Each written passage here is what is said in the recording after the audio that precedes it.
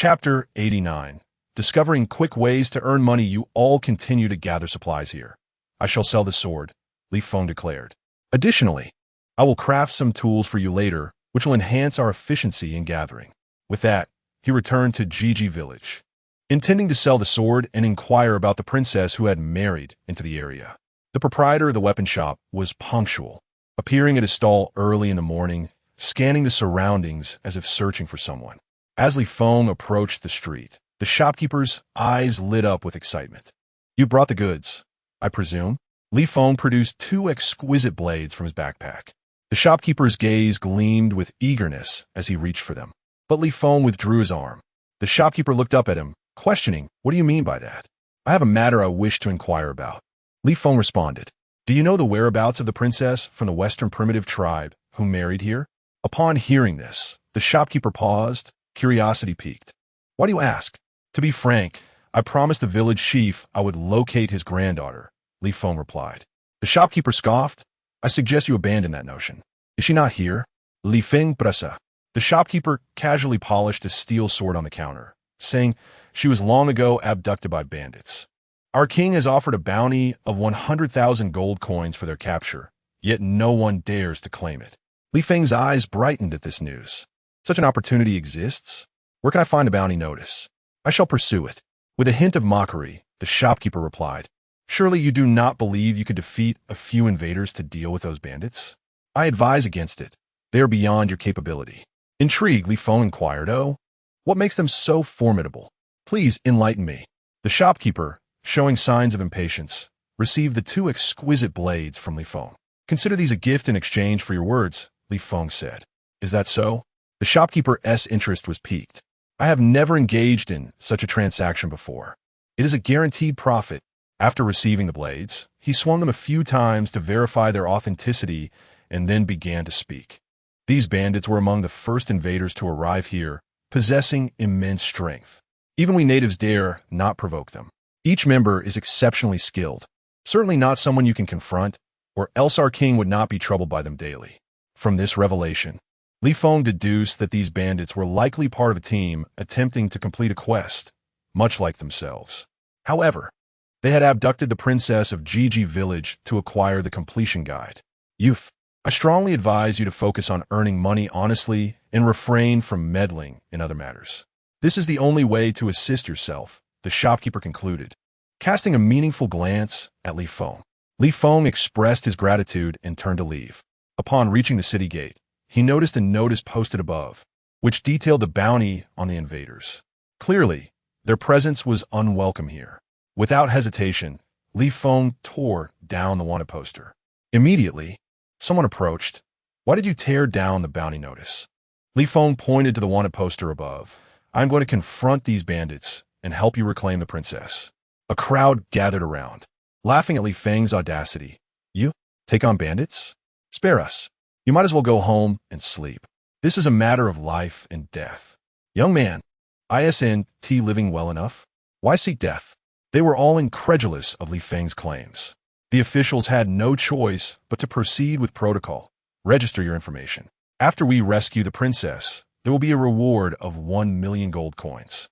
Of course, do not expect any assistance from us, for we are unable to help you." Upon hearing the officials, Feng snapped his fingers. "No problem. Prepare the gold for when I return."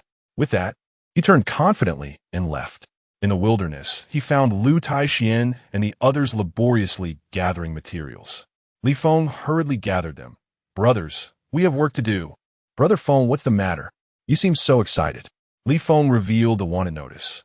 "See this? If we bring back the princess, we can earn 1 million gold coins." Lu Taixian exclaimed. "Really? That means we can leave right away." "Indeed. The prerequisite is that we must rescue the princess. From what I understand, these bandits are like us, members of a battle team. Furthermore, they are awakened beings, not stripped of their abilities." Upon hearing Feng's words, they fell silent. They were all too aware of the strength of the awakened. Now, stripped of their powers, how could they possibly contend with them? "Captain, do we stand a chance?" Wu Yun inquired. Feng smiled. "Who says victory must be achieved through combat?" Lu Taixian and the others looked puzzled. "If we don't fight, will they hand over the princess?" Li Feng replied with a grin. As far as I know, they were among the first battle team members to arrive here. Yet they remain trapped. What do you think their greatest desire is now? Wu Jun was the first to guess. To exit the dungeon. Exactly. As long as I promise to lead them out, they will undoubtedly cooperate with me. Lu Taixian slapped his forehead and exclaimed, "Brilliant, Brother Feng. I admire you more and more." The others also caught on. By understanding the opponent's psychology, they could indeed succeed. Li Feng no longer allowed them to toil over gathering stones and ores. Instead, he instructed them to collect some hemp fibers. He crafted a set of clothing for each of them, ensuring they would present themselves respectably when meeting the bandits. While Li Feng was busy making the outfits, Lu Taixian asked, "Brother Feng, what about Zero and the others? Where will we find them?" Li Feng paused. "I haven't figured that out yet. The map is vast, and I do not know where they have been placed. Let us focus on acquiring the 1,000,000 gold coins first to avoid any unnecessary complications. Once we have the gold, we could take our time searching for them." Lu Taixian nodded in agreement. For now, that was the only course of action. Once the outfits were completed, they donned them. Looking the part, Li Feng exhaled deeply, feeling that his attire was sufficiently adequate. Let us proceed to meet these bandits and ascertain their true capabilities. With that, he opened the map and followed the marked location of the bandits. It appeared they had been present in this instance for quite some time, as their whereabouts were clearly indicated on the map. The area resembled a Western-style estate, with several armed individuals stationed at the entrance. Upon reaching the threshold, Li Feng declared, "We wish to speak with your leader." He scrutinized the guards, noting that their attire mirrored that of modern individuals, suggesting they were also intruders. However, their assignment to guard duty likely indicated a loss of their awakening abilities. The guards, in turn, assessed Li Feng, mistaking his native attire for that of a merchant. Consequently, they relayed the message within, and soon after, permission was granted for them to enter. Chapter 90. The rescue of the princess goes straight in. The hall is just ahead. The guard indicated the central path. "Thank you," Li Feng replied, leading Lu Taixian and the others into the interior. Along the way, they remained silent, fearing any words might arouse suspicion. Upon entering the hall, they were met with a long red carpet stretching down to the base of a dais. At the end of the carpet sat a one-eyed middle-aged man, twirling a crystal orb in his hands, exuding an unfriendly demeanor. At that moment, Li Feng and his companions froze, their eyes widening as two women approached from either side. It was Zero and Tingting. They were clad in maid outfits. Serving tea to the one-eyed man, Lu Taixian nearly shouted upon seeing them, only to be silenced by Li Feng. After finishing her task, Zero cast a sidelong glance at Li Feng, conveying a message through her eyes. Li Feng understood immediately. They were likely here as undercover agents and had probably uncovered something significant. True to her reputation, Zero was not only a formidable weapon of war, but also an adept scout, having infiltrated the man's inner circle long ago. Wu Jun and the others suppressed their shock, patiently awaiting the unfolding of events. "What village are you from, and what do you seek from me?" the one-eyed man inquired, his tone dripping with disdain. Li Feng met his gaze squarely and replied, "To be frank, we have come to retrieve the princess of Gigi village." In an instant, the corridors erupted with the arrival of over 100 fully armed individuals, weapons trained on Li Feng and his group. Such a topic was utterly taboo here. Even the closest confidants of the one-eyed man dared not broach it. The audacity of this young man to utter such words upon his arrival was tantamount to courting death. The one-eyed man ceased his manipulation of the glass orb and turned his attention to Li Feng. He slowly rose from his seat and descended the dais, approaching Li Feng. Circling around him, he finally spoke, "You are not a native. You are an invader." The expressions of those surrounding them shifted dramatically. They were appalled that Li Feng and his companions dared to deceive them. Li Feng confidently admitted, "Indeed, that is precisely why I have come to see you. I know what you desire most. If you agree to release the princess, I can fulfill your wishes." At this, the one-eyed man chuckled. "And what do you think I desire?" Li Feng gazed into his solitary eye and responded, "To return. To return to the world that rightfully belongs to us." By using we, Li Feng sought to forge a connection between them. Upon hearing this, the assembly paused momentarily before erupting into laughter. Li Feng furrowed his brow. Why was this not aligning with his expectations? Should they not be thrilled and excited at the prospect of being taken back? Why were they mocking him? Unless they did not wish to return. With this realization, a weight settled in Li Feng's heart. If that were indeed the case, their situation was perilous. After his boisterous laughter subsided, the one-eyed man remarked, "Return? Upon returning, can I possess everything I have now? Why should I go back?" With those words, he strode towards his throne and sat down once more. In a commanding tone, he declared, "Here, I am the king. Who dares to defy my orders shall face annihilation." The soldiers stepped forward in unison, their weapons aimed menacingly at Li Feng and his companions. A mere inch forward, and they could pierce Li Feng's skin. "Stay still. Lower your weapons." The voice of Zero rang out. Suddenly, she emerged from behind, plunging a dagger into the chest of the Cyclops. With a slight increase in force, the dagger would fully embed itself, puncturing the heart, rendering even divine intervention futile. The Cyclops gazed down in disbelief at his chest, perplexed by the turn of events. Meanwhile, Ting pointed her firearm at the others below, reiterating, "I will say this once more, lower your weapons." Bang! A shot rang out, striking the nearest individual to Li Feng, who collapsed immediately. Yet, the others dared not move, for the Cyclops was held hostage. Zero compelled the Cyclops to rise, blood beginning to trickle down. Panic overwhelmed the Cyclops. He had never felt death so imminent. "Drop it. Everyone, lower your weapons," he bellowed. The soldiers hastily obeyed, relinquishing their arms, thus saving Li Feng and his companions. Lu Taixian rushed to Zero's side, exclaiming excitedly, "Zero, you truly are remarkable. We were worried about where to find you. And here you are." Yet, Zero paid him no heed, forcing the Cyclops to advance. "All of you, head toward the cliff," Zero commanded, leading the Cyclops towards the precipice, with the others following suit. Li Feng accompanied them to the rear, discovering that behind the manor lay a vast canyon. Everyone jumped down. Quickly, Zero drove the dagger deeper, eliciting a pained grimace from the Cyclops, who felt death drawing ever closer, as if he could hear the thumping of his own heart. He realized that someone as ruthless as Zero would not spare him. The thought of his lifelong empire being destroyed in such a manner filled him with utter resentment. "Get them! Kill them!" he commanded, his heart hardened.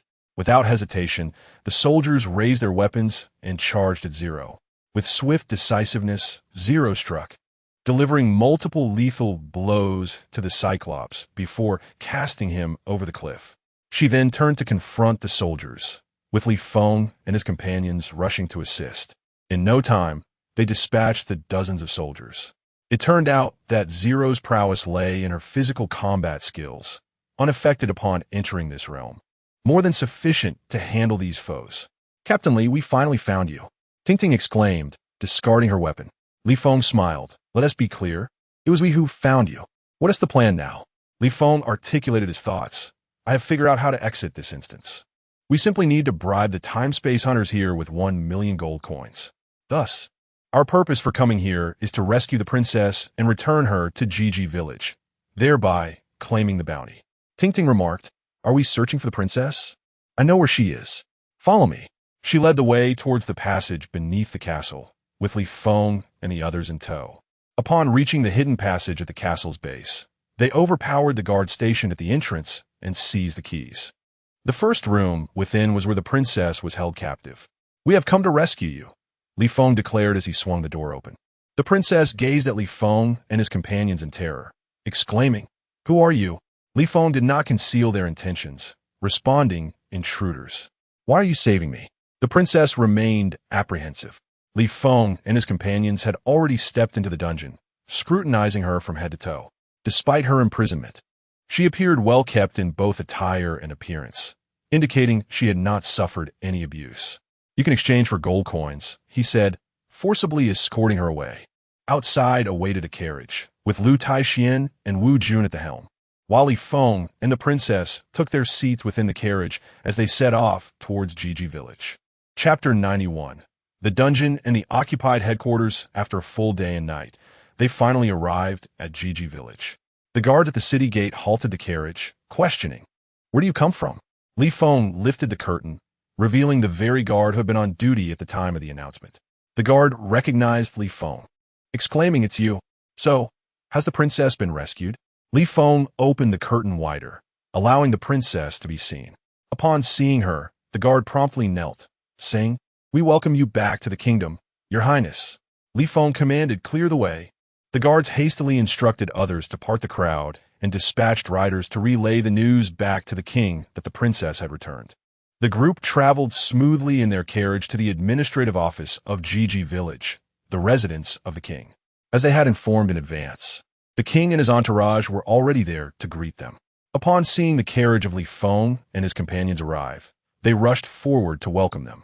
"Your Highness, it truly is you. They did not harm you, did they?" The king approached personally. The princess, assisted down from the carriage, fell into the king's embrace.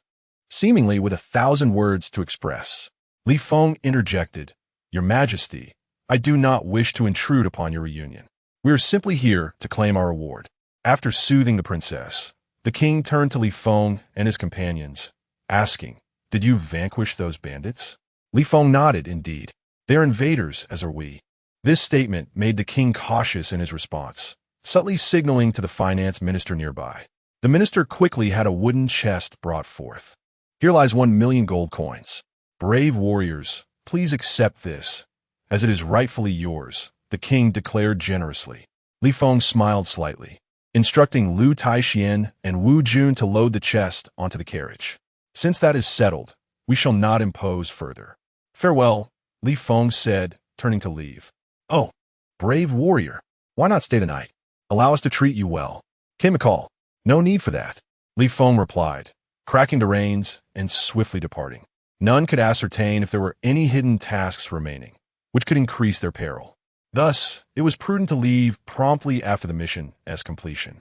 As for the task concerning the village chief of the original tribe, Li Feng had already advised the princess to take some time to write a letter home, thus fulfilling his promise. Following the map, Li Feng and his party arrived at the rift in time and space. It was a great mountain, with a fissure running through its center where blue ripples could be distinctly seen.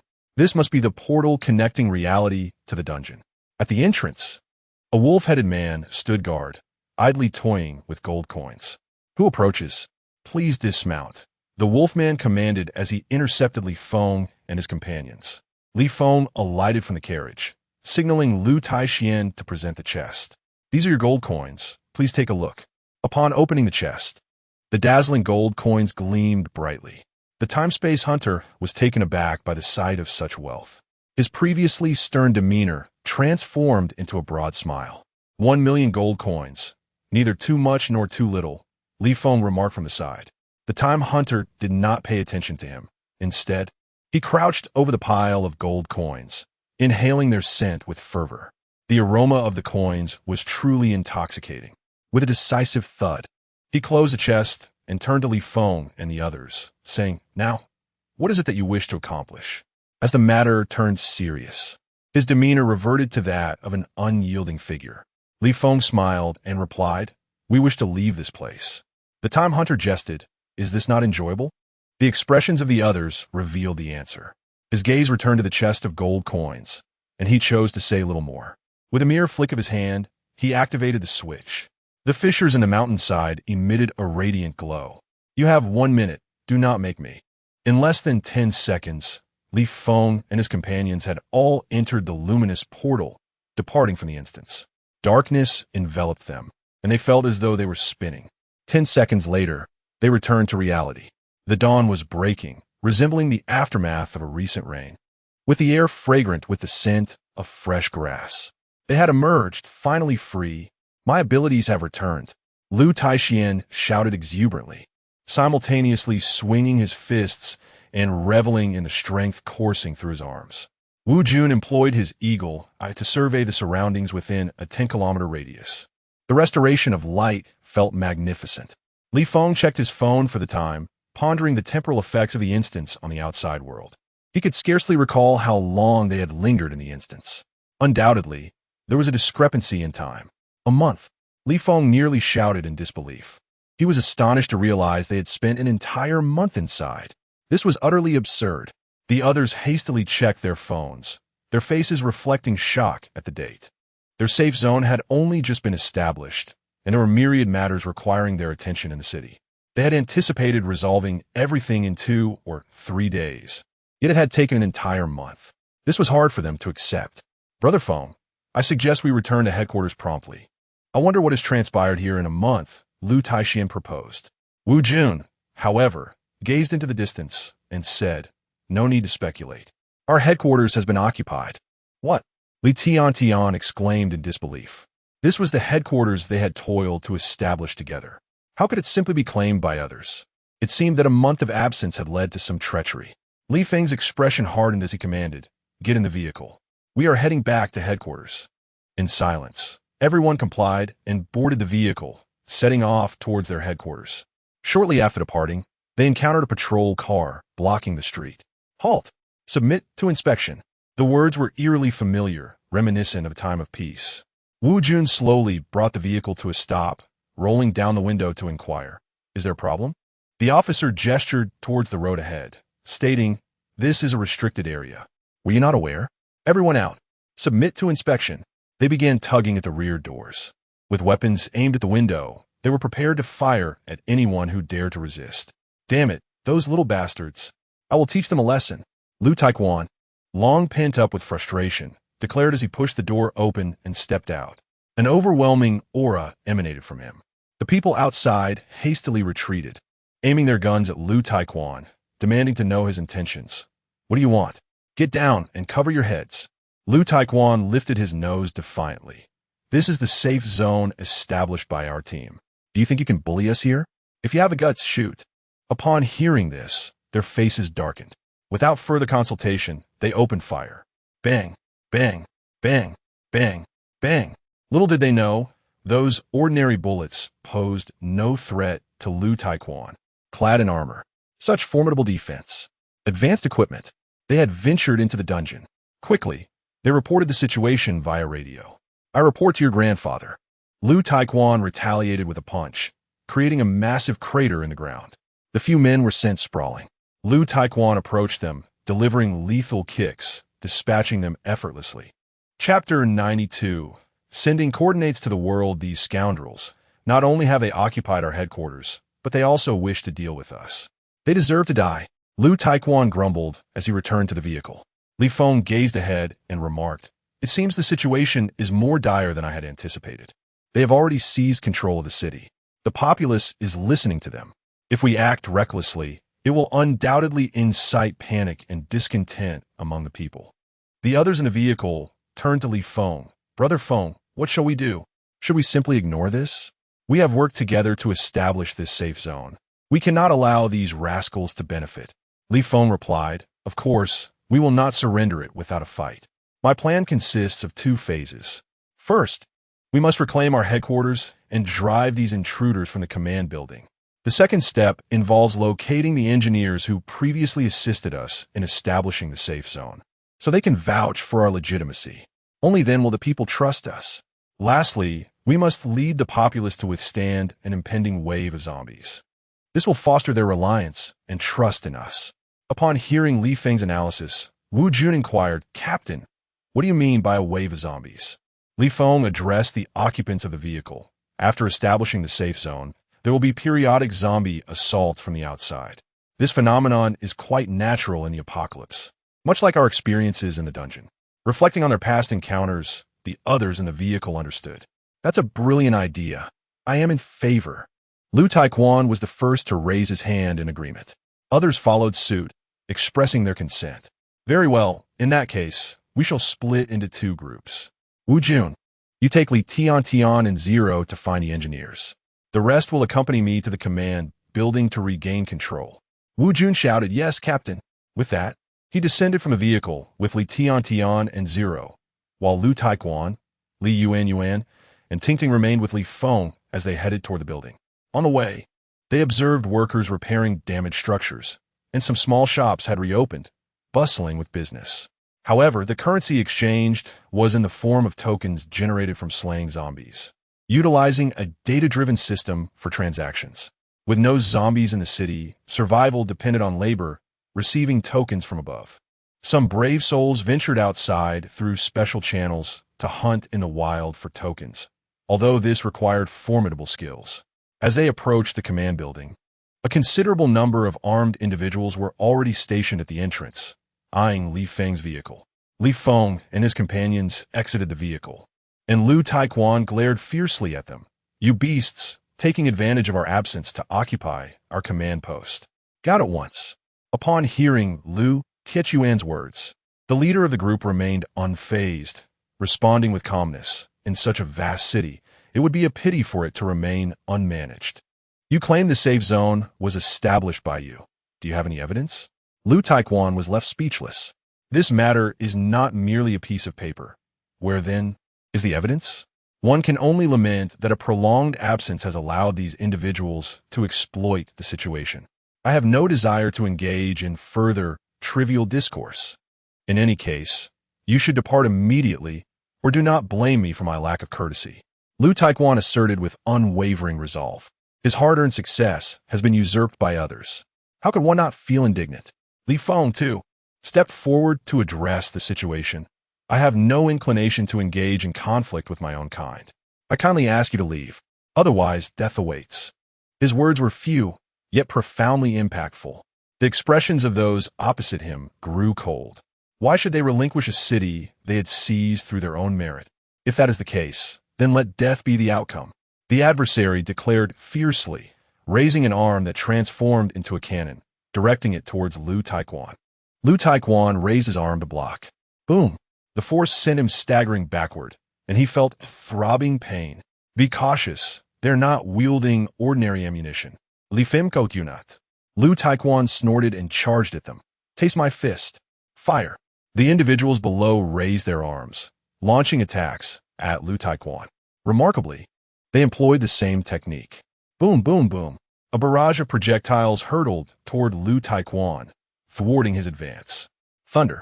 Li Feng shouted from behind. The Mjolnir in his hand soared forth, imbued with electrical energy. Crackle!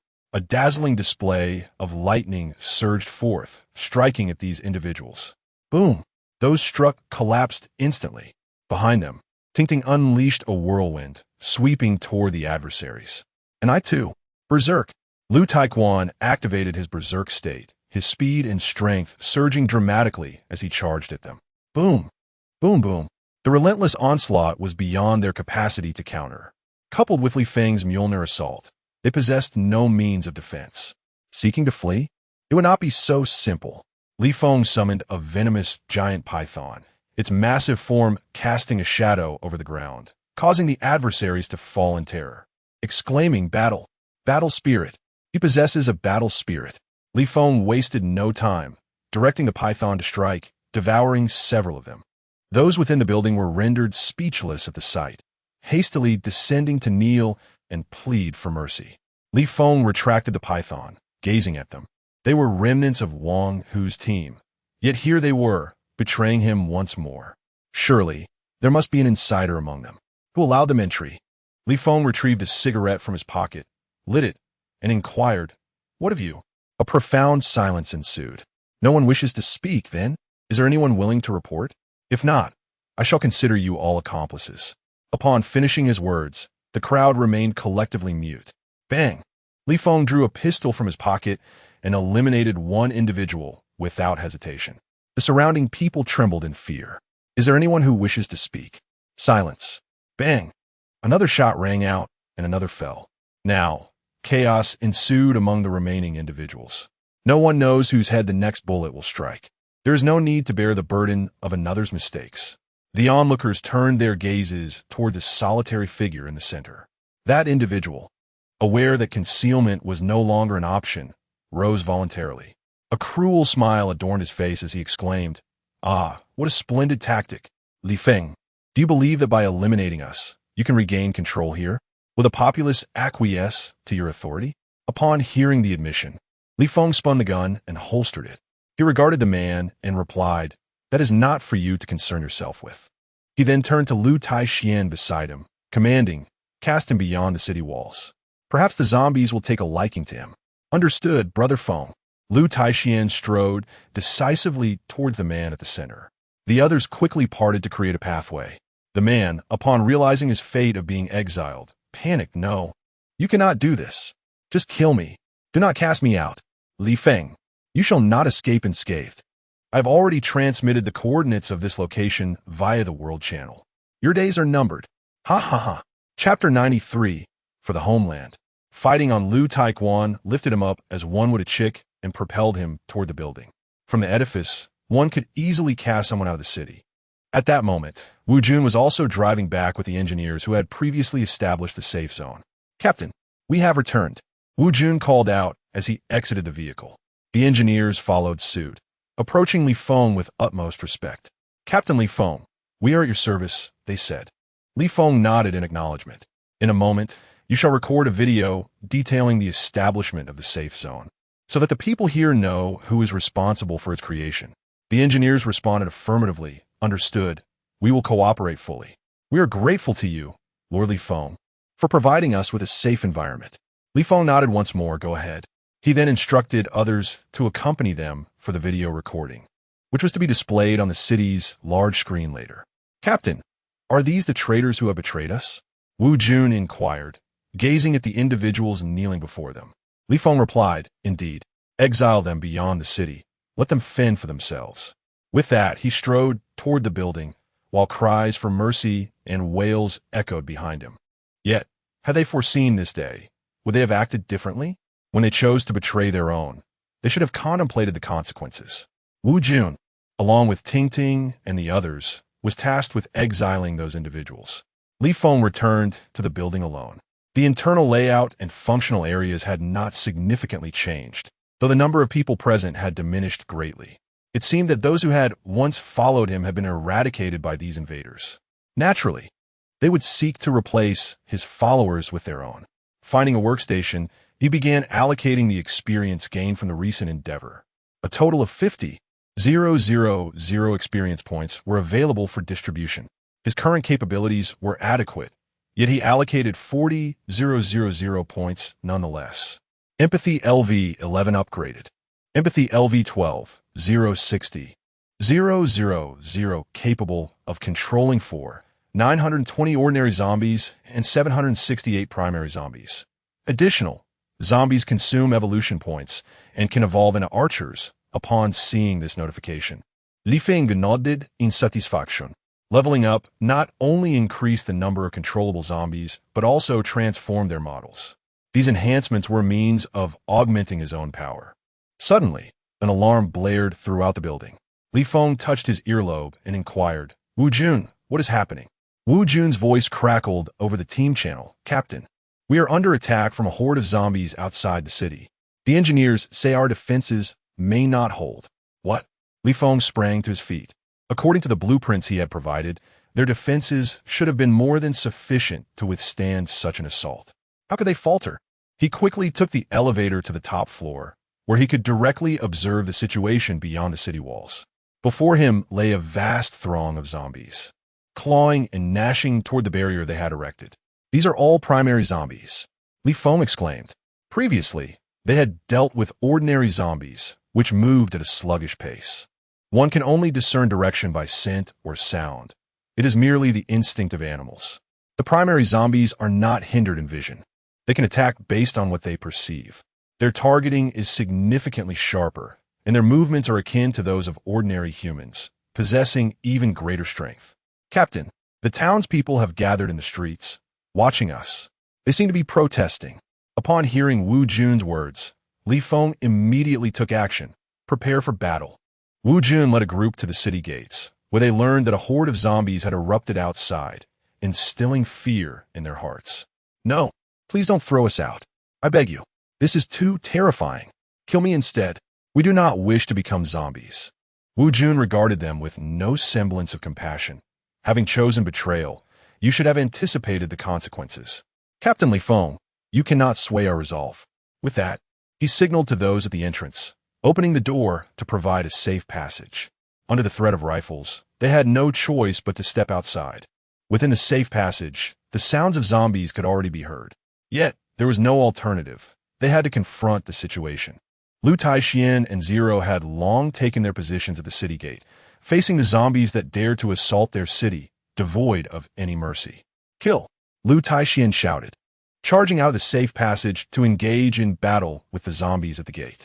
Upon engagement, he quickly realized the difference. These zombies moved with far greater speed than those encountered previously, proving to be formidable adversaries. Some towering zombies could even match him in combat. What is happening? Why have they grown stronger? Feng called from atop the city wall. Everyone be cautious. This batch comprises entirely of primary zombies. What? Primary zombies? Lu Taixian, caught off guard, was seized from behind by a zombie, inches away from having his neck bitten. A dagger flew through the air, piercing the zombie's skull. Wielded by Zero, standing nearby. Thank you, Lu Taixian shouted. Zero paid him no heed, snatching the dagger and striking a nearby zombie. Bang! Bang! Li Tian was also positioned high above, shooting at the zombies below. Strangely, the zombies, even after being shot, continued to move. This startled Li Tian. Brother Feng, what is going on? I shot in the head, yet it remains unyielding.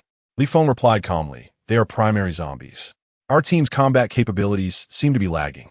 It appears we must strive harder to elevate our levels. Your skill levels also require advancement. As he spoke, Li Feng instantaneously commanded over 700 primary zombies to encircle Lu Taixian, providing him with cover. Consume 10,000 evolution points. Upgrade 100 archers, Li Feng declared.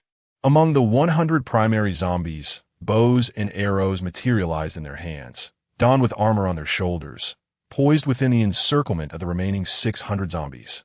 Ready to shoot. Whoosh, whoosh, whoosh. The arrows pierced accurately into the throngs of zombies ahead. Wu Jun captured the fierce battle scene here and broadcast it onto the large screens throughout the city.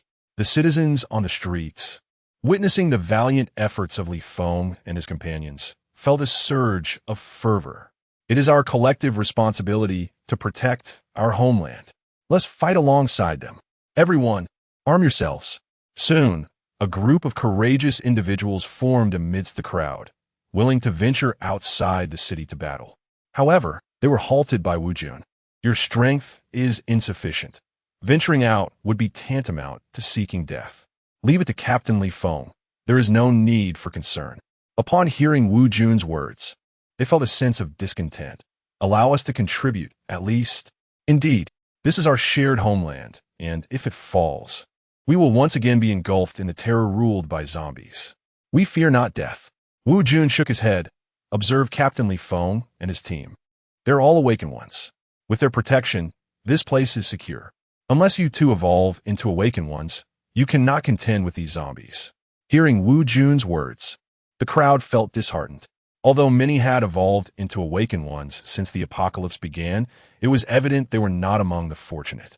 Moreover, those capable awakened ones had been recruited by larger combat teams, leaving few to thrive in such a small city. Eventually, specialized academies for training awakened ones emerged, established only in areas where safe zones had been created throughout the region. This was also one of Li Feng's current objectives. With the addition of Li Feng's archers, the zombies outside the city were effectively contained. The zombies at the city gates were completely eradicated. What remained was the grand counterattack. Li Feng, wielding the Thunder God's hammer, leaped to the ground, undaunted by the thousands of low-level zombies before him. He raised the Thunder God's hammer high and shouted, "For our homeland! Kill!" Chapter 94, The Final Treasure Location. Over 700 zombies simultaneously erupted with a cacophony of sound, their murderous intent palpable as they charged toward the primary undead ahead. 10,000 evolution points consumed. 100 spear-wielding zombies evolved. 10,000 evolution points consumed. 100 blade-wielding zombies evolved. 300 zombies, armed with various weapons, surged into the Horde, wreaking havoc. Li Feng had also exhausted the evolution points he had accumulated over time. Team experience points, 40. Team experience points, 40. Team experience points, 40. Each primary zombie yielded 40 experience points, concurrently increasing the token count. The onlookers in the city were deeply moved, recognizing that Li Feng was truly risking his life to protect them. This lord of the city, I wholeheartedly accept. Absolutely in support. I only just learned that this safe zone was established by Feng. It was merely a delay in participating in the dungeon that allowed those few individuals to seize it. They gradually uncovered the truth, fostering a sense of trust in Feng. From dawn until dusk, most of the primary zombies were treated like a receding tide. The cause of this zombie outbreak remained a mystery. In the last days of the previous life, it was similar. Wherever a safe zone was established, zombie outbreaks would occur sporadically. Therefore, the inhabitants could not afford to be complacent. Yet, within a certain range, they could restore a semblance of normalcy, no longer having to hide in fear. However, these zombie waves were not without their advantages. Team experience, 76,000. Evolution points, 40,000. Tokens, 3,000. Over 70,000 experience points were comparable to the next dungeon run. Lu Taixian and Zero returned to the city tower to regroup with Feng. Feng regarded them with satisfaction, nodding. Well done. With you in the city, I feel at ease. Lu Taixian sensed something amiss. Brother Feng, what do you mean? Are you leaving? Feng replied with a smile. Is this not a sufficient lesson for us? In future dungeon runs, we must leave someone to guard the city. Otherwise, it could be overtaken again. Furthermore, I need to assist other cities in establishing their own safe zones. Only in this way can we truly eradicate the zombies. Upon hearing Feng's plans, the other team members felt a pang of sorrow. Only Zero, performing a flourish with her blade before sheathing it, declared, "Wherever you go, I shall follow." Lu Taixian echoed, "Me too." He cast a significant glance at Zero, reluctant to part ways with her. Wu Jun and the sisters Li Tian looked at Feng with longing, unwilling to separate. Li Yuanyuan clung to Feng's arm, pleading, "Brother Feng, please don't leave me behind. I want to go with you." Feng gently patted her head, smiling. "Rest assured, I will not be leaving for the foreseeable future."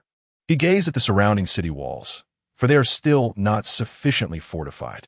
I need to strengthen these defenses. Open the data template and gaze upon the city walls. Wall, level 1, 200-500 health points. Repair requires 20 tokens. Repair. Wall, level 1, 500-500 health points. Upgrade requires 200 tokens. Goodness, having slain so many zombies, I have only accumulated 3,240 tokens. Upgrading once demands 200 tokens. Yet, for the sake of fortifying the city's defenses, I must opt for this expedient method. Upgrade. Wall level 2, 1,000 health points. Upgrade requires 500 tokens. Upgrade. Wall level 3, 2,000 health points. Upgrade requires 1,000 tokens. Having ascended 2 levels in succession, Feng finds himself devoid of funds. Ultimately, the city's defenses halt at level 5. Wall level 5, 5,000 health points. Upgrade requires 10,000 tokens. Others also observe the status displayed on the data panel. Lu Taixian scratches his head. Is it truly possible to utilize the walls in this manner? By the way, the tokens required for each upgrade are exceedingly high. I have merely 100 tokens. Come, let's pool our resources and see what we can gather. The others report their tokens, and the total merely amounts to 600. We are far from the required 10,000. Moreover, this is only the token requirement for upgrading to level 5. The subsequent levels will demand even more. Feng then opens the token shop to investigate further. Most materials require only a handful of tokens. However, defensive turrets demand thousands of tokens. Such prices are simply beyond the means of the average individual. Based on the current token value, 1 token equates to approximately 10,000 in prior currency. Feng can only shake his head, needing to devise a strategy to acquire additional tokens. Previously, he felt that receiving merely 10 tokens for completing quests in the dungeon was inadequate. Yet now it seems quite generous. All right, everyone, let us conclude for today and return to rest. Tomorrow morning, we shall venture to the last treasure location on the map. Feng addressed the group. The others nodded in agreement, accepting the proposal. Upon returning to the building, it was desolate, with few individuals present. The members of the Ting Ting battle team had also been eliminated. Lu Taixian, seeing this, shrugged. It seems we must recruit more people. Wu Jun interjected. While you were engaged in battle outside today, there was a group of brave individuals we might consider them. Li Feng nodded. Please assess the current population and distribution within the city. Also, recruit volunteers for combat training, as we require a cadre to maintain the city's operations. I entrust these tasks to you. Wu Jun saluted. Yes, Captain. Li Feng turned to Li Yuanyuan. Are supplies still plentiful? Li Yuanyuan shook her head. We have been depleting our resources lately without much replenishment. Li Feng nodded. Very well. Once we emerge from the dungeon, I shall take you to gather supplies. Let us first procure something to eat. Li Yuanyuan retrieved a self-heating hot pot from the space, accompanied by an array of ingredients including leafy greens, cabbage, lamb, potato slices, and kelp, all suitable for hot pot dining. The group gathered around the table, indulging in a delightful meal. However, Zero stood alone by the window, gazing out at the scenery, lost in contemplation. After the meal, Li Feng allocated 30,000 experience points solely to Li Tian, aiding her in leveling up. Precision Shooting LV5 upgraded. Precision Shooting LV6, capable of achieving pinpoint headshots within range. Daily Air Bullet Count, 6,000. Additional, 100 explosive incendiary rounds, with bullets detonating upon impact with the target. Witnessing her skills advancement, Li Tian was filled with exhilaration. I shall surely showcase my abilities in the dungeon tomorrow, she declared. Li Feng replied with a smile. No doubt, I look forward to your performance. The next morning, Li Feng instructed Tingting to remain stationed within the city while he drove the others to the final treasure location marked on the map. This led them to a supermarket, where a green light emanated from within, immediately recognizable to the experienced as an entrance to a dungeon. Let us proceed together, but exercise caution, Li Feng advised Lu Taixian and the others. None could foresee what world awaited them inside this dungeon. Nodding in agreement, Lu Taixian and the others followed closely behind Li Feng as they entered the supermarket. A flash of green light enveloped them, and suddenly, darkness engulfed their vision. The world spun, and they lost consciousness. 10 seconds later, upon opening their eyes, they found themselves lying in a vast desert. Chapter 95. Flirting with Mummies? The air was thick with yellow sand, the wind stinging against their faces. How did they end up in a desert? Li Feng pondered this perplexity when he suddenly heard a voice calling out beside him. Brother Feng. Quick help! It was Lu Tieshuan's voice. Li Feng hurried over and found Wu Jun and others trapped in the sand, struggling to escape. Without hesitation, he set to work rescuing them, managing to dig out Li Tian and the rest. Cough, cough. It's so dry here. Ugh. Li Tian spat out a mouthful of sand. Yuan, fetch some water. Li Yuan quickly retrieved bottled water from her storage space and distributed it among the others. Just then, they spotted a line of figures traversing the sand dunes toward a distant structure. Brother Feng, do you recognize this world? It feels somewhat familiar, Lu Taixian remarked. Li Feng turned to him, inquiring which world. I can't quite recall, but it does seem familiar. If I'm not mistaken, that group ahead is an archaeological team. Li Feng speculated. Let us follow them to uncover the truth. With that, he led the way towards the building, soon arriving beside a towering yellow structure that dwarfed them. They entered through a front opening. Should we go in too? Someone asked. Of course, otherwise, how can we progress? Li Feng urged, continuing deeper into the shadows. This place is so dark and filled with an ominous presence. Could it possibly be a tomb? Someone suggested. You're overthinking it. What tomb would be built in a desert? This remark caused the group to halt as they collectively arrived at a chilling realization.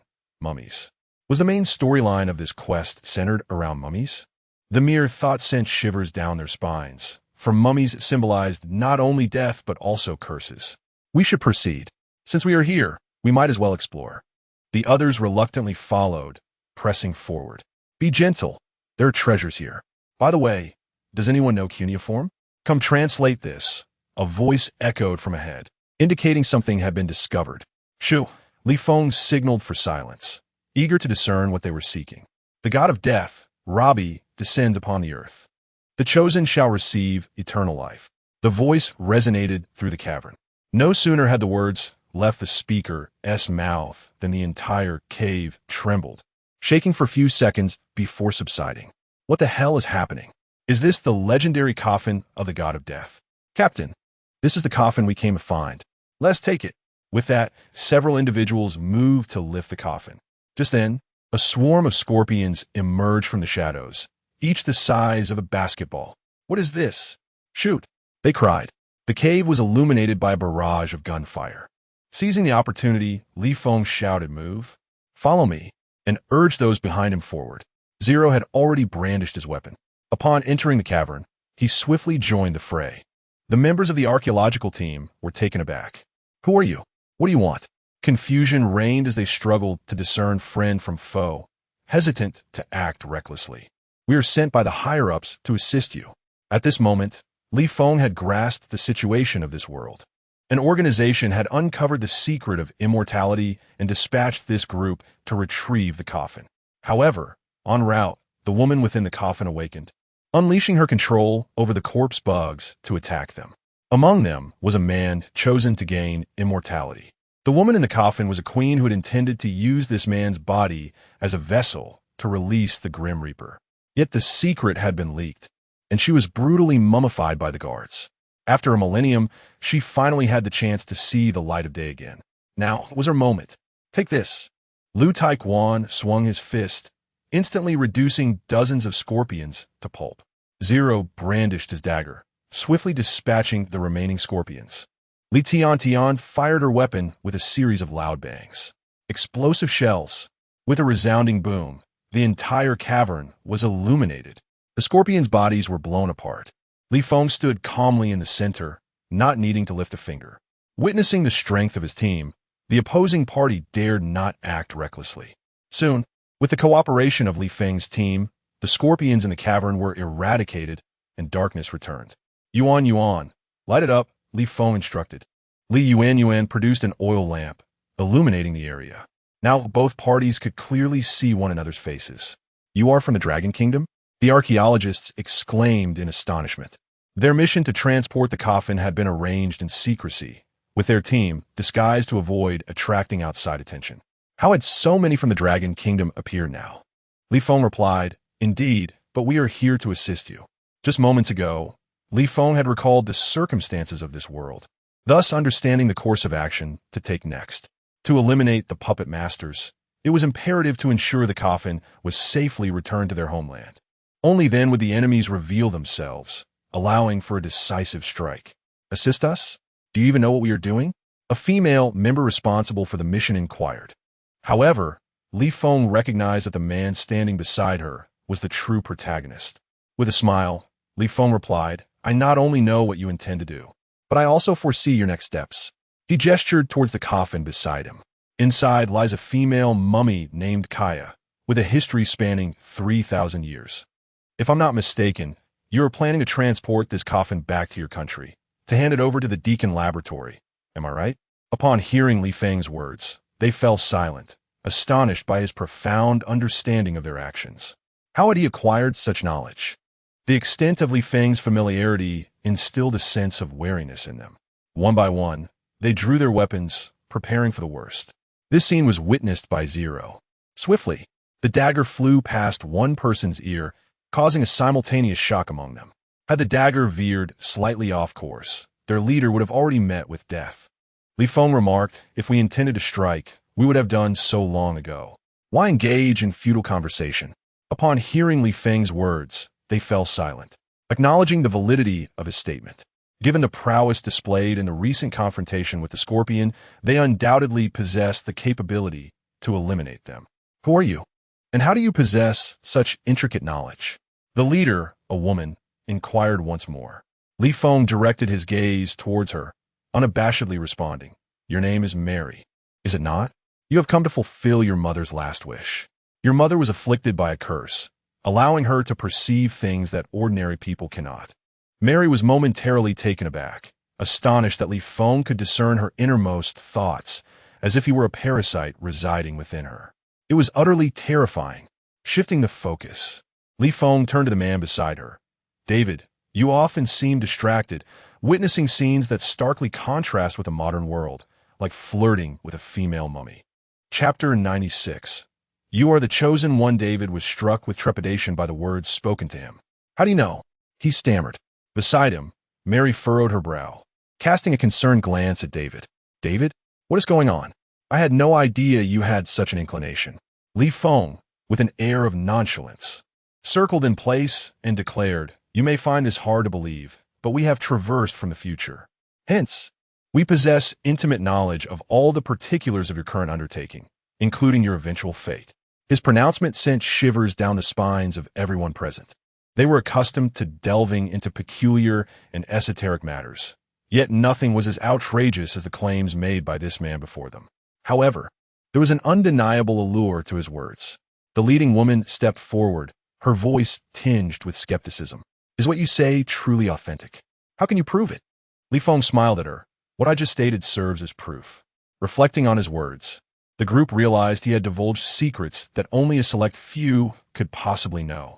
Not even those within her organization, unless of high rank, could have such knowledge. This stranger, without a doubt, was not affiliated with the group. Thus, the conclusion was inescapable. He spoke the truth. David felt a surge of conviction. For the only person aware of his ability to communicate with the female mummy was himself. No one else knew, not even his psychiatrist. Then tell us, what awaits us in the future? The woman inquired, her excitement palpable. Curiosity about one's destiny is a universal human trait, and she was no exception. Li Feng replied with a gentle smile, that remains a secret. He himself was uncertain whether revealing their fate would alter the course of events, and if so, whether the outcome would be more favorable or dire. Thus, he refrained from disclosing any further information. The woman glanced at Li Feng's team, contemplating another plea, but ultimately resigned to silence. What shall we do now? She asked, surprisingly seeking his counsel. Proceed according to your original plan, Li Feng advised. We shall remain by your side to protect you. She looked at her team and nodded, very well. Let us continue as planned. Prepare the coffin. The others sprang into action, forming two pairs to lift the coffin and carry it outside. Li Feng followed closely with his team. Once outside, they encountered a transport aircraft waiting for them. Together, they hoisted the coffin onto the plane. Just as they were about to board, David felt a wave of disorientation wash over him. He envisioned himself in the desert, facing a tattooed mummy who spoke directly to him. You are the chosen one. There is no escape. He stood there, transfixed, unable to comprehend the vision. David. With a jolt, David snapped back to reality, realizing he was standing at the doorway of the aircraft.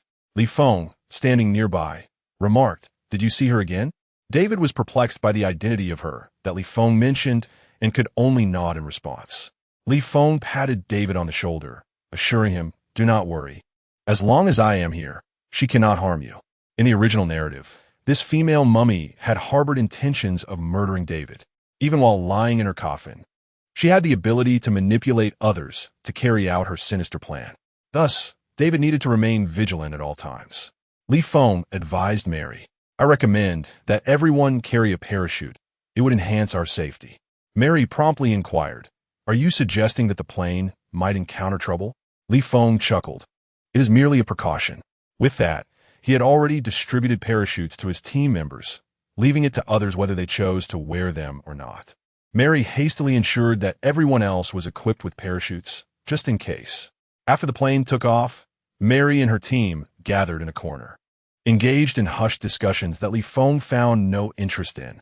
Instead, he convened his own team around the coffin. Lu Taixian was lost in thought, feeling an eerie familiarity with the world around him, yet unable to recall why. However, he sensed that something was amiss. Li Tiantian remarked, Don't scare me. Do you know what is inside there? Didn't Brother Feng just say it's the Grim Reaper? No, it's a queen named Kaya. Regardless of her title, can she really rise from the dead? At that moment, Mary beckoned to Li Feng, calling out, Captain Li, could you come over? We have something to discuss. Li Feng nodded, informed Lu Taixian, and proceeded towards Mary. David then spoke up, Captain Li, I just saw her again. She said she is about to resurrect and intends to kill you all. Li Feng smiled gently. No need to be anxious. Her target is you. As long as you remain unharmed, we will be safe. David was taken aback. The target is me? Why? Li Feng observed him with a playful expression. Because you're the chosen one. What? David was utterly bewildered, completely unaware of the situation. Although he often experienced strange dreams, this was exceedingly bizarre. At that moment, Mary noticed an unusual behavior from one of the team members. Hey, what are you doing? Come back. A dark-skinned man was approaching Lu Taixian and the others with a knife. Lu Taixian tensed up. Brother, you better stop. Otherwise, I will take action. The dark-skinned man appeared deaf to the warning, continuing towards the coffin. He raised his dagger, ready to pierce it. Lu Taixian seized his arm, but was effortlessly overturned. What immense strength! Stop him! Li Feng Kumanda. Zero acted decisively, thrusting a dagger directly into the man's arm in an attempt to halt his advance. Yet, the man seemed impervious to pain, effortlessly pulling out the dagger and discarding it. What on earth is this creature? Lu Taixian cursed, shaking off his disbelief as he prepared to confront the man once more. David and the others approached, calling out his name. Carl. Carl, stop. What are you doing? Li Feng replied with an expressionless face. He has been controlled. To put in your words, cursed. Carl turned to face David, lunging towards him with outstretched hands. Sweetie. Fireball. Bang. A bullet pierced through Carl's head, bursting with a resounding explosion. A cloud of blood enveloped the surroundings. Carl. David shouted in despair, furiously confronting Li Feng. What have you done? He was my dearest friend. How dare you take his life? Unfazed, Li Feng responded. My mission is to ensure your safety and uncover the mastermind behind this. The lives of others are of no concern to me. David cursed vehemently. Damn it. Who needs your protection?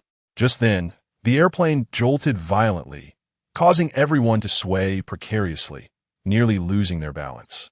What is happening? A voice came from the cockpit. Get down. Chapter 97. Breaking the curse before they could react.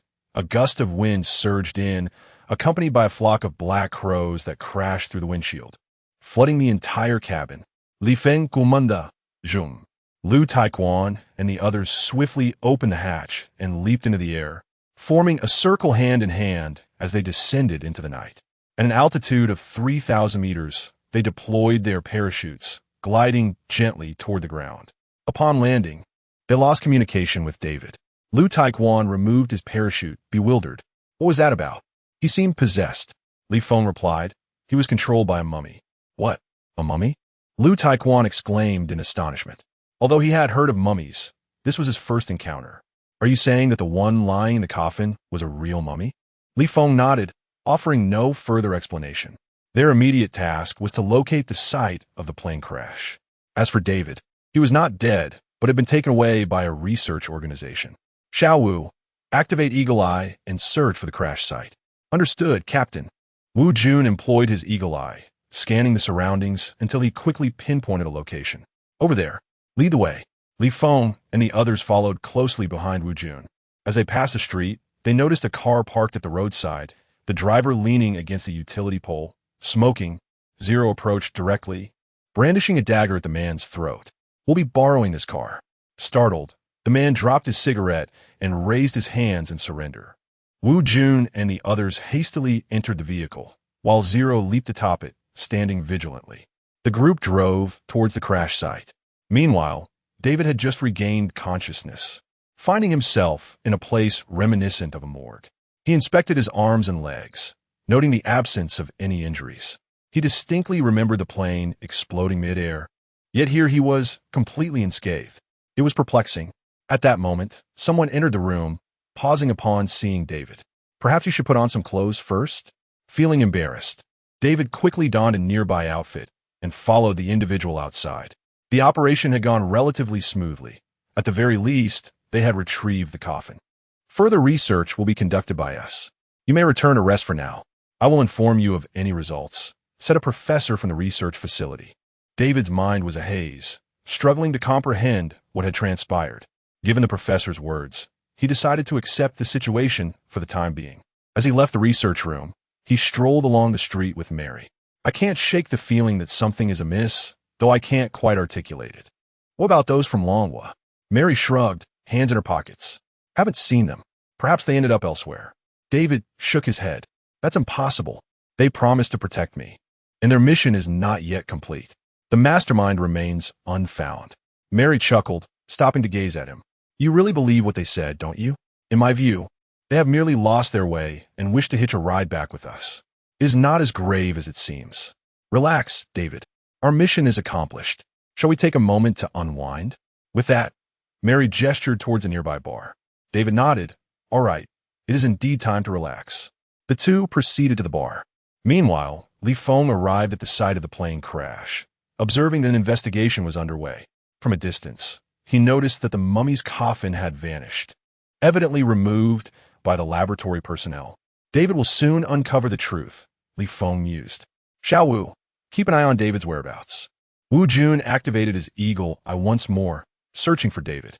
Eventually, he located him in a bar. Captain, it seems he is in trouble. A few local thugs are confronting him, surrounding him. Feng remained composed. Do not worry, you'll be fine. He is invulnerable. The surrounding individuals were astonished by this revelation. Invulnerable? How impressive. Lu Taijian was the first to react, filled with envy. Feng turned to him. If you desire to be cursed, you are welcome to join. Lu Taijian shrugged. Perhaps I shall pass. Feng replied. Let us head to the bar and find him. Just as they departed, hands emerged from the ground at the crash site. Zombies clawed their way out of their graves, attacking the nearby investigators. Chaos ensued in an instant. At that moment, David found himself surrounded by a dozen thugs, brandishing knives, daggers, and metal pipes. They brazenly pointed weapons at him, exclaiming, You better behave. What is wrong with a gorgeous girl like that drinking with us? Mind your own business, or we'll take you down. David, Mary cried out, having been taken hostage. Upon witnessing this, David could no longer wait. He threw a punch at the nearest thug, causing blood to splatter across the man's face. Damn it, get him, yelled another thug, lunging at David with a knife aimed at his back. Outnumbered, David soon felt several stabbing pains puncture his back. Yet, oddly enough, the wounds healed rapidly, leaving him unscathed. The assailants stood in shock, bewildered by his apparent invulnerability. Enraged, David paid no heed to their astonishment. He knocked one thug down with a powerful punch and delivered a kick to another. Grabbing a glass bottle from the table, he smashed it against the head of an approaching foe, then seized a metal pipe to engage in combat. The thugs, terrified, promptly fled, unwilling to confront David. After dispersing them, Mary rushed to support David. Are you all right, David? David shook his head. I am fine. They didn't harm you, did they? Mary gazed at his attire, torn and stained with blood, yet there were no visible wounds. David, how is it that you're covered in blood, but possess no injuries? She inquired. David gazed at his arms and thighs. Indeed, his clothes were torn by the dagger, yet his skin remained unscathed. He found it perplexing. I do not know either, for he was an immortal being. Feng pushed open the door and entered, followed by Lu Taiquan and others. He casually seized an individual and tossed him onto the ground, the very ruffian who had quarreled with David moments ago. Mary, astonished, inquired, Immortal being? What does that mean? Feng approached the bar counter and nonchalantly took a drink. It means he is cursed, neither living nor dead. Once the curse is lifted, he shall swiftly perish. He then turned his gaze toward David. This question left David bewildered. It was undeniably a conundrum. On one hand, curses are universally detested, something to be fervently avoided. Yet, this very curse granted him immortality. If lifted, he would face imminent death. Was there any necessity to break it? Conversely, if he chose not to lift it, he would continue to exist indefinitely. However, would that existence not be fraught with solitude? This dilemma had been thrust before him. Chapter 98, the acquisition of immortality and a zombie. As he found himself in a dilemma, an alarm blared outside. Suddenly, a group burst into the bar. The very ruffians who had clashed with David earlier. No, this is bad. Outside, there's zombies. Run. I'm serious. In a frantic state, they searched for the bar's back door to escape. Lu Taixian and his companions were momentarily taken aback. Zombies? This is familiar territory for me. Instead of fear, they approached the situation with curiosity and stepped outside. Bang! Li Tian had already fired a shot, striking a zombie squarely in the head, causing it to collapse instantly. Fortunately, these were merely ordinary zombies. Lu Taixian turned to Li Tian and said, I appreciate your assistance. Could you perhaps give a warning before you shoot next time? Li Tian smiled and replied, Sure, but I intend to shoot. Bang! Another shot fired, grazing Lu Tieshuan's ear, and yet another zombie fell. With a resigned expression, Lu Taixian charged out, seizing a zombie that was biting someone and delivering a powerful punch that shattered its skull. The streets were in chaos as people fled in all directions, pursued by the relentless undead. Inside, David exclaimed in astonishment, "What on earth is happening?" Li Feng set down his glass and remarked, "Kaya the mummy. She is seeking revenge. She has resurrected these zombies. Brothers, it's time to act." With that, he strode outside. As the zombies surged towards him, he snapped his fingers, transforming them all into his subordinates. Initially, one might think Li Feng intended to command the zombies to fight, but instead, he directed them to enter the bar. "David, my apologies. Let them bite you." Hundreds of zombies charged toward David, leaving him stunned. He quickly attempted to evade them. Although he possessed immortality and could heal from various attacks, once bitten by a zombie, his transformation into one would be inevitable. Seeing this, Lu Taixian exclaimed, "What a move! Incredible!" With this, Li Feng could obtain a zombie endowed with immortality, a far greater asset than the ordinary ones. Mary, witnessing the unfolding chaos, shouted, "You despicable fiend! Stop!" Release David, but her pleas fell on deaf ears. David managed to fend off 2 or 3 zombies. Yet he was overwhelmed by the sheer number of over 200. In a confined space, there was nowhere to escape, and ultimately, he was besieged and bitten by the Horde. 5 minutes later, the ordinary zombies began to disperse. A robust zombie slowly rose from the ground, its eyes glowing red. It was David. Tian, fire an explosive round at him. Li Feng commanded. Li Tian hesitated, unsure of the situation, but complied nonetheless. Explosive round. Bang. The bullet penetrated David's body and detonated, obliterating his form. Mary screamed in horror, but a miraculous event unfolded. The flesh on the ground began to converge, reforming into David's likeness. "Unbelievable!" Lu Taixian exclaimed, unable to contain his astonishment. "This is simply astounding." Li Tian could hardly believe the reality before her. With a swift motion, she unleashed a barrage of air bullets towards David. The incessant sound of gunfire echoed as the projectiles pierced through David's body, forcing him to stagger backward. Yet, his muscular tissues healed rapidly, rendering him unscathed. As the gunfire ceased, he stood there, remarkably intact. "Impressive," Lu Taiquan exclaimed, unable to suppress his admiration. A zombie with such an indomitable spirit, under Li Feng's control, was simply beyond comprehension. Meanwhile, Mary shouted in despair, "What have you turned David into?" However, Li Feng paid her no mind. His sole intention was to acquire what he desired. "Rest assured, I will treat him well. Now, let us proceed to the laboratory," he commanded, guiding David away from the scene, with the others quickly following suit. Mary cried out in anguish, "Come back. Bring him back to me. Return David to me." Upon exiting, the streets lay eerily deserted, ravaged by the zombie apocalypse. No one dared to venture outside. The zombies wandering the sidewalks were in search of fresh flesh. And as Li Feng and his group passed by, they joined the Horde. Following Wu Jun's directions, they soon located the laboratory in a nearby basement. Gaining entry with David's fingerprint scan, they discovered a number of people engaged in experiments. In the center of the room stood a platform with a coffin atop it, surrounded by a multitude of wires connected to computers operated by the researchers, who seemed to be investigating the contents within. "Hey, what are you all doing?" One of them inquired upon noticing Li Feng and his companions. Li Feng feigned authority. "We are sent from above to assess the situation. Has there been any issue with the experiment?" The researchers, recognizing that Li Feng and his group did not appear to be ordinary individuals, hesitated to confirm their identities. One of them replied, "There has been a complication. There seems to be a living entity inside that coffin." Li Feng nudda understood. "Leave the rest to us. You may take a break." With that, he led his group towards the coffin. According to the original storyline, the mummy was poised to create chaos and escape, seeking David to use his body as a vessel to unleash the god of death. However, Li Feng had different plans. David had already been claimed by him, and this female mummy must perish. "Wait, you cannot approach that," a researcher shouted from behind. Yet, Li Feng disregarded the warning. At that moment, the researchers realized something was amiss and quickly relayed the situation through their intercom. The laboratory head, Na Ken, hurried to the scene, and upon seeing Li Feng and his group, shouted, "Halt! Who permitted your entry? Take one more step, and I will open fire. Hearing his voice, Li Feng turned to face him, secretly issuing commands to David. Let him confront this individual. David twisted his neck and turned his body, lunging directly towards Nakin. David, what brings you here? Nakin was taken aback to find this person before him. From the deciphered texts earlier, it was clear that David was pivotal to capturing the mummy.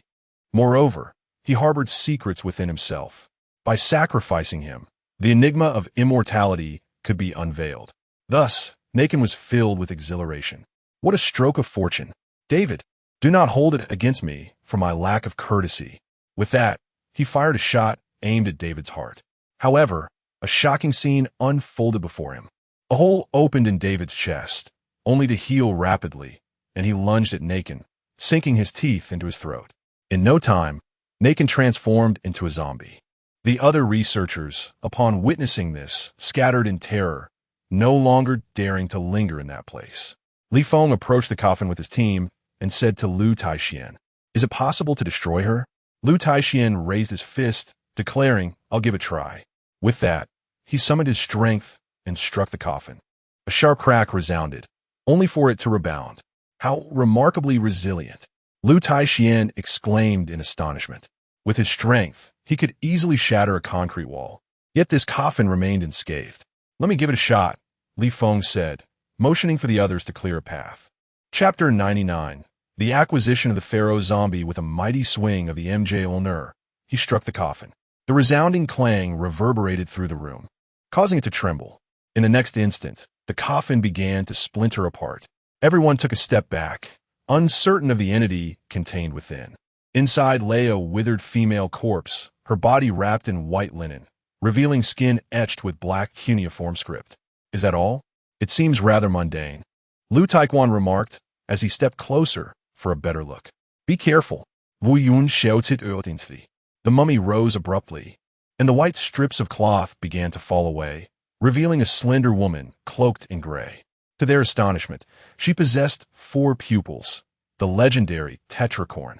She twisted her stiff neck and gracefully descended from the coffin, her gaze sweeping over the crowd until it fixed on David. Her pace faltered momentarily. "David, you still live. I am delighted. Now, let us usher in our era together." With that, she advanced towards him. Li Feng quickly signaled Lu Taekwon to take action against the ancient sorceress. Lu Taekwon obliged, leaping into the air to strike Kaya. Thud! Kaya waved her hand, sending Lu Taekwon crashing against the wall. Wu Jun was taken aback. He had not anticipated the mummy's formidable strength. Bang! Bang! Bang! Li Tiantian fired 3 shots at Kaya, the bullets embedding deep within her form. Yet as if unfazed, she merely turned to face Li Tiantian and unleashed a deafening roar, causing the bullets to fall away. Zero stepped forward, brandishing a dagger aimed at Kaya's neck. Kaya swiftly rolled to evade the attack, her expression growing serious as she regarded Zero. The female warrior intrigued her, but it was still insufficient. With a swift charge, Kaya launched a kick at Zero, who attempted to block but was sent flying. Such immense power. "Yuan Yuan, heal!" Li Feng shouted. Li Yuan, snapping back to reality, quickly employed her healing skills, enveloping a 10-meter radius. Yet Kaya was incensed. "Damn divine arts! Cease at once!"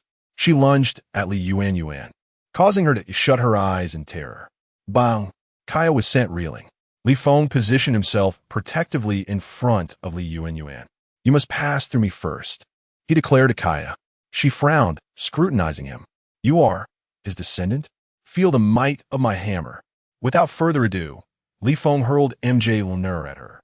Kaya deftly dodged the strike. She was well aware of which attacks to withstand and which to evade. However, she was taken aback when David suddenly surged from behind, sinking his teeth into her neck. She struggled to turn her head towards him, her eyes filled with sorrow. She yearned to caress David's face, only to discover that he was not even gazing at her. He was merely a mindless biting machine. She understood that David had been exploited by the individuals before her. Yet it was of no consequence now. Mere seconds later, her eyes shimmered with a crimson glow. Goodness! Even the mummy had transformed into a zombie, controlled by Li Feng. The sight left the team members astounded, unable to fathom such a conclusion. Brother Feng, have a masterminds been located? Lu Taixian inquired as he approached. Everyone in the laboratory had fled, making it impossible to find anyone to interrogate. Li Feng shook his head. Even if they managed to recover Kaya, the true puppet master remained elusive. As for the laboratory's head, he was merely a worker. However, it mattered little. Their gains this time were substantial. Li Feng turned to Kaya and David, expressing his belief that their team's strength would significantly enhance once they emerged. The others nodded in agreement. The immortal David, capable of cursing others and beguiling hearts, was sufficient to withstand an entire squad. Yet, the means of egress posed a challenge. Thus far, no sign of a teleportation portal had manifested. At that moment, a beam of blue light emerged from above the coffin, enveloping the room. The teleportation entrance had appeared. Wu Jun exclaimed. Everyone hurried towards the portal. Li Feng directly took Kaya and David with him. 10 seconds of darkness ensued as the world spun chaotically. It had been night, but upon their emergence, daylight greeted them. Li Feng immediately checked his phone, realizing that half a month had elapsed in the outside world. Surely, the safe zone should be secure now. Ting Ting, has anything occurred in the safe zone during this time? Li Feng queried in the team channel. Ting Ting replied, no. However, 2 Doomsday cities have extended invitations for us to join them. I declined. Lu Taixin commented in the channel, a wise refusal. With our strength, why should we join others? Next time we encounter them, we shall drive them away. Yet, Li Feng inquired what are their names.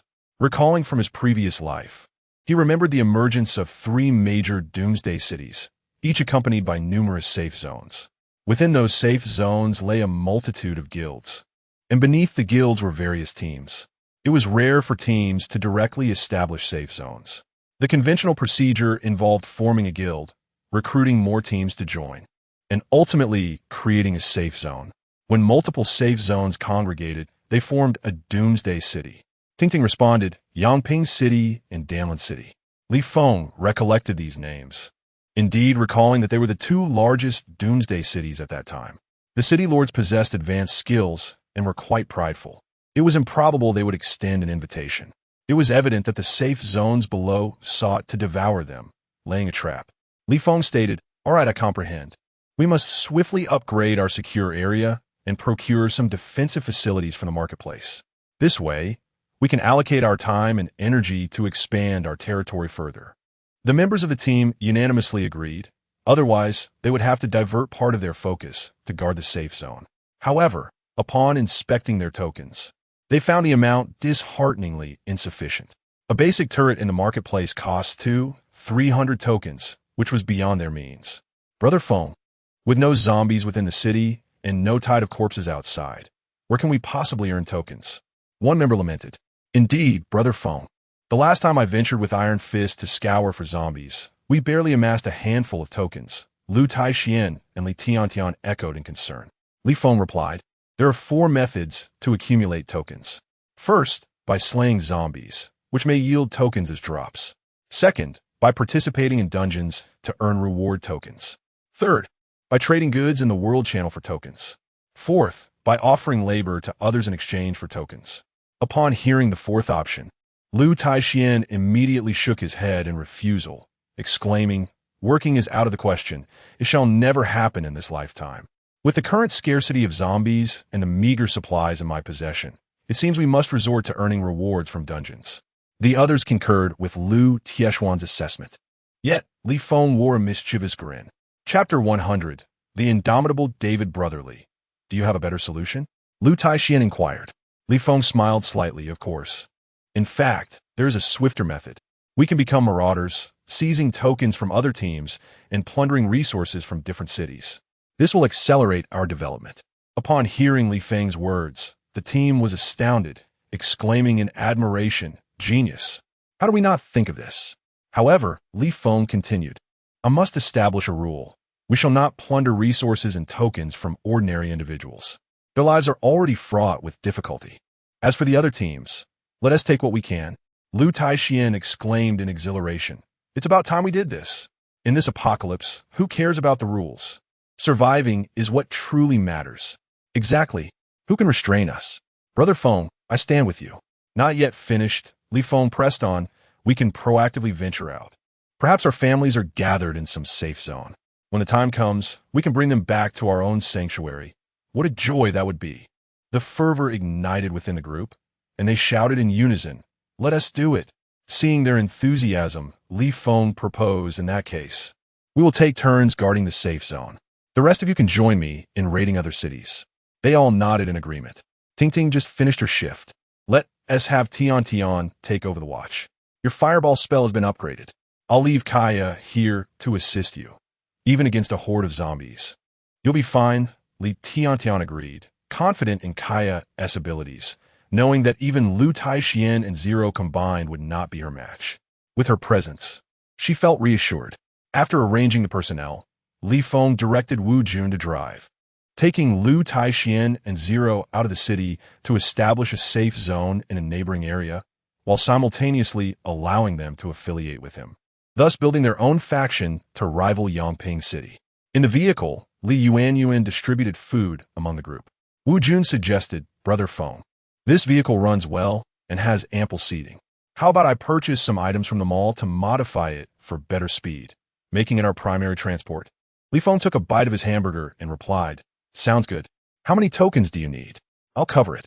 Wu Jun then turned to Li Yuan. It will be a bit of a chore for you to store the vehicle each time. Li Yuan, sipping her yogurt, responded, No problem at all. It's a simple task for me. Li Feng added, By the way, Yuan, I'll allocate some experience to you this time to upgrade your storage skills, making it easier for us to stockpile more resources. Li Yuan beamed, Great. The group traversed the outskirts, disregarding the zombies along the roadside, for their mission was to rescue those trapped in the chaotic city. Upon arriving at Jiang City, a small county-level city, they prepared for the challenges ahead.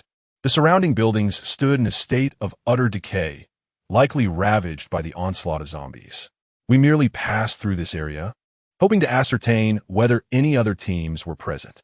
If not, we would establish it as a safe zone. Li Feng remarked as he gazed out the window. In fact, there exists an unspoken rule in this apocalyptic world. The creation of a safe zone would give rise to a dungeon within its confines, offering survivors an opportunity for exploration. Indeed, a form of benefit. Thus, if this city remains unmanaged, it would be prudent to transform it into a safe zone. As for the materials required for its establishment, the trading system of the World Channel was now operational, with a plethora of sellers available. As long as one possessed tokens, transactions could be conducted. Captain, there are vehicles approaching from ahead. Wu Jun suddenly exclaimed, a dozen or so, likely belonging to another team. Li Feng squinted into the distance, unable to discern anything significant. The vehicle seemed quite far off. Lu Taiquan exclaimed from the vehicle, just in time. Didn't Brother Feng say to seize them? Wu Jun, equally exhilarated, accelerated towards the oncoming vehicles, intentionally aiming to intersect their path. Boss, there are vehicles ahead. Block them and see what they are up to. The occupants of the other vehicles shouted towards Li Feng's car. The vehicles behind swiftly maneuvered to surround Li Feng's group, blaring their horns. Listen inside. Step out for inspection. Li Feng ordered David to exit. Upon seeing David's figure, the other group was taken aback, hastily brandishing their weapons. It's a zombie. My goodness. Open fire. The sound of gunfire erupted as they unleashed a barrage toward David. David's shoulders swayed back and forth, yet he remained undeterred in his stride. Use the electromagnetic gun. Someone inside shouted. A weapon not of modern design was drawn, clearly obtained from the marketplace. With the advent of the marketplace, the standard of living had significantly improved for everyone. ZZZT. The electromagnetic shots struck David, causing him to momentarily tremble, but he continued advancing toward them. What on earth is this? Why want to die? Aim for the head. The weakness of zombies is their heads. Why are you targeting the body? They revised their strategy and began attacking David's head.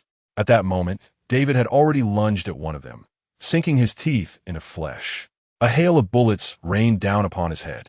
David attempted to evade, but many still found their mark. What transpired next was utterly shocking. Despite having his head blown apart, David began to heal. This revelation shattered their morale completely. Fall back. Retreat. The vehicles behind hastily reversed. Eager to avoid being pursued by David, Li Feng commanded, Pursue them. Wu Jun accelerated, hastily chasing after the fleeing vehicles. If they dared to seek trouble, they must be prepared for the consequences. Zero couldn't help but emerge from the window, crouching atop the vehicle. With a powerful leap, he landed directly on the opponent's vehicle. A swift slash revealed the interior, tearing off the roof. He plunged his dagger downwards. "No, please!" The assailants cried out in agony. The vehicle collided with the adjacent wall, coming to a halt. Streams of azure light erupted forth. These were virtual tokens. In no time, a dozen individuals were vanquished by Feng and his companions, yielding a total of 300 tokens. Observing this, Liu Taekwon exclaimed in admiration, "What a remarkable way to earn money swiftly." Feng replied, "This is merely an inconsequential team. If we encounter a larger squad, the tokens we acquire will surely number in the thousands." Liu Taekwon, invigorated by Feng's words, declared, "Let's seek out more teams like this." Just as they were about to depart, several figures emerged from a nearby building. The leader, adorned with a black hat, exuded an air of mystery. "Who are you, and why have you harmed my friend?" The gravelly voice of the leader inquired, addressing Zero. Chapter 101. The new skill, Resurrection. Zero, however, paid them no heed, sheathing his blade and returning to Feng's side. Feng stepped forward and declared, "We are here to assist you in establishing a safe zone." The man scoffed dismissively, "Unnecessary. We do not require any safe zone. It is quite secure here. You may leave." As he spoke, he began to shoo Feng and his companions away, clearly expressing his disdain for their presence. Feng shook his head. "In that case, I apologize." David leapt into action, lunging toward the group. The leader revealed his countenance, his eyes gleaming with an unnatural light. To everyone's astonishment, the recently deceased began to rise once more. They had been resurrected. Twisting their necks, they cursed, "Damn it, I can't believe that we were slain by this person." "Brothers, prepare to fire." Liu Taekwon and the others were taken aback. They were genuinely resurrected, not merely transformed into mindless zombies. Feng furrowed his brow, astonished that the man before him, clad in a hat, possessed the ability to resurrect the dead. This skill was astonishingly formidable. Alas, it was the apocalypse. Had it been a time of peace, he would surely be a sensation. What in the world is happening? Can anyone enlighten me? Liu Taekwon exclaimed, raising his arm to shield himself from bullets. Wu Jun, hiding behind him, shouted, "I have no idea. That person must be awakened." Feng entered the vehicle and ordered, "Do not kill that man. I want him alive." Liu Taekwon and the others understood Feng's intentions and thus joined forces to eliminate those firing at them. The man in the hat, however, was left for Feng to deal with. "David, fight him," Feng commanded, directing David to pounce upon the hat-wearing man. If he could subdue him, would he not gain an invincible army of the undead? The man, seeing a zombie charging at him, swiftly evaded. David relentlessly pursued him. Though these resurrected individuals were indeed alive, they seemed compelled to protect their controller. "Quick, protect the host," they shouted, firing at David. Yet, such attacks proved utterly ineffective. David caught up with the hat-clad man and sank his teeth into him. The onlookers were left stunned. With the host slain, it appeared their own lives were forfeit. Without Liu Taekwon and the others needing to chase them down, they collapsed to the ground, their wounds rapidly splitting open, reminiscent of their previous demise. It turned out their resurrection was conditional. They were bound to protect the one who had revived them. Once their reviver fell, they too would perish immediately. The man, bitten by David, transformed into a zombie under Feng's command. "Revive them," Feng commanded as he exited the vehicle. The man's eyes glowed green, and those who had fallen moments before rose once more. Liu Taekwon stood by awestruck. "Incredible, Brother Feng. This skill is extraordinary." Tingting also expressed her astonishment. "Captain Li's abilities are truly remarkable. If this continues, our team is destined to dominate the apocalypse." Upon hearing Tingting's words, Feng smiled and replied, "You are absolutely correct. This apocalyptic world belongs to us, and no one can rival us." He then turned to the man in the black hat and declared, "From now on, you shall be known as Black Hat." After reclaiming Black Hat, Feng acquired 8,000 tokens, which combined with his existing 2,000 tokens, were more than sufficient to purchase all the materials needed for a safe zone in the marketplace. Purchasing materials for the safe zone. Token expenditure, 10,000. Installation. With a swift motion, a beam of blue light shot from Li Feng's hand, enveloping the entire city. Global Safe Zone construction progress, 2300. Li Feng's team successfully established a safe zone, earning 40,000 team experience points. The voice resonated across the globe, igniting a flurry of activity in the World Channel. Wow, are there already 20 safe zones worldwide? This is the first time I've seen a team directly establish a safe zone. How did they manage that? We pooled the resources of our guild and spent nearly a month creating a single safe zone. Isn't that the team that defeated the Ice Steel Bear boss? It's been ages since we last saw them. Establishing a safe zone comes with rewards? Why didn't anyone mention that? I'm heading out to gather materials right away. As they discuss Li Feng's team's achievement, some individuals in their own guild could no longer contain themselves. Captain, it's this Li Feng's team that eliminated our vanguard. Now that their coordinates are exposed, let us confront them. Indeed, they must possess a wealth of treasures. Let me go seize them. The members of the Shura team eagerly requested. Shura stood before the desk, observing them while also checking Li Feng's team's ranking on the global leaderboard. It was not particularly high, and since his team had indeed been slain by Li Feng's group, he said, "Very well. You shall depart immediately upon encountering them. Leave no survivors." Understood, Captain. Following his orders, they swiftly drove towards Li Feng's location. Meanwhile, Lu Taizhan and the others, upon witnessing the establishment of the safe zone, decided to name it Fenga No. 2, as the previous zone was dubbed Fenga No. 1. Captain, we now have 2 safe zones, but we lack sufficient manpower. How shall we manage? Li Feng looked at Wu Jun and replied, "It's quite simple. We shall allow the local populace to manage themselves. Their greatest threat lies within the city's zombies. Shortly, we will clear these zombies and select someone worthy to serve us as the administrator of this area. Should any issues arise, they can request our assistance." Upon hearing Li Feng's proposal, the others felt a surge of joy. This arrangement meant they would not have to separate, and they would gain an additional subordinate safe zone to offer their tribute. A dungeon has been activated in this region. All teams are urged to enter promptly. The announcement echoed in everyone's minds within the area. Li Feng gazed at them and remarked, "This is the reward obtained from establishing the safe zone. It should not be overly difficult. We merely need to follow the task." They all nodded in agreement. "All right, Brother Feng. We shall proceed immediately." Li Feng then addressed Wu Jun, saying, "This time, you will remain here to clear the zombies within the safe zone. I will have David assist you in accomplishing this task. Additionally, please select a suitable candidate to serve as the manager of this safe zone." Wu Jun nodded in affirmation. "Understood, Captain. I will ensure the task is completed successfully and will not let you down." Lu Taekwon patted him on the shoulder. "You ought to hone your skills, instead of always hiding behind me." Suddenly, Zero interjected, "He has not undergone systematic training. After training, he will undoubtedly surpass you." Lu Taekwon, feeling flustered by the praise directed towards Wu Jun, retorted, "Impossible. With his frail physique, even with training, he could never defeat me." With that, he shot Wu Jun a threatening glance. Chapter 102. The Zombie Instance. Wu Jun quickly chuckled. "Indeed, how could I possibly defeat Iron Fist Brother? Sister Zero is merely jesting with you." However, Zero looked at Wu Jun with utmost seriousness. "I am not joking. You possess the ability to discern the weaknesses of others. Given time, I will be no match for you." Lu Taekwon, upon hearing this, felt quite indignant. Wu Jun hurriedly laughed it off, diverting the conversation.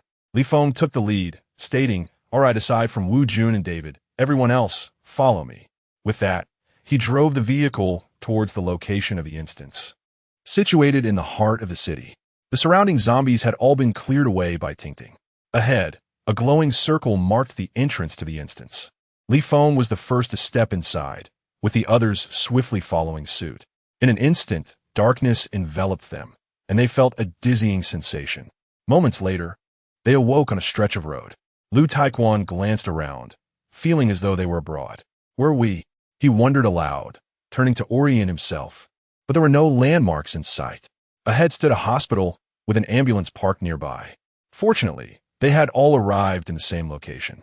One by one, his companions regained consciousness. Li Feng rose and surveyed the hospital and the adjacent supermarket, unable to recall which world they had entered. The randomness of the instance was overwhelming. Mission 1. Rescue Dr. Davin, a voice echoed in their ears. Dr. Davin? Who is Dr. Davin? Lu Taekwon scratched the back of his head in confusion. Li Feng strode towards the hospital, prompting the others to follow closely behind. Upon entering, they were met with a chaotic scene filled with people. Make way. Emergency bite. Several individuals rushed a stretcher towards the operating room. Li Feng's gaze swept over the crowd, and he spotted a name tag on one of them. It read Davin. Follow me, he commanded, sprinting towards the group, pushing the stretcher. Lu Taekwon and the others quickly kept pace. The sudden entrance of this group caught the attention of the hospital security, who blocked their path at the operating room door. Who are you? What are you doing here? This is a hospital. You can't run around. Through the window, Li Feng observed that they were preparing to operate on a patient who had been severely bitten on the neck. His heart raced with concern, fearing it might have been a zombie bite. And within that room was Dr. Davin. Step aside. I must enter. Dr. Davin is in danger. Li Feng implored the security guard. Although he was not from this world, he wished to avoid unnecessary conflict. Seeing Li Feng's assertiveness, the guard glanced back at the operating room and retorted, Dr. Davin is currently saving a patient. What danger could there possibly be? Brother Feng, look, Lu Taekwon shouted, pointing at the operating room window. Inside, a zombie had gone berserk, lunging to bite the other doctors. Out of the way, Li Feng forcefully shoved the security guard aside.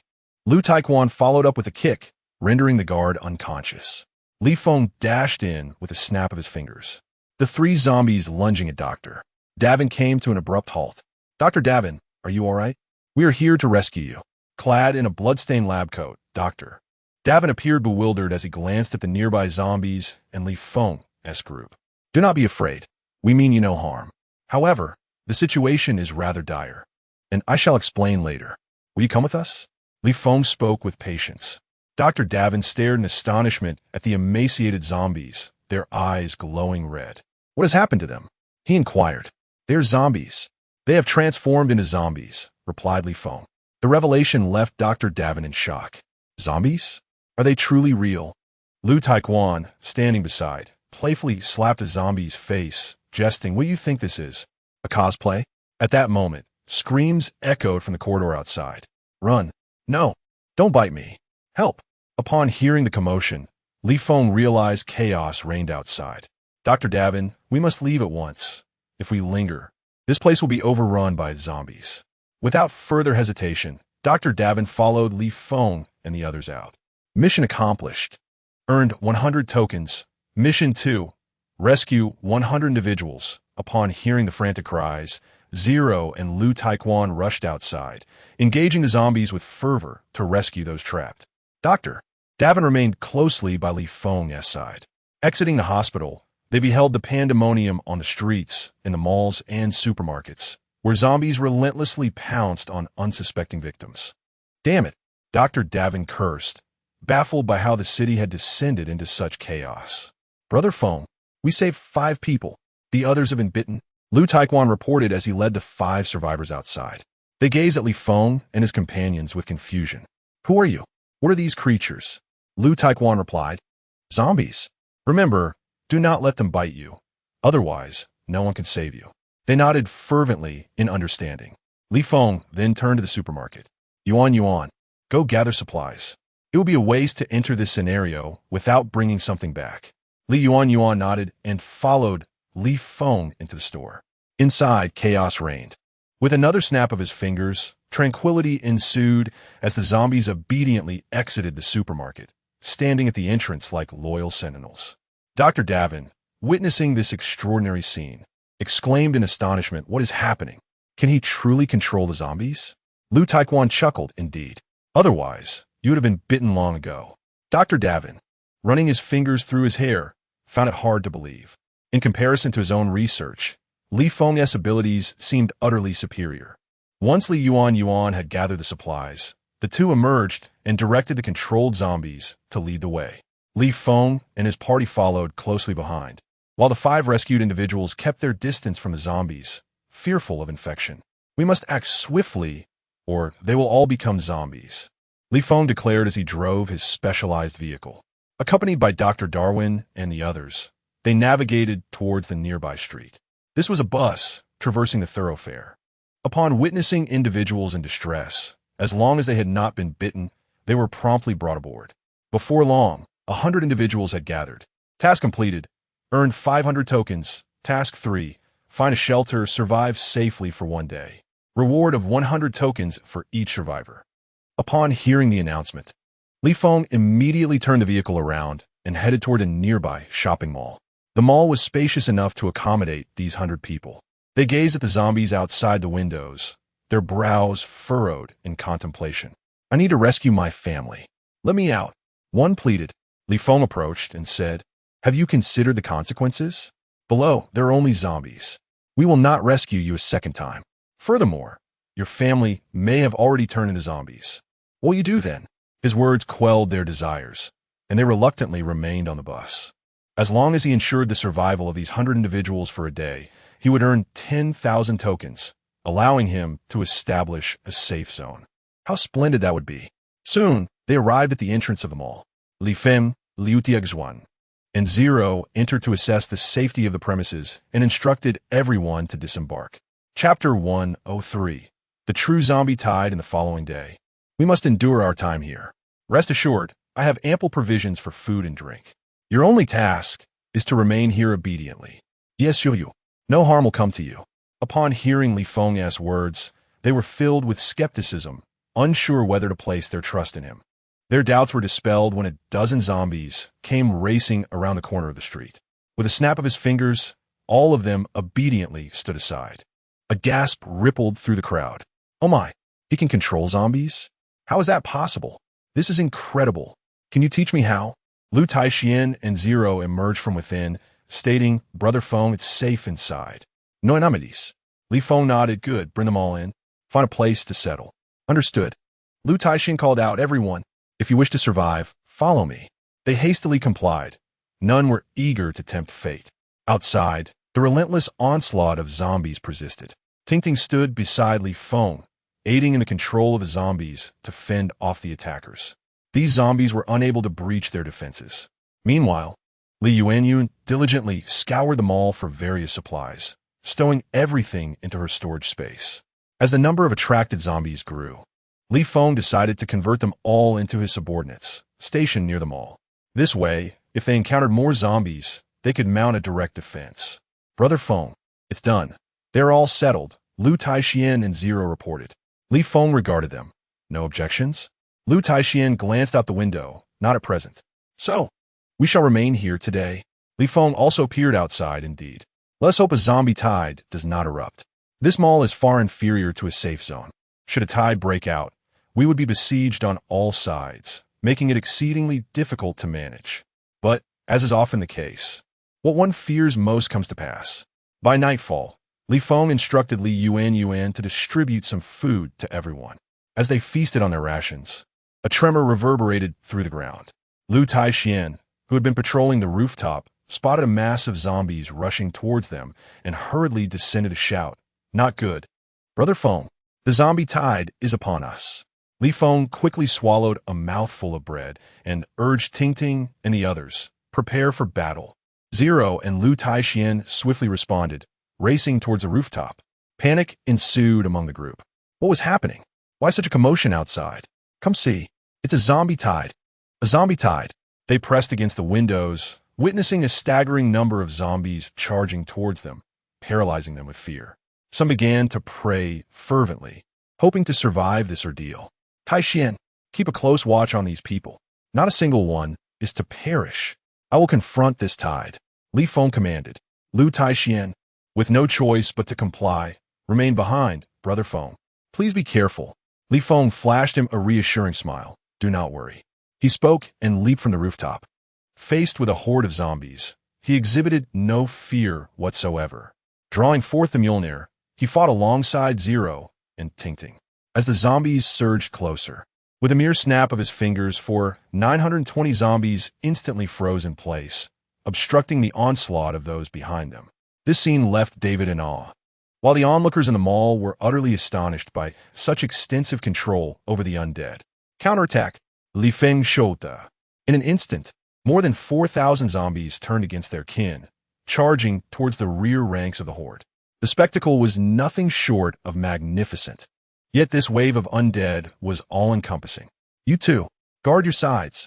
Do not allow any zombies to ascend. Feng commanded Ting and Zero. Nodding in agreement, they positioned themselves at opposite ends of the mall. The zombies surged forward, beginning to climb, attempting to attack from the rooftop. Suddenly, 2 tornadoes swept through, toppling hundreds of zombies. Zero, wielding a dagger, swiftly dispatched the undead. Feng, commanding thousands of zombies, fiercely resisted the tide. In that moment, the atmosphere was charged with fervor. Lu Taiquan, watching from within, paced anxiously. Why can't I join? He glanced back at the 100 individuals present. How about you all wait here while I assist? The others quickly grasped his arm, protesting, No, you cannot go. What will we do if you leave? You must stay and protect us. Seeing their pleading expressions, Lu Taiquan sighed in resignation. All right, I shall remain with you. Meanwhile, Feng, relying on his formidable control, exerted dominance. The Horde under his command had burgeoned into the largest wave of zombies. As for Zero and Ting, though they fought valiantly, they managed to maintain their defense, preventing the undead from breaching the mall. Thus, the battle raged through the night. The tide of zombies did not retreat, but was ultimately vanquished by Feng and his companions. As dawn broke, over 2,000 zombies remained around the mall, emitting guttural sounds. However, they were all under Feng's command. Exhausted from the night's ordeal, Ting exchanged positions with Lu Taiquan due to fatigue. After a night of relentless fighting, Lu Taiquan collapsed, gasping for breath. This was far more exhausting than cleansing the zombies in the safe zone, for there were no walls to attack, and all firepower was directed at him and his comrades. Feng stood atop the rooftop, tossing basic stamina potions to Lu Taiquan and Ting to replenish their strength. As for Zero, she was covered in blood, longing for a place to bathe. Yuan, bring some clean water for Zero to wash up. All right, Brother Feng, Yuan replied. Hearing this, Ting approached Li Yuan, saying, I want to join too. Feng nodded, allowing them to wash together. Only Lu Tiejian, Haimeo, and Feng remained on the rooftop. Surely, there would be no more hordes of corpses. Lu Tiejian inquired. This time, he had truly comprehended the terror of the undead onslaught. There shouldn't be any more. 100 or so people at the back exhaled in relief upon hearing his words. Although they had not engaged in combat, they had spent the entire night in trepidation and were now utterly exhausted.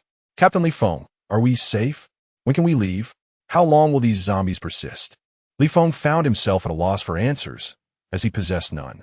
Just as everyone began to relax, several aircraft soared overhead, seemingly diving towards them. Suddenly, the sound of gunfire erupted. Not good. Quickly, take cover. Lu Tiejian shouted urgently. Alarmed, everyone hastily returned to their positions. The aircraft's target was Feng's zombie battalion. They were likely military personnel who had discovered the presence of the undead and had come to provide assistance.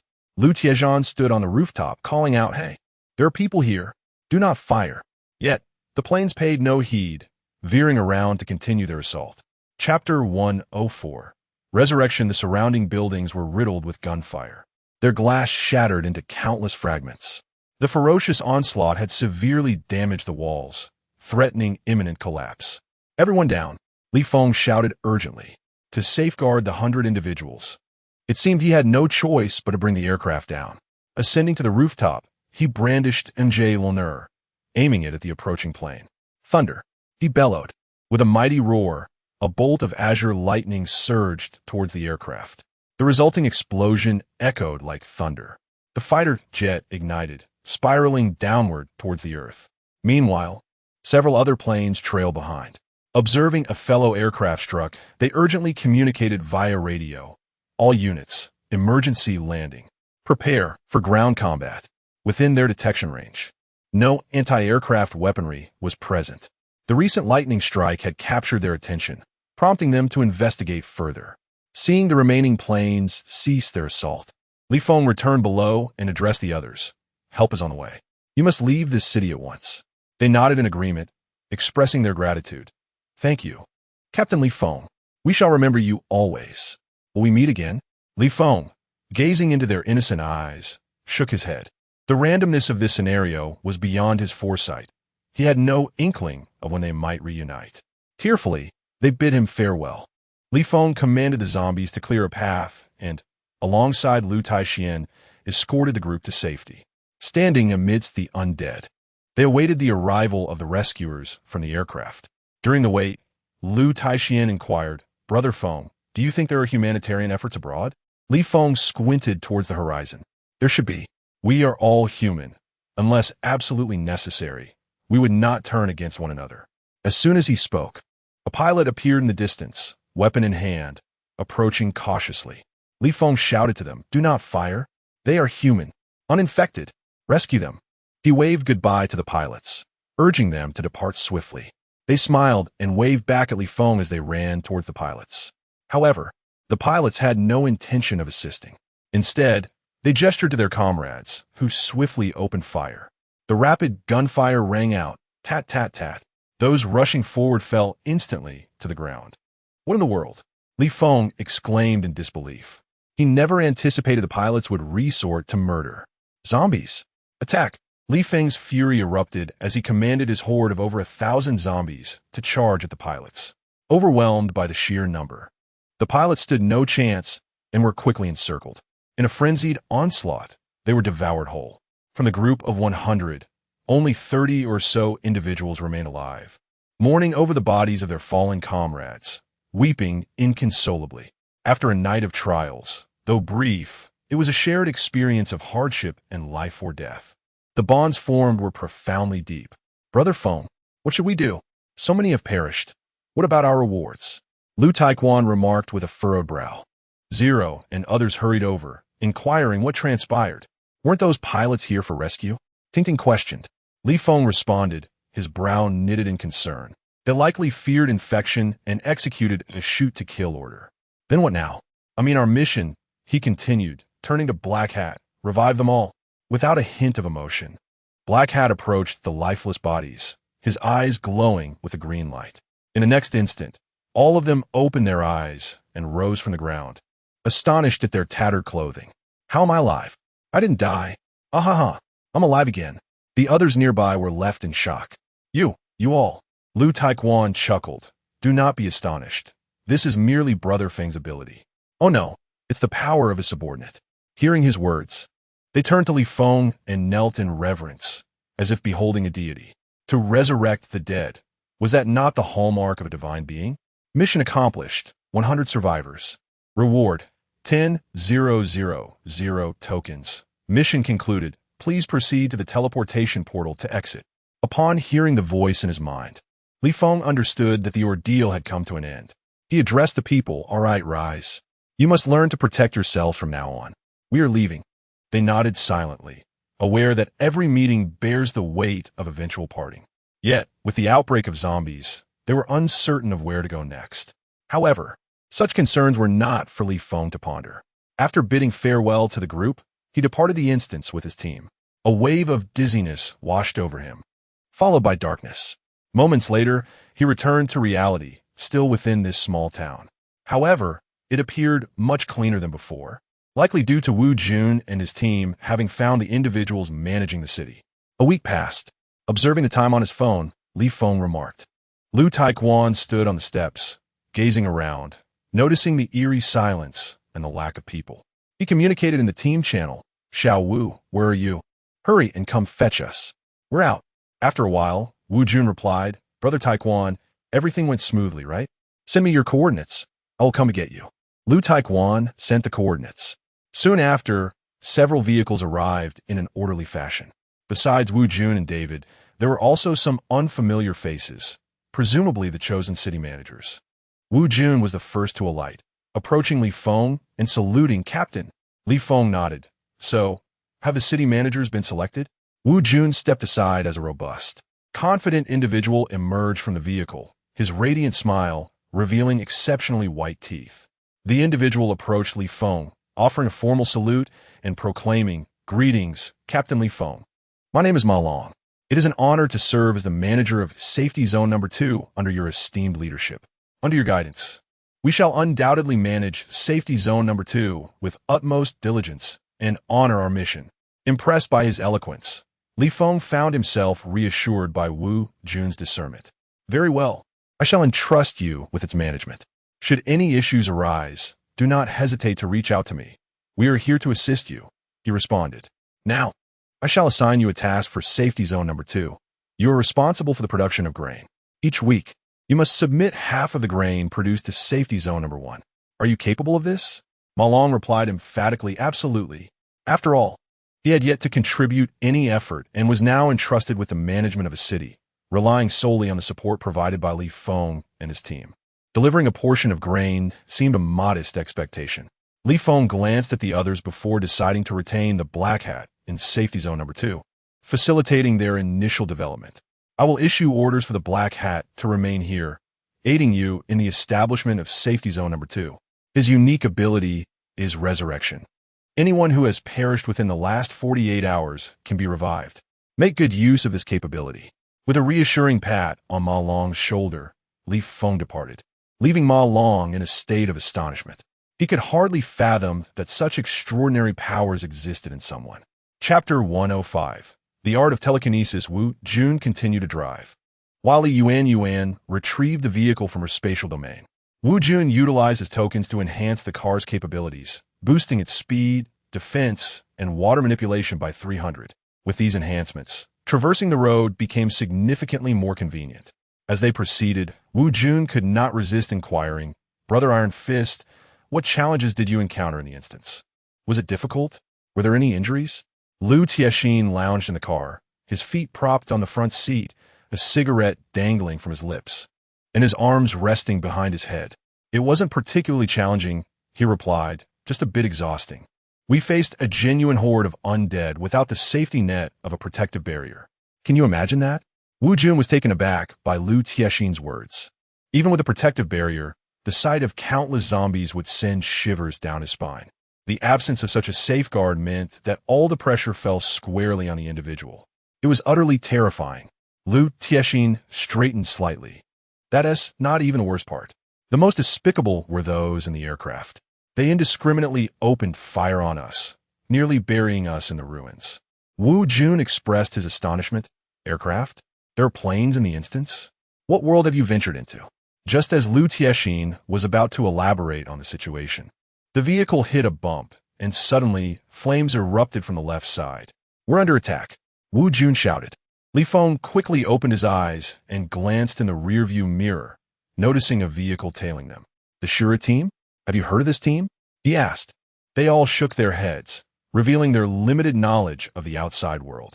They were aware that there were currently 20 established safe zones in 2 major apocalyptic cities, but little else.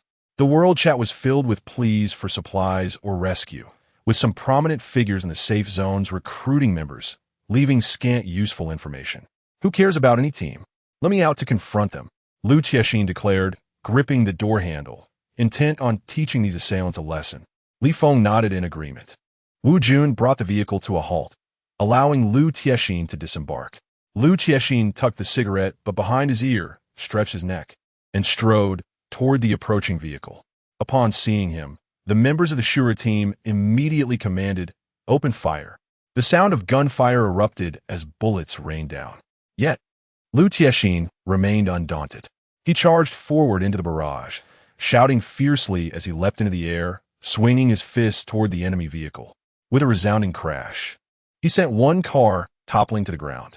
The adjacent vehicle came to an abrupt halt, and its occupants emerged, aiming heavy weaponry at Liu Tiexin. Boom! A powerful shot struck Liu Tiexin, propelling him through the air. Just when they presumed him to be dead, Liu Tiexin brushed off his clothes and stood up once more. "How dare you bombard me?" He exclaimed, charging toward the crowd.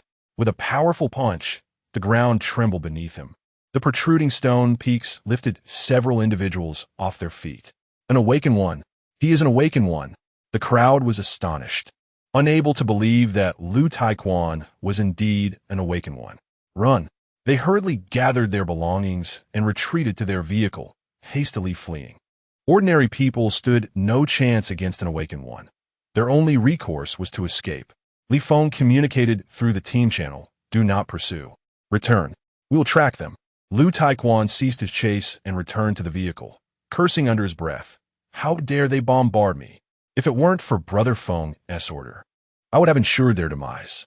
Li Feng instructed Wu Jun, "Drive, follow them, and ascertain the location of their headquarters. We must eliminate those who dare to attack us, and seize their tokens in the process." Wu Jun responded, "Understood, Captain." He turned the vehicle around, trailing behind them to discover their destination. Meanwhile, the Shura team, while fleeing, reported on the team channel, "Captain, they have an awakened one. They are following us closely and are about to reach their headquarters." Shura replied, "Let them come. I will be waiting for them at the entrance." "Yes, Captain." With this reassurance, they felt emboldened and sped toward their headquarters. Ahead lay a city of significant scale, housing numerous large and small teams, as well as several guilds. To dominate this place was no simple task. "Captain, it seems we've arrived in another city," Wu Jun remarked, observing the road signs. Lu Taiquan glanced through the window, his eyes wide with curiosity, as if he had never seen such sights before. "Indeed. What is this kid bringing us here for? Does he think we would hesitate to act?" Wu Jun cautioned from the front. "Everyone be alert. They may have an ambush." However, such ambushes were mere illusions under Wu Jun's keen observation. He was well aware of every strategic placement. After deliberation, Li Feng decided to disembark with Wu Jun, Lu Taiquan, and David, leaving the others in the vehicle to confront the Shura team. Wu Jun carefully brought the vehicle to a halt, intentionally avoiding their encirclement, which surprised the Shura members. Li Feng stepped forward into the street flanked by towering buildings. He called out, "Hidden friends, come out. You have been exposed." Despite his words, they remained concealed, well aware of the potential consequences of revealing themselves without Shura's command. However, Shura stepped forward, addressing Li Feng. "Are you the Li Feng team?" Li Feng looked up at him and replied, "Indeed, that is correct. We have no grievances with you. Why then did you send someone to kill us?" Shura remarked, "No grievances? No enmities? Surely, your memory cannot be so poor. My vanguard has perished at the hands of your team, yet you dare to claim there are no grudges?" Li Feng pondered for a moment and replied, "Which vanguard? My apologies, we have dealt with so many.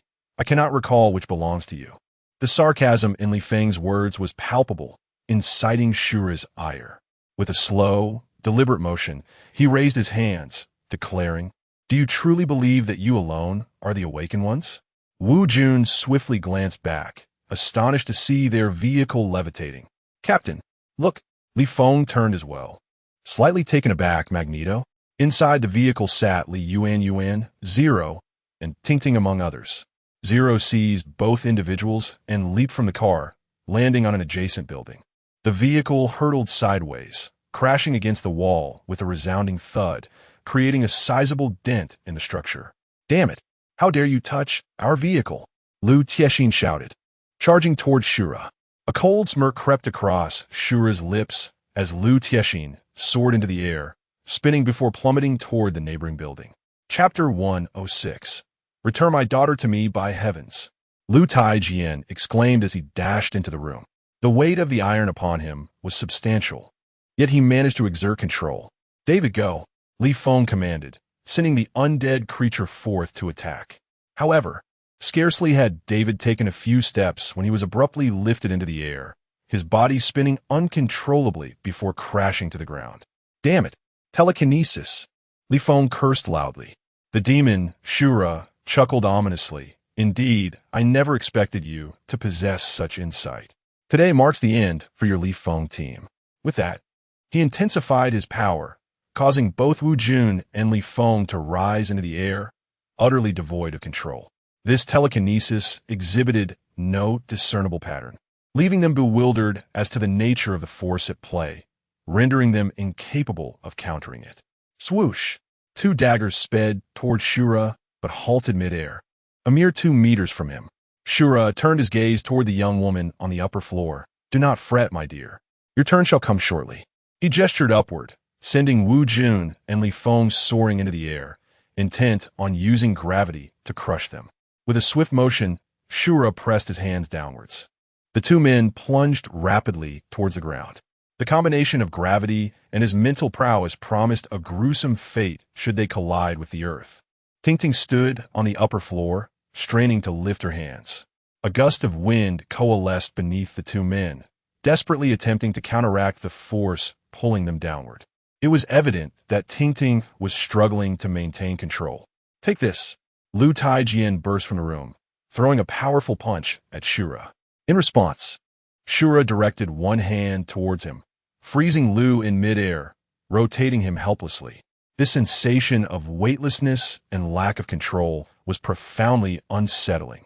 "Eliminate them," Shura commanded, prompting his team to emerge, each brandishing weapons and firing at Shura and the young woman. Li Yuanyuan cowered within the confines of the floor, too terrified to reveal herself. Meanwhile, David charged forth into the throng, instinctively lunging to bite anyone he encountered. Panic erupted among the crowd as the primal fear of zombies surged forth. "Zombie! Quickly! Kill the zombie!" Unbeknownst to them, these were the very individuals Shura had rescued from the clutches of the undead. They were haunted by psychological trauma, believing the area had been purged of such horrors, only to discover the undead still lurked. Bullets struck David, tearing flesh from his body, yet it proved futile. His wounds healed rapidly as he continued his relentless pursuit. Shura's pupils dilated in alarm, uncertain of this creature's nature, fearing the possibility of being bitten. Simultaneously grappling with Ting, he found himself unable to dispatch Li Feng and Wu Jun, prompting him to retreat. As Li Feng and Wu Jun gradually descended to the ground, Wu Jun's heart raced. He had come perilously close to death, experiencing a brush with mortality like never before. Li Feng wore an expression of exuberance. "This skill is remarkable. Capture him alive." The way Li Feng gazed at Shura resembled a burly man beholding a beautiful woman. Shura's team members could not help but curse. "Pervert." Zero drew forth the black gold ancient blade and swiftly leaped in the direction of Shura's escape. Lu Taixian followed closely in Zero's footsteps, pursuing relentlessly. "Damn it, such a troublesome foe." Shura swung his arms, causing objects from the shops on either side to fly out rapidly, hurling towards Zero and Lu Taixian. Swish, swish, swish.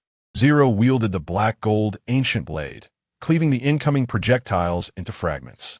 Lu Taixian, opting for a more brute approach, simply punched through them, clearing the path. Zero leapt, aiming the black gold ancient blade at Shura. Shura turned, pushing against Zero's assault with both hands, only to realize the sheer power of Zero's attack. Defending against her alone consumed all of his mental energy. Lu Taixian charged in with a powerful punch. In a last-ditch effort, Shura summoned a sliver of mental energy to counter Lu Tieshuan's blow, but was still sent sprawling. Zero advanced swiftly, pressing the blade against Shura's neck. "Move again, and you shall perish." Shura spat out a mouthful of blood, utterly drained of mental strength. Gazing at Lu Taixian and Zero, a sense of resentment brewed within him. To kill or to maim, do as you will. Li Feng approached Shura, surveying the scene where his team had fallen. "Shura, your skills would serve me well. Will you pledge your allegiance?" Li Feng looked down upon him. Shura coughed up blood. "Bah, impossible. A soldier may be slain, but never humiliated. Come at me." Witnessing Shura's defiance, Li Feng felt an even deeper appreciation for his talent. Alas, if he could not be utilized, such bravado was futile. "In that case, I shall forcibly claim you," he declared, issuing a command to David to bite Shura. Seeing this, Shura panicked. "What are you doing? You can't play like this. Get him away. I refuse to become a zombie." David sank his teeth into Shura's neck. With the last vestige of his mental energy, Shura attempted to fling David away, but it proved in vain. His face gradually became laced with green veins, and he staggered upright. In the next moment, he was under Li Feng's control, his eyes glowing red. The 6,000 tokens on his person were seized by Li Feng, bringing the total to 16,600 tokens. Beside them, Lu Taixian remarked, "Congratulations, Brother Feng, on acquiring another formidable warrior." Wu Jun added with a smile, Congratulations, Captain. Li Feng gestured towards them. Go retrieve the vehicle from the wall. Lu Taixian countered. Is it necessary for us to intervene? Let him do it. He then turned to Shura. Li Feng smacked his forehead. How could I have forgotten? He promptly commanded Shura to use his mental energy to move the vehicle from the wall. As Shura gazed at the vehicle against the wall, it gradually detached itself from the surface and descended slowly to the ground. Indeed, this skill proved remarkably useful. Li Feng addressed the group, suggesting, let us find a suitable place to rest first. Given the city's vastness, it would likely take 2 days to explore it thoroughly. The others nodded in agreement. They decided to settle down in a nearby mall. Li Yuanyuan produced an array of food and shared it with Wu Jun and the others. While enjoying their meal, Li Feng contemplated, this city is so expansive that there must be more than one team like Shura. He proposed, after we finish eating, let us patrol the area and see if we can encounter other teams. If we can recruit them, we shall. If not, we will eliminate them. Lu Taiquan raised his hand in approval, exclaiming, absolutely. I concur. The others echoed their agreement. As they secured more safe zones, the need for additional personnel to manage them became evident. It would be ideal if existing teams were willing to join forces with them, eliminating the need for extensive training. After their meal, Li Feng instructed Wu Jun to drive them around the city in search of new discoveries. Many residents remained hidden in their upper floors, fearful of venturing outside, while zombies roamed freely in the streets. Clearly, the local teams were preoccupied with their own survival, neglecting the widespread eradication of the undead. Suddenly, a cacophony erupted from a nearby community. Give me back my daughter. I beg you. She is my only child. Please don't take her. Amidst the turmoil, 2 gunshots rang out, and then silence fell. Chapter 107. What do you need the living for? Li Feng furrowed his brows and said, let's take a look. Wu Jun parked the car at the entrance of the community. Upon noticing the vehicle of the Solar Warriors nearby, Li Feng, accompanied by Lu Taijian and Zero, alighted from the car. As they entered the community, they chanced upon the group. Move swiftly. Not a single one can escape. The boss is waiting, commanded the leader. They saw a dozen individuals bound together, being dragged along by a gunman. Spotting Li Feng, the gunman aimed at him and barked, Who are you? Kneel down. Emboldened by their firearms, they behaved arrogantly. Observing this, Lu Taijian threw a punch, sending the assailant crashing against the wall, unconscious. Who do you think you're talking to?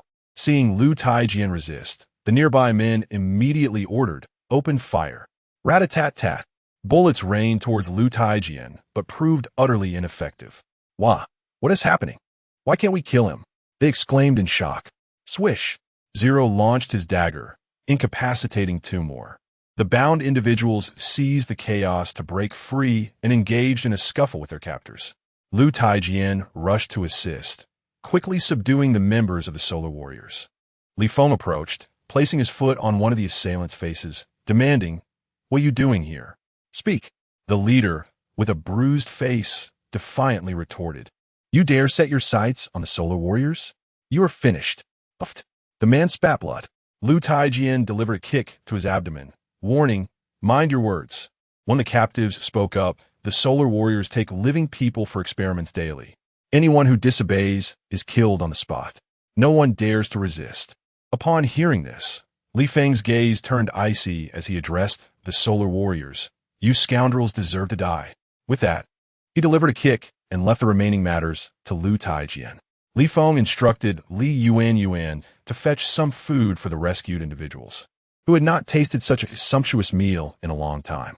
Overcome with emotion, they expressed their gratitude. Thank you so much. Eat up and speak as you do.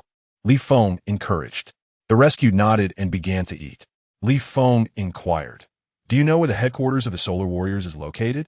One of them looked up and replied, It's in the Western Warehouse. I've seen their vehicles coming out from there. Xiao Wu, check the Western Warehouse. Li Feng commanded. Wu Jun nodded, using his keen eyesight to confirm. Indeed, there are many individuals marked with the Solar Warriors insignia in action. Captain, there are certainly members of the Solar Warriors. It appears to be their stronghold, Wu Jun reported. Li Feng nodded in agreement. All right, let us head over and see what they are up to. The rescued individuals hurriedly interjected. Captain, can we accompany you? We don't want to wait here to die. Li Feng regarded him and asked, "What is your name?" "Wang Hu. You can call me Xiao Hu," he replied eagerly. Li Feng stated, "Wang Hu, I shall assign someone to ensure your safety. Take him to search the surrounding area for survivors, and anyone willing to join us should be retained. Afterward, find a secure location to settle them until we return." Wang Hu saluted, replying, "Yes, Captain." He had already acknowledged Li Feng and was willing to follow his commands. Li Feng turned to Lu Taizhan, saying, "Taizhan, I appreciate your effort. Accompany him to search for survivors nearby. Then, secure a safe place to guard them until our return." Though somewhat reluctant, Lu Taizhan consented. "All right, Feng Ge, I will do as you say." Li Feng nodded and instructed Wu Jun to drive. Together with David, Ting Ting Zero, and Shura, they headed towards the direction of the Rising Sun team, eager to discern what mischief they were up to. In his previous life, Li Feng had witnessed numerous teams taking advantage of the chaos, abusing their power and weapons against ordinary people, a behavior he utterly despised. Upon arriving at the location of the Rising Sun team, two beams of white headlights illuminated the ground. Vehicles came and went, unloading individuals bound by ropes, escorted by armed guards as they trudged towards the interior, including several young children. It was appalling that they showed no mercy even towards the innocent. Once these individuals gained power, their true nature was revealed, utterly devoid of compassion. Li Feng pondered what nefarious plans they had for the captives. Inside the vehicle, Ting Ting and Wu Jun engaged in discussion. Li Feng abruptly opened the door and stepped out, striding towards the main entrance, accompanied by David, Shura, and Zero. "Who are you?" "Halt!" The patrolling guards immediately aimed their weapons at Li Feng upon seeing him. "Shura!" Li Feng shouted. With a swift motion, Shura raised his arm, sending 5 or 6 patrolling guards soaring backward into the camp with a resounding crash. Their bodies thudded against the ground, drawing the attention of the Rising Sun team. "We have a situation. Prepare for battle." The members inside rushed out to confront Li Feng and his companions. "David!" Li Feng called out. David promptly charged forward, ready to attack anyone in sight. Gunfire erupted as they aimed at David. The bullets struck him, but he quickly healed, rendering their efforts futile. A cry of pain echoed as one of the assailants was bitten, writhing on the ground in agony. Faced with an indestructible foe, they were utterly powerless. Simultaneously, Shura swung his arm, sending all who obstructed him crashing against the walls. Thus, Li Feng advanced through the camp as if traversing an unguarded domain, step by step.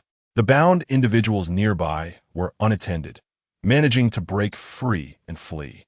Within the camp, someone hurriedly reported, "Captain, trouble. Intruders have breached our defenses." The leader of the Rising Sun team, studying a map, remained composed and inquired, "What is happening?" "It was fine just a moment ago," the man remarked. "There exists an individual who can elevate our people into the skies, accompanied by an indestructible zombie. We are utterly incapable of contending with them." Upon hearing this description, Liang discerned that they had encountered an awakener. Could it possibly be a member of the Azura or the Life and Death Brigade? That seemed implausible. They had only recently reached an accord, and conflict would not erupt so soon. Liang rose to his feet and declared, "Take me to see." He followed his subordinate outside. At that moment, Li Feng had already arrived at the entrance of his camp, leading a group of liberated individuals who were eager to serve him. Liang, accompanied by his subordinates, stepped outside and, upon spotting Li Feng and his companions, inquired sharply, "Who are you? How dare you wreak havoc in my camp? Are you tired of living?" Li Feng, upon hearing this, curled his lips into a cold smile and retorted, "I believe it is you who is weary of existence. Do you truly think that in this apocalypse you can act with impunity? Pray tell, what do you intend to do with these living souls?" Liang, upon hearing his inquiry, erupted into hearty laughter. "You are indeed naive. In this apocalypse, you still question my intentions for the living? Naturally, they are for research. What? Do you think I would consume them?" Chapter 108. The emergence of transformed beings. Seeing the obstinate and foolhardy Liang, Li Feng had lost all patience.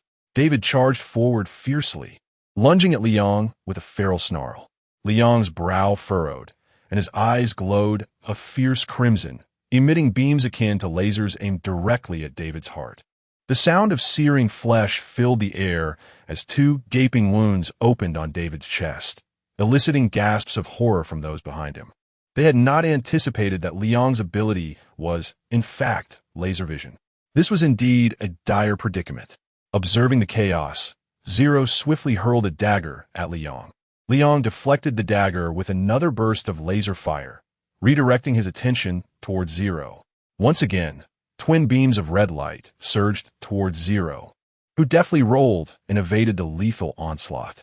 The surrounding structures fell victim to the lasers, cleaved cleanly in half. At that moment, David had recovered and lunged at Liang once more. Liang was astonished. A living corpse? He had not imagined that the man he had pierced through the chest could still be alive. In a panic, he unleashed another laser aimed at David's head, obliterating it completely. Yet, to Liang's dismay, David's cranial muscles began to knit themselves together almost instantly. This revelation sent a chill down Liang's spine. What manner of creature are you? Desperate to escape David's relentless pursuit, Liang darted aside. Shura, Li Feng Baluba. Shura raised his arm, summoning nearby flagpoles, steel pipes, and vehicles to hurl towards Liang. Shura, have you betrayed us as well? Who are you people? Liang finally grasped the gravity of the situation. The individuals before him were not adversaries he could contend with. They commanded the loyalty of numerous supernatural beings. Could they be leaders of some formidable guild? Li Feng's squad. You may have heard of them, came the voice. Despair washed over Liang as he recognized the name of the renowned Li Feng squad. No wonder they were so formidable. What do you desire? I shall grant it. Liang attempted to placate the situation, but Li Feng remained resolute. I seek your life. At these words, Liang felt a cold dread seep into his heart, fully aware that his chances of survival were nil. He resolved to take drastic measures. Activating a mechanism in his grasp, he unleashed his laser vision towards Li Feng's position. With a thunderous crash, Li Feng brandished Mjolnir before his chest, astonishingly absorbing the laser's fury. Liang was rendered speechless. He had never encountered anything capable of withstanding his laser vision. Cursing under his breath, Liang swiftly maneuvered through the buildings, evading both the relentless David and the debris raining down around him, all of which was conjured by Shura. Suddenly, a figure landed before him. Zero brandished his blade with flair, advancing ominously. Where will you hide this time? Yet, a sly smile crept across Liang's lips. With a resounding crash, a figure burst through the adjacent wall, sending Zero hurtling out of the window. Both men plummeted to the ground below. Li Feng furrowed his brow, casting a watchful eye towards the second floor, uncertain of what had transpired. Zero engaged in combat with the figure before him. 1 strike, 2 strikes, 3 strikes. Each blow was lethal, yet the individual seemed impervious to pain, relentlessly advancing towards Zero. A cyborg? Li Feng furrowed his brow and mused. Simultaneously, individuals continued to leap down from the second floor, each radiating an aura of darkness. Wu Jun and Ting Ting rushed over, exclaiming loudly, "Captain, we are surrounded." Liang stood on the second floor, seemingly relishing the scene below, looking down upon them with disdain. Li Feng, today shall be your last. No sooner had he spoken than the cyborgs lunged swiftly towards Li Feng and his companions. Wind. Ting Ting unleashed her wind technique, conjuring 4 tornadoes that swept towards the cyborgs, momentarily halting their advance. Zero thrust the black gold ancient blade into a foe's chest, pinning him to the ground, thus freeing himself from entanglement. He then drew a shotgun and aimed at Liang above. Bang, bang, bang. Liang evaded, his eyes emitting red beams of laser. Zero rolled to dodge. David ascended to the second floor, lunging at Liang, only to be intercepted by a cyborg, engaging in a fierce struggle. The two grappled with one another. As Xiao Luo raised his arm, a cyborg delivered a powerful kick, interrupting his concentration. Li Feng found himself encircled by 7 or 8 cyborgs, all charging at him. Thunder. Boom! The Thor S-hammer descended upon the nearest cyborg. A colossal flash of lightning erupted, illuminating the surroundings. The blue lightning, as if possessing sentience, darted towards the nearby cyborgs. Those struck trembled violently, emitting a foul odor before collapsing to the ground. Liang gazed in astonishment from above, taken aback by the fact that Li Feng had obliterated these pain-immune cyborgs with a single blow. Meanwhile, David had dispatched the cyborg before him and turned to leap at Liang. "I want him alive," Li Feng shouted. Zero ceased his assault, positioning himself in a secure location to block Liang's escape. Unaware of the unfolding events, Liang found his neck ensnared by David's grip. Everything had come to an end. A flicker of confusion crossed Liang's eyes as his body went limp. In the next moment, a red glow ignited within his gaze. He had succumbed to Li Feng's control. The surrounding individuals gathered, questioning, is it all over?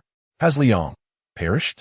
Suddenly, Liang's body re-emerged from the second floor, startling them into retreat.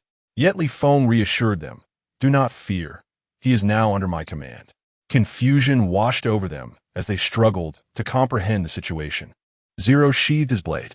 Wu Jun interjected, "Captain, there's a laboratory within the camp." Li Feng nodded, instructing them to account for the individuals they had captured while he and Zero proceeded towards the laboratory. Upon entering, they were met with a pungent odor akin to disinfectant, intermingled with other scents that provoked a grimace. Along the walls, numerous incubation chambers lined the sides, some containing the remains of animals. It was a scene of utter cruelty. To think that living beings are used for experimentation. A disdainful remark slipped from Li Feng's lips as he discovered a green chip on the table. He seized it decisively, recognizing it as identical to the one he had encountered previously. Which organization could have possibly devised such a creation? I am determined to uncover the truth behind this. With that, Li Feng pocketed the chip and strode outside. At that moment, Wu Jun had gathered the people outside, approximately 300 in total. Li Feng addressed them, proclaiming, "We are the Li Feng squad, here to assist you in establishing a safe zone. In due time, we will appoint individuals to manage this city, ensuring that everyone has provisions and is shielded from the threat of zombies." Upon hearing his words, the crowd erupted in cheers, raising their arms in unison. "Long live Brother Feng. Brother Feng is formidable. Brother Feng is exceptional." Li Feng clenched his fists, commanding silence among the crowd. "Wu Jun, lead them away. Let us rendezvous with Iron Fist and his team. We shall initiate our plans tomorrow." Wu Yun saluted, affirming, "Understood, Captain." He then proceeded to organize the vehicles, instructing them to follow closely behind his own. On the journey, he made contact with Liu Taijun and the others, coordinating their meeting according to the coordinates he provided. Chapter 109. Subduing the Fiery Sun Brigade. Brother Feng. Everything going smoothly? Liu Taekwon inquired upon seeing Li Feng. Li Feng waved his hand dismissively, smoothly enough, though we encountered some modified individuals. This Fiery Sun Brigade is actually using living people for experiments. There must be someone pulling the strings behind the scenes. Liu Tietuan's face flushed with indignation. Who is it? Who could be so shameless? They are worse than beasts. If I get my hands on them, I shall dismember them. Li Feng placed a reassuring hand on his shoulder. All right, Taekwon. Everyone is weary today. Let's meet that 3rd Brigade tomorrow. If we can avoid conflict, let us do so and reclaim this city swiftly. Liu Taekwon nodded in agreement with Li Feng's sentiments. The following morning, as Li Feng rose, he was greeted by the sounds of commotion outside. Peering through the window, he observed vehicles adorned with white flags lining the street. He approached Wu Jun and asked, "What is happening outside? Why are there so many vehicles?" Wu Jun handed him a document. This was delivered by the captain of the Death Brigade. They express a desire to submit to us. They must have heard about last night's events involving the Fiery Sun Brigade. Li Feng noted the document contained detailed information about their numbers, equipment, and supplies, indicating a genuine intention to ally. This is promising. I shall go outside and see for myself. With that, he descended the stairs and made his way out. On the street, the individuals they had liberated the previous night stood face to face with the Death Brigade. After all, Li Feng had yet to issue orders, leaving their stance ambiguous. Should there be deceit among them, it would spell trouble. The person standing at the front of the vehicles was none other than the captain of the Death Brigade, a bald man bearing scars, clearly a hardened warrior. "Captain Li Feng, we sincerely surrender to you. We hope you'll accept us," declared Ma Zhonghua, the captain of the Death Brigade. Li Feng scrutinized him. He appeared to be in his 40s, yet his physique suggested he was well-disciplined. "Why do you wish to surrender?" Li Feng asked, his gaze fixed on him. In a world ravaged by chaos, one would expect those with their own forces to seek dominion over others, unwilling to yield. The fact that they approached him voluntarily was quite rare, and he needed to understand their motives. Ma Zhangguo responded, "I admire you. In just one day, you subdued both the Shura and Fiery Sun brigades. Most importantly, you possess a sense of justice." Upon hearing this, Li Feng couldn't help but chuckle inwardly. Did he truly possess a sense of justice? If so, perhaps he would have perished long ago, in the face of the apocalypse. The notion of justice had long since evaporated, unless one wished to court death.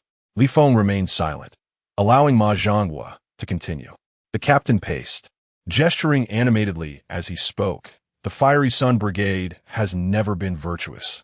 I have endured their tyranny for far too long. Were it not for their modified individuals, I would have wiped them out long ago. A bunch of scoundrels abducting living people for their experiments. I spit on them." Upon hearing his words, it was evident that he was a person of strong character. No wonder he was willing to pledge allegiance after witnessing the annihilation of the Radiant Sun team. Firstly, he had assessed that he lacked the strength to contend with Li Feng. Secondly, he genuinely admired Li Feng for achieving what he had long desired yet dared not pursue. Li Feng nodded, recognizing his resolve. "You seem to be a man of honor. We have had no prior conflicts. Our purpose here is to establish a safe zone. If you are willing to contribute, I will gladly accept you into our ranks as an affiliated team. What say you?" Ma Zhangguo thumped his chest and declared, "We are willing. They all follow my lead." He gestured to those standing behind him, who promptly raised their arms in support. "Captain Ma, we stand with you." Seeing this display, Li Feng nodded in approval. "Very well. I now invite you to join us as an affiliated team." He extended the invitation to Ma Zhangguo, assigning them as Team 2. "Thank you, Captain Li Feng, for this opportunity.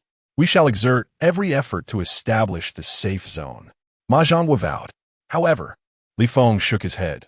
"There is no need for your assistance. I will procure materials with tokens.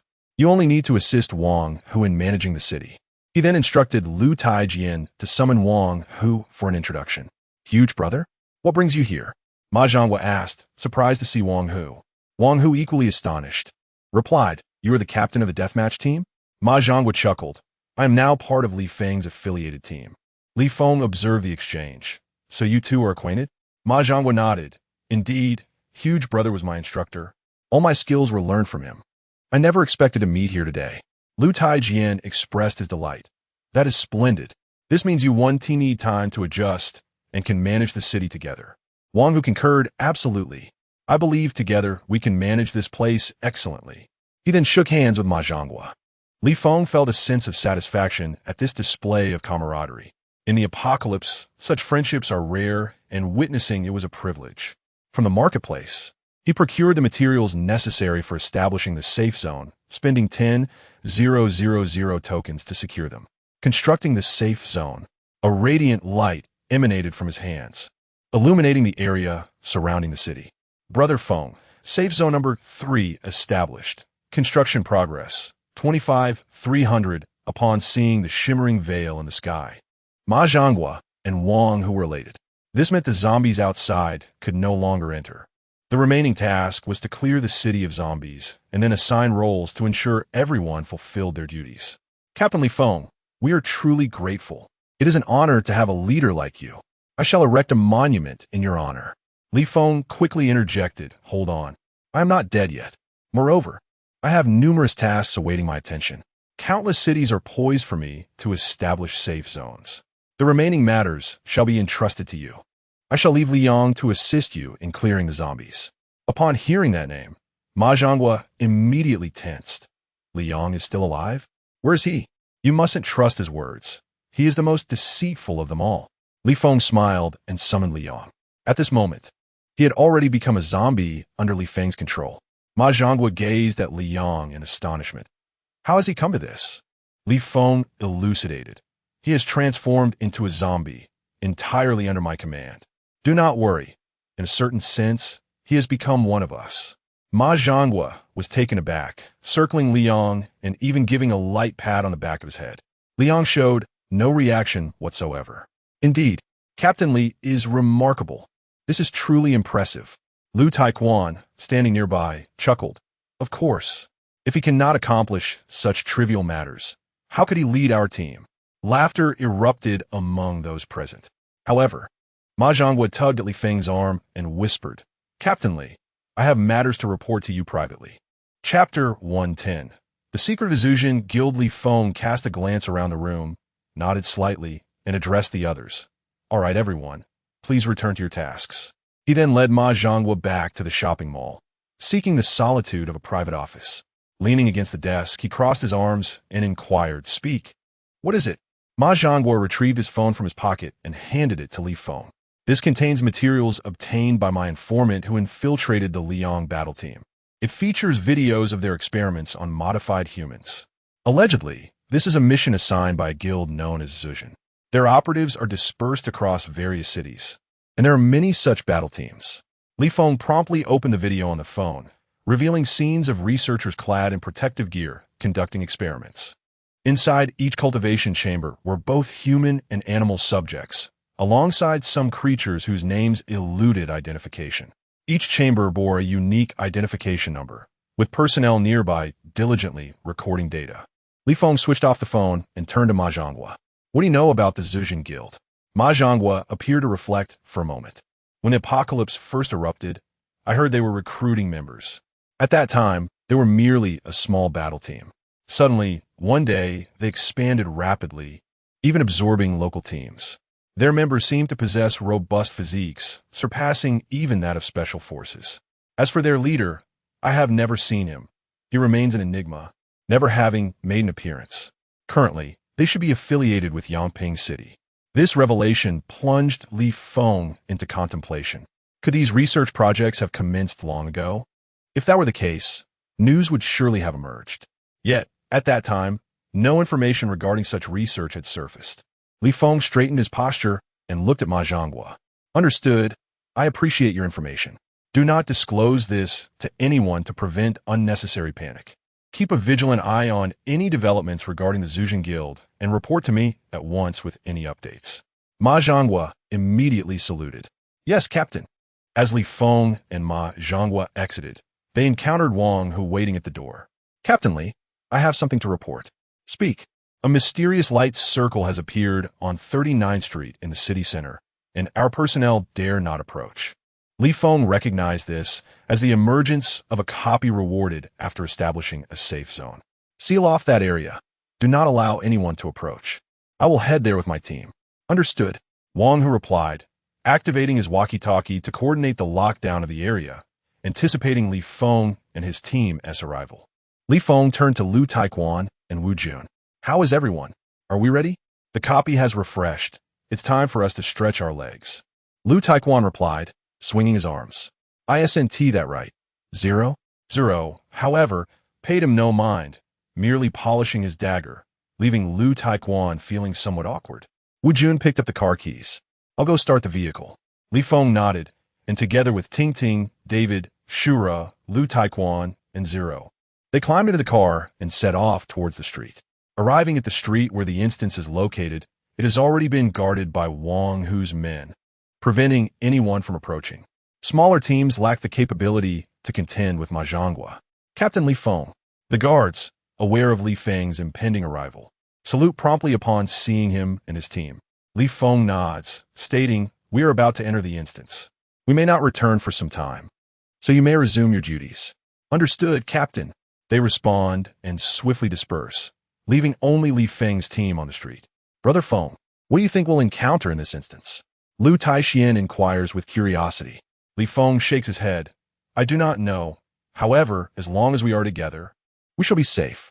The others nod in agreement. The strength of this team lies in their unity. Come, let's place our hands together, Li Feng suggests. Lu Taixian is the first to comply, followed by Wu Jun, then Zero, Li Yuanyuan, Ting Ting, and finally David and Xiao Luo. 1, 2, 3, let us go. They cheer collectively, serving as encouragement before entering the instance. Li Feng leads the way inside, with the others following closely behind. A surge of light envelopes them, and the world spins into darkness. Moments later, Li Feng opens his eyes to find himself in a confined space, surrounded by silver walls. A display screen and numerical buttons adorn the walls. An elevator shaft? How did I end up in an elevator? Li Feng muses. In a corner of the elevator, a woman trembles, brandishing a dagger towards him.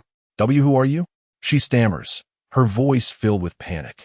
Indeed, encountering a stranger so suddenly would frighten anyone. Li Feng raises his hands slightly in a placating gesture. Do not be afraid. I am here to help you. Although he is uncertain of the nature of this world, the essence remains unchanged. Upon entering, it is evident that this woman appears to be trapped in the elevator. The woman maintains her guard, keeping the dagger aimed at him. Help me? What can you possibly do? And why did you suddenly appear? Li Feng finds himself at a loss for words, unable to explain his sudden appearance.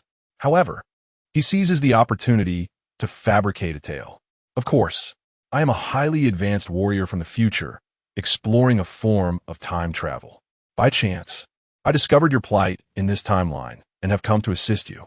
The woman, bewildered by his words, struggles to comprehend his sudden emergence, but feels compelled to trust him for the moment.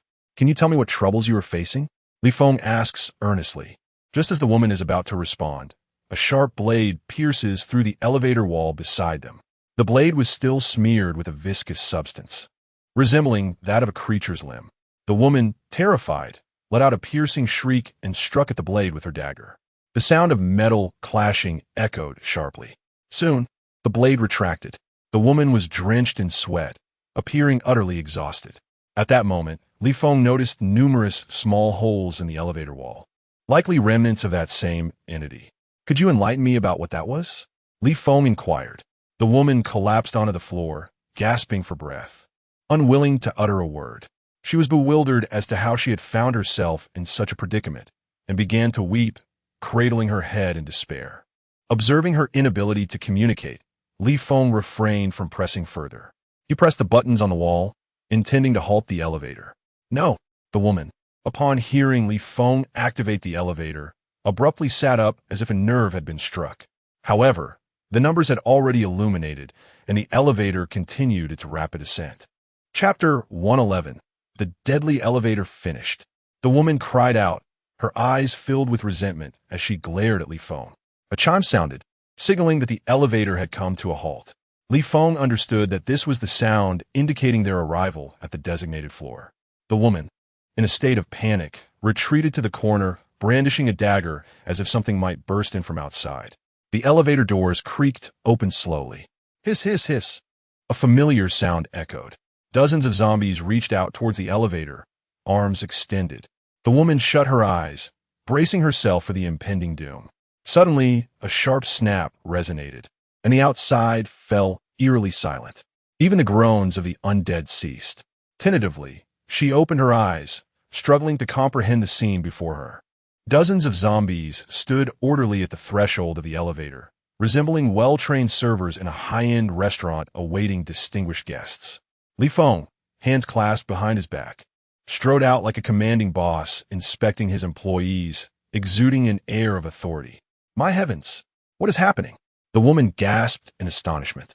As Li Feng stepped into the outer space, he realized they were inside a corporate building. Everything that had transpired occurred within these walls. Were they surrounded by zombies? And were the blade moments ago?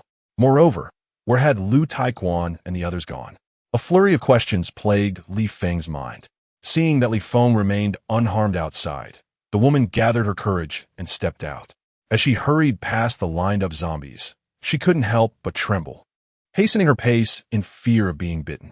Are you an employee here? How many floors are there? Li Feng inquired. However, the woman was too preoccupied to respond. She rummaged through the office in search of sustenance. She scoured the desk and drawers, hastily stuffing anything edible into her mouth, oblivious to how long it had been since her last meal. Li Feng produced a bottle of stamina potion and offered it to her. Drink this. It will swiftly restore your strength. The woman, skeptical, unscrewed the cap and drank it down. Indeed, her vigor returned significantly, revitalizing her as if she had just feasted on a grand banquet. I'm a researcher here. I was trapped in the elevator while returning for materials, only to discover various monsters attacking me. I have no idea what the situation is outside, or if anyone knows about the company. There's south no place to seek help, and no signal. As she spoke, her voice trembled, nearly breaking into tears, overwhelmed by her dire circumstances. Mission: eliminate monsters on each floor and rescue the team members. A voice echoed in Li Feng's mind. It seemed he was tasked with taking the elevator to eradicate all the monsters within the building. Lu Taiquan and the others were likely ensnared on different floors. Li Feng reassured her, "Fear not. I am here now, and I will ensure your safety. If you can still move, join me in the elevator to eliminate these monsters. Otherwise, you will find it impossible to escape. What do you say?" Upon hearing his words, the woman's instinctive response was to refuse. From her vantage point by the window, she realized that she was situated on the top floor of the building, making it utterly impossible to descend. The only means of egress was the elevator. Yet the edifice was teeming with monsters. Even if she wished to depart alone, she would inevitably be pursued and slain by the creatures. Hence, she resolved to take the perilous route alongside Li Feng. "I will accompany you," she declared with unwavering determination. Li Feng waved his hand, allowing a dozen zombies to enter the lift. "Very well, let us proceed," he replied. The woman, astonished, exclaimed, "Why are you permitting them to board the elevator?" Li Feng, already positioned within the lift, glanced back at her, stating, "Because they are my subordinates." She was momentarily taken aback. Who was this person capable of transforming zombies into his followers? "Are you coming or not? If not, I shall depart," he pressing the button for the next floor. The woman hurriedly stepped inside, feeling a surge of madness for agreeing to share the elevator with these undead. Just moments prior, she would have never acquiesced, even under duress. Li Feng found it peculiar that despite the addition of numerous zombies, the spatial confines felt unchanged, as if the area could expand in proportion to the number of occupants. Ding! The elevator chimed, announcing their arrival at the 20th floor. The doors slid open slowly. Suddenly, 2 daggers soared through the air. Li Feng swiftly sidestepped, watching as the blades embedded themselves in the elevator wall. Turning to look, he recognized Zero, who was accompanied by several grotesque, mutated dog carcasses, each head split into quarters. Brimming with teeth, a truly revolting sight. "Zero, come inside," Li Feng shouted. Upon noticing Li Feng, Zero promptly made her way toward him. Just as she approached the elevator entrance, a lizard beast leaped down, obstructing her path. The woman inside the elevator was paralyzed with fear, frantically pressing the close button, desperate for the lift to descend. However, it was unresponsive. "It's futile. We must eliminate the monsters here before we can depart," Li Feng asserted, commanding the zombies within the elevator to charge at the lizard creature outside. The woman, though apprehensive of the enormous lizard beast, felt compelled to follow suit as Li Feng and the others exited. Clutching a dagger, she cautiously stepped out. Just as she reached the threshold, the lizard's tail whipped around, knocking her to the ground with a tremendous force that left her dizzy. "Get inside and hide. Stay put," Li Feng shouted, shaking her head to regain her senses.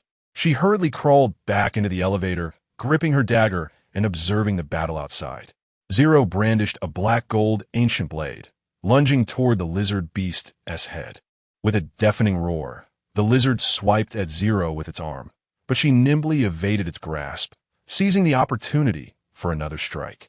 With a resounding thrust, green blood gushed forth. The woman in the elevator watched in exhilaration, exclaiming, "Well done." She had never anticipated that a woman could wield such remarkable prowess. Li Feng commanded his zombies to charge towards the lizard beast. Faced with these relentless zombies, the lizard beast was compelled to divide its attention. On one side was the self-inflicting Zero, and on the other, the incessantly biting zombies. Tormented from both fronts, the lizard beast finally spotted the woman in the elevator. With a terrifying roar, it surged toward her. The woman was utterly terrified, frantically pressing the elevator's closed door button in a desperate attempt to escape. However, the elevator stubbornly refused to comply. Thunder! Li Feng wielded the Thor's hammer, unleashing a bolt of blue lightning that soared toward the lizard beast. Boom! The tremendous energy of the lightning erupted upon the beast. The lizard beast came to an abrupt halt, merely 1 meter away from the elevator, crashing heavily to the ground. The woman inside the elevator was petrified, her chest rising and falling rapidly. Thankfully, the monstrous creature had been vanquished. Clearing complete. Earned 1,000 tokens, a voice echoed in Li Feng's mind. He retracted the Thor's hammer and exchanged a knowing glance with Zero. Together, they entered the elevator, pressing the button to descend to the lower floor. Chapter 112. To Wu Jun in the midst of the chaos, the woman cautiously scrutinized Zero and inquired, "Who is she? How is she so formidable?" Li Feng replied, "She is my teammate. I lost contact with my team. They are all in this building, and I must rescue them." The woman expressed her astonishment. "Are you saying we must stop on every floor?" "Indeed," Li Feng responded, glancing at the elevator's floor indicator. He pondered what kind of monsters Lu Taixian and the others might be facing and whether they could withstand the onslaught. He felt a growing concern for Li Yuan and Wu Jun, wondering what would happen if they encountered trouble. Thus, he was eager to locate the remaining members. Upon hearing Li Feng's words, the woman fell silent. Initially, she wished to exit the building swiftly to evade danger, but it seemed she would have to join him in this perilous venture. Ding! The elevator reached another floor, and the doors slowly opened. A heavy stench of blood assaulted her senses, reminiscent of slaughterhouse, making her stomach churn. Zero had already stepped out, wielding a shotgun. Bang! Click! Bang! Click! With skilled precision, she loaded her weapon and dispatched the crawling monsters before her. "Wait for us to return," Li Feng cautioned the woman before following Zero outside. "Hey!" the woman exclaimed loudly, feeling utterly unsafe in this environment. She believed it wiser to stay close to Li Feng. However, as soon as she stepped out, her foot landed in a pool of blood, causing her to recoil in fright. She resorted to quietly observing the outer space, too afraid to show herself. "What the hell? Take this punch," Lu Tieshuan's voice echoed. The entire floor trembled. "What kind of creatures are these? They just keep coming," he cursed. "Don't worry, we're here to help," Li Feng assured him. Lu Tieshuan's face lit up with joy. "Brother Feng, you finally come. I'm nearly overwhelmed by these monsters. They just won't stop appearing." Whoosh! 2 daggers whizzed past his ears, striking a nearby creature. "Zero, you're here too. Come give me a hug." Lu Taixian shamelessly approached, only to be kicked in the chest by Zero, who then leaped forward. Ahead lay a hive, continuously spawning monsters. "Cough, cough." "Just as impressive as ever, Zero," Lu Taixian exclaimed, even as he was stepped on. Li Feng quickly inquired, "Have you seen Wu Jun and the others?" Lu Taixian responded earnestly, "No, I woke up here, and shortly after, monsters began to appear. I've been fighting nonstop since." Li Feng's heart sank further. If the others shared a similar fate, it would spell trouble. "We must act swiftly and move to the other floors," he urged. Lu Taixian nodded in agreement, unleashing his fury as he charged at the surrounding monsters. The entire space was engulfed in a dark crimson hue, with blood splattered across desks, walls, floors, and ceilings. Ultimately, Zero decisively severed the hive embedded in the wall, allowing the relentless tide of creatures to be thoroughly eradicated. Cleanup complete. Acquired 1,000 tokens, Lu Taixian exclaimed, utterly exhausted. The last time he felt such fatigue was during the previous dungeon, when he faced the horde of corpses. Zero is truly formidable upon arrival. She swiftly dealt with these monsters, he remarked with a smile. Yet, Zero maintained a stoic expression, stating, "Combat requires intellect." With that, she sheathed her weapon and proceeded toward the elevator. It dawned on Lu Taixian that she had just implied he lacked intelligence. However, in the presence of Zero, he could not muster any indignation. Li Feng guided them rapidly back to the elevator and pressed the button for the next floor. Observing the woman within the elevator, Lu Taixian inquired, "Who is she? A new recruit?" Before Li Feng could respond, the woman interjected, "I am an employee here. I came to retrieve some documents. And now the elevator is stuck, surrounded by monsters." Her articulate introduction made Lu Taixian realize she was merely an NPC within the dungeon. "We must locate Wu Jun and Li Yuan as swiftly as possible. Their survival against these monsters is precarious," Li Feng stated gravely at the elevator door. Lu Taixian nodded, suggesting, "How about we split up? Each person can take a different floor." Li Feng countered, "No, that won't work. We have tried it. Once a floor is activated, the elevator will not shut until it's cleared. After some contemplation, Lu Taixian proposed, then let's breach the floors. This way, we need not wait for the elevator and can proceed directly to the next level. The woman protested loudly, no, that would destroy our company. However, Li Feng turned to her, his eyes gleaming with mirth. Who said you lacked intelligence? You are a genius. He then declared, once we exit, we will smash through the floors. Yes, Brother Feng. Lu Taixian responded cheerfully. In that case, I have an even swifter method. Zero interjected suddenly. Ding. At that moment, the elevator doors opened. Without hesitation, Zero dashed out. Bang! She shattered the glass and leaped down, launching a surprise assault on the floor from the outside. Lu Taixian wasted no time either. Upon exiting the elevator, he struck the floor with great force. Boom! The entire level trembled as a large pit was created in the floor. This is promising. Steel fist. Lu Taixian shouted. With another powerful punch, the entire floor collapsed beneath him, and he descended into the abyss. The woman, witnessing the reckless actions of these two, felt faint. What is wrong with them? Hold on to my arm. Li Feng extended his arm. The woman quickly grasped it. Li Feng brandished the MJ Lunar and leaped through the gaping hole. Below, a thick mist obscured visibility. Wu Jun, Yuan, are you there? Li Feng called out loudly. A voice emerged from the left. Yes. Captain, I'm here. What about Brother Taixian and the others? Li Feng inquired. Are you all right? A voice from the left responded. I am fine. But Yuan seems to be injured. A pang of anxiety struck Li Feng's heart. Where is she? He shouted, desperately trying to locate Li Yuan. After all, her sister had entrusted her care to him. If she were to be harmed, her sister would undoubtedly be devastated. Brother Feng, I am here, came a feeble voice. Simultaneously, Lu Taekwon exclaimed, what the hell is going on? I can't see anything. Where are you? Brother Taekwon, I'm over here. Wu Jun's voice emerged from the right. Something felt amiss. He had been on the left just moments ago. How could he have reached the right side so swiftly? Watch out, Taekwon.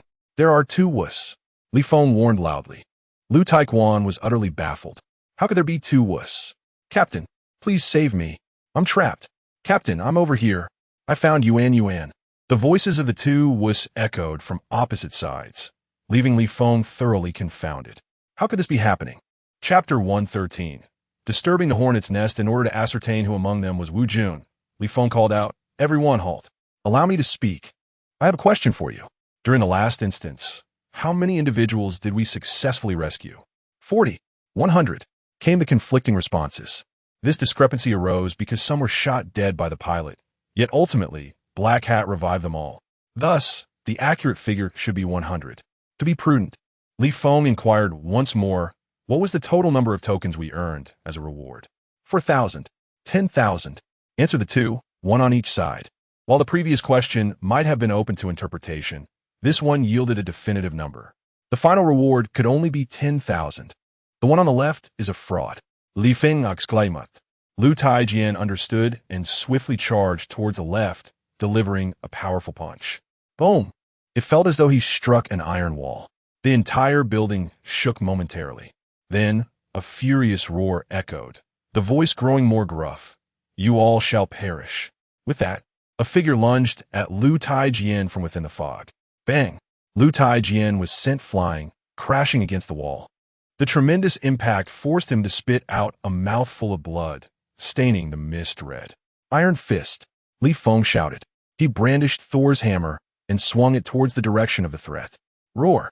Another furious cry erupted as the creature charged at Li Feng. Captain, beware! It's above you. Wu Yun warned loudly. In the fog, his vision appeared sharper than that of the others. Venomous giant python. Li Feng summoned his battle spirit. Instantly, a colossal beast emerged from within him, enveloping the entire mist. Even the approaching monster recoiled in fear. Compared to the SSS-class battle spirit, the creature was utterly insignificant. With a powerful suction, the venomous giant python opened its jaws wide, devouring all the fog in the vicinity. The platform became clearly visible, revealing the locations of everyone present. Upon seeing the giant python in the air, The woman could no longer maintain her taut nerves and fainted. "Feed it to me," Li Feng commanded. The venomous giant python swiftly lowered its body and opened its gaping maw to swallow the creature. The monster turned to flee but could not escape its pursuit, ultimately being consumed in one bite. Cleanup complete. Awarded 1,000 tokens, Iron Fist. "Are you alright?" Li Feng rushed to Lu Tiejin's side, concerned. Wu Jun also brought Lu Yuanyuan over to assist. Casting a healing spell, he tended to Lu Tiejin's wounds. Soon, Lu Taijian opened his eyes and, filled with rage, "Stood up, damn it! Such treachery, attacking from behind. If you have the guts, face me head on." Li Feng patted his shoulder. "The monster has been devoured by my battle spirit." Lu Taijian then relaxed. "It has been eaten? Well, that settles it. It was fortunate for it. Had it encountered me, I would have pulverized it into a bloody pulp." Seeing that Lu Tiejin's injuries had healed, Li Feng turned his attention to Wu Jun and the others. "Have you all been on this floor without using the elevator?" Wu Jun nodded, stating, "We have been on this floor from the very beginning. We couldn't even find the entrance to the stairs. Initially, I was with Li Yuanyuan, but then she was knocked away by a monster, and we got separated. My vision here is also quite limited. I can hardly see far." Upon hearing Wu Jun's account, Li Feng nodded in agreement, noting that their situation was quite similar to when they first ascended. "Captain, were you all together when you first entered the instance?" Wu Jun asked, his expression filled with envy. Each time they found themselves in an instance where they were not together, a sense of unease washed over him, as he felt he could perish at any moment. It was somewhat better this time to be with Li Yuanyuan. At least he had someone by his side. Lu Taiju interjected, "Not at all. It took me an hour of battling monsters before I finally saw Brother Feng." He glanced at Zero, who wore a similar expression. It seemed everyone had experienced a comparable ordeal. "Since that is the case, we must hasten our pace. There are surely more Azuras and David downstairs. We need to rescue them." The group stood up, rejuvenated by Li Yuanyuan's healing. "Everyone, step aside. Grandpa Lu is about to unleash his fury," Lu Taiju declared. Shaking his fists, he intended to adopt the most primal method, intending to smash a hole through the floor. However, Li Feng led the group toward the elevator. Upon witnessing this, Lu Taiju waved his arms and shouted, "Hey, wait for me." He finally leaped into the elevator just as the doors were closing. "Well, you guys didn't even call me for the elevator," Li Feng teased. "I thought you had plenty of strength and wanted to let off some steam, so I didn't call you." Lu Taiju was rendered speechless by Li Feng's comment. The woman in the elevator slowly opened her eyes. Seeing so many people in the elevator made her a bit fearful. Li Feng reassured her, "Don't worry, they're all my teammates. We'll be down soon. Just hold on a little longer." The woman quietly nodded, standing in the corner, too frightened to speak. She could not forget the enormous python that had appeared earlier, which could have easily swallowed her whole. With a chime, the elevator arrived at another floor, and the doors slowly opened. A swarm of rats poured in. "Damn it!" Lu Taiju cursed, delivering a punch that turned several rats into a pulp. Zero swiftly brandished her dagger, slicing through the rats, severing them in half as they fell to the ground. Li Yuan, terrified, hid behind Li Feng, unable to bear the sight of the rats. The woman felt equally overwhelmed, cowering in the corner, trembling. If only Liang were here. Just one laser beam could wipe out a whole bunch. Lu Taiju exclaimed. Li Feng wielded MJ Lnr, striking the ground with a resounding crash. Thunder. Boom. Like a cracking wall, spiderweb-like patterns spread outwards, charged with high voltage. The rats were all struck by the current, flipping over and lying motionless on the ground. "Look, in the center, it's David," Wu Jun shouted loudly. Everyone turned their gaze towards the center of the floor. There lay a mound of mice, seemingly gnawing on something. Within their midst was David, who, due to his boundless regenerative abilities, could not perish. "Damn it!" Li Feng cursed as he rushed out, infuriated by the detestable rodents. "D!" he shouted, leaping up to strike down with his Thor's hammer. A resounding crash echoed as the entire floor collapsed. Everyone plunged down to the level below. Curiously, however, Zero, Li Feng, Lu Iron Fist, and the others did not fall to the ground. Instead, they floated mid-air. Even the collapsed floor fragments hung, suspended in the air. "How long do you intend to hold us up?" came Ting Ting's voice. It turned out she was on the lower level, supporting them. Li Feng and the others quickly returned to solid ground, only to find numerous floating creatures in the air. Tingting's ability lacked offensive power. She relied solely on levitating the monsters and letting them crash down to their demise.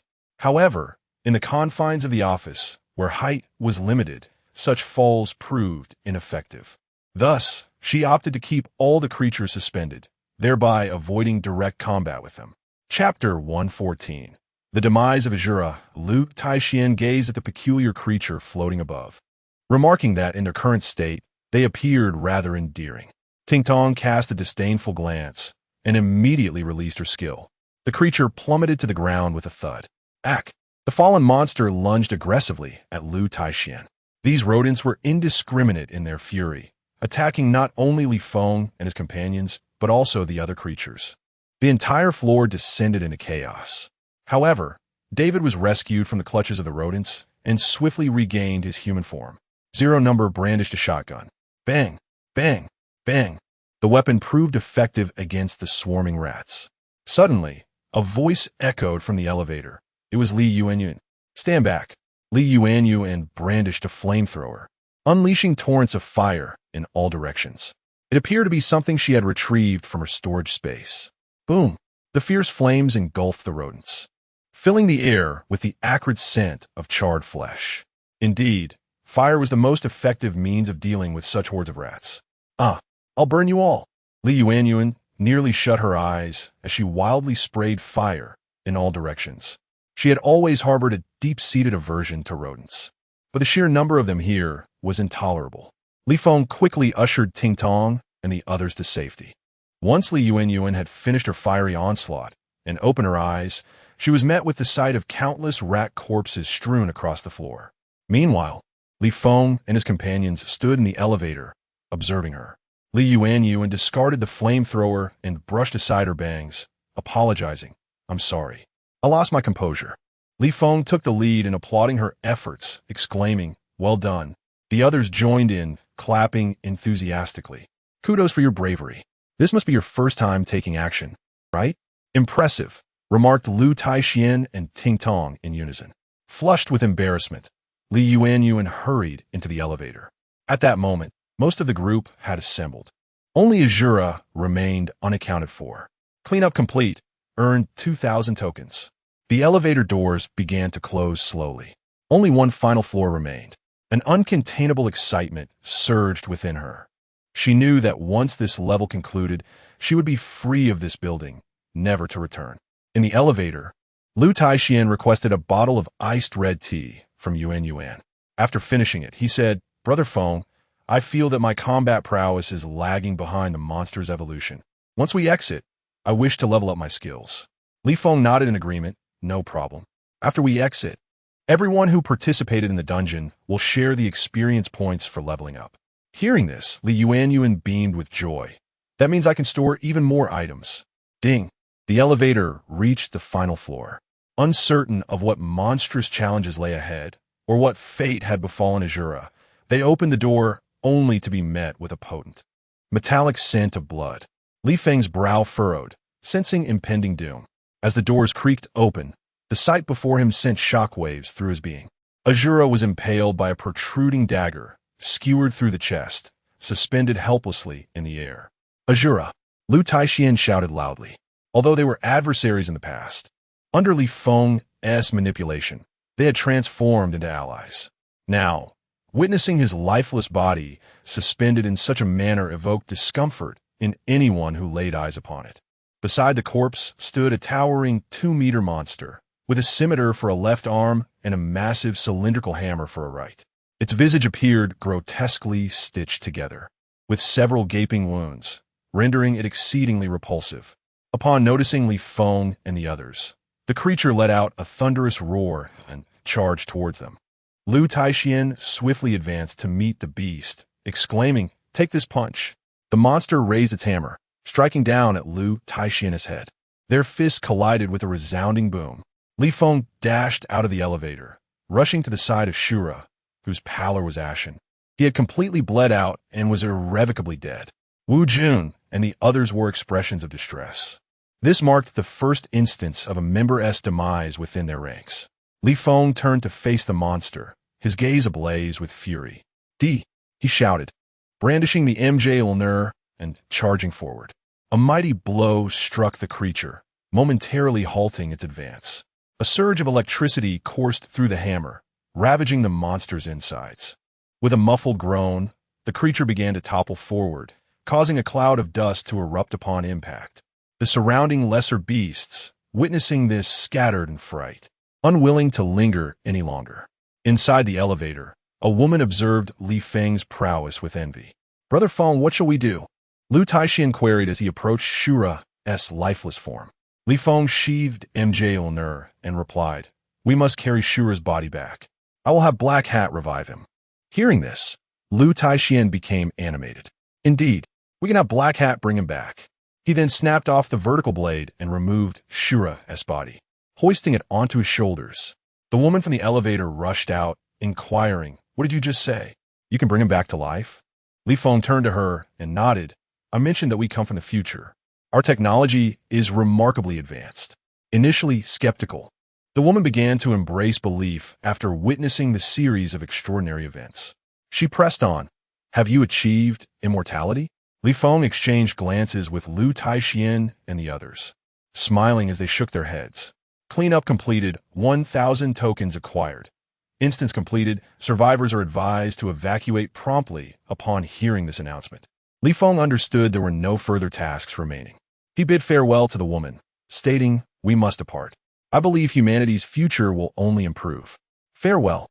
With that, he led Lu Taixian and the others away from the floor, moving towards the outside. On the streets, a yellow portal shimmered incessantly. This was the teleportation entrance. Li Feng guided his companions into the glowing circle. The woman pursued them, wishing to teleport alongside them, but as they entered, the portal vanished in an instant. She remained behind, searching in vain for their presence, ultimately sighing in resignation as she departed.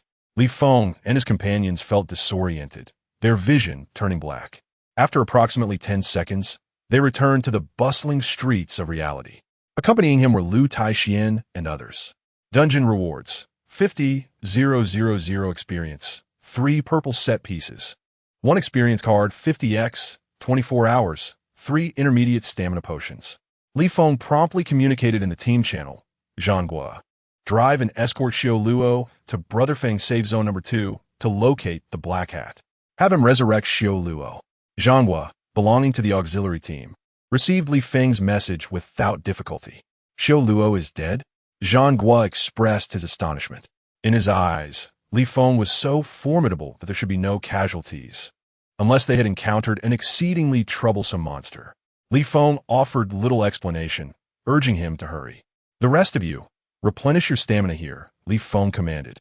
Casting a glance at the time, he noted that this dungeon expedition allowed only 3 days, shorter than previous endeavors. After reviewing the team rewards, he found there were a total of 100,000 experience points yet to be allocated. He intended to elevate the skills of his team members by 1 level. Of course, he would first upgrade himself. Chapter 115. The City Emptied. Empathy LV 12 upgrade. Empathy LV 13. 100,000 able to control 9. 840 ordinary zombies and 536 low-level zombies. With 40,000 experience points remaining, they were allocated to Lu Taixian, Wu Jun, Ting Ting, and Li Yuan. Steel Arm LV 5 upgrade. Steel Arm LV 6. Wielding the Iron Fist inflicts tons of damage. Storage Space LV 2 upgrade. Storage Space LV 3. Capable of holding 3,000 cubic meters of goods. Eagle ILV 3 upgrade. Eagle ILV 4. Can discern objects up to 30 kilometers away, observing the elevation and levels among his team members. Li Feng felt a profound sense of satisfaction. They too were delighted, believing their strength had ascended to a new echelon, making them more adept in the face of monsters. Ma Zhanghua had already approached them, transporting the corpse of Azura towards safety zone number 2. He also greeted Ma Long, the head of safety zone number 2, ensuring he would handle the reception. The other members of Li Feng's team were also prepared. Let us proceed to other cities to assist in establishing safety zones, Li Feng declared to his companions. At that moment, a friend request arrived from a user named Sui Feng Union. Are you Captain Li Feng? I would like to invite you to guide our city's operations, if possible. Upon receiving his private message, Li Feng inquired, which specific aspects of work are you referring to? After a moment's hesitation, the sender replied, we actually wish for you to help us establish a safety zone. If you can assist, we would be willing to align with your team and provide resources in return. Li Feng found the proposition appealing, aligning perfectly with his intentions. Very well, send me the coordinates, and we shall set forth immediately. Soon, the coordinates were relayed to him, revealing a location not far from their current position. Li Feng shared the coordinates with Wu Jun. Let us go, shall Wu drive us there? Wu Jun rose, wiping his mouth. Let's south hit the road. He instructed Li Yuan to retrieve the designated vehicle. Starting the engine, they departed the city with Li Feng's team members aboard. They entrusted the area to Wang Tao and his team for management. After an hour's journey, they finally arrived at the location shared by the friend. It appeared to be a medium-sized city, strewn with corpses, presenting a disordered scene. By the roadside, a few children rummaged through the garbage in search of food. Li Feng instructed Wu Jun to halt the vehicle and, accompanied by Li Yuan, approached the children, offering them some clean water and food. Little ones, here is some bread for you. Upon hearing this, the children turned simultaneously, and upon seeing the food in Li Feng's hands, they rushed over with reckless abandon, attempting to snatch it and flee. Li Feng called out, there's plenty more, take some back for your families. Saying this, he instructed Li Yuan to place several boxes of bread and bottled water on the ground before turning to return to the vehicle. Brother Feng, I didn't expect you to be so compassionate, Li Yuan remarked. Li Feng smiled nonchalantly. I merely reflected on my former self. In the initial stages of the apocalypse, I too have endured the gnawing pangs of hunger. I am acutely aware of that sensation. Now, witnessing such small children scouring for food stirs my heart with compassion. Yet, that is where my empathy ceases. I shall not take these children in. My ambition lies in offering them more substantial aid by establishing a robust city, restoring normalcy to its operations, thus enabling assistance to a greater multitude. Li Feng initiated a private chat with a friend. We have arrived. Where are you? At Huayan Building. This is our base. The other party promptly sent the coordinates. Li Feng instructed Wu Jun to drive there. Along the way, they encountered numerous corpses strewn across the ground. Victims of starvation. What is happening here? Is there truly not enough sustenance for the inhabitants of this city? Wu Jun remarked, frowning at the bodies by the roadside. Lu Taixian responded, perhaps everything has been plundered, or maybe they could not seize anything at all. At that moment, Li Feng interjected, that is not correct. They have fled. This statement piqued the attention of those in the vehicle. Fled? Where to? Each corpse bore a distinct characteristic, a burlap sack bulging with contents. Logically, if they were merely seeking food, they would not carry such a burden. Conversely, if they aimed to return, how could they succumb to starvation on the streets? Thus, they were indeed fleeing. Have you not noticed? The streets are eerily devoid of people. This is a rarity in other cities. There are no zombies in sight either. Upon hearing this, the occupants of the vehicle gazed intently out the window, only to find it true. Even if the locals were hiding, there should still be a considerable number of zombies wandering about. Yet here, apart from the corpses, no zombies could be found. The entire city seemed to be emptied. Upon arriving at Huayan Building, two individuals awaited them at the entrance. Li Feng alighted from the vehicle and looked up at the towering structure, exceeding 100 stories, seemingly taller than the peak number 1 safe zone. However, upon entering with his companions, they discovered only a little over 100 individuals present, each gaunt and emaciated, as if they had not eaten in ages. After longing for your arrival, you have finally come. Please do come in, the leader exclaimed, grasping Li Feng's hand. Li Feng refrained from taking a seat and directly inquired, what is the situation here? It is so desolate. Where have all the people gone? Upon hearing Li Feng's query, the individual instantly grew cold. They have all been captured by the Thunderlight Brigade. To be precise, they have been confined. Li Feng furrowed his brow. Confined? How so? The person glanced at those behind him and sighed. We are the ones who escaped from within. Alas, we lack the means to sustain ourselves, which is why we seek your assistance. I hope you do not take offense. Li Feng waved his hand dismissively. At a time like this, how could I possibly take offense? However, you must clarify what exactly this Thunderlight Brigade entails. The individual collected his thoughts and replied, "They're a brigade that has come from outside. At that time, our city was well defended and did not suffer from many zombie attacks. Thus, the population remained largely intact. However, ever since their arrival, they began to frantically seize our people, confining us all in a single location and providing only one meal a day.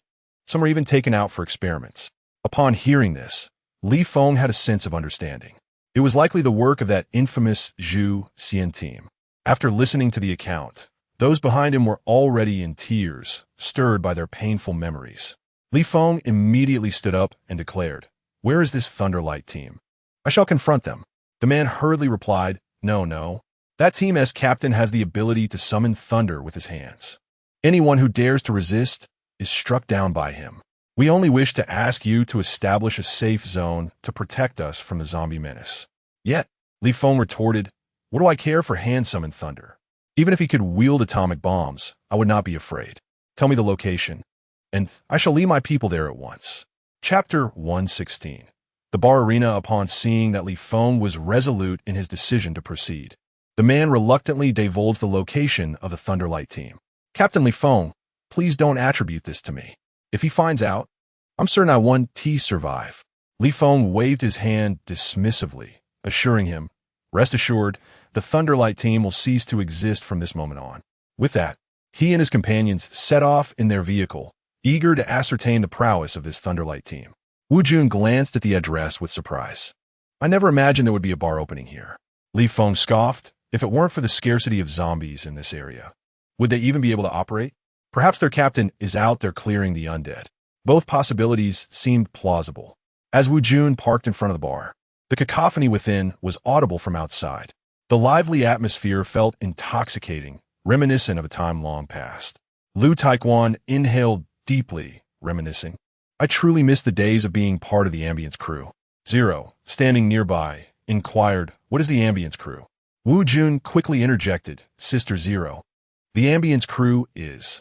Lu Taekwon clamped a hand over his mouth, stating, "It's merely a profession, one that allows us to earn a living." The others, including Ting, couldn't help but chuckle. "All right, let us head inside and blend in as patrons. Let us not alert anyone," Li Feng instructed, pushing the door open. Instantly, a dozen gazes turned towards them. Unfazed, Li Feng strode toward the booth. There was even a dedicated server inside. "My dear survivors, how many in your party?" 7. Came the reply. "Excellent, this way please." The server guided them to a booth and presented a menu. As Lu Taekwon settled into his seat, he marveled. "I didn't expect the selection to be quite extensive. I almost called for a Divine Dragon set." Li Feng rolled his eyes. "I noticed they trade in tokens here. Just order a few bottles." Lu Taekwon, undeterred, perused the menu. "Good heavens, the drinks are quite pricey. A glass of whiskey costs 10 tokens. Convert that to cash, and it amounts to a staggering 100,000. Truly a place of extortion." Yet, the bar was bustling with patrons. "Hey, have you heard? The Thunderlight team just defeated another boss, earning over 10,000 tokens. Is it really that much? Why do we only receive a few hundred for our kill? Perhaps the boss you faced was simply too weak. Forget about tokens. I'm more interested in who acquired the Battle Soul." "Battle Soul? That's likely exclusive to the Extermination Guild. They monopolized it." Surrounding patrons continued to imbibe and exchange tales, inadvertently providing Li Feng with a wealth of information. Lu Taekwon finalized his order, a set costing a total of 100 tokens, an indulgent choice indeed. "Waiter," Lu Taekwon called out. Soon, a server clad in a uniform approached him. "Regarding this package, let's proceed swiftly." The waiter nodded as he took the menu and turned to leave. Once he had departed, Lu Taekwon leaned closer to the table and whispered, "I have a bold idea, and I wonder if you might be interested in hearing it." Li Feng looked at him and smiled. "Do share." Lu Taekwon, with an air of mystery, replied, "It seems to me that the teams here are not short on funds. Why don't we seize their opportunities? Or perhaps we could directly take over the supermarket? What do you think?" Wu Jun slapped his thigh in excitement. "Brilliant. Brother Taekwon, your imagination knows no bounds. Why didn't I think of that? However, it depends on the captain's approval. Li Feng leaned back. I have no objections. Lu Taekwon slapped the table. It's settled then. Just follow my lead later. He began surveying the individuals around them. Although everyone had their own teams, the majority appeared to be unawakened, making them easy targets. Only a few tables in the front would pose a challenge. Just then, the lights at the front suddenly illuminated, casting their glow upon the stage. A man dressed in a tailcoat appeared, looking quite dapper, reminiscent of a wedding host from peaceful times rather than someone who had endured an apocalypse. His face was adorned with a broad smile. Ladies and gentlemen, I am thrilled to welcome you to the Doomsday Bar. The exhilarating moment is upon us. Below is where our most spectacular performance will take place. Survivors wishing to register for the competition, please do so promptly. The odds will be updated in real time.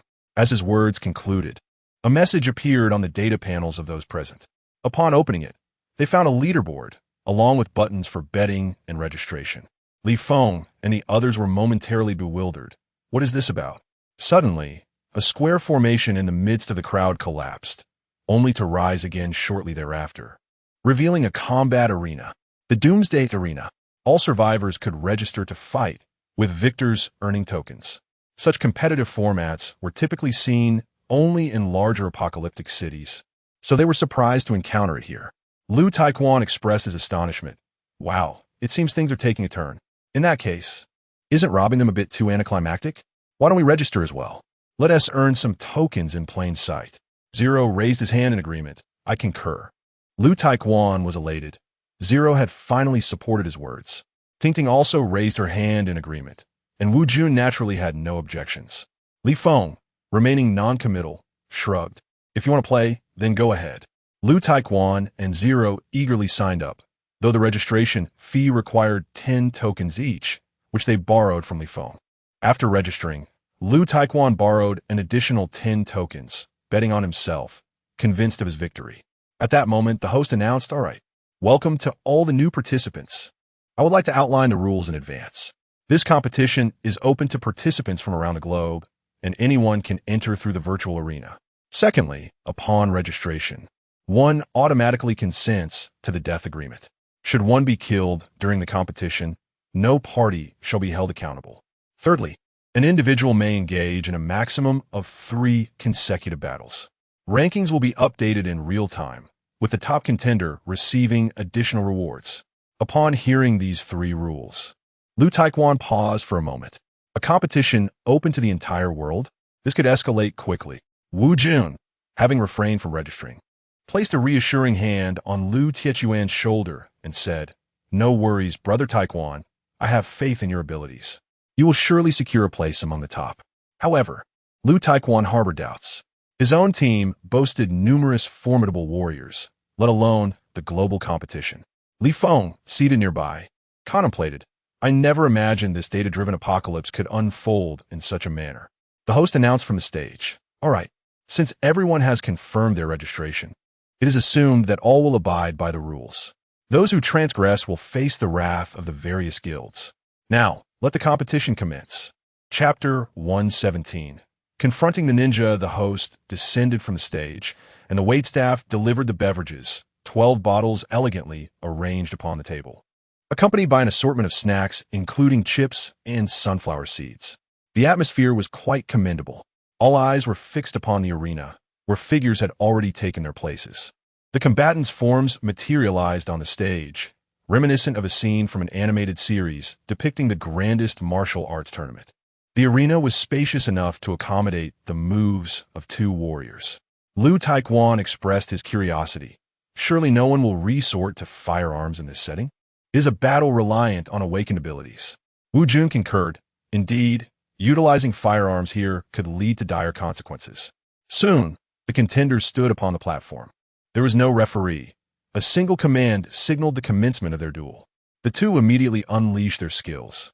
The individual on the left wielded a large broadsword, striking towards his opponent with mundane intent. Meanwhile, the figure on the right, clad in ninja attire and masked, brandished a set of shuriken, launching them with precision. With a swift motion, the swordsman deflected the projectiles. The ninja, agile and nimble, began to circle the arena, seemingly toying with his opponent. Lu Tietuan's eyes widened in excitement. Such thrilling action right from the start. It appears this encounter requires our utmost attention. Li Feng watched intently, keen to gauge the prowess of awakened individuals worldwide. Though the ninja was not particularly tall, his speed was remarkable. He darted around the swordsman, completing dozens of laps, almost disorienting him. Growing impatient, the swordsman pivoted, spinning his body and charging towards the ninja. Just then, the ninja unleashed a powerful technique, surrounding himself with a surge of electricity, ensnaring the swordsman within his electric field and delivering continual shocks. Remarkable. A powerful AoE skill, exclaimed the audience, who munched on popcorn, filled with envy for those possessing such abilities. Just as it seemed the swordsman was doomed, a twist of fate occurred. A crimson aura enveloped his form, breaking the control of the electrifying grasp. His attack speed surged as he charged towards the ninja.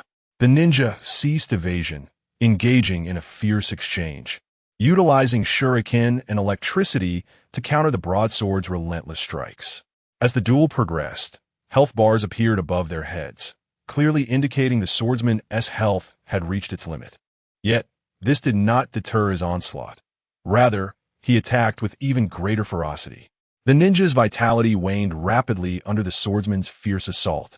Attempting to retreat, he was taunted by the swordsman, who declared, "You cannot escape." 1 strike, 2 strikes, 3 strikes, each blow a critical hit.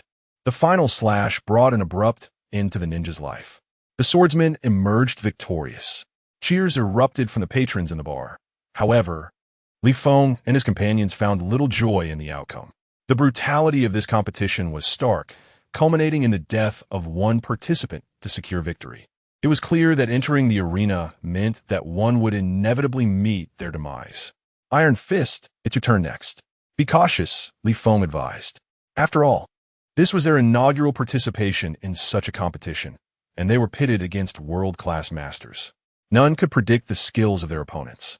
Lu Taixian rose, brushing off the dust from his shoulders and adjusting his attire.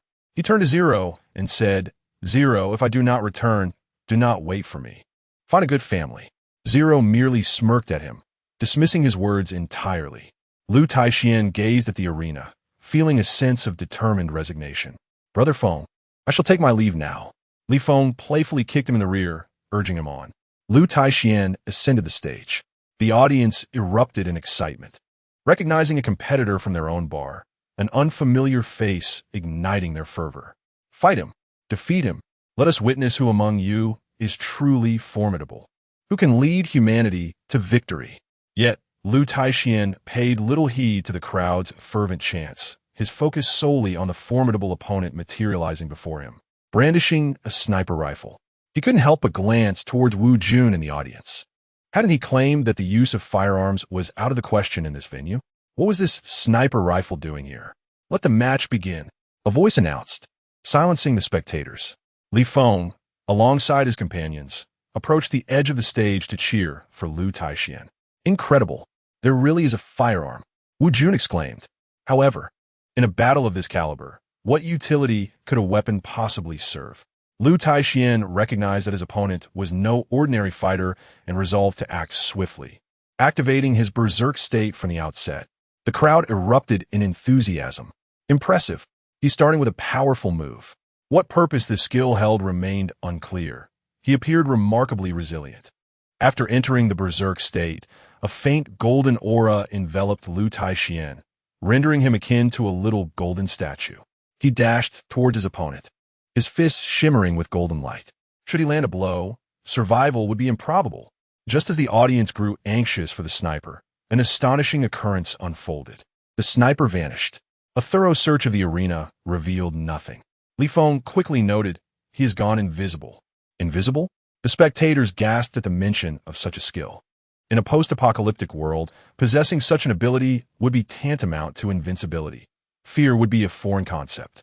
The fact that the opponent was also a sniper intensified the terror. Lu Taixian realized the gravity of the situation. The barrel of the gun was undoubtedly trained on him, yet he remained oblivious to the sniper's location. Lu Taixian initiated a comprehensive defense, particularly shielding his head with a protective aura, lest he be struck by the sniper's bullet. Bang! A shot rang out from the left corner of the stage. A sniper round spiraled menacingly towards Lu Tiechuan's chest. Boom! The bullet struck him, sending him hurtling through the air. He halted 1 meter from the edge of the ring and collapsed onto the ground. An eerie silence enveloped the arena. Feng gripped the edge of the ring, anxiously watching the scene unfold above. Was he injured? My goodness. Did he withstand a sniper's bullet? Surely he must be dead. It was inconceivable that he could survive. The spectators below speculated fervently. Yet, to their astonishment, Lu Taichuan was not dead. He shook his head and rose from the ground, his eyes ablaze with the spirit of battle. Well, so this is where you are? Just watch me crush you. With that, Lu Taichuan leaped into the air, aiming for the corner to his left, and struck the ground with his fist. The sniper quickly revealed himself, firing a bullet. He swiftly retreated a short distance. Lu Tiechuan's fist met only air as he stood atop the ring. Thud! Even the ethereal surface of the ring was dented by his strike. What formidable combat prowess! Had that punch connected, it could have been fatal. Initially thought to be merely a tank, it turned out he was a powerful damage dealer. It had been a long time since anyone had witnessed such exceptional skill in a competitor. Audiences around the globe commented on the match. Chapter 118. Forced to awaken the battle soul, Lu Taichuan, however, did not dare to underestimate his opponent. He swiftly turned around, only to find that the sniper had once again vanished. The re-emergence of the elusive sniper was likely to prove more challenging than before, as he would not easily reveal his presence again. Lu Taichuan shouted defiantly, "If you have the guts, come out." What kind of skill is it to hide like a turtle? He aimed to provoke the adversary with his words. Yet, for the sniper, endurance was the only skill required. A seasoned sniper could remain motionless in harsh conditions for 24 hours, merely to evade detection. Moreover, this particular sniper had the ability to become invisible, rendering him nearly impossible to locate. Lu Taichuan was not one to remain passive. He swung his fists, striking at the surroundings with intent to uncover the sniper, even if it meant destroying the entire floor in the arena. Suddenly, a circular light appeared on the stage, with Lu Taichuan positioned at its center. A closer inspection revealed a red dot at the very heart of the circle. Indeed, the reticle of a sniper's scope. A cold sweat broke out on Lu Tiechuan's back as he swiftly repositioned himself. The red dot shifted in tandem with his movements, indicating a top-down sniper's approach. This was terrifying. No matter where he ran, the red dot persistently followed him. Realizing this, Lu Taichuan resolved to stop fleeing. Only by luring the sniper out could he hope to eliminate him. He halted, maximizing the power of his shield. Come on. The entire world was left in awe. He intended to withstand the shot head-on. The sniper, concealed in the shadows, revealed a barely perceptible smile as he placed his finger on the trigger. Bang! A bullet plummeted from above, aimed directly at Lu Taichuan. Should this bullet strike, it would pierce him completely. With a roar, Lu Taichuan unleashed a formidable aura. A golden battle soul, resembling a mystical tortoise, ascended from his being. Its hard shell directly intercepted the descending bullet. This spectacle left even Feng dumbfounded. The spontaneous awakening of a battle soul was exceedingly rare. Lu Taichuan had achieved this miraculous feat. Lu Taichuan himself was equally bewildered. He had concentrated all his energy to counter the impending strike, and unexpectedly, he had awakened his battle soul. Outside the arena, Wu Jun, Ting Li Yuan, and others were all in shock. Since when did Brother Taichuan possess a battle soul? I had no idea. Neither did I. Could it be an on-the-spot awakening? They were all flabbergasted. Meanwhile, the sniper's eyes widened in astonishment as he gazed at the celestial tortoise above, murmuring to himself, battle soul? He himself had yet to awaken a battle soul. Those who possessed such a power were the elite among awakeners, definitely not adversaries they could contend with. As he uttered these words, his position was inadvertently revealed. Lu Taichuan seized the opportunity, charging forward like a moving mountain. The ethereal tortoise accompanied him as they lunged toward the sniper. The sniper swiftly set the next trap, anticipating Lu Taichuan would fall into it. However, Lu Taichuan unexpectedly discovered the trap in advance. Leaping into the air, he struck down towards the sniper's head. The sniper intended to cloak himself once more to evade the impending attack.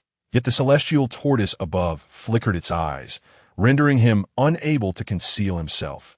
Lu Tietuan's fist landed solidly, and with a spurt of blood, the sniper was sent crashing out of the arena, unconscious.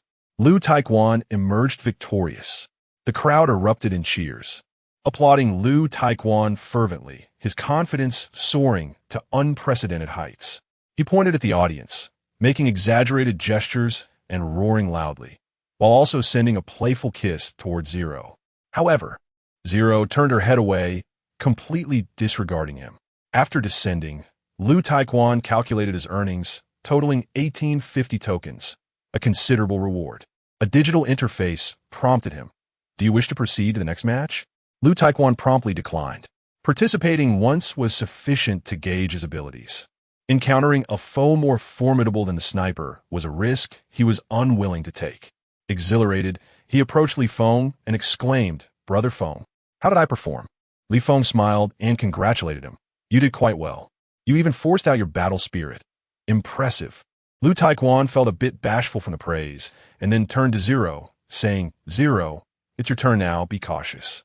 Zero merely nodded before leaping onto the arena, eliciting gasps from the crowd. What a beauty! What can such a slender figure accomplish? She should step down. Is she seeking to court death? They speculated, aware that survival in the apocalypse was no small feat. Unfazed by the murmurs, Zero unsheathed a dagger from her waist, showcasing her dexterity as she twirled it effortlessly. She wielded 2 daggers with remarkable finesse.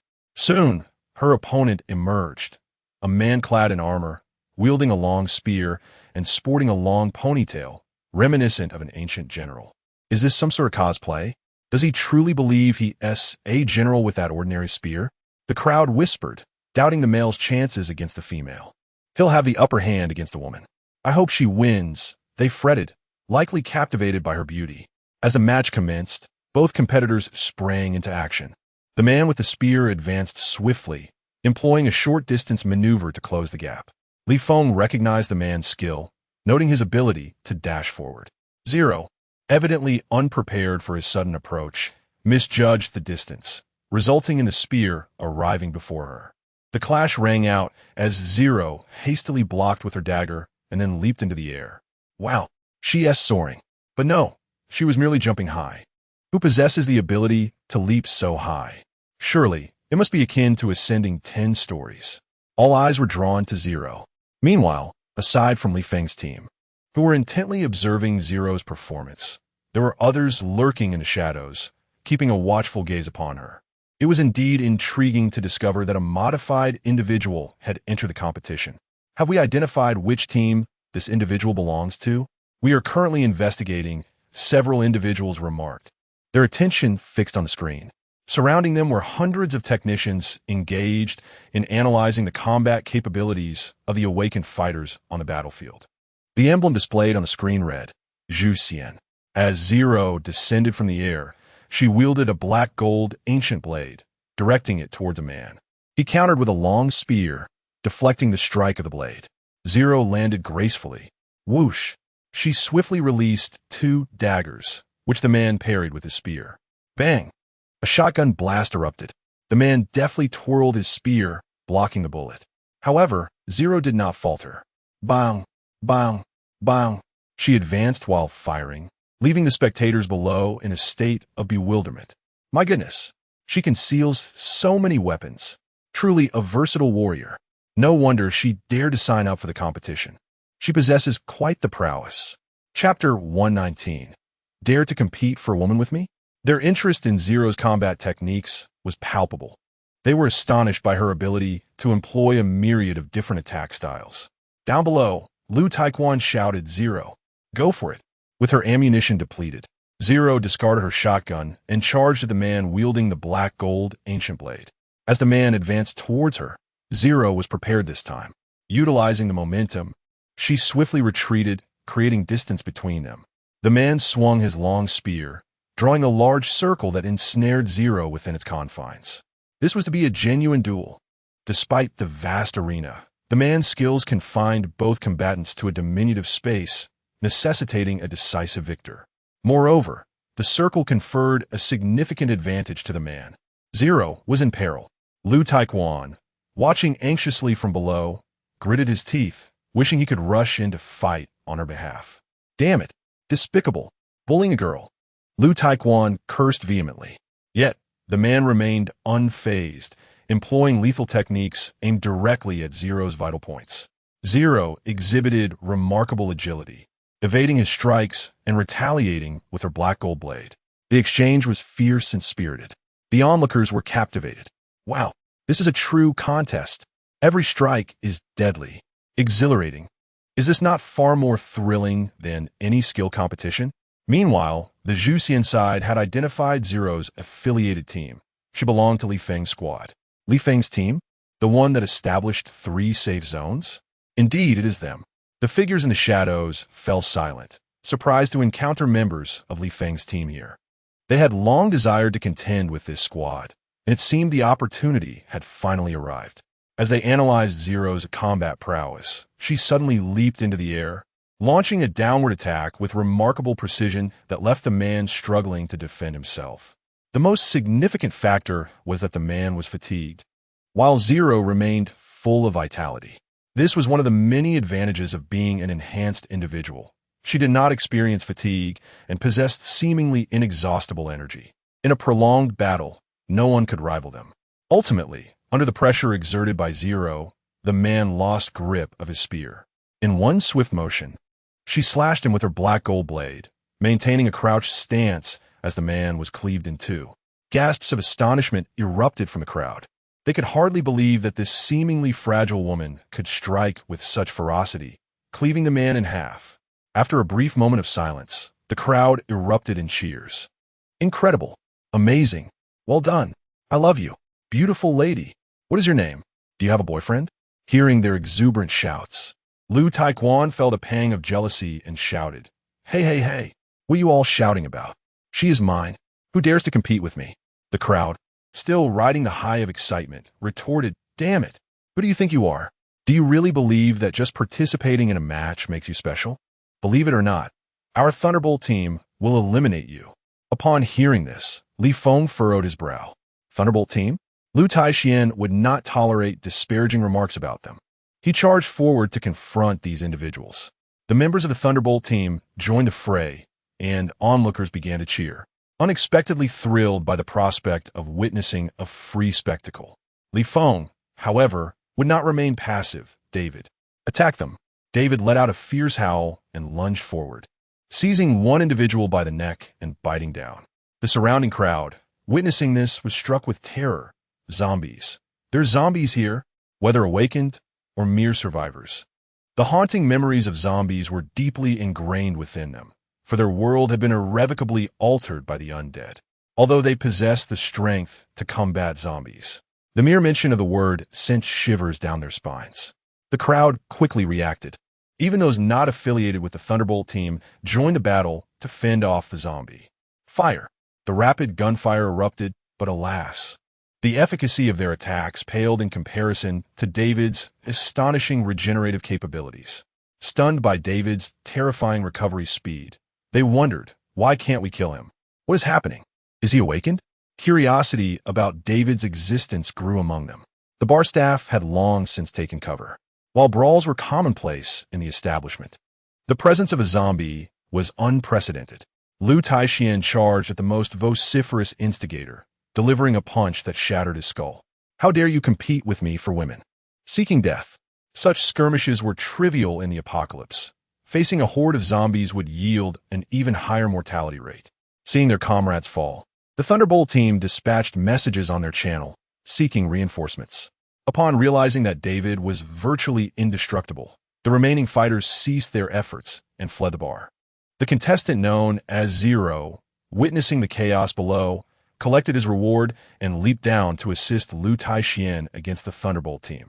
This was precisely the directive Li Feng had issued. They were meant to confront them, and this presented an opportune moment. The unfolding conflict caught the attention of the bar owner, who recognized the members of the Extermination Guild. They had installed surveillance cameras in the bar, allowing for real-time observation of the situation. What is the nature of this zombie? It heals at an astonishing rate, surpassing even our modified individuals. Should we capture it for research? The man beside him, hands clasped behind his back, gazed at the screen. We must capture it, along with this Feng. He surely possesses other secrets. The individual seated before the screen turned to him and remarked, "But Feng is a wielder of battle spirits. He may prove difficult to capture." The man behind him scoffed, "Is he the only one with a battle spirit? Let our 4 divine beasts be dispatched to devour his battle spirit, serving as a valuable resource." The individual seated before the computer screen was momentarily taken aback, followed by a sinister grin.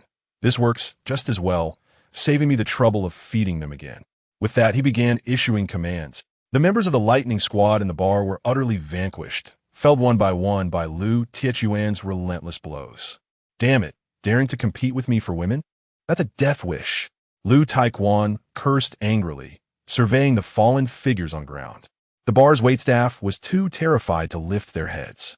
Feng addressed the remaining members. "It is likely that the lightning squad will return soon. We should wait outside." Lu Tichuan was the first to concur. "All right, I was just getting warmed up. When they arrive, we'll deal with them together." With that, he strode purposefully towards the exit. Meanwhile, Feng collected the tokens from the defeated individuals, totaling 200 pieces. Upon stepping outside, they were greeted by the sight of snowflakes gently drifting from the sky, quickly blanketing the ground in a delicate layer. Everyone was captivated by this unexpected spectacle, having not witnessed snowfall in a long time. "I thought there would be no snow in this apocalyptic world," Wu Jun remarked with curiosity. He gazed upward, confirming that the snowflakes were indeed descending from the heavens, not a product of human intervention.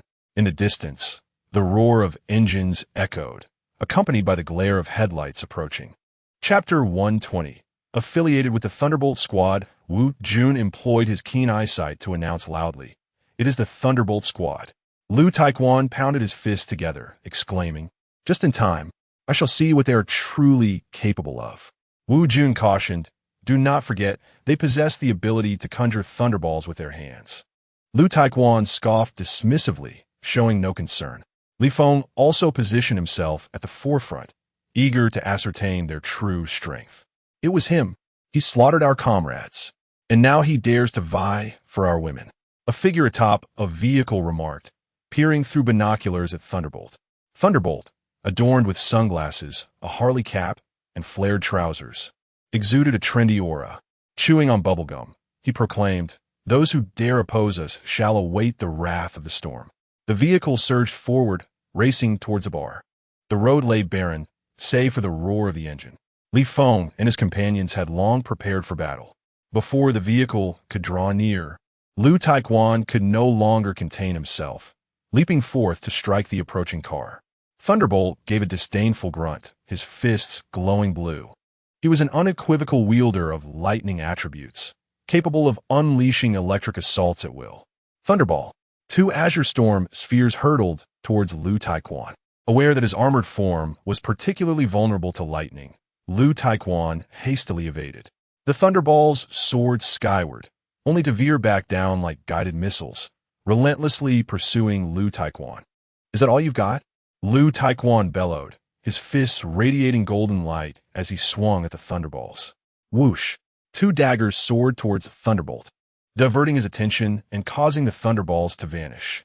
He retreated into the vehicle, accelerating towards zero, infusing his car with electric energy to achieve speeds akin to lightning.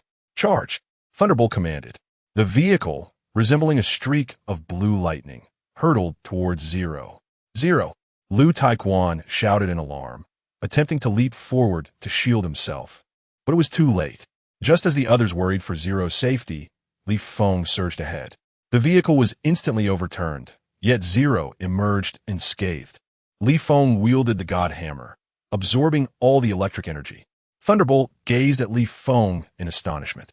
The car spun through the air several times before landing, buoyed by a surge of electricity.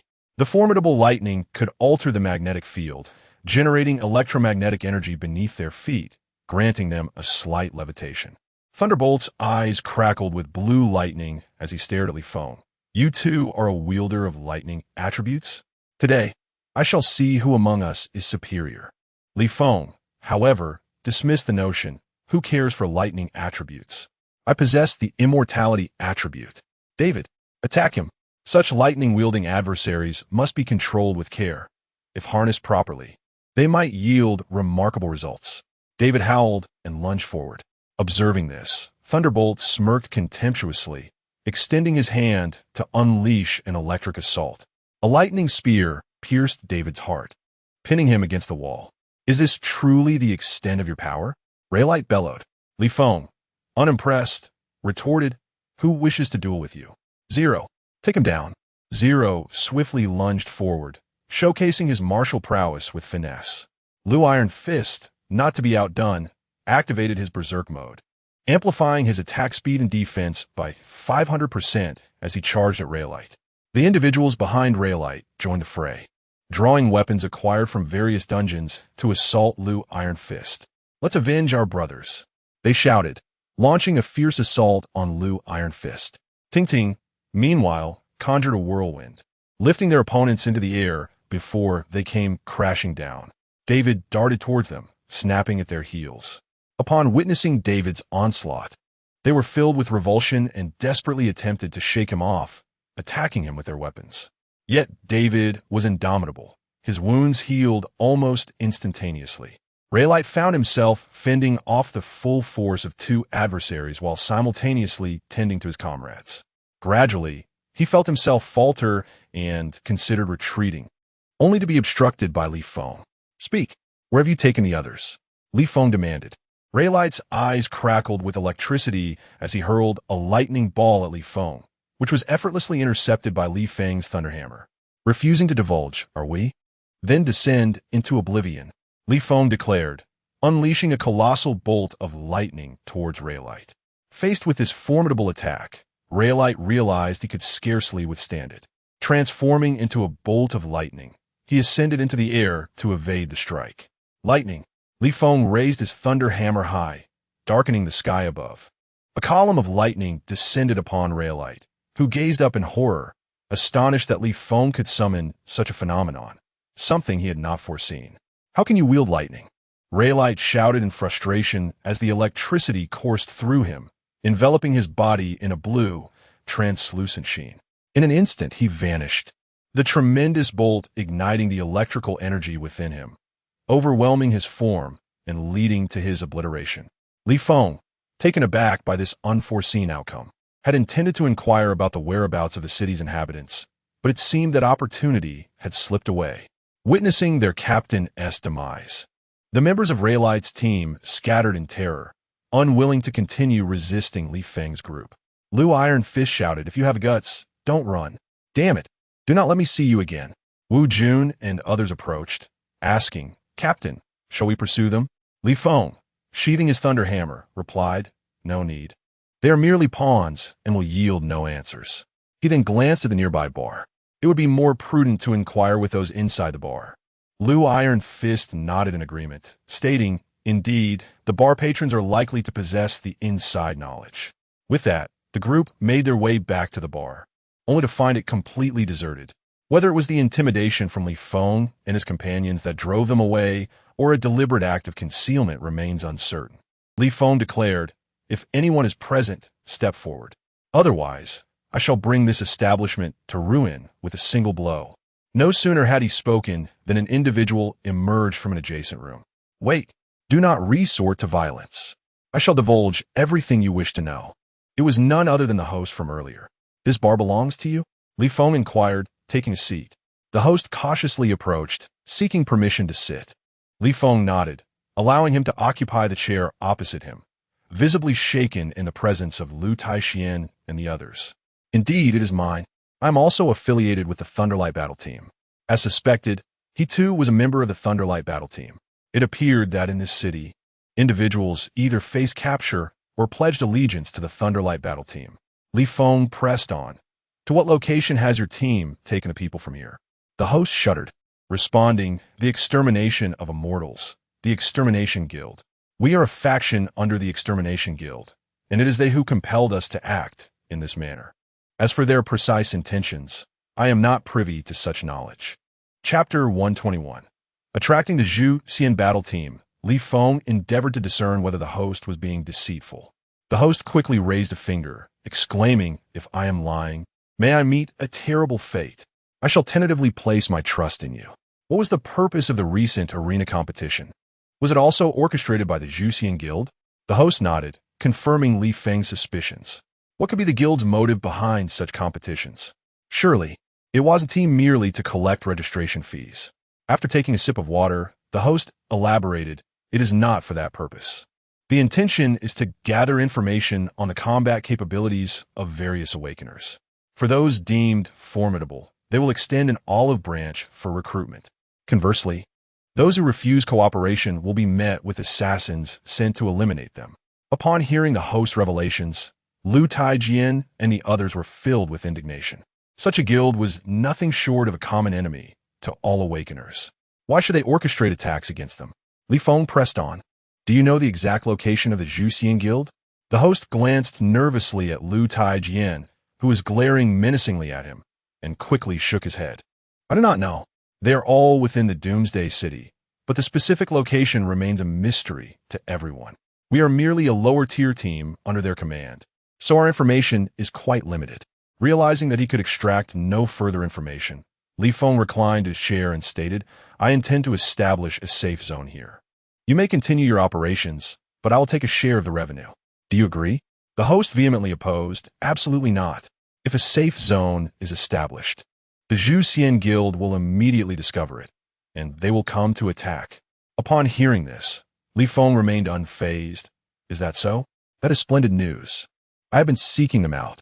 Should they dare to come, I shall ensure their demise." Faced with Li Feng's resolute confidence, the host found himself at a loss for words. If you truly can protect this place, then I have no objections." Li Feng rose, looking down upon him. "I am not seeking your approval. I am informing you." With that, he turned and departed with his companions. Although many had been captured, there remained a group at Huayun Building to support them.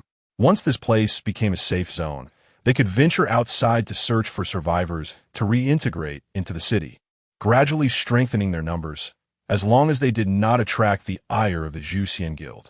"Brother Feng, are you truly going to spend tokens to establish a safe zone here?" Lu Taijian queried after they exited, expressing skepticism about the value of such an endeavor. Li Feng regarded him and replied, "Do you possess a better strategy to lure out the Zhu Xian Guild?" It became evident that Li Feng's motives extended beyond merely establishing a safe zone. He aimed to entice the Zhu Xian Guild into the open for their annihilation. Seeing no further dissent, Li Feng utilized 10,000 tokens to procure the materials necessary for establishing the safe zone for the marketplace. A blue light emanated from his hand, enveloping the entire city. The construction of the Feng number 4 safe zone has been completed, with a progress of 40 out of 300. Upon receiving this news, the people in the global channel expressed their astonishment. Who is this Feng so formidable? Has he single-handedly built 4 safe zones? Could he assist us in establishing one as well? Surely, he cannot be from the Li Feng team. Inside the Huayun Building, individuals poured out, their excitement palpable upon witnessing the establishment of the safe zone. "Look, the veil of the safe zone. We are safe. Finally, we have awaited this day." Their exhilaration was beyond words. They sought out Li Feng and grasped his hands, exclaiming, "Thank you. Thank you so much." Their foremost concern was whether the members of the Leguang team had been defeated. As long as the Leguang team existed, they would never enjoy peace. Li Feng nodded. "The Leguang team has been driven away. However, this place is not entirely secure." They were puzzled. Isn't the Leguang team the only formidable faction here?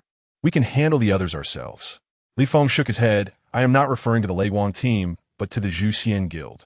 At the mention of this name, they shuddered. "Zhu Xian Guild. What does this mean? Are they coming?" Li Feng replied, "It is quite possible, for I have encroached upon their territory, much like the bar owner mentioned. Nevertheless, you need not worry excessively. We will take responsibility."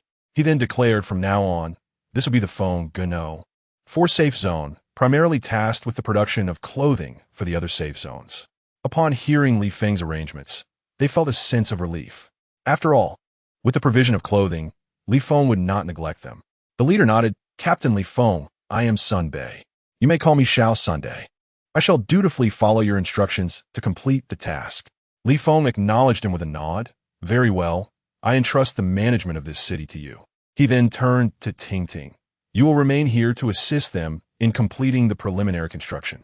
I shall take the others to the dungeon. Ting Ting nodded in agreement. At that moment, the reward dungeon for Feng number 4 safe zone had opened, situated on the street adjacent to the Huayan building. Li Feng, accompanied by Lu Taixian and others, headed towards the dungeon, leaving Sun Bei to collaborate with Ting Ting in building the city. Feng Yi, is it all right to leave Ting Ting here alone? Lu Taixian expressed concern. Li Feng reassured him. Rest assured, Sun Bei and the others pose no threat to Ting Ting. Furthermore, I have already contacted Ma Zhonghua, urging him to expedite the delivery of Shura. We shall meet once we return. Lu Taixian exclaimed with excitement. Shura has been revived? Li Feng confirmed indeed. The Black Hat skill is quite useful. It must be safeguarded diligently. Thus, should any of us encounter misfortune in the future, we will have a chance for revival. The others nodded in agreement, silently acknowledging his words. In the team, there exists an individual whose presence significantly enhances the group dynamic. Ahead lay a golden halo, and Li Feng took the lead, stepping into it. Suddenly, the world spun around him, and darkness enveloped his vision. Moments later, he reopened his eyes to find the sky cloaked in black, surrounded by towering trees, a dense jungle. Rising from the ground, Li Feng noticed Lu Taijian and Wu Jun lying nearby. Fortunately, they had not been scattered this time. Team Zero and the others gradually regained consciousness, their faces lighting up upon seeing Li Feng. Captain, he nodded in acknowledgement. Just then, the sound of explosions echoed from a short distance away. Gunfire erupted. Let us go take a look, Li Feng declared, leading his team deeper into the jungle. Through the thick foliage, they glimpsed a group of over a dozen individuals wielding firearms, engaged in a fierce exchange. Among them, some were clad in foreign special forces attire. Are they fighting against special forces? Li Feng pondered, intrigued. Chapter 122. The high-tech task force from the current situation. It was evident that the special forces were at a disadvantage, having already lost more than half of their members. The last remaining soldier clutched a box, intending to escape by plane, but a bullet struck the propeller, rendering his escape impossible. Mission: protect the box. Li Feng heard a voice in his mind, turning to his comrades and stating, Did you see the box in the hands of the special forces? Our mission is to safeguard it. Lu Taixian inquired. This scenario feels somewhat familiar. Is there an antagonist intending to seize it? How do we discern to whom the box should be entrusted? Wu Jun pondered aloud. Li Feng simply replied, It matters not to whom the box is given. Our sole responsibility is to protect it. His companions nodded in agreement. You dare to attempt stealing from the military? Who are you?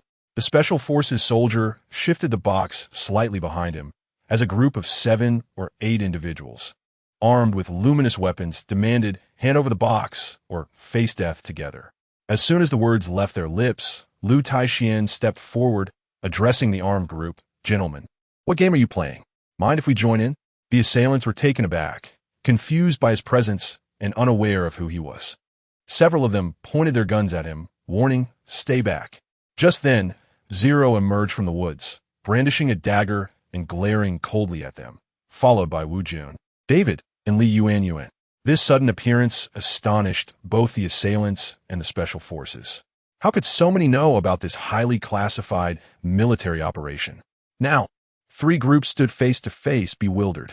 The armed individuals were unsure at whom they should aim their weapons. Li Feng approached the special forces soldier, saying, You should hand over the box to me. I assure you it will remain safe. The soldier took a step back, retorting, Dream on. His wariness was understandable.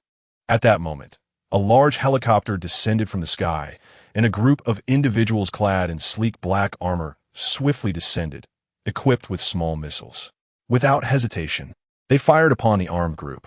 Boom, boom, boom. Missiles exploded around them, forcing the assailants to retreat hastily. As they boarded the helicopter, one woman removed her mask, allowing the special forces to recognize her. Duffy, the soldier exclaimed.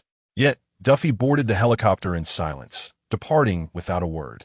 The armored individuals surrounded Li Feng and his companions. The leader approached Li Feng, inquiring, "Who are you?"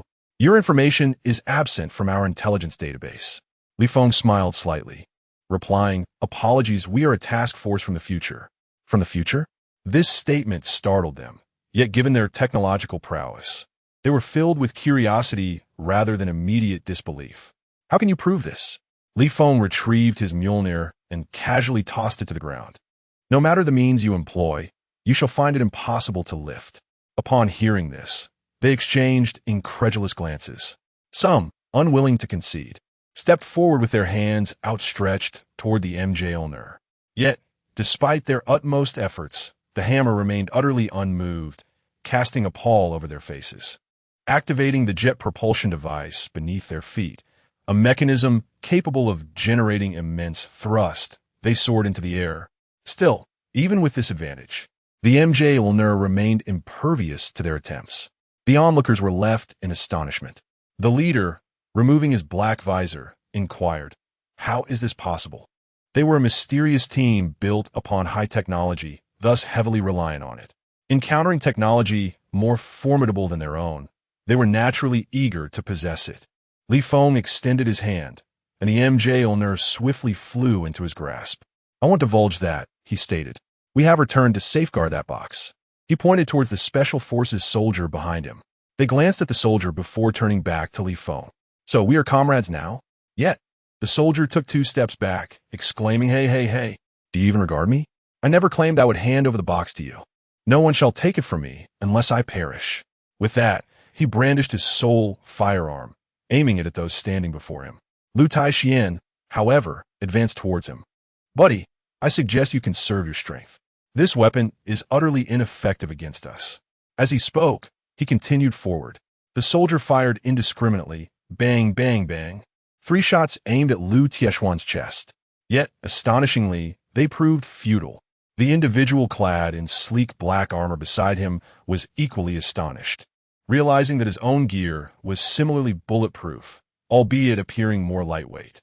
The soldier stood in disbelief. The leader of the black-armored figures addressed the soldier. "Perhaps you should consult your commander." He gestured for someone nearby to project an image. A 3-dimensional hologram of a man materialized in the air. "Seth, this is the ACE team. Please comply with their directives.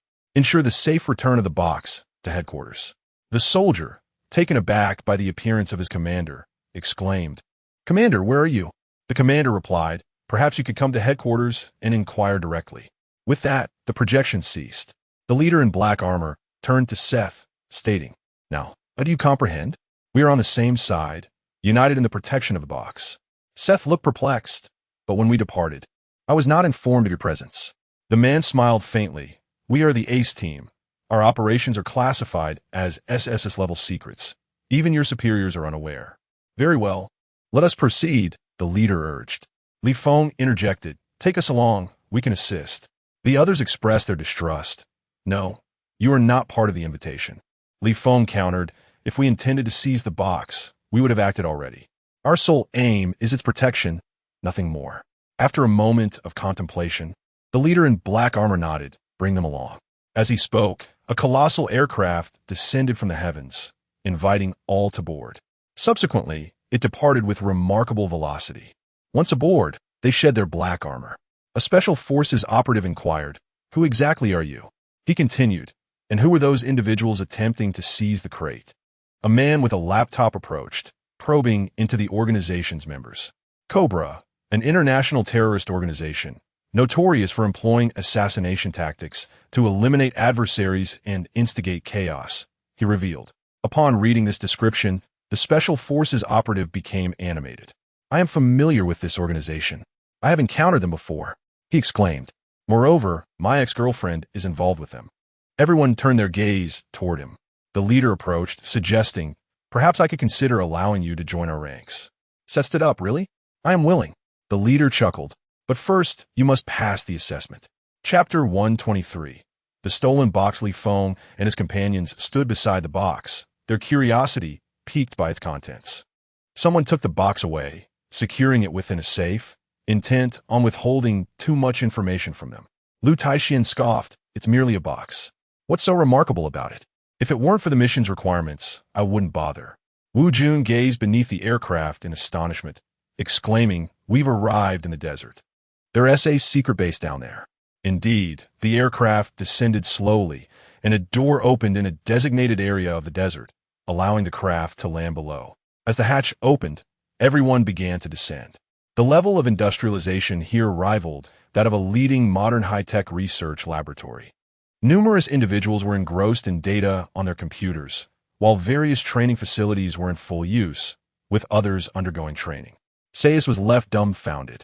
How was I unaware that such a base existed domestically? The leader turned to him, stating, "As I mentioned, we are an elite task force. Go collect your equipment. We'll meet in the training area shortly for an assessment of your skills." With that, he departed with his team.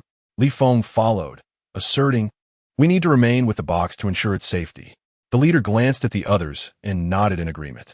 Soon, Sayus donned a matching black armored suit and arrived at the training ground, where he found Feng and the others present. The leader was utilizing instruments to analyze the contents of the box. Through a large screen, Feng observed several bottles of blue liquid contained within. "Xiao Wu, do you know what these liquids are for?" Wu Jun shook his head. "I have no idea. They don't reveal their purpose from their appearance. Perhaps Sister Ling knows." Feng turned to Zero, who also shook her head, unfamiliar with the items. The leader, noticing the confusion among Feng and the others, explained, "This is a new type of weapon. Just one can dissolve an entire city."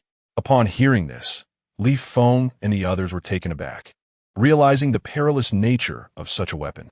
No wonder the Cobra organization sought to seize it. They likely intended to use it for destruction. "We will transport the weapon to a secure location for destruction shortly," the leader informed Feng.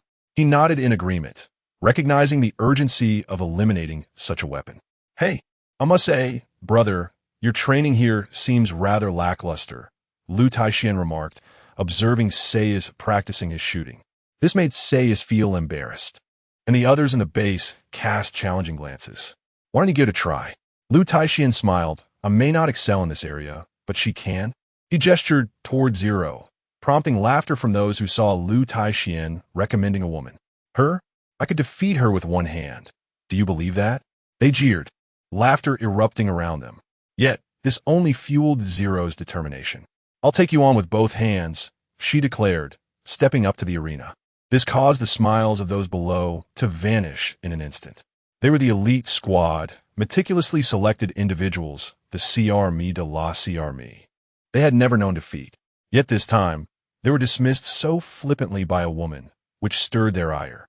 "Very well, let's see what you've got," one of them retorted, assuming a combat stance. In a flash, Zero sprang into action, leaping high and ensnaring the man's neck with his legs, executing a flawless 360-degree spin that brought him down on the arena floor. The spectators were left in stunned silence. Applause erupted from the leader. Indeed, a warrior from the future is formidable. The others gasped in astonishment. A warrior from the future? No wonder he was so powerful. Just as they contemplated engaging Zero in a deeper discussion about future technology, a series of melting cavities appeared on the nearby wall. Soon, a dozen more emerged, and individuals bearing the Cobra insignia descended into the underground base in drilling machines. Panic spread among those present. "We have intruder. Level 1 alert," someone shouted. Everyone hurriedly donned their combat gear and armed themselves, preparing to confront the invading Cobra operatives. Feng swiftly moved toward the crates, ready to fend off anyone attempting to seize them. At that moment, the leader of the elite squad approached Feng and urged, "Quick, retrieve the crate. We must relocate our position." The staff promptly extracted the crate and handed it over to the elite squad leader, who would carry it away. Feng followed him as they exited. Not far from their departure, the leader tore off his mask, revealing a disguise. Feng paused momentarily, brandishing his Mjolnir toward him. "Whoever you are, hand over the crate." The man smiled faintly, extending his arm to shoot a long arrow towards the ceiling. The arrow was tethered to a sturdy rope, lifting him effortlessly upward. Feng, however, refrained from hurling Mjolnir at him, fearing the explosive ammunition within might detonate. "Hurry!" "He has taken the crate," Feng shouted, pointing at the figure on the rope. Receiving the message, Zero drew his dagger, gathering his strength before leaping upward. The individual above brandished a glowing weapon and fired at Zero. Zing! A beam of light forced Zero to evade, causing him to veer off course. The others could only watch helplessly as he escaped. With the Cobra leader's departure, the remaining members also retreated, no longer willing to engage in battle. The elite squad leader pursued, but the enemy had already boarded their aircraft and fled. Curse it! How could we let them get away? He lamented. Seth emerged behind him, remarking, "So the Cobra organization is not so easily dealt with, is it?" The elite squad leader wore a grim expression and shouted to those trailing behind. "I want all information on the Cobra personnel. It must be thoroughly investigated." Seth stepped forward and said, "Perhaps I can provide some intelligence." The leader of the elite team regarded him with interest. "What information can you offer?" Seth replied, "There's a woman among them. She is my ex-girlfriend." Upon hearing this, the leader of the elite team took him seriously. "You should have mentioned this sooner. Come here. I have a few questions for you." With that, he led Seth to the interrogation room for further questioning. Someone with such a close connection to the enemy could very well be a mole. It was imperative to eliminate this possibility before continuing to utilize him. Otherwise, he would have to be expelled or even eliminated. Meanwhile, members of Li Feng's team gathered to strategize on how to retrieve the box. "Wu Jun, were you able to see where they took the box?" Li Feng inquired. Wu Jun shook his head. "They boarded a high-speed aircraft and left my line of sight in less than a minute. I currently have no idea where they are." This posed a significant challenge, as the only team member capable of tracking the enemy was now rendered ineffective. Chapter 124. Discovering the base. The leader of the Ace team emerged and stated, "I am aware." Li Feng and the others turned their gazes toward him, inquiring, "Where?" "We shall reclaim the box." However, the members of the Ace team expressed skepticism. Just moments ago, Li Feng and his companions had been in closest proximity to the Cobra leader, yet he had managed to escape. Consequently, their doubts regarding Li Feng's capabilities intensified. "Never mind. We will devise our own plan," said the Ace team leader. Upon hearing this, Li Feng discerned his thoughts and approached him, asking, "Do you not trust us?" "I could have eliminated that individual, but I was concerned about detonating the box. Had I acted otherwise, he would not have escaped." The Ace team leader gazed at Li Feng and retorted, "So, when the enemy threatens you with the box, do you hesitate out of fear? Ultimately, do we not allow them to succeed?" Li Feng found himself momentarily speechless, realizing that the other party had completely lost faith in him. "Since that is the case, there is no need for collaboration," Li Feng declared to Zero and the others. "We will locate the box ourselves and safeguard it in our own manner. You might want to contemplate enhancing your defensive measures. Do not allow the Cobra to penetrate your defenses so easily." Having spoken, Li Feng hurled the Thunder Hammer, propelling himself upward while grasping Wu Jun. The Thunder Hammer pierced through the defensive manhole cover above and soared into the sky. Meanwhile, Li Yuanyuan, David, and Lu Taixian reprimanded Zero for his inaction and leaped into the air, following suit. The Ace team, witnessing this spectacle from below, was left astonished. They had not anticipated that Li Feng and his companions possessed such formidable strength. The ability to leap to such heights was indeed impressive.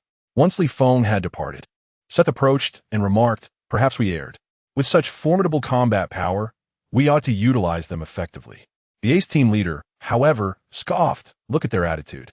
They exhibit no spirit of cooperation. I shall not allow them to assist us." With that, he began organizing personnel, activating satellites, and investigating the whereabouts of the Cobra and his associates. Li Feng and his group exited the desert base, only to confront an endless expanse of sand. It was at this moment they realized that their previous team configuration had been tailored solely for battling zombies. Now, faced with the complexities of the natural environment, they found themselves lacking in viable options. To navigate their way out, they could rely solely on the supplies provided by Li Yuanyuan and Wu Jun's navigation to avoid becoming lost. Nothing else would suffice. "Brother Feng, are we truly going to walk out on foot? And where exactly is the Cobra organization? We cannot locate them on our own," Lu Taixian voiced, expressing his concerns. Li Yuanyuan, meanwhile, produced food to share with the group. After sipping some yogurt, Li Feng glanced toward the entrance of the base and conceived a bold idea. "No need for that. We merely need to wait. In due time, someone will craft a garment for us." Wu Jun observed Li Feng's gaze directed towards the base, intuitively grasping his intent. I see. Captain, you wish to reap the benefits of others' labor. Lu Taixian chimed in, suggesting, why not simply seize it outright? After all, we are within the confines of a game scenario. There are no repercussions. Upon hearing Lu Tieshuan's proposition, Zero and the others nodded in agreement, deeming it a sensible plan. Li Feng discarded an empty yogurt bottle, stating, very well, we shall proceed to take it by force. However, let us first ascertain the location of the Cobra. He then assigned Wu Jun. You shall monitor their every movement and report immediately upon any developments. Wu Jun saluted, affirming, yes, Captain. He lowered his head to activate his eagle eye ability, keeping a vigilant watch on the activities below. He would promptly report once the Cobra's position was identified. Meanwhile, Li Feng instructed Li Yuan to prepare the necessary camping supplies, setting up tents and roasting meat within. Time passed, and, as night enveloped the desert, the sky adorned itself with countless stars. Despite the desolate surroundings, the nocturnal view was quite splendid. Captain, they have pinpointed the Cobra's location. We are preparing to launch the aircraft. Wu Jun called out from in front of the tent. Li Feng and the others quickly emerged, exclaiming, all right, let us proceed to raid. With that, they leaped down from the side entrance of the base, catching the elite squad and Seth off guard. What? What are you doing back here? What do you want? Members of the elite squad aimed their weapons at Li Feng and his team. David, go, commanded Seth. As David charged forward, Zero swiftly hurled a dagger while Lu Taixian engaged in combat with the adversaries. Meanwhile, Li Feng and Wu Jun seized control of the aircraft. Zero and Lu Taixian hastily boarded the plane, closing the cabin doors as they ascended into the sky. This advanced aircraft boasted an automatic navigation system, now set towards the Arctic Circle. Could the Cobra be hidden in the Arctic? Wu Jun pondered aloud. It is certainly plausible. The desolation makes it an ideal hiding spot. He pointed at the position displayed on the aircraft screen. Goodness, beneath the Arctic ice. What an inconspicuous location. The group marveled at the existence of such a base, realizing that establishing a facility like this in a post-apocalyptic world would indeed be a formidable task. Seth and the elite squad were left bewildered upon discovering their aircraft had been commandeered. They had never anticipated Li Feng's approach to locating the Cobra. They could have simply informed us before taking off. Even borrowing a plane would have sufficed. Must they resort to such tactics? They lamented, glancing at their restrained hands and legs in disbelief. The leader of the elite squad, bound to a chair, solemnly remarked, it appears our safety now hinges entirely on them. I haven't even had the chance to file a report. Seth tentatively called out, is anyone there? Hello, is anyone around? The entire base lay desolate, devoid of any potential rescuers. One must devise a means to gradually locate a blunt instrument and sever the ropes binding oneself. This endeavor requires considerable time. Li Feng and his companions, aboard an automated cruise aircraft, soared over the Arctic skies. Lu Taiquan inquired, Brother Feng, shall we proceed in this manner? Do they possess anti-aircraft weaponry? Are we destined to be riddled like a hornet's nest? However, Li Feng opened the hatch and stated, there is but one way to eliminate the Cobra operatives without triggering the warheads. He called out David, and upon his arrival at the hatch, David leapt into the abyss. Lu Taiquan and the others were taken aback, astonished that Li Feng had entrusted David with the mission alone. They maneuvered the aircraft to hover in the air, anticipating David's execution of the task. As Li Feng expended 100 tokens to observe the perspective of the team member, the others could witness the unfolding events as David descended. David pierced through the stratosphere and swiftly landed on the ground, his body reduced to a mere pulp. Yet, in a remarkable turn, the remnants swiftly coalesced, reconstituting into David once more.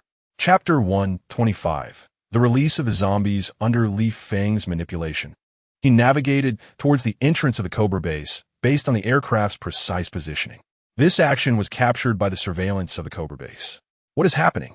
How did this individual suddenly appear near the base? Let's check if he is from the ACE team. The person seated before the screen swiftly searched the information. No, there is no record of this person in the database. Continue to track him and determine his intentions. David walked across the icy surface, arriving at the front of the Cobra base, and, shockingly, he began to urinate while drawing a snake-like figure in the snow and raising his middle finger. Damn it, he must be sent by the Ace team. He is provoking us. Standing behind, the white ghost stroked his chin. Are there any aircraft or submarines nearby? The person at the computer replied, None. Nothing at all. He is all alone. Open the door and capture him, ordered the white ghost. An iceberg slowly parted, and dozens of armed individuals rushed towards David. Upon seeing this, David disregarded everything and sprinted towards the entrance. These individuals, initially mocking him, believed that even if he was formidable, a single bullet could resolve the situation. As he approached the doorway, they fired a shot. Bang! The bullet struck David's chest. Astonishingly, David continued to run, as if unharmed. They were dumbfounded. Then they opened fire again. Bang, bang, bang. Dozens of bullets hit David, yet he remained undeterred, pushing through the base's entrance. Panic ensued among them. They quickly targeted David's head for a clean shot. Bang! A miraculous scene unfolded. David's head rapidly reverted to its original form, and he continued to sprint inside. They were utterly thrown into chaos. They immediately called for backup over the intercom. The white ghost, witnessing the spectacle, furrowed his brow. He had never encountered such an adversary. Even a headshot failed to eliminate him. High above in the aircraft, Feng and others erupted into laughter, bemused that these fools had allowed David to infiltrate. The rest would reveal how their internal dynamics would unfold. Immediately, lock down the doors. No one is allowed in or out. The white ghost commanded. He felt certain that this intruder would inevitably perish within. He would not allow him to escape.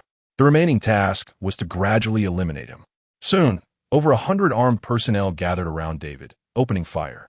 David lunged forward, sinking his teeth into one individual's face. That person quickly transformed into a zombie, turning to bite others. My God, zombies! Run! How can there be zombies? He is actually a zombie. The armed individuals exclaimed in shock, never having anticipated the arrival of a zombie. The white ghost, witnessing his dispatched personnel transforming into zombies and running amok in the corridors, felt a wave of unease. Quickly, use flamethrowers to deal with them. In this era of advanced technology, fear is a foreign concept, even in the face of a zombie apocalypse. They are determined to eradicate the threat in its infancy. These zombies are not under the control of Feng. They roam the base indiscriminately, attacking anyone in sight. Numerous individuals have already succumbed to their bite, while only a handful have found refuge in the command room. Soon, 50% of the personnel have transformed into the undead, and the situation spirals toward chaos. Even those capable of combat have succumbed to the infection. White Ghost gazes at the screen, muttering in disbelief, How could this happen? How could this happen? They cannot comprehend the entry of zombies into their stronghold. Meanwhile, Feng and his companions watch David's performance unfold on the screen, as he turns every remaining person into a zombie. Once accomplished, seizing control will be a mere formality. As the foremost combatant of the Cobra unit, he can no longer afford to wait. Drawing two katana from his back, he strides outward just as several zombies charge at him, swiftly cleaving them in half. While these zombies may pose a challenge to others, they are no match for his swordsmanship. It appears that White Ghost must be dealt with separately, Feng observes. Analyzing the situation, the previously silent Zero speaks up, I will confront him. Lu Taekwon quickly adds, I will join you. I'll lend a hand. Zero turns to him. No need. With that, he opens the hatch and leaps out, parachute in tow. Lu Taekwon awkwardly chuckles. Wait for me. He too secures a parachute and dives backward into the void. Together with David, they are more than capable of safeguarding that box. Feng and the others remain on the aircraft, monitoring their performance through the large screen. At this moment, White Ghost is in a frenzy, having lost his former subordinates, who now seek to devour him. He dispatches them with a single blow, yet the relentless tide of zombies seems insatiable. It dawns on him that he has fallen victim to a cunning distraction. He hastily retreats, only to encounter yet more zombies obstructing his path. Though he can ensure his own safety from their bites, their presence significantly impedes his progress. Meanwhile, David has infiltrated the laboratory, biting the guard assigned to the ammunition and securing the box. Excellent.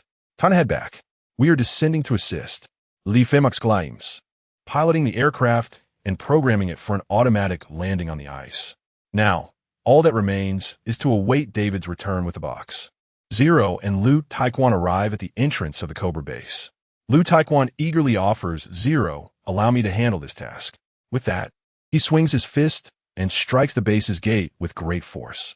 A thunderous boom reverberates, causing the surrounding icebergs to tremble. In an instant, he has created a breach in the door.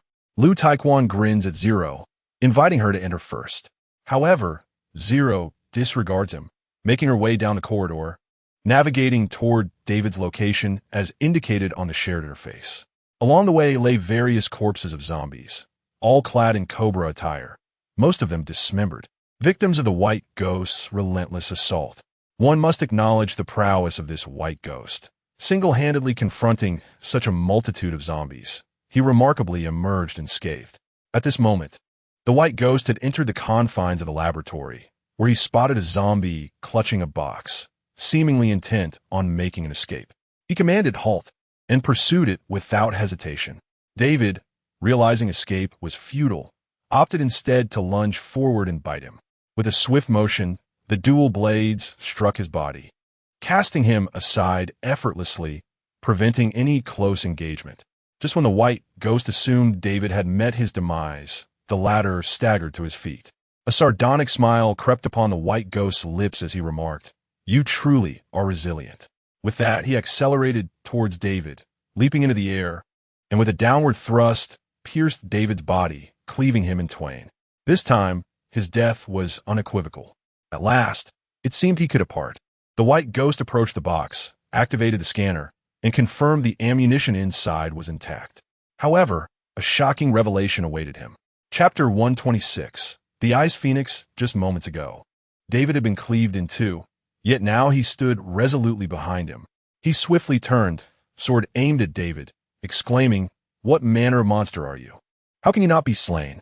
David twisted his neck, eschewing any further conversation, and lunged forward. The White Phantom understood that a direct confrontation with David was ill-advised and promptly chose to evade, skillfully dodging David's assault. At that moment, Zero and Liu Iron Fist entered the laboratory, witnessing the White Phantom's relentless dodging. They jeered, "Are you even a man? What is the point of constantly avoiding?" The White Phantom halted, casting a scathing glance at Liu Iron Fist, mentally cursing his ancestors for their misfortune. Now is not the time to linger. He risked becoming a zombie. Just then, Lin Tianwang commanded David to cease his pursuit of the White Phantom and directed Zero to take the stage. Upon seeing David finally halt, the White Phantom felt a wave of relief wash over him, his body relaxing. However, in the next instant, he spotted Zero hurling a dagger in his direction. He quickly sidestepped to evade it and, astonished, called out, "Are you members of the A Squad?" Liu Iron Fist, with an air of arrogance, retorted, "What nonsense about the A Squad? We have no interest." Hearing this, the White Phantom sensed a glimmer of hope and hastened to say, "Since we all despise the A Squad, we might just become allies." Yet Liu Iron Fist dismissed him again. "I'll ally with your grandfather." As the White Phantom fumed, Zero launched a flying kick, forcing him to hastily defend himself.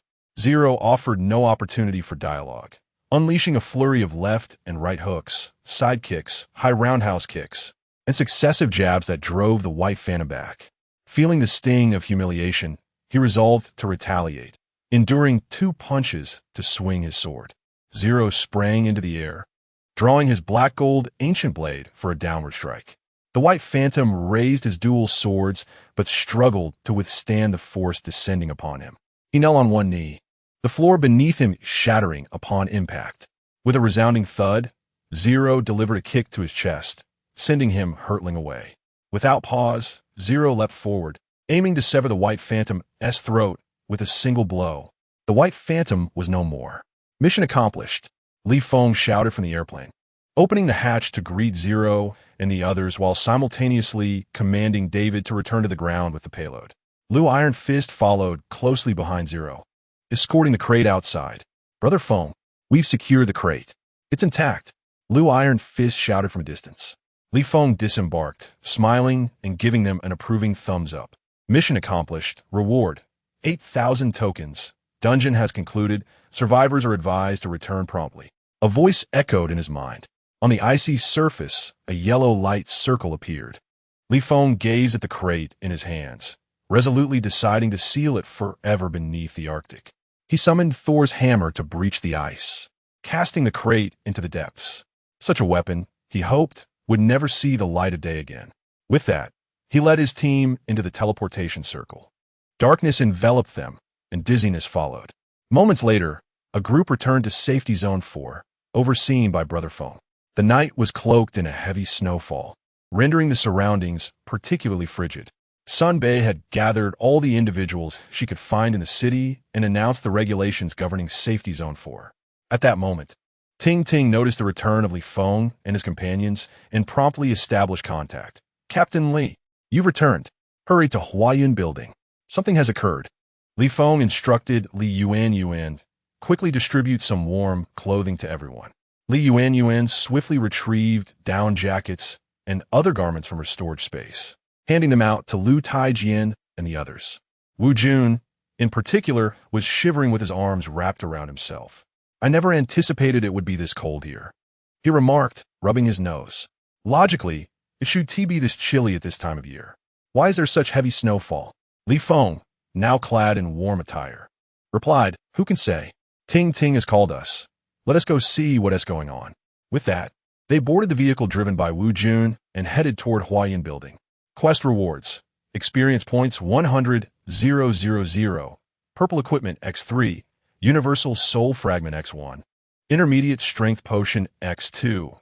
As they traveled, Li Feng received the rewards from this quest, which were more substantial than those from previous endeavors, though still only sufficient for a single level up. He decided to save them until he accumulated 200,000 points to upgrade everyone collectively. Upon arriving at Huayun Building, Ting Ting and Sun Bei awaited them at the entrance. Upon seeing Li Feng, they rushed over, exclaiming, Captain Li, you must see what is ahead. They pointed towards the sky, where a massive white avian silhouette loomed, covering a third of the skyline. Its size was unprecedented. Could it be a mutated beast? Yet, he had never encountered a creature of such magnitude before. Li Feng decisively commanded, you all stay inside. I will go out to confront it. He stepped toward the outskirts of the safety zone. Lu Taijian called out, Brother Feng, I'm going with you. Zero promptly added, I'll join as well. Li Feng turned to them, asserting, stay put. Lu Taijian and the others immediately halted, refraining from defying Li Feng's orders. Sun Bei, open the door. Li Feng stated calmly. Sun Bei hesitated, but under Li Feng's unwavering gaze, she ultimately complied and opened the door. Li Feng stepped outside alone. Scattered around were dozens of zombies, which rushed towards him upon catching a whiff of his scent. With a snap of his fingers, Li Feng commanded them to stand by. Awaiting his orders, the avian beast in the sky gradually revealed itself, transforming into a colossal ice phoenix, the source of the falling snow. Without a moment's hesitation, Li Feng hurled his Thunder God hammer at the ice phoenix soaring above. The hammer whirled through the air like a sharp disc aimed at the creature's body. The ice phoenix let out a thunderous cry and dove toward Li Feng on the ground. The impact of such a massive beast was certainly beyond the capacity of any single individual to withstand. Vicious giant python, Li Feng summoned the serpent into existence. In an instant, the towering python emerged from within, its fangs sinking into the wing of the ice phoenix. With a powerful thrust, it hurled the creature aside. Boom! Boom! Boom! Several mountain peaks were obliterated in the chaos. The ice phoenix lifted its head, shook it off, and ascended once more into the sky. With a powerful flap of its wings, a flurry of frigid snowflakes descended upon the venomous python. Soon, a thick layer of frost enveloped the serpent's body. Python, strike! Li Feng shouted. It cannot be allowed to remain frozen like this. The venomous python shook its body, shedding the frost, and lunged toward the ice phoenix with renewed ferocity. Toxic mist. In an instant, the python unleashed a cloud of poison, engulfing the area. The ice phoenix had nowhere to evade. It was ensnared by the serpent's grasp. The viscous venom rapidly coursed through its form, transforming the once blue-white ice phoenix into a shade of purple, its body increasingly rigid. A fatal strike, Feng cried out. The venomous python intensified its grip, shattering the ice phoenix's form and devouring it whole. SSS-level venomous python evolution.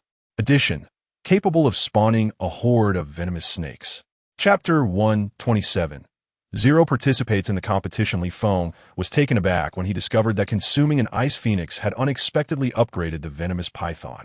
Those within the safety zone erupted in jubilant cheers upon witnessing the ice phoenix's demise. The snowfall ceased immediately. Feng recalled the venomous python and made his way towards the safety zone. Sunbei and the others promptly opened the city gates to greet him. Brother Feng, you're incredible. Captain, you are truly remarkable. I've decided, from this moment on, you shall be my idol. Brother Feng, do you think that enormous snake will catch a cold after swallowing the ice? Li Yuan inquired with curiosity. Feng chuckled lightly. Do I appear to be suffering from a cold? Li Yuan pouted. No, I meant the snake. Feng replied earnestly, is one with me. As long as I am unharmed, it shall remain unharmed. Upon hearing this, Li Yuan nodded, albeit with a look of confusion. Once back in the safety zone, Sunbei arranged accommodations for them, ensuring they stayed at a luxurious local hotel, even allocating servants to attend to their needs. After a long day, they were indeed exhausted, and Feng led his companions to rest. Meanwhile, the Zhuxian Guild was in a state of sleepless turmoil. The vermilion bird is dead? How could this be possible? Absolutely true, Elder. Our people witnessed it being devoured by a python. A figure standing at the back, arms crossed contemplatively, inquired, a python? What kind of python? The individual produced an image to show him. After examining it, the elder furrowed his brow. Could it be an S-class battle soul? This young man is remarkably fortunate. I expended countless resources to awaken merely an A-class battle soul, yet he possesses an S-class? As he spoke, he glanced at the large screen. Have the other 3 divine beasts departed? Yes, Elder, they are en route and should arrive over the next couple of days. The elder's eyes sparkled with intrigue. Excellent. I look forward to seeing how long this Li Feng's team can endure. The following morning, upon awakening, Li Feng discovered an array of exquisite delicacies, including abalone soup, sea cucumber, foie gras, pasta, and pizza, placed at the bedside. He was pleasantly surprised by his son Bei's thoughtfulness. In these times, such delectable offerings were rare, likely sourced from Li Yuan's recommendations. Stepping outside, he noticed the snow on the buildings had melted and sunlight streamed through the curtains.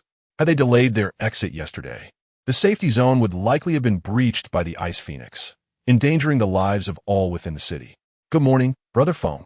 Lu Taixian greeted him, stretching his shoulders in preparation. Li Feng nodded. Where is Zero? I haven't seen her. Lu Taixian replied, oh, she went to the bar.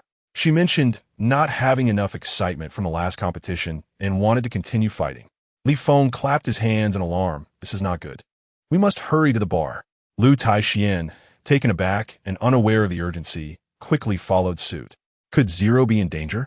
Upon arriving at the bar, they found familiar patrons already present. Though their previous arrogance had dissipated, they now sat quietly, sipping their drinks. The virtual arena stood prominently in the center of the establishment. Ensure that everyone in the booth has a clear view. Sir, would you like something to drink? The waiter inquired.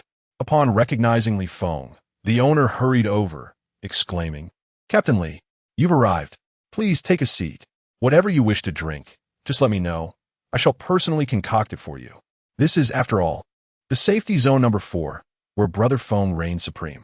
Li Feng, however, waved his hand and declared, a glass of whiskey, please, as he approached the arena.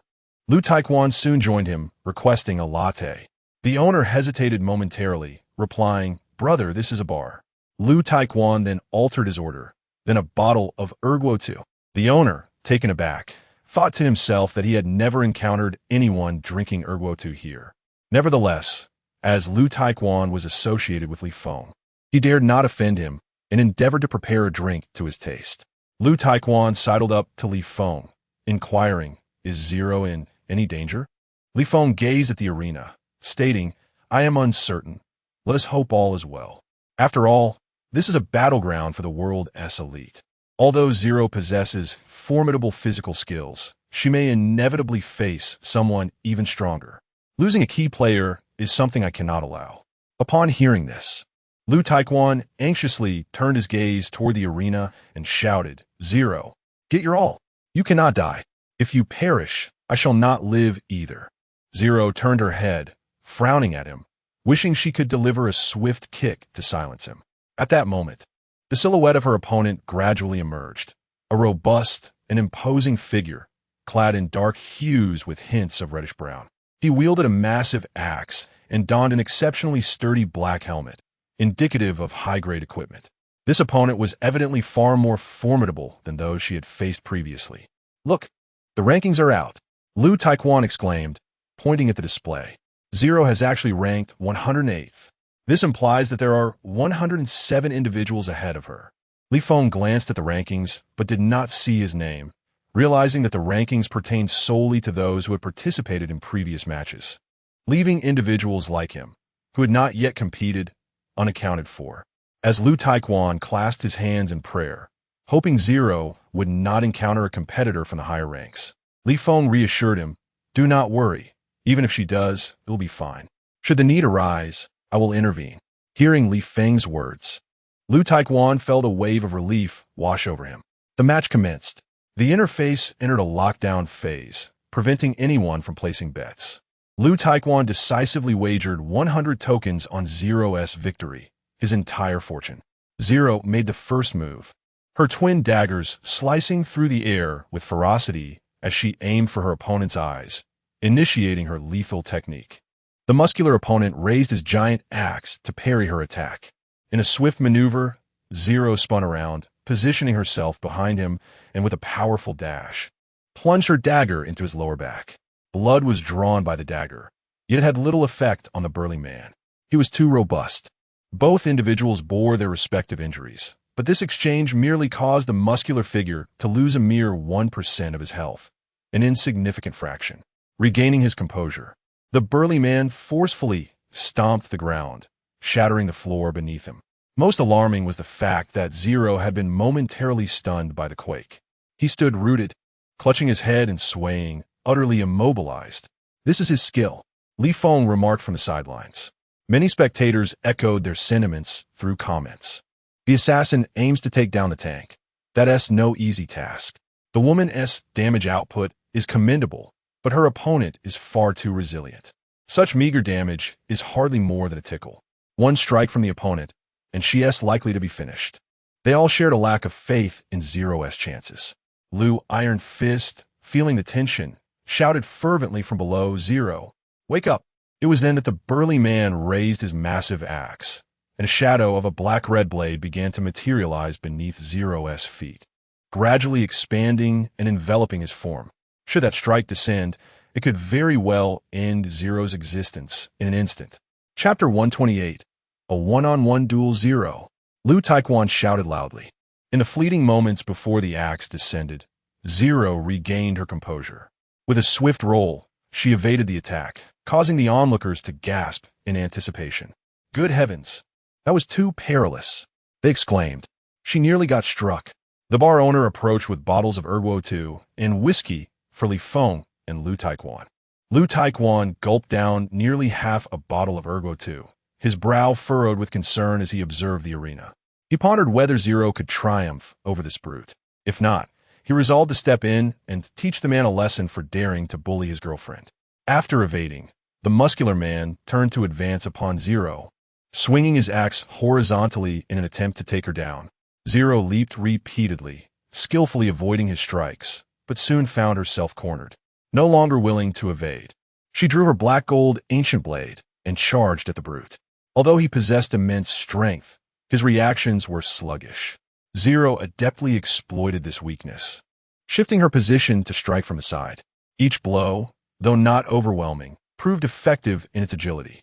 With one such strike, she reduced the brute's health by 10%. The audience erupted in astonishment. This woman is formidable with her new weapon. Her attack power is astounding. That blade must be exquisite. Has it been embedded with jewels? With their focus now captivated by Zero's weapon, she did not disappoint. She continued to evade the brute's onslaught while delivering strikes intermittently. At this juncture, the brute's health dwindled to 50%. Should this persist, his demise was inevitable. Enraged, the brute let out a primal roar, charging recklessly toward Zero. Enveloped by a dark red aura that mirrored his destructive intent, the range for Zero's evasion drastically diminished, and she was struck by the aura, her health plummeting to 70%. Zero! Lu Taiquan exclaimed, slamming his hand against the arena interface, his frustration boiling over as he longed to confront the brute himself. How dare you harm my Zero? I will not let this go unpunished. Let us settle this one-on-one. He smashed his Erguotu bottle onto the ground, drawing the attention of patrons in the bar, bewildered by his sudden fury. Reeling from the brute's charge, Zero shook her head and swiftly produced a shotgun. Wait, she S breaking the rules. She S using a gun, exclaimed one onlooker. The rules didn't specify no firearms, though. This is a battle between awakened beings. Guns have limited effectiveness, murmured the crowd, engaging in spirited debate. Bang! Click! Bang! Click! Zero fired at the muscular man, who nonchalantly blocked with his axe. A look of disdain on his face. Such attacks were utterly ineffective against him, and his health merely declined at a slow pace. Once her ammunition was expended, Zero leaped into the air, wielding her black gold ancient blade to strike at the brute once more. The robust man raised his arm to defend himself. With his strength, he was fully capable of blocking the strike. However, to his astonishment, his movements had slowed down. He found himself unable to lift his arm in time to parry the blow. What could be the reason for this? Thud! The blade descended from head to toe, and 50% of the man's vitality vanished in an instant. Gasps of disbelief echoed through the arena. No one expected Zero to be so formidable. With a single stroke, he had dispatched the burly figure. Just as the crowd believed Zero had secured victory, the fallen giant astonishingly rose to his feet once more. Casting aside his axe, he let out a fierce roar, his body enveloped in a dark crimson aura, his speed now a stark contrast to before. As if he were an entirely different being, he lunged towards Zero's neck with remarkable swiftness. Zero swiftly evaded, but the giant's speed was astonishingly capable of keeping up. The massive arm whipped through the air towards Zero's head. One strike, two strikes, three strikes. Zero was on the verge of being overwhelmed. Below, Feng gripped the edge of the arena, poised to intervene at any moment. Why on earth did this terrifying creature revive? Was someone aiding him from the shadows? Feng! Lu Taixian shouted, his gaze intense, hoping for assistance. At that moment, a miraculous scene unfolded. The giant's flailing arms suddenly halted. He howled into the air, seemingly filled with resentment, yet utterly helpless. Then he toppled backward. The match was declared. Zero emerged victorious. The audience erupted into applause. They found great pleasure in this contest. Initially skeptical of Zero, they were astounded that he managed to turn the tables on the giant. The fact that the giant could rise again to continue fighting was beyond their wildest imaginations. Zero, come down. Lu Taixian cheered from below, his heart finally at ease. The virtual arena's boundary gradually descended. Zero walked down, and the patrons of the bar stood to cheer. Well fought. The beauty is truly formidable. Incredible. Stronger than our captain. Feng approached Zero. Why did you participate in the match without permission? Zero replied, I wanted to ascertain who the strongest person in the world is. I must break into the top 10, otherwise I cannot witness their rankings. Hearing Zero's words, Feng admonished, do not act on your own accord again. It is perilous, do you understand? Zero nodded, understood. Lu Taixian also came to Zero's side. Zero, please refrain from such actions in the future. I am quite worried about you. Zero shot him a glance, but remained silent. Feng announced in the team channel, everyone, gather at the entrance of the bar. We are preparing to head to the next city. Received.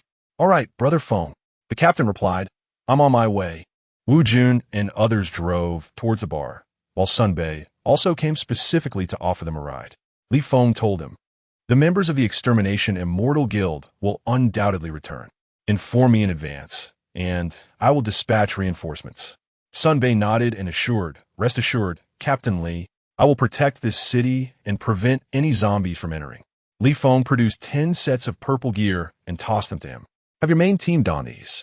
They may prove to be of some use. Upon seeing the purple equipment, Sun Bei was filled with uncontainable excitement. Typically, they only acquired green or blue gear at most. The thought of purple gear was beyond imagination, reserved solely for the awakened. Thank you, Captain Xie. Sun Bei saluted. Li Feng waved his hand and boarded Wu Jun's vehicle. After opening the city gates, they drove outward, intending to continue the construction of other cities. The apocalypse had now persisted for 2 months, and survival conditions varied across different locales. In this city, they could indulge in bar services, while in others, survivors were confined to upper floors, too fearful to descend. Captain, which city are we heading to now? Wu Jun inquired as he drove. Li Feng turned to him and asked, Xiao Wu, do you not have any family? Wu Jun was taken aback, uncertain as to why Li Feng posed such a question. Li Feng then glanced at the others in the vehicle. Have you all never worried about your families? Chapter 129. Parting ways in the vehicle, a profound silence enveloped the group, save for Zero. From the onset of the zombie outbreak, each individual had endeavored to connect with their family. However, all efforts had proven futile. The increasing number of zombies only deepened their fears that their loved ones may have succumbed to the infection. When Li Feng posed his question, they found themselves at a loss for words. Lu Taiquan spoke up, Brother Feng, we ought to deliberate on which city to head to. Suddenly, Li Yuanyuan burst into tears. Li Feng's words had stirred her longing for her family. Had it not been for this wretched apocalypse, she might have been enjoying a film with her sister, sharing late-night snacks in the yard while stargazing. But now, the reality was starkly different. Li Feng tenderly stroked Li Yuanyuan's hair, reassuring her. I believe everyone's families are still alive. We just need to find them. They were all boarders at this school, and now it was time to return to their hometowns and seek out their loved ones, transforming their origins into a sanctuary. Li Feng's words reignited their spirits. Yes, Brother Feng, I concur. Let us head to my home. It's not far from here. Lu Taiquan was the first to raise his hand in enthusiasm. I'm in too. Li Yuanyuan followed suit, her hand shooting up. Wu Jun and Tingting joined in, while David and Zero, lacking any notion of home, perhaps viewed Li Feng and the others as their family. Li Feng turned to Lu Taiquan. Let us set off. You lead the way. With excitement gleaming in his eyes, Lu Taiquan replied, let us go. Under his guidance, Wu Jun accelerated the vehicle. The following morning, as dawn broke, they finally beheld a vast expanse of sea. Wow, Taiquan, I never imagined your home would be here. It's beautiful. Lu Taiquan gazed out at the ocean, his eyes alight with anticipation. We used to fish here as children. The catch was so fresh that we would cook it right on the beach. Li Yuanyuan and the others were captivated. Brother Taiquan, could you prepare a grilled fish feast for us next time? Lu Taiquan chuckled, absolutely. Let us head to the shore, and I'll show you how it's done. He gestured for Wu Jun to park the car on the sandy beach. While a few zombies roamed the area, they were undeterred in their quest for fish. Look, so many fish, Li Yuanyuan exclaimed, pointing at the shoreline. Indeed, numerous fish were leaping from the water. However, Li Feng quickly interjected, we cannot eat those. They are contaminated. Upon hearing this, Lu Taiquan was deeply disheartened, his enthusiasm swiftly dampened. Suddenly, a gunshot rang out from behind them. A zombie on the beach collapsed instantly. Following the sound, they spotted a young man wielding a sniper rifle, maintaining his shooting stance. Hey, don't shoot. Lu Taiquan waved his arms in warning, but it was too late. From the coastline, hordes of zombies surged forth, akin to awakened beasts charging towards the youth. Cursed fate. He had drawn the tide of the undead. Wu Jun gazed in horror at the ever-increasing number of zombies along the shore, exclaiming, this is the true zombie tide. The young man, overwhelmed by fear, retreated, leaving this predicament to Li Feng and the others. Lu Tietuan's fists shimmered with golden light, poised for battle. Tingting conjured 2 swirling tornadoes, ready to unleash at a moment's notice. David, too, rhythmically moved his jaw, preparing to pounce and bite. As Li Feng faced the onslaught of thousands of zombies, he snapped his fingers. In an instant, 840 zombies transformed into his subordinates. They turned in unison and charged at the encroaching horde. The young man who had fled witnessed this spectacle and shouted in terror, OMG, what is happening? He could hardly believe that these zombies could turn upon one another. Unbeknownst to him, they were merely puppets under Li Feng's control. Lu Taiquan and the others were equally astonished. Brother Feng, you can control so many zombies now? Wu Jun and Li Yuanyuan breathed sighs of relief. In the face of such a massive zombie outbreak, it was indeed safer with Li Feng around. Ting Ting and the others retracted their skills, no longer needing to worry about this tide of the undead. Yet, Li Feng wore a worried expression as he surveyed the vast, polluted sea. This is clearly orchestrated and premeditated. I will not let them escape. Lu Taiquan and the others nodded in agreement. Let us go. These 10,000 zombies will suffice for a while. Taiquan, where is your home? We should see if there is anything to be gained. Li Feng suggested as he turned around.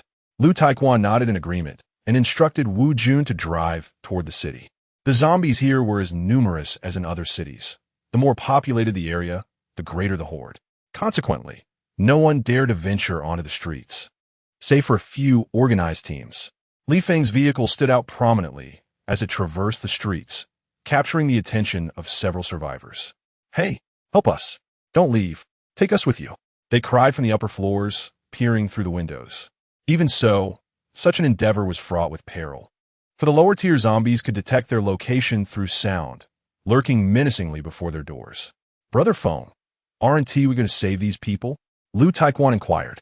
Li Feng gazed through the windshield and replied, we will split into 2 groups shortly. Wu Jun, Lu Taiquan, and Li Yuanyuan will accompany me to find Lu Tietuan's family. David, Zero, and Ting Ting, you will scour the streets, seeking a safe location to gather survivors. Once we establish a safe zone, we will need them to help manage it. Ting Ting was the first to respond. Understood, Captain Li.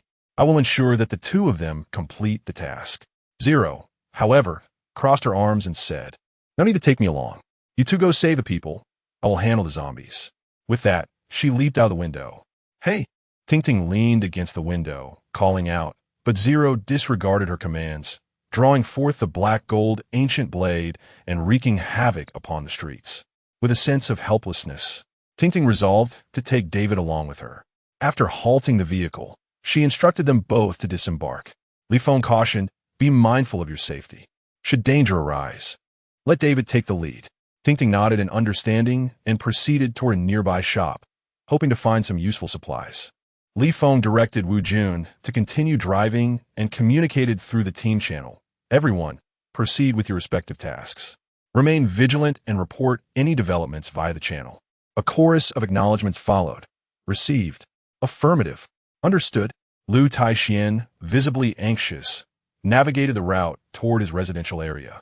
It was evident that he yearned for swift answers while simultaneously dreading the confrontation. If he were to witness his family transformed into zombies, he questioned whether he would have the resolve to act or if he should instead allow Li Feng to convert them into subordinates, destined to remain by his side eternally. Such uncertainties lingered unaddressed. Chapter 130. Rescuing my sister, we have arrived, Lu Taixian announced, pointing towards the entrance of an aging residential complex ahead. The place appeared to be rather dilapidated, lacking even a security booth or a barrier for entry. It was open to all. The buildings were modest 6-story structures, their exteriors peeling away. Within the courtyard, a multitude of zombies roamed aimlessly. Witnessing this scene, Lu Taixian felt a chill of despair wash over him. Unless his family had received advance warning, survival in such dire circumstances seemed impossible. Help! I don't want to go with you. Give me back my photo. A clear, ringing voice echoed from one of the upper floors. Lu Tietuan's heart raced. It was the voice of his sister, Wan. Without hesitation, he leaped from the vehicle, delivering a powerful punch that sent one of the zombies sprawling, and sprinted towards the building. With his strength, he easily scaled the wall's crevices, reaching the rooftop. Li Feng turned to Wu Jun and inquired, what is happening up ahead? Wu Jun, using his keen eyesight, replied, a few members of a combat team are trying to seize a little girl. Li Feng quickly exited the vehicle, instructing, stay here and wait for us. With a snap of his fingers, the zombies in the complex transformed into Li Feng's subordinates, who followed him toward the upper floors. Meanwhile, Lu Taixian reached the level where Wan was located. From the outside, he could see several burly men threatening Wan with weapons, as she clutched a photograph tightly. unwilling to relinquish it. One of the men kicked Nuan aside, shouting, "Get out of the way!" She fell to the ground, crying out, "Brother Taishian? Nuan, I'm here." Lu Tieshuan's voice rang out from outside the window. He shattered the glass and jumped inside, seizing the man who had just kicked Nuan and hurled him from the 6th floor. Ah! The man screamed as he plummeted. Thud! He crashed onto the floor below. Several other men quickly drew their weapons and lunged at Lu Taishian, who raised his arm, the sounds of clanging metal reverberating through the air. Their attacks were utterly ineffective against him. "How dare you bully my sister? You shall pay dearly." Lu Taishian roared in fury, grabbing one of the assailants and tossing him out the window. He then landed a devastating punch on another, shattering all 24 of his teeth. The remaining attacker, terrified, dropped his weapon and fled downstairs, only to collide with Li Feng at the ground level. "Get out of the way. Don't block my path." The man cursed. Li Feng responded with a cold smile, stepping aside. Instantly, the zombies surged forward, devouring the man and transforming him into one of their own. Nuan sat on the ground, stunned as she watched Lu Taishian eliminate the assailants, momentarily too shocked to acknowledge him. Lu Taishian approached, grasping her arm and helping her to her feet. He examined her closely, noticing she had lost considerable weight, then embraced her tightly. "Nuan, it's me, your brother, Lu Taishian." Tears streamed down his face, unable to be contained any longer. At that moment, Nuan finally realized that her elder brother had returned.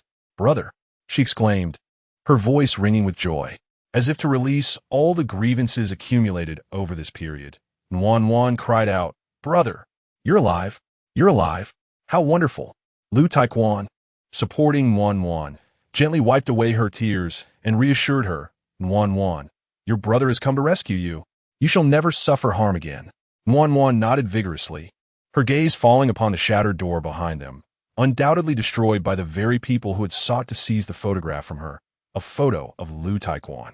"Where are Mama and the others?" Lu Taishuan inquired, believing that if Nuan was alive, the others should be safe as well. "They were taken away," Nuan replied, invoking thoughts of her mother that threatened to bring forth more tears.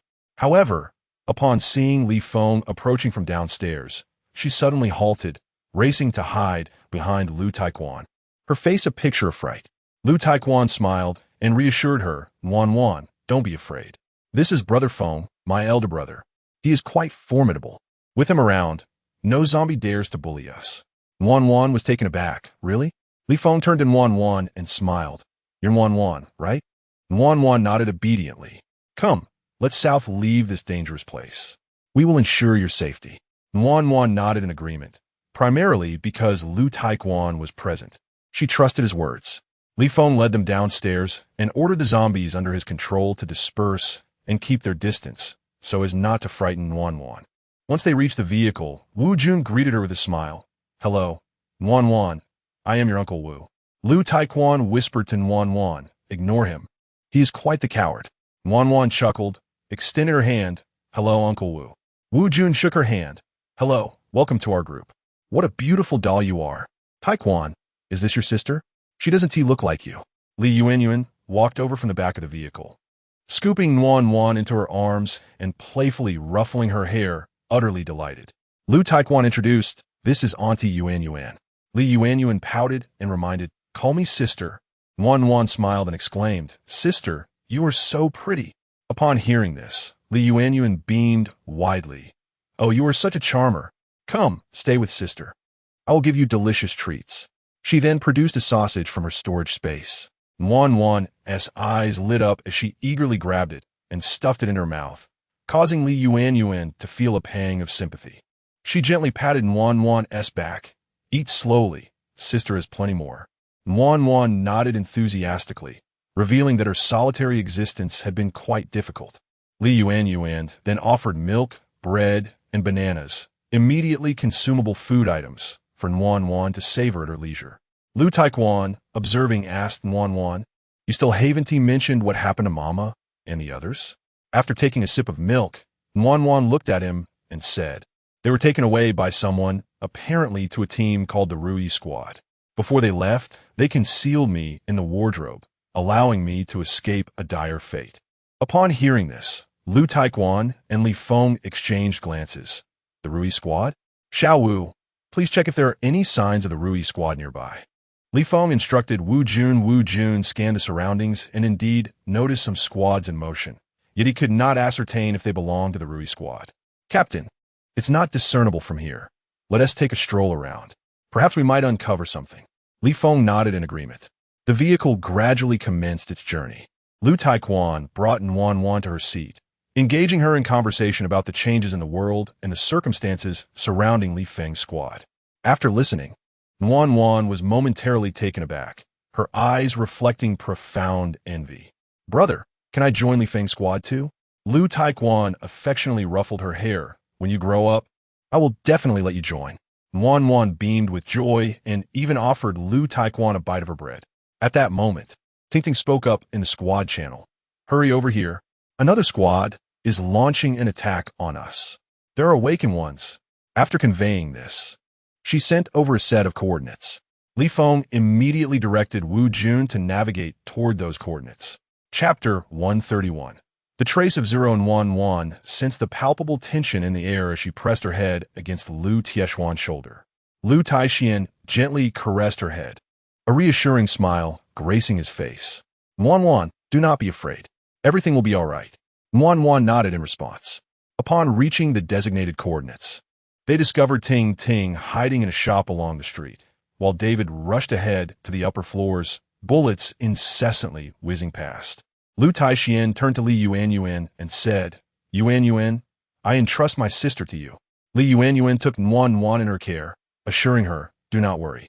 Lu Taixian then strode toward the front of the vehicle. Brother, please be careful. Wan called out loudly. Lu Taixian turned back and gave her an okay sign before leaping from the car.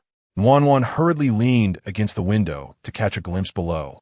Li Feng led Lu Taixian into the shop to join Ting. Ting, what happened?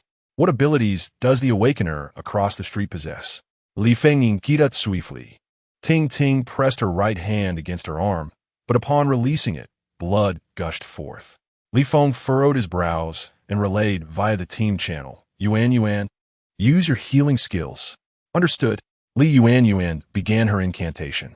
Effective healing radiated within a 1,000-meter radius, and Ting's wound began to mend rapidly. It's a wind blade. The opponent can compress the wind and use it as a weapon. Ting articulated quickly, a hint of displeasure in her heart. Manipulating the wind was her forte, yet she had been harmed by a wind blade this time, leaving her quite embarrassed. Li Feng paused. A wind blade? It seems we have encountered a formidable awakener. Those who could manipulate natural forces were indeed the most challenging to confront. The street was devoid of any other individuals, yet Ting had been injured, indicating that the adversary was lurking in the shadows and capable of using the wind as a weapon, which was rather daunting. Lu Taixian interjected, Brother Feng, I will confront him, he declared, stepping outside and shouting into the street, You bastard who injured our team. Are you seeking death? Whoosh. A white wind blade sliced toward his head. Lu Taixian quickly raised his hand to block it. Swish. 2 marks were left on his arm as he stumbled back several steps, a searing pain coursing through him. Lu Taixian glanced down in shock, realizing he was bleeding. Such formidable power. It can penetrate my gear, he exclaimed in frustration, hastily retreating to the nearby shop. Fortunately, Li Yuan's incantation was not yet complete, and his wound healed swiftly. You're injured too? Li Feng observed Lu Taixian with concern. Lu Tieshuan's eyes were filled with disbelief. Had it not been for his gear, he feared he would have been severed in two. He reflected in alarm on the wind blade's sheer strength. One could only imagine the perilous situation David was in. However, through the team's perspective, it was evident that David was successfully holding the opponent at bay, thereby reducing the frequency of their attacks. David's body was torn apart, but quickly reassembled into a new form, as the wind blades continued to slice through him mercilessly. Yet it proved futile, for he would heal instantly. The one who manipulates the wind is left speechless, bewildered by such a perverse encounter. Li Feng brandished the MJ Lanur and stepped out of the shop, instructing, Wait for me here. With that, he hurled the mighty hammer, its immense inertia lifting him towards the higher floors. From this vantage point, He could clearly survey the surrounding streets. The task at hand was to pinpoint the enemy's location, for it was the only way to secure a kill. Suddenly, two white wind blades surged toward Li Feng. He deftly raised MJ Lilner to block them, and in an instant, the blades vanished. It appeared that his wind blades were ineffective against the hammer. David was racing up the stairs, suggesting that the adversary was indeed within the building. Li Feng gazed towards the shoreline, extending his hand in a sweeping motion towards the city. Thousands of zombies surged towards him, obediently following his command as they traversed the streets, not to feast upon flesh, but to heed his orders, advancing towards the upper floors. He intended to employ a tactic of overwhelming numbers to force the enemy out. The frequency of the wind blades intensified. A multitude of zombies fell before him, allowing Li Feng to ascertain the enemy's precise location. There, he had pinpointed it. He hurled MJ Lilner with conviction. Thunder. Boom. A bolt of lightning struck the window, instantly incinerating the occupant inside. David dashed into the room, discovering the wind blade wielder, now petrified like a statue, no longer under threat. Li Feng descended and returned to the shop, declaring, "It's resolved." That individual was hiding in the building, launching wind blade attacks. They must belong to a certain team. Our arrival has evidently displeased them. Lu Taixian quickly interjected, "Is Zero all right?" Li Feng gazed down the street, uncertainty etched on his face. "It's hard to say. I'll try to contact her." He then called out in the team channel, "Zero, respond if you receive this. Please reply." After several attempts with no response, he exchanged glances with Lu Taixian, both sensing trouble. Li Feng leaped into the vehicle and instructed Wu Jun track Zero's whereabouts. Yes, Wu Jun activated his eagle eye, scanning the surroundings. He only spotted a few awaiting rescue and the scattered zombies on the streets, nothing more. "Captain, there's nothing. No sign of Zero." Li Feng pressed his arm, stating, "I will enhance your skills. Expand your search radius." He invested 30,000 experience points into Wu Jun's upgrade. Eagle ILV-4 upgrade. Eagle ILV-5 can discern objects up to 60 kilometers away. With the upgrade, Wu Jun felt invigorated, his vision significantly clearer. He activated Eagle Eye once more and identified the issue. On the ship, Zero was aboard, seemingly engaged in combat with a rival team. Li Feng commanded decisively drive. Wu Jun promptly started the vehicle, and Lu Taiquan along with Ting Ting leaped aboard, directing their course towards the distant ship. Along the way, they encountered numerous small teams raiding a supermarket. Since the onset of the apocalypse, foes had not only been the undead but also fellow humans, who, driven by self-interest, did not hesitate to eliminate one another. Such brutality had become commonplace. As Li Feng's vehicle arrived at the dock, several large ships were anchored, their decks teeming with armed individuals, all pointing their firearms downwards. Anyone daring enough to intrude would be met with immediate execution. The ships bore the name Rui, indicating that this was indeed the stronghold of the Rui team. "Taekwon, come down with me. Let us see if your parents are among them," Li Feng declared as he jumped from the vehicle. Lu Taekwon followed suit. Wan Wan, perched at the window, called out, "Brother, please be careful." Taekwon turned back, flashing her a reassuring smile and signaling an okay gesture before striding alongside Li Feng towards the ship. Li Yuan comforted Wan Wan, saying, "Don't worry, your brother is very capable. He will be fine." Wan Wan nodded earnestly, yet her gaze remained fixated on Lu Tietuan's retreating figure. Upon spotting Li Feng and Lu Taekwon, the individuals aboard the ship wasted no time and opened fire. Lu Taekwon positioned himself in front of Li Feng, bracing his arms in defense. The bullets rained down upon him, yet he sustained no injury whatsoever. Chapter 132. We can all retrieve our family's awakened ones. The individuals aboard the ship possessed considerable insight. Upon witnessing bullets fail to penetrate, they immediately discerned that Lu Taekwon was no ordinary person. A loud call rang out, urging their awakened ones to engage in combat. A man with 3 ripples on his forehead stepped forward, raising his hands. Instantly, the ocean beside him surged, conjuring 2 towering columns of water that, as if endowed with sight, hurtled toward Lu Taekwon. With a mighty roar, Lu Taekwon activated his berserk mode, his body emanating a faint golden glow. and he struck out at the water columns with a powerful punch. The two water columns rushed at him from either side. Feng brandished Thor's hammer, flinging it toward the ship. Thunder. Boom. Accompanied by a crack of lightning, the awakened ones on the ship swiftly evaded. The two water columns subsequently collapsed, transforming into a cascade of raindrops that pattered onto the deck.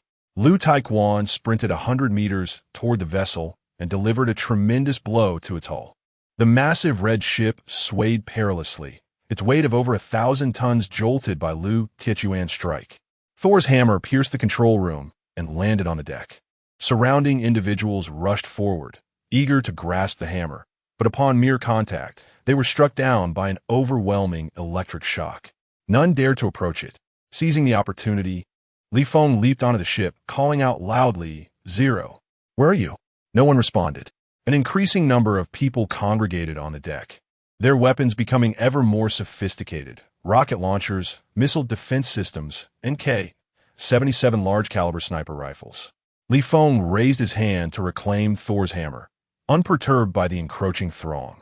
Were it not for the fear of endangering Lu Taekwon's family, he would have effortlessly sunk the vessel. "I advise you to lower your weapons and consider your choices," Feng declared, gazing at them. By now, 7 or 8 red dots were aimed at his forehead, indicating their unwillingness to surrender. Boom! The ship began to rock violently. It was Ting-Ting's tornado, buffeting the vessel. The snipers ceased their aim and opened fire instead. Thunder. In an instant, Feng hurled Thor's hammer into the crowd ahead. Boom! A resounding explosion erupted as blue lightning crackled outward. All who were caught in its path fell to the ground. The awakened one who controlled the water emerged from the cabin, but he too was not spared, convulsing under the electric shock. "Captain, everyone is in the cabin," Wu Jun communicated over the team channel. Lu Taekwon rushed over, exclaiming, "Brother Feng, I'm going to find my family." Feng nodded, summoning David to accompany him to another ship. The outer deck was strewn with bodies, likely the work of Zero. David led the way, with Feng following closely behind. Occasionally, someone leapt out, slashing at David's shoulder, only to see the wound heal rapidly, causing the assailant to flee in terror. However, David swiftly pursued and turned them into a zombie. The same fate befell others they encountered. "Zero, where are you?" Feng shouted, but only echoes responded, devoid of any other sound. It appears that further exploration is necessary. How could Zero have ventured into such a place alone? Along the way, no resistance was encountered. All armed individuals have been eradicated, evidently by Zero. Suddenly, a resounding crash echoed through the air. The position where Feng stood began to tilt. What was happening? Had the ship come under attack? Feng swiftly inquired within the team, "Wu Jun, what is occurring outside?" Wu Jun shouted back, "Captain, run. The ship's bottom has exploded." At this revelation, Feng's heart sank. He wondered if Zero was the cause of this chaos, yet he had not yet laid eyes on her. Should he truly evacuate? "Let us go. We must press on," Feng urged David. The vessel jolted violently, tilting at a sharp 45 degrees. Within, it felt as though they were trapped in a box, swaying back and forth. Water began to seep in from below, rapidly flooding the ship. This gigantic vessel was on the brink of sinking. Taking a deep breath, Feng plunged into the water, hoping to find Zero. At last, he spotted her silhouette behind an iron door. Her long hair floated gracefully in the water, her entire form buoyant. Feng hurriedly swam over to rescue her, grasping her clothing and propelling himself upwards. As they neared the surface, he saw a figure standing above, emanating a purple glow. A vague smile could be discerned on his face as he opened his mouth, seemingly uttering something. Then, the purple light surged into the water, instantly conducting electricity. A tingling sensation spread throughout Feng's body. In the next moment, all of that electrical current was absorbed by the Thunder God hammer, leaving him unscathed. With a swift motion, Feng seized Zero and burst out of the water. The ship was nearly submerged, with only one deck remaining above the surface. A figure stood there, incredulously gazing at Feng. "Impossible. How can you still be alive after being struck by my lightning ball?" Feng brandished the Thunder God hammer and retorted, "What is a lightning ball? Allow me to demonstrate what a lightning pillar truly is. A tremendous roar erupted as the Thunder God Hammer unleashed a colossal lightning pillar, crashing towards the man's chest and propelling him out of the water. Meanwhile, Lu Taixian awaited on the beach, waving his arms and shouting, "Feng, come back quickly. The ship is sinking." Li Feng, clutching Zero, hurled the Thunder God Hammer towards the dock.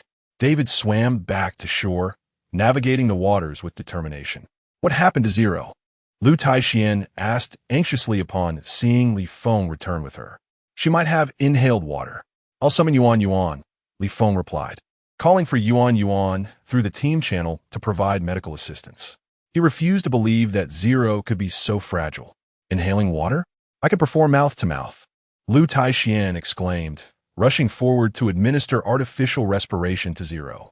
With a sudden slap, Zero opened her eyes and struck Lu Taixian, leaving half his face swollen. Yet he laughed. "Zero, you're alive." Zero swiftly rose to her feet, casting a glance at her own form before turning her gaze towards the horizon.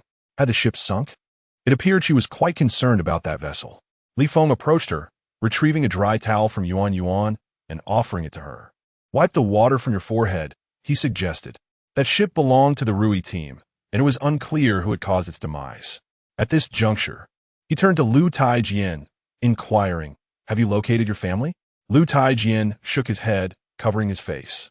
"The people inside have no knowledge of them. Perhaps this Rui team is merely a transit point, much like Huayin Building." Li Feng nodded in agreement. "That is quite plausible. Do not lose hope. We will surely find them." Zero interjected. "There were individuals aboard the ship conducting experiments. I pursued them, but they destroyed the evidence before detonating the ship." Li Feng asked, "Did you discern the nature of the experiments?" "It seemed to pertain to some form of pollution research, although the specifics eluded my observation." Zero had done her utmost, yet these individuals were exceedingly cunning, preventing her from acquiring further information. Li Feng addressed the remaining individuals, "Since Taijian has managed to locate his family, I have faith that each of you will also reunite with yours. Grant us a little time. We shall make it happen." Chapter 133. The Killer's Red Rose. Li Yuan Yuan, Wu Jun, and Tingting all looked forward with great anticipation. "All right, I shall procure the materials and establish a safe zone here. Then we can delve into the instance, grind for experience, and enhance our team's prowess. The remaining zombies in the city will be entrusted to Zero for handling. Does anyone have any objections?" Li Feng inquired, gazing at them. "None." Everyone shouted in unison. However, Lu Taijian grasped Nuanyuan's hand and said, "Brother Feng, I'm concerned about my sister being outside alone. How about I stay behind to keep her company?" Li Feng turned to Nuanyuan with a smile and suggested, "How about letting your brother accompany you outside?" But Nuanyuan pushed Lu Taijian away, exclaiming, "No, I want my brother to become a great hero. He must go and fight. I shall await your return here." Lu Taijian looked at Nuanyuan, his eyes moistening with unexpected appreciation for her maturity. Zero approached, gently patting Nuanyuan's forehead while addressing Lu Taijian. "I will protect her. Unless I perish, she shall remain safe." Lu Taijian gazed at Zero in astonishment.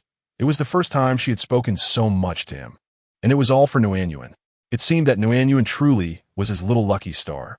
"All right, thank you," Lu Taijian exclaimed, bowing with excitement. Li Feng had completed his procurement of materials, spending 10,000 tokens, leaving him with 6,000. A green light emanated from his right hand, enveloping the entire city in a shimmering barrier. Brother Feng's safety zone no. 5 established successfully. Safety zone construction progress. 53,300. The inhabitants of the city looked up to see a faint barrier materializing around them. Coupled with the notification on the panel, they realized their city had also transformed into a safe zone. Wonderful. We no longer need to worry about zombie hordes. We can resume normal trade activities. It has been far too long since we ventured outside. Finally, we can enjoy a stroll and breathe in some fresh air. They rejoiced at their city's newfound safety. The world channel erupted in excitement. Brother Feng's safety zone number 5? He has 5 safe zones now. This team is truly remarkable. Establishing a safe zone costs 10,000 tokens, equivalent to the entire annual output of all of us here. Perhaps they have been slaying zombies in abundance. Why haven't we seen them in the arena? They must rank very high on the leaderboard. Li Feng paid no heed to the chatter in the World Channel. He instructed Zero to take Nuanyuan and commence the cleanup of zombies, while he led Wu Jun and others toward the entrance of the instance. In the central streets of the city, they encountered a luminous yellow portal. Li Feng took the lead and stepped inside. Darkness enveloped them, and they felt as if they were spinning. Moments later, they found themselves on a lush lawn, facing an opulent villa district. Li Feng stood up, surveying his surroundings with a hint of confusion. It appeared remarkably safe, devoid of any indication that danger lurked nearby. Why would the instance transport them to such a place? Brother Feng, which world is this? It appeared to be rather unfamiliar. Lu Taijian turned to Wu Jun and inquired, Xiao Wu, are you aware? Wu Jun shook his head in response. The transmission of these instances was utterly chaotic, devoid of any discernible pattern. It was impossible to ascertain their origin. However, Li Yuanyuan interjected, this scene feels strikingly familiar. It seems I have encountered it before. Allow me to ponder. Everyone awaited her revelation. At that moment, a figure emerged from the room, a tall man clad in a black suit, bald, wearing an earpiece, and wielding an 416 Malawian Quatch's assault rifle. Who are you? What are you doing here? He demanded, aiming his firearm at Li Feng and the others. Lu Taijian hastily raised his hands and said, Brother, do not fire. That thing is of no use to us. The bald man, perceiving this as a provocation, unleashed a barrage of gunfire. The bullets struck Lu Taijian, yet all fell harmlessly to the ground. Lu Taijian remained unscathed, not even taking a step back, which left the bald man in a state of shock. Who on earth are you? How could this be? Lu Taijian then dusted off his clothes and approached him, stating, I told you, that weapon is ineffective against us. He had adopted Li Feng's approach. We are warriors from the future, here to rescue you. The man was left bewildered by Lu Taijian's words. Future warriors? What do you intend to save us from? Do you take me for a 3-year-old? Lu Taijian scrutinized the man's bald head and remarked, Indeed, in my eyes, you are merely a 3-year-old. With that, he delivered a powerful punch to the man's face, knocking him out cold. Li Feng was left speechless. Such a promising source of information, and you knocked him unconscious? Lu Taijian shrugged and turned to Li Yuanyuan. So, have you recalled anything? Li Yuanyuan shook her head. Now, splendid, the clues have all vanished. Lu Taijian glanced around the room and suggested, Shall we venture inside for a look? Li Feng agreed, and they proceeded into the room. Just then, a voice echoed in Li Feng's mind. Mission, protect Dalton. Li Feng paused in astonishment. Who is Dalton? He glanced up at the nameplate above the door, which read, Dalton Manor. Could the owner of this house be Dalton? Was the man Lu Taijian knocked out his bodyguard? That seemed plausible. Li Feng led the group further inside. Voices resonated from the corridor. Gale, what is happening outside? Lu Taijian replied, Your brother Gale is fast asleep.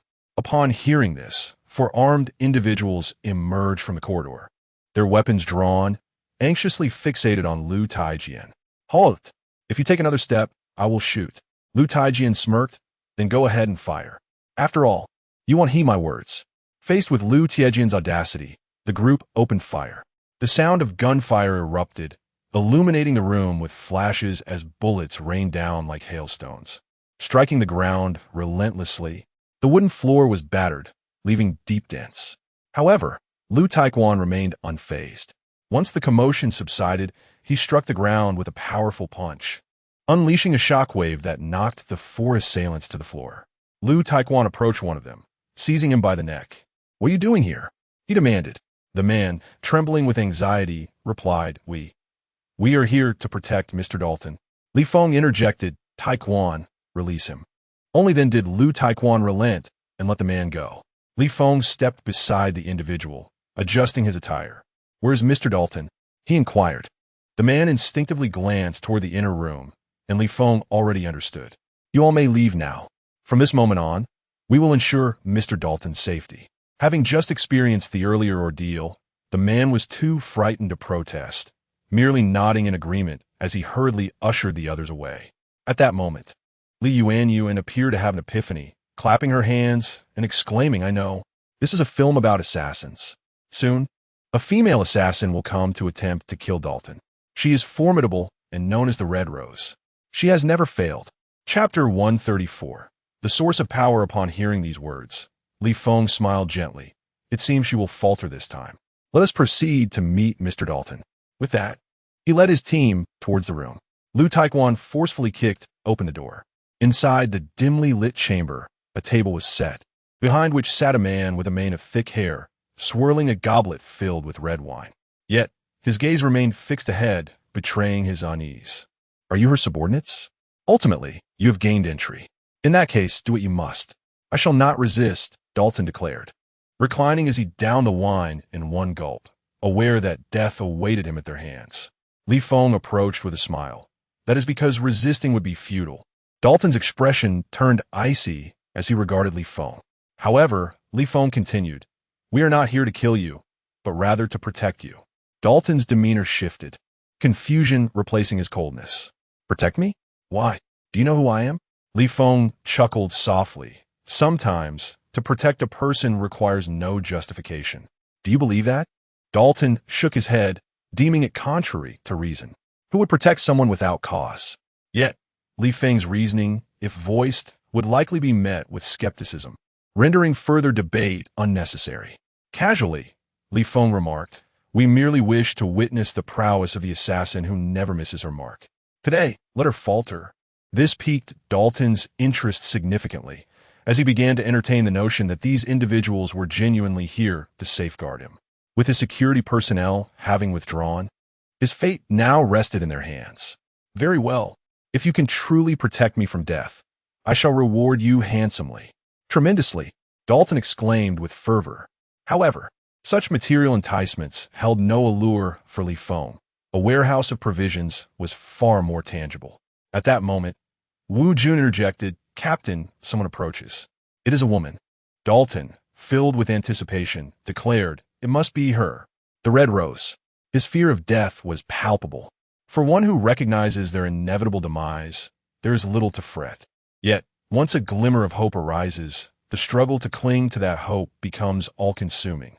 Feng motioned for Dalton to take a seat. Relax. With us here, she cannot harm you in the slightest. Observing Feng's unwavering confidence, Dalton gradually eased, though a tinge of anxiety lingered. Footsteps echoed in the corridor, growing increasingly distinct. Feng glanced at Lu Taekwon, signaling him to confront the assassin. Lu Taekwon understood the cue and stepped outside. As he neared the threshold, a sharp blade lunged forth. Aimed at his eyes, Lu Taekwon swiftly ducked, but the weapon hurtled towards Dalton's chest, intent on claiming his life even before their confrontation. Indeed, it was ruthless. Standing before Dalton, Feng brandished the MJ Lnr to deflect the incoming attack. Lu Taekwon burst through the door, only to find the corridor deserted. Above, Wu Jun alerted. Lu Taekwon looked up and spotted a woman clad in red, wielding twin blades, descending upon him. He raised his arm, producing a resounding clang as they collided. The red-clad woman frowned, evidently taken aback by Lu Taekwon's ability to withstand her strike. Impressive strength, she remarked, preparing to counterattack. Take this, Lu Taekwon declared, launching a punch towards her. The woman swiftly evaded his assault. Feng then commanded David and Tingting to assist. David dashed out of the room, recklessly charging forward with a singular aim, to bite the red-clad woman. She was unprepared for such a grotesque tactic, retreating in haste and even hurling her blades at David with deadly precision. However, the attack proved ineffective, as David quickly recovered and pressed on. This astonished the woman, who realized that these individuals were no ordinary adversaries. They were beyond her capacity to handle. Thus, she prudently chose to withdraw. The essence of an assassin lies in the discernment of timing. Should one fail to secure a kill with the first strike, retreat becomes paramount in search of a new opportunity. Lu Taekwon pursued her, intent on delivering a fatal blow. Mission accomplished. Earned 3,000 tokens. Mission 2. Locate the source of power. Upon hearing this announcement, Feng recognized their task had been fulfilled. He communicated through the team channel, Taekwon, return. Lu Taekwon halted, observing the red-clad woman swiftly scale the wall to escape, opting not to follow. Upon returning indoors, he found Dalton beaming with gratitude, continuously shaking Feng's hand. You are truly remarkable. You successfully thwarted the Red Rose. As a token of my appreciation, here is 5 million in cash. He produced a box from beneath the table, neatly filled with bills. In times of peace, such a sum would be staggering. Yet for those accustomed to the apocalypse, it elicited little more than indifference. Mr. Dalton, our protection of you is not motivated by monetary gain. Rather, we seek your counsel on a matter, Feng stated, convinced that their presence in this realm was not without purpose. Dalton paused, slightly taken aback. What matter? Speak freely. I shall share all that I know. He felt an immense gratitude towards those who had saved his life, for what could be more precious than one's existence? Feng inquired, do you know where the source of power lies? At this, Dalton froze momentarily. He was aware, indeed. He was well aware, having been part of the team that once sought the source of power. However, the nature of that power was far too fearsome, leading to its cessation decades prior. 30 years had passed. Why were people still speaking of it? Were they truly here in pursuit of the source of power? Feng observed his expression and discerned that he was undoubtedly aware of the matter at hand. Thus, he inquired, Mr. Dalton, do you harbor any unspeakable secrets? Dalton slowly took a seat and replied, the source of power resides within an individual. The members of Feng's team regarded him with earnest attention. Within an individual? Feng pressed. Whose individual? Dalton met Feng's gaze and recounted the circumstances of the experiment from years past. It could be characterized as a dismal failure, resulting in the sacrifice of countless lives, with only a solitary success emerging after immense loss. This lone success, however, survived a mere 3 days before succumbing to natural causes. Ultimately, the experiment was forcibly terminated. Yet, it was later discovered that some individuals continued the experiment clandestinely, refusing to halt their endeavors. Consequently, they genuinely unearthed the source of power, enabling its extraction and seamless integration into human subjects. Theoretically, possessing the source of power would allow one to control any force. Due to the horrifying nature of the experimental outcomes, it has long been classified as top secret. Chapter 135. Such Size, How to Conquer. Upon hearing his description, Feng gained a rough understanding of the situation. The source of this power was concealed within the members of an ancient tribe, and many nefarious individuals sought to seize it. Thus, it had been deliberately hidden away, and they could only embark on a quest to discover it themselves. Mr. Dalton, thank you for your suggestion. May our paths cross again, Feng remarked as he departed the villa with his companions. Lu Taekwon inquired beside him, Brother Feng, where shall we search for the source of power? Feng replied, within the Jiang tribe, there must be someone who knows its whereabouts. We shall proceed to the Jiang tribe, he declared, instructing Li Yuan to retrieve the vehicle from the storage space. The group then set off towards the Jiang tribe, aided by the map provided by Dalton, which ensured they would not lose their way. Otherwise, in this unfamiliar terrain, who could tell how long they would wander? That very night, they arrived at the so-called Jiang tribe. The area was sparsely populated, nestled within a forest. Were it not for Dalton's certainty that an indigenous tribe resided here, they would have certainly assumed it to be a desolate wasteland. There is a flicker of fire ahead. It appears to be their settlement. Let us investigate. Feng pointed towards the trees. The others hastily followed suit. As they traversed the thicket, they emerged into a clearing, revealing thatched huts and numerous bonfires.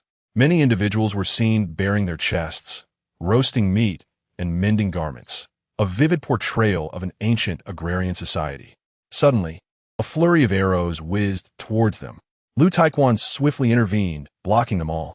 Before long, dozens of individuals encircled Feng and his companions, brandishing long spears aimed directly at them. A figure stepped forward and addressed Feng.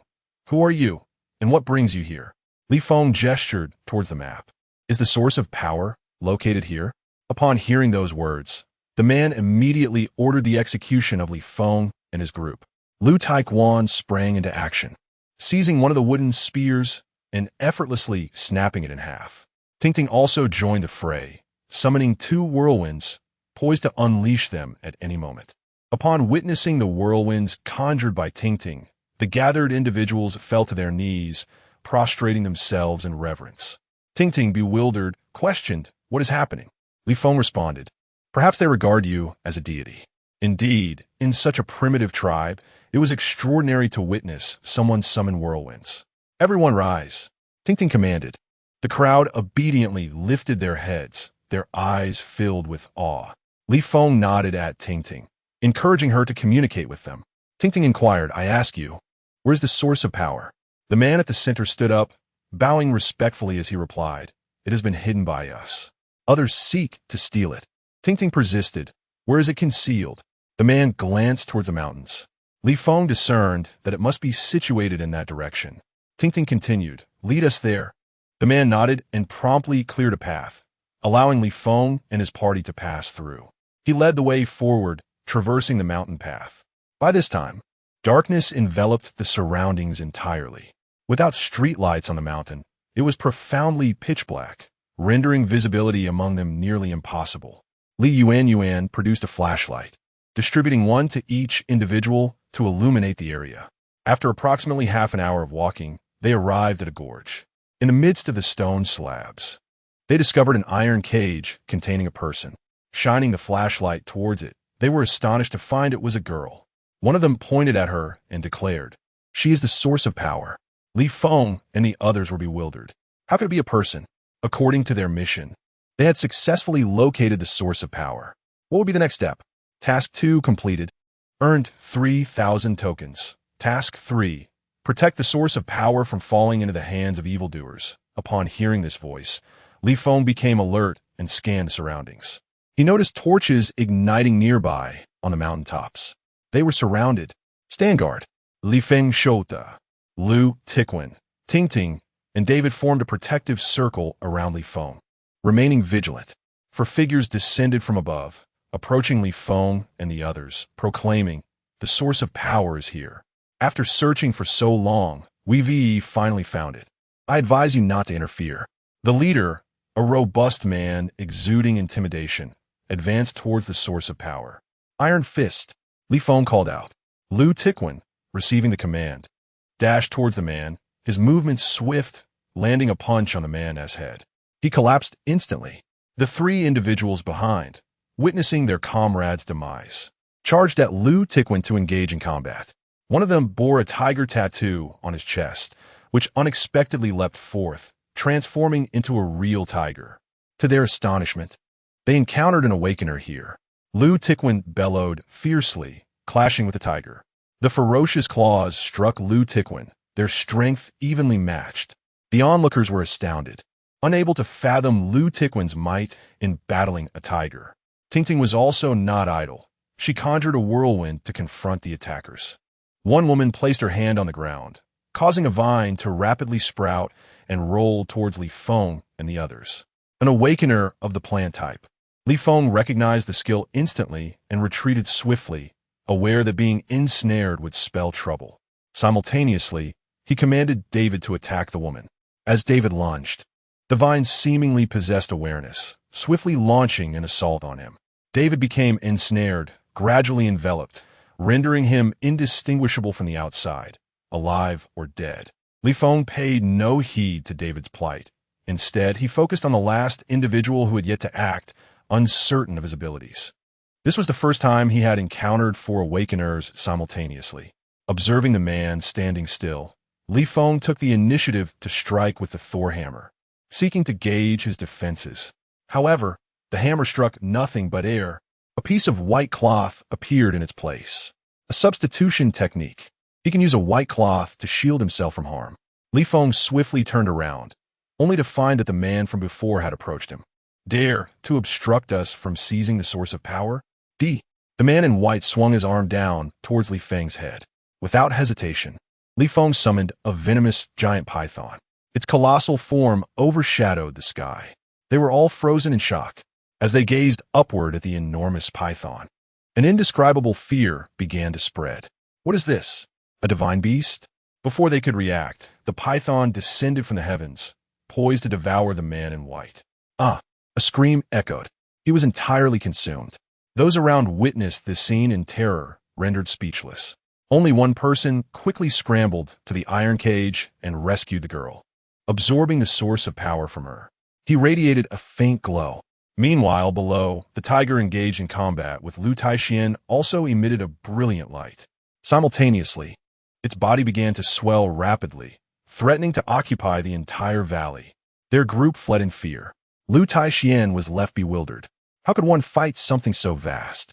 Chapter 136. Subduing the verdant grassly Feng gazed at the tiger and declared, "Its adversary is the giant python.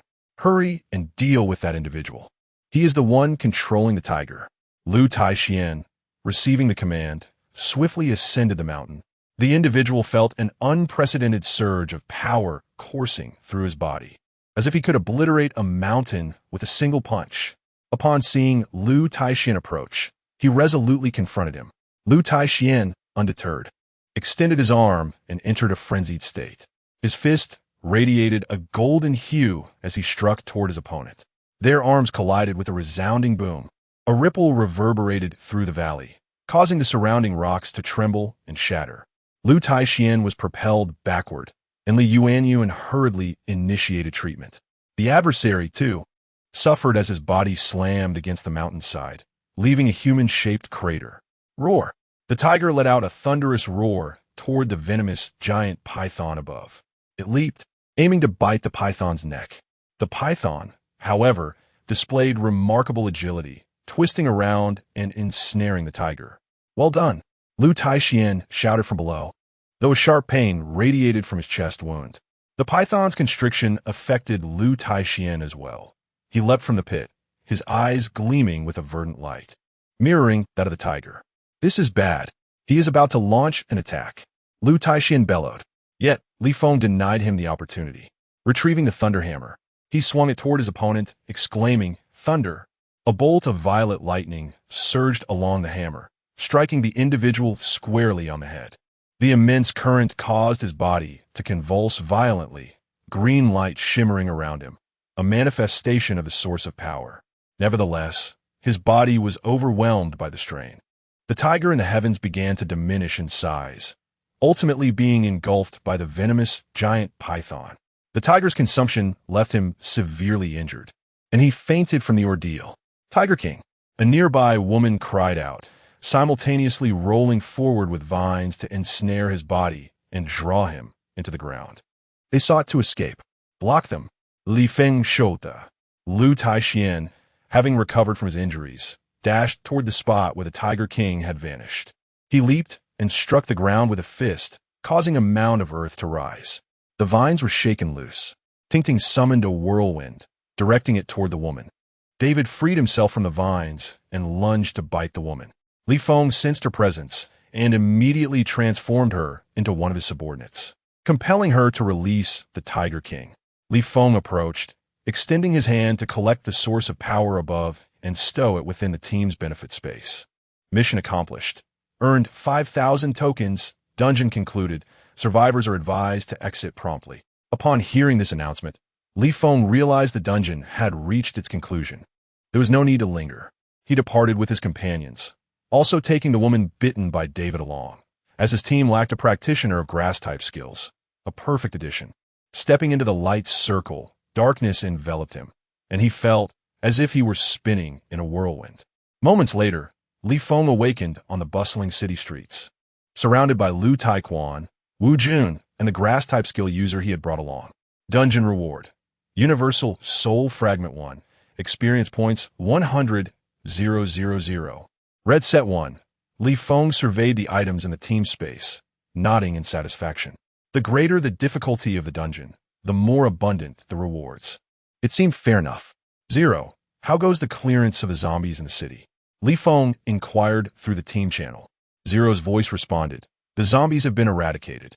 However, the survivors here appear to be divided into two factions, engaged in conflict, neither willing to yield. Li Feng nodded and replied, "Send me the coordinates. I will take a team over." Soon, Zero transmitted the coordinates, and Li Feng instructed Li Yuanyuan to retrieve the vehicle. Wu Jun drove towards the designated location. Along the way, Li Yuanyuan shared snacks from her storage space with everyone. Lu Taiquan indulged the most, while Ting and Li Yuanyuan exercised restraint. The grass-type skill user remained seated, motionless. Li Feng approached her and said, "From now on, You shall be known as Greengrass. The grass-type skill user nodded, acknowledging her new name. Currently, she was under Li Feng's control, making her designation inconsequential. It merely facilitated communication. Lu Taiquan, while devouring a hamburger, remarked, "This Greengrass is truly formidable." She ensnared David in vines, rendering him helpless. Li Feng replied, "This is precisely why I value her. A being like David, with his undead abilities, must be treated with such confinement.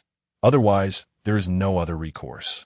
Lu Taiquan nodded in agreement, applauding Li Feng's insightful perspective. Upon arriving at Zero's coordinates, Lu Taiquan was the first to leap down, eager to reunite with Nwan. "Hey, listen up. I'm counting to 3. If you don't come out, I'll blow it up. 1, 2, boom." A cacophony erupted as the upper floors of the building ignited in flames, glass shattering in a spectacular display. The crowd below scattered in panic, resembling victims of a terror attack. Lu Taiquan furrowed his brow and shouted, "What the hell is going on? The zombies are all gone, and our own people are still fighting. Is this amusing?" Someone above, overhearing Lu Taiquan, shouted back, "Shut up, you fat pig. What I said to you? Do you want it to blow you up too?" Infuriated by the retort, Lu Taiquan pointed at the individual who had spoken, exclaiming, "Hey you, stand there and don't move. Let's see if I don't smack you." Lu Taiquan dashed toward the upper floors. Meanwhile, Zero ignored him and escorted Nwan back to the vehicle. Li Yuanyuan eagerly took Nwan in her arms, asking, "Did you listen to Annie Zero?" Nwan turned to Zero, smiling, "Yes. And even brought me candy." As she spoke, she retrieved a few lollipops from her pocket, leaving Li Yuanyuan astonished. To my surprise, Zero actually caters to the needs of children in this regard. Glancing at Zero, I noticed he turned his gaze toward the window to avoid an awkward moment. Li Yuanyuan playfully wiped Nwan's nose with her hand and said, "Sister won't eat. You can keep it for yourself." "MHM," Nwan replied with a beaming smile. However, her expression soon turned pensive as she gazed out at the towering buildings, whispering, "I hope my brother is all right." Li Yuanyuan reassured her, "Do not worry. Your brother is quite formidable. No ordinary person stands a chance against him." Nwan turned her head, curiosity shimmering in her eyes. Really? This was surprising, especially since Lu Taiquan had previously been unable to showcase such prowess at home, often being bullied by others. Since acquiring skills, his strength had significantly surged. Moreover, influenced by Li Feng, he now faced challenges with unwavering courage. He was fearless, ready to confront any adversary. Li Feng communicated through the team channel, "Taiquan, do not harm them, just bind them. I have a use for them." "Understood," Lu Taiquan replied promptly, swiftly ascending the stairs. Those above prepared their weapons, aiming towards the staircase, intending to unleash a volley upon Lu Tiechuan's arrival. The sound of gunfire erupted, echoing through the upper floors, only to cease shortly after. Moments later, Lu Taiquan emerged, dragging a few battered individuals down the stairs. Chapter 137. Over the hills, everyone. Take cover, Lu Taiquan shouted, delivering a kick to one of the men. At that moment, they were all subdued, afraid to speak further. Having witnessed Lu Tiechuan's formidable strength, they realized that bullets were ineffective against him. With no other recourse, Li Feng emerged from the vehicle, surveying the group. "Why are you fighting with those on the opposite side?" The leader looked up at Li Feng. "They're stealing my food." "Indeed, they are bullies. It is our duty to overthrow such tyrants. Otherwise, we cannot survive even without zombies." Upon hearing this, Li Feng did not readily accept their claims. To ascertain the true situation, capturing their adversaries was essential. "Taiquan, keep an eye on them. I will go and bring those from the building across over here." As Li Feng spoke, he made his way toward the street. The individuals on the upper floor aimed their sniper rifles at him, warning, "Don't move. Move, and we will shoot." Li Feng looked up at them. "I am Li Feng of the battle team. This safe zone was established by me. If you do not wish to stay, then leave." His commanding tone startled them. Li Feng's battle team? Is it really them? They were elated, having encountered their idol, and hastily gathered their belongings to descend from the building. Upon seeing Li Feng, they all knelt before him. "Captain Li Feng, we were wrong. Please uphold justice." Observing their earnest demeanor, they did not appear to be deceiving him. Li Fenmapra Inkiring. What has transpired? What grievances do you bear? The leader looked up, explaining those on the opposite side, seeing the safe zone established, wish to take control here, threatening to kill anyone who opposes them. We have run out of food, and when we merely sought provisions from the store, they opened fire on us. We only retaliated out of necessity. We implore you, Captain Li Feng, for justice. Li Feng nodded, his understanding of the situation taking shape. It appeared both sides were entangled in a power struggle, yet the group across seemed more villainous. Seizing the opportunity in a lawless city, they sought to impose their dominance, threatening death to dissenters. Come with me. We will confront them. Li Feng led the way back to Lu Taiquan and the others. Upon their meeting, tensions flared. Had Lu Taiquan not intervened, a skirmish would likely have erupted. You killed my wife. You will return my son. I will not rest until this matter is resolved. Mark my words, this is not over. Spitting in disdain, both sides began hurling insults at each other. Li Feng interjected sharply, enough. Instantly, silence fell upon the crowd as they turned to him. What should be done about this? Exactly. They kill my people. I will not let this go. Seeing the man's ferocity, Li Feng's gaze turned icy. Are you speaking to me? He then turned to Lu Taiquan. Throw him out of the safe zone. Let him reason with the zombies. It is Brother Feng. Lu Taixian resolutely agreed, swiftly seizing the individual and making his way towards the city outskirts. The man was instantly terrified, pleading no. Please, Brother Feng, I was wrong. It was my fault. Spare me this once. Yet, Li Feng showed no mercy. Throw him out. Lu Taixian complied, casting him directly from the building into the wilderness where many zombies awaited. To deal with disobedient individuals in this apocalyptic era, one must employ extraordinary measures to instill fear in the remaining populace. Indeed, upon witnessing Li Feng's actions, the others fell silent, none daring to oppose him any longer. Li Feng addressed the remaining individuals.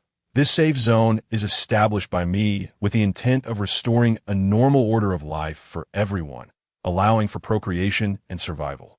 Should anyone choose to disobey or deliberately disrupt the peace, do not expect my leniency. He hoped they would cherish this hard-won environment of tranquility. After listening to Li Feng's words, some individuals experienced an awakening.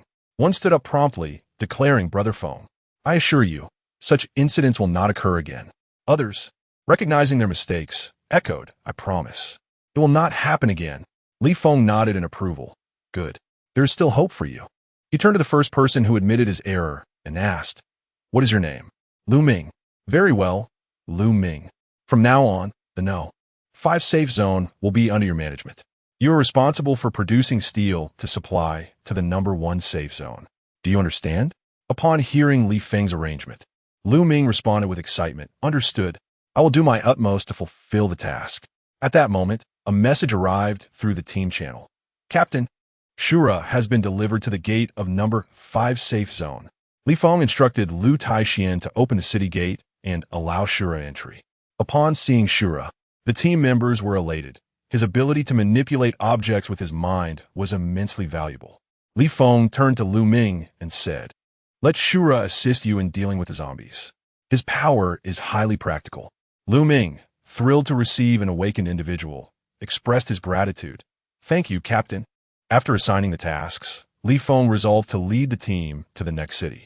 This Rui team survived by the sea, and it was possible that their previous connections were also maritime trade routes. Does anyone here have a home by the sea? Li Feng inquired of Li Yuan and the others. Since they were on a quest to locate Lu Tiexuan's parents, it was imperative to uncover the truth of their abduction and their current whereabouts. Suddenly, Li Yuan asked Li Feng, Brother Feng, where is your home?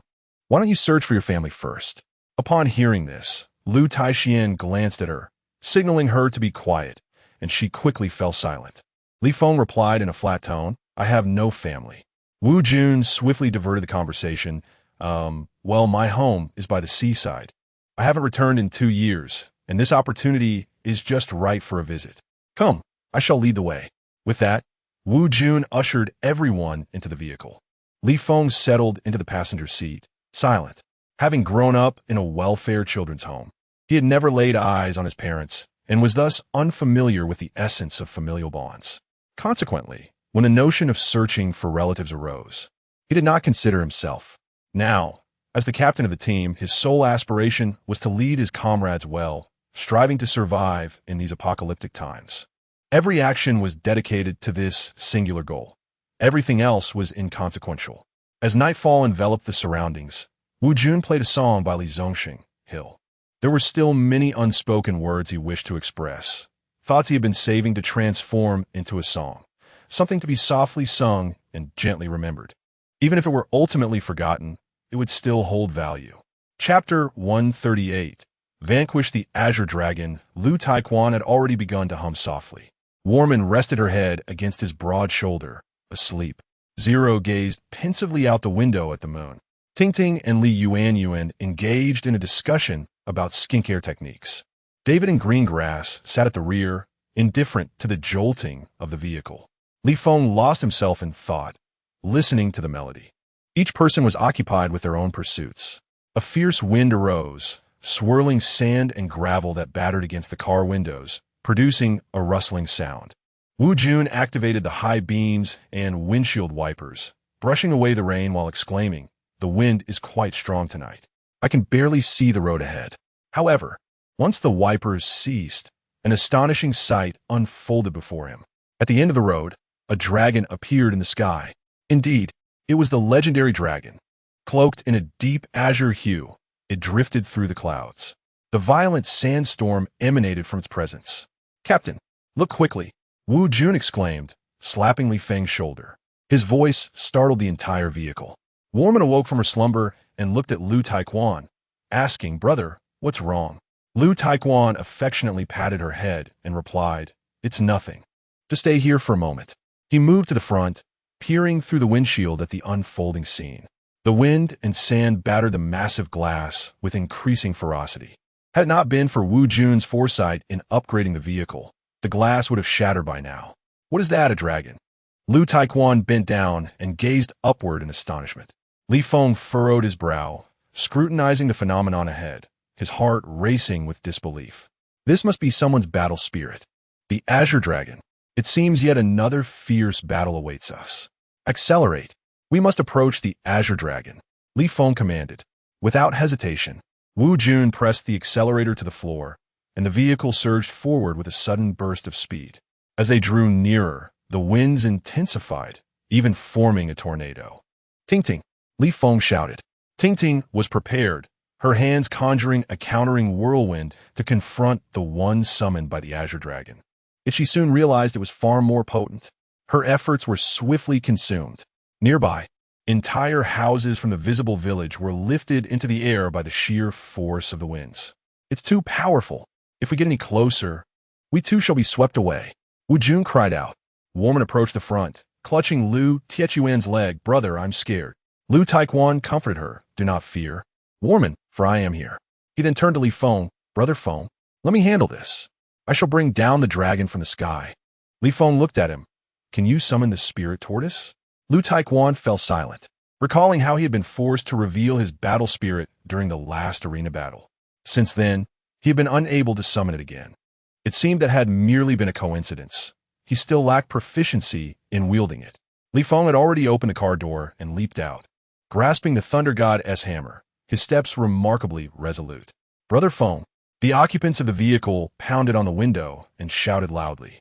A voice from the team, belonging to Li Feng, commanded, "Stop the car and wait for my return."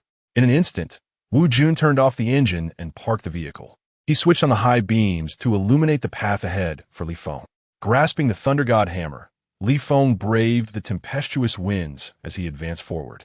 The ferocious gusts threatened to topple him at any moment, potentially sweeping him away. Thunder. Li Feng raised the Thunder God hammer high. A tremendous bolt of lightning coalesced in the heavens, descending toward the raging winds. Crack! Crack! A series of resounding explosions echoed as a lightning storm erupted within the tempest. Swirling outward, the sheer energy of the hurricane was overwhelming, capable of entwining with the very forces of thunder. Li Feng realized that this was not a sustainable strategy and decided to summon the venomous giant python to engage the Azure Dragon above. "Brother Feng, how could a battle commence without me?" Lu Taekwon braved the winds, joining Li Feng's side. "And I am here as well," chimed Ting Ting, standing to his right.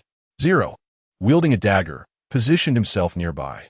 David charged fiercely toward the Azure Dragon.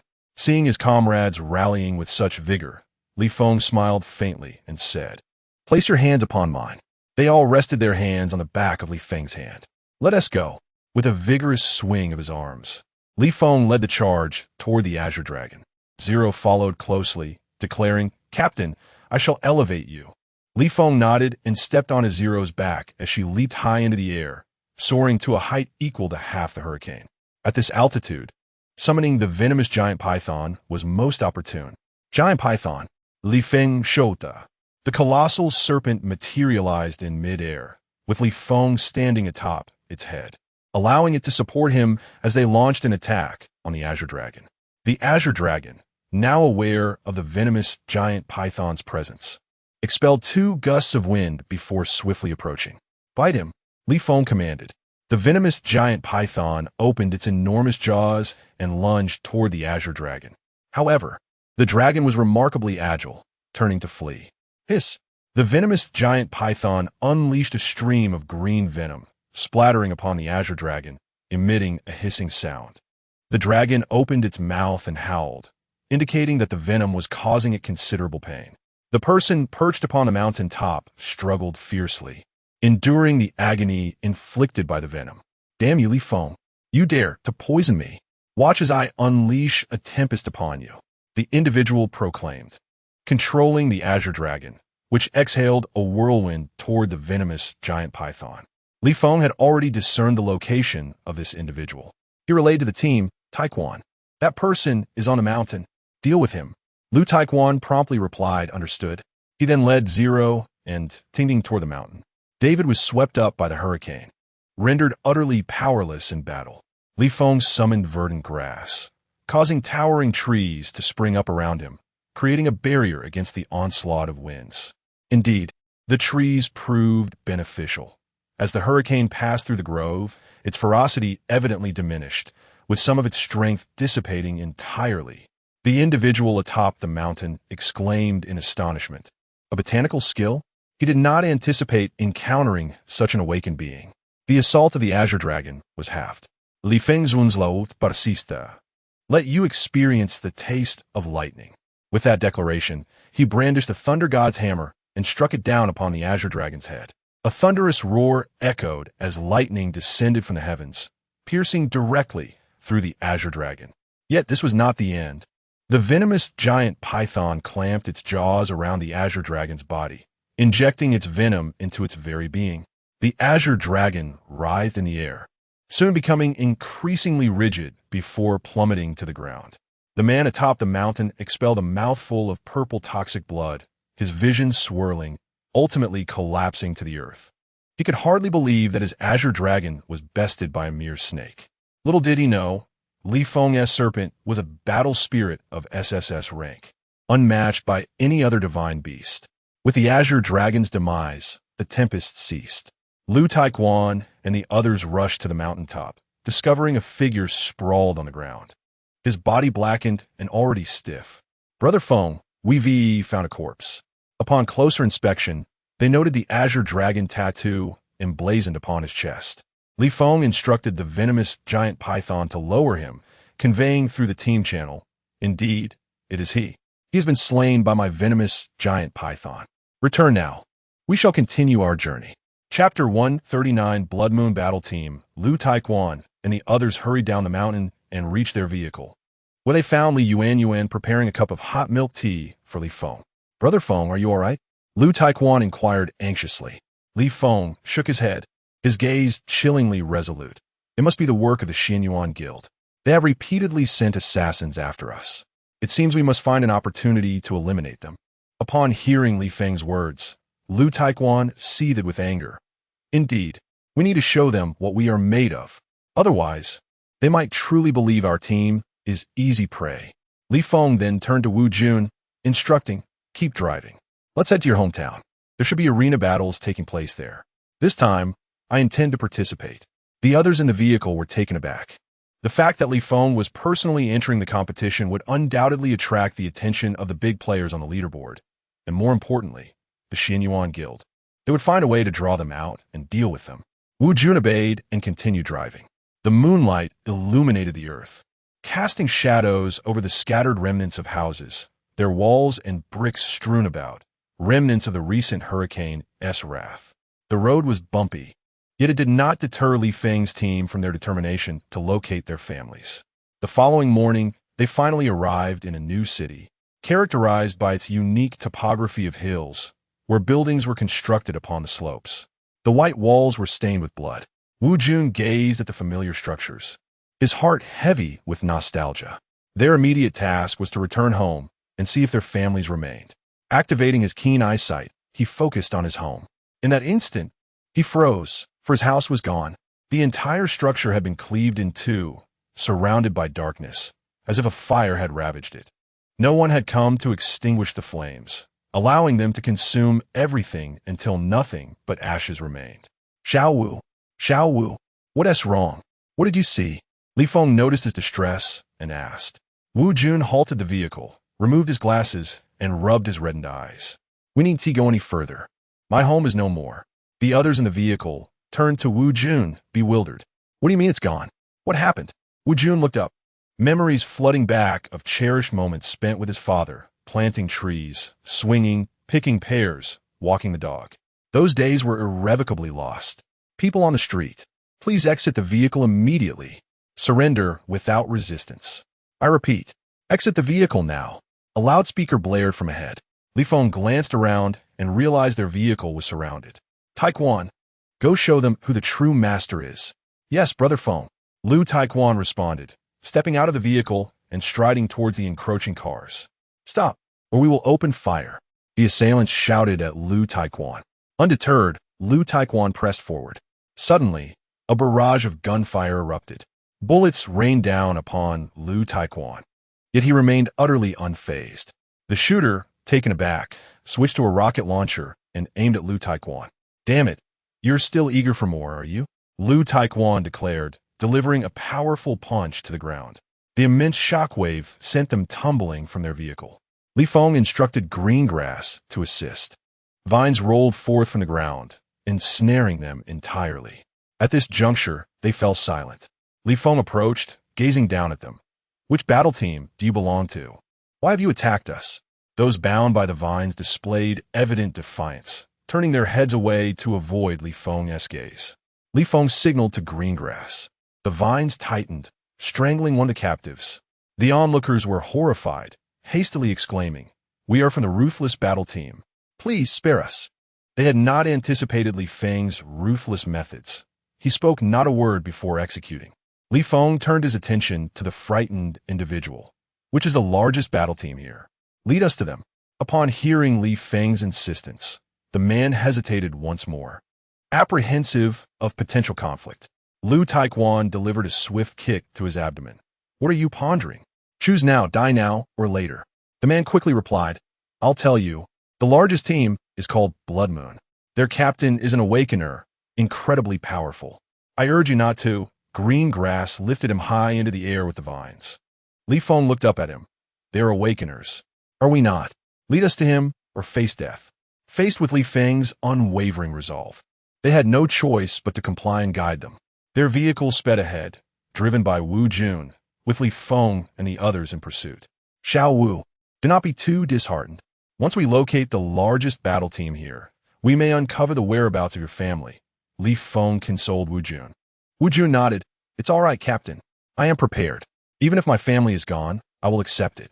Li Feng could only silently agree. Compared to their plight, his situation was far more favorable. He did not have to worry about such matters. Lu Taekwon encouraged Wu Jun. Xiao Wu, your family will surely be fine. Look, I have rescued my sister. He then playfully squeezed Nuan shoulder. Nuan chimed in. Yes, Uncle Jun, your family will definitely be okay. Wu Jun, touched that even such a young child was comforting him, could only smile in response. Thank you. They drove on until they reached the water treatment plant, the stronghold of the Blood Moon team. The ruthless battle team's vehicle came to a halt, unwilling to advance further. A few of them approached the front of Li Feng's vehicle. Big brother. The Blood Moon team is inside. You may enter, but we cannot proceed. Li Feng inquired through the window. Do you know what their skills are? They all shook their heads. No one had ever witnessed their captain's prowess. Those who had perished. Li Feng felt a surge of astonishment. Could he truly be that formidable? Yet, observing their expressions, it seemed they were not feigning. Iron Fist ordered them to disarm and leave. It's Brother Feng. Lu Taiquan responded to the command, approaching these individuals. He confiscated all weapons from them and from their vehicle, compelling them to depart. They dared not resist in the slightest, grateful to have salvaged their lives. Li Feng gazed at the water plant ahead, disembarking from the vehicle, accompanied by David and Greengrass. He ventured inside while instructing the others to remain in the vehicle on standby. Strangely, there was not a soul in sight within the water plant, not even a guard at the entrance. Could such a location truly serve as the stronghold for the largest battle team? Were it not for the abundance of provisions within, one might suspect a deception. Are the Blood Moon battle team members present? We are from Li Feng's team and wish to engage in discourse. Li Feng called out loudly, while cautiously surveying his surroundings, ever vigilant of potential threats lurking nearby. Chapter 140. The Natural Replica, Key Li Feng's team.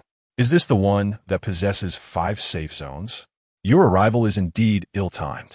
The voice echoed around, yet its source remained elusive. Li Feng inquired, why is it ill-timed? The voice continued, because this place is mine. No sooner had the words been uttered than a fierce gust of wind rushed past his ear. Li Feng quickly ducked. A shadow appeared beside him, wielding a dagger that sliced through the air. Had he not reacted swiftly, his head would have been severed. David. Li Feng was about to urge David to charge at the assailant when the figure vanished from sight. Stealth. His ability is stealth. No wonder no one had ever witnessed his skill. The area was devoid of cover, yet he could materialize anywhere at any moment. For the first time, Li Feng felt he was confronted by a formidable adversary. He steeled himself and simultaneously communicated in the team channel. Everyone be cautious. His ability is stealth. He could appear beside you at any moment.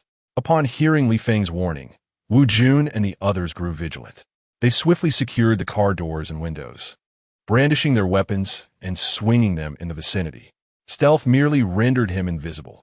He still possessed a physical form. If struck by a weapon, he would undoubtedly suffer harm. Green grass, vines, Li Feng Kumanda. The greenery rapidly engulfed the entire area with twisting vines growing skyward. If Blood Moon were among them, he would surely be ensnared. Vines reached heights of 7 or 8 stories, effectively concealing Li Feng within their grasp. He could not ascertain whether he had ensnared Blood Moon, and could only listen for his reactions. A plant-type awakener is indeed a rarity. Your team is quite impressive. Blood Moon's voice resonated again, confirming that he had not been trapped. Descend. The vines plummeted swiftly, crashing to the ground and stirring a cloud of dust. Li Feng brandished his thunderhammer, preparing to unleash a tempest of lightning across the area. Show yourself. Otherwise, I shall incinerate this entire zone. Li Feng bellowed. There was no response from his adversary. Lightning. Li Feng raised the thunderhammer, and a colossal bolt of lightning descended from the heavens, striking the ground. Boom! A thunderous roar echoed. The lightning fractured and surged outward, threatening anyone standing within the vicinity. The entire water plant was shrouded in a storm of electricity. As long as he remained here, he would surely perish by the lightning. The tempest raged for several seconds, sweeping across the area, yet Blood Moon's corpse failed to materialize. Could it be that he was not present? Iron Fist. Be cautious. He is coming for you. Li Feng shouted in the team channel. Lu Taiquan shuddered, anxiously gazing out the window. Nothing was visible. Even Wu Jun's eagle eye could not detect him. Suddenly, a deafening crash resounded. The windshield shattered, and Wu Jun was yanked out of the vehicle. Xiao Wu. Lu Taiquan shouted loudly, promptly dashing forward alongside Zero. In Zero's hand, a dagger twirled, swiftly slicing the air before Wu Jun to shield him from the invisible assailant. Wu Jun received a heavy blow to the chest, spitting out a mouthful of blood, and weakly crouched on the ground. Lu Taiquan and Zero formed a protective circle around him, their vigilance directed outward. Be careful in the car. Wu Jun cautioned. Tingting shielded Li Yuanyuan and Nuanyuan behind her when a voice drifted from the side. Such beautiful women. What a pity. In the next moment, Li Yuanyuan was lifted entirely off the ground. Put her down, Tingting cried out, gathering the wind into a ball, preparing to strike. Whoosh! 2 daggers whizzed past Li Yuanyuan's ears, causing her to collapse to the ground. The invisible assailant evaded the daggers and released Li Yuanyuan. Get in the car. Come behind me. Lu Taekwon bellowed. Tingting hurriedly led Li Yuanyuan and Nuanyuan to safety, standing behind Lu Taekwon and Zero, forming a protective barrier around the 2 girls. A hollow voice echoed, "You are indeed united. I shall take you down one by one." Hearing this, Lu Taekwon and Zero tensed simultaneously, launching an attack in unison toward the direction from which the voice emanated, distinctly perceiving it from the left ahead, not far from them. However, their efforts were in vain as they collided with each other. The voice now resounded from behind, seemingly toying with them. At that moment, Li Feng emerged from the water plant, commanding everyone to board the vehicle. Lu Taekwon and the others, uncertain of the situation, complied without hesitation. Wu Jun led the group back to the car, while Li Feng guarded the entrance, unleashing a venomous giant python. The appearance of the serpent drew an exclamation from Blood Moon. War Soul. You have awakened the War Soul? He found it hard to believe. The War Soul is the coveted aspiration of every awakened being. To his knowledge, the arena competition mechanism established by the Juxian Guild was designed to train its awakened members, stimulating their true awakening capabilities through repeated real combat experiences, as such abilities could only be triggered in the face of genuine peril. Blood Moon felt his fighting spirit ignite, his form briefly materializing before fading into invisibility once more. Li Feng had no intention of seeking him out. That would be far too troublesome. Since Blood Moon could become invisible, he resolved to eliminate him with poison instead. Toxic Mist. Li Feng unleashed the skill, the venomous giant python spewing forth a dense cloud of toxic mist around the vicinity of the water plant. The noxious vapors enveloped the area, causing all living beings to wither swiftly, rendering them devoid of refuge. As allies would not harm one another, Lu Taekwon and his companions remained unharmed. Blood Moon found himself engulfed in the toxic mist, attempting to flee, but discovering his limbs felt as if weighed down by lead, rendering him utterly immobile. Gradually, even the act of breathing felt hurried. The surroundings flickered in and out of focus. Eventually, the heart ceased to beat. The body transformed into a rigid, dark substance. The Blood Moon emerged. Lying motionless on the ground, Li Feng retracted the venomous giant python and alighted from the vehicle. Regrettably, he had failed to have David bite him, converting him into an ally. Had that been the case, future endeavors in thievery would have been considerably more convenient. Lu Taixian and the others also disembarked, encircling the corpse of the Blood Moon. It appeared there was something around its neck. As he spoke, Li Feng reached out and removed the necklace from the corpse. Attached to the necklace was a blue, square-shaped object. What could this be? A mere ornament? Li Feng took the square in hand, scrutinizing it closely. It was a key to unlock a certain instance. This indicated that there existed a natural instance nearby, ripe for exploration. Upon hearing Li Feng's suggestion, they all concurred. As for Wu Jun's family, it seemed there were truly no answers to be found here, much like Lu Tieshuan's kin, who had undoubtedly been relocated to other cities. With the instance key now in their possession, it was prudent to first claim the rewards from the instance. Chapter 141. Pursuit of Batman. Li Feng addressed Wu Jun, inquiring if there were any remarkable aspects of the area, perhaps historical legends. After a moment of contemplation, Wu Jun responded, "Indeed, there is one. Longquan Mountain.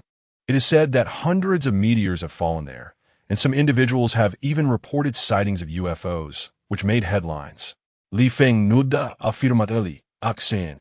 Let's proceed there." Upon receiving the directive, Wu Jun swiftly drove towards Longquan Mountain, eager to ascertain the validity of Li Feng's claims.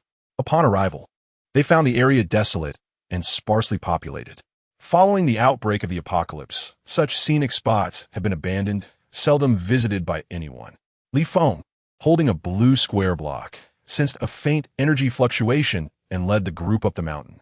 The mountain's shape resembled a reclining dragon, aptly justifying its name, Longquan Mountain. The group followed Li Feng in their ascent, utilizing Tingting's wind power to ease their climb. Reaching midway up the mountain, the green block in Li Feng's possession emitted a soft glow. "It should be around here," he remarked, suggesting they search for any hidden mechanisms. After issuing his orders, Lu Taixian led Wu Jun to explore the adjacent area, while Zero and Li Yuanyuan scoured their surroundings. Before long, Wu Jun discovered a concave stone surface, inscribed with incomprehensible characters. "Captain, over here," he called out. Li Feng rushed to his side, observing a square indentation. If not for a meticulous examination, it would have easily gone unnoticed amidst the myriad of protruding and recessed formations of the mountain. Li Feng placed the green block within the indentation, and with a click, it was automatically absorbed. The surrounding mountain trembled, prompting them to retreat hastily. A yellow light circle appeared, unmistakably a teleportation array. Li Feng flashed a smile at the others. "Let's proceed." He led the way into the light, with the rest following suit. As the world spun and darkness enveloped them, they gradually regained consciousness after several seconds. The first sensations that greeted Li Feng were coldness, darkness, and a pungent odor. He raised his gaze to the surroundings, finding himself in a narrow street illuminated by flickering streetlights that seemed on the verge of failure. Lu Taixian and the others began to awaken around him. "Hand over your money," a voice demanded. "Big brother, I have no money. I truly have none." Another voice pleaded. "What is this? Dare to deceive me?" Bang! Bang! 2 gunshots rang out from a nearby alley. Shortly thereafter, 5 or 6 scruffy individuals emerged, brandishing cash, and fortuitously crossed paths with Li Feng and his group. "What are you staring at?" "Scram!" the leader barked. "Keep staring, and I'll have your eyeballs extracted. Do you believe me?" The leader brandished a dagger menacingly. Li Feng signaled to Lu Taixian, who promptly charged forward, delivering a punch that knocked one assailant to the ground. "Kid, who are you addressing? Care to repeat that?" Seeing Lu Tiexuan's audacity to strike, the assailant lunged at him with the dagger. Clang! It struck as though against iron plating, the blade bending under the force of the impact. The man gazed at Lu Taiquan in terror, disbelief etched across his face. Lu Taiquan delivered a powerful punch, knocking him to the ground. Meanwhile, an onlooker attempted to flee, but Zero swiftly hurled a dagger, instantly eliminating him. A voice resonated in Li Feng's mind. "Task: assemble 5 heroes." From above, a figure descended, arms outstretched, casting a colossal shadow upon the ground. It was unmistakably a bat. Thud! The figure landed, partially masked, obscuring his eyes and nose while revealing his mouth. The black mask bore 2 sharp horns, and a bat emblem adorned his chest, complemented by a flowing black cape. Li Feng nearly exclaimed, "Batman?" They had indeed been transported to Batman's realm. A remarkable feat. Lu Taiquan and the others recognized Batman and hurriedly approached, inquiring, "Are you Batman?" Batman turned to face them, glancing at the lifeless bodies strewn about. "It appears I have successors." With that, he extended his arm and launched a long dart towards the rooftop, propelling himself upward. "Quick, catch up to him." Li Feng Shota. Their current task necessitated the assembly of 5 heroes, and this individual was undeniably one of them. They had to seize the opportunity. Tingting swiftly activated her wind abilities, carrying Li Yuanyuan, Greengrass, David, and the others aloft. Lu Taiquan and Yuanyuan reprimanded Zero for grabbing the collar and leaping into action. Li Feng hurled Thor's hammer, soaring alongside Wu Jun to the rooftop, arriving almost simultaneously with Batman. Batman glanced back at them. "Not bad. Interested in joining us?" This phrase was familiar to Li Feng, yet it required a reversal now. He solemnly replied, No. It is you who must join us." Batman stood still, silent and motionless. In the next moment, he lunged toward Li Feng, testing his strength. Li Feng brandished Thor's hammer, repelling him with a single strike. "Such a feat will not be enough to persuade me," Batman remarked, quickly darting aside. Zero swiftly intercepted, blocking his path. "Do not waste your efforts. You cannot escape." Batman smiled faintly. "I admire your confidence." With that, he leaped downwards. Lu Taiquan followed suit, landing simultaneously. Boom! The tremendous impact left 2 deep craters in the ground. Batman nodded slightly. Impressive resilience, but let's see how you handle this. He raised his arm, unveiling a concealed mini-rocket launcher that fired at Liu Taekwon, sending him flying.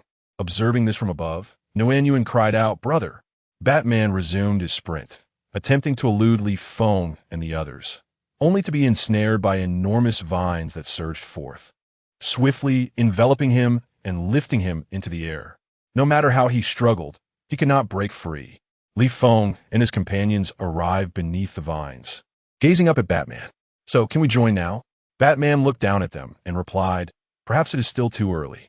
Just then, a vehicle sped towards them, equipped with tracking missiles that rained down upon Li Feng and the vines. Li Feng swiftly led his group to evade the onslaught, while the vines were obliterated by the explosions. The vehicle then whisked Batman away from the scene. Li Feng and his companions regrouped, exclaiming, "They sure are quick. Do they think they can escape so easily?" "Xiao Wu, track them with Hawkeye." "Understood, Captain." They retrieved their vehicle from storage and set off in pursuit of Batman. Unbeknownst to him, he was being followed. After activating the autopilot, he leisurely poured himself a glass of red wine, reflecting that previous team displayed commendable combat prowess. It would be beneficial to connect with them and integrate them into the League. At this thought, a chuckle escaped his lips. Upon returning to his secret lair, his butler had prepared a warm bath for him. Batman, eager to assess the city's security status, glanced at the monitors. Upon seeing the footage, he nearly spat out his tea in disbelief. The previous team had followed them right to his doorstep. Chapter 142, Acquiring the Flash. Li Feng, accompanied by Liu Taekwon, alighted from the vehicle. With a subtle gesture, he signaled Liu to breach the entrance directly.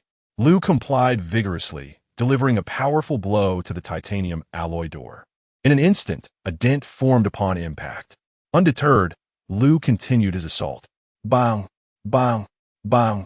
At last, a sizable breach was created in the titanium door.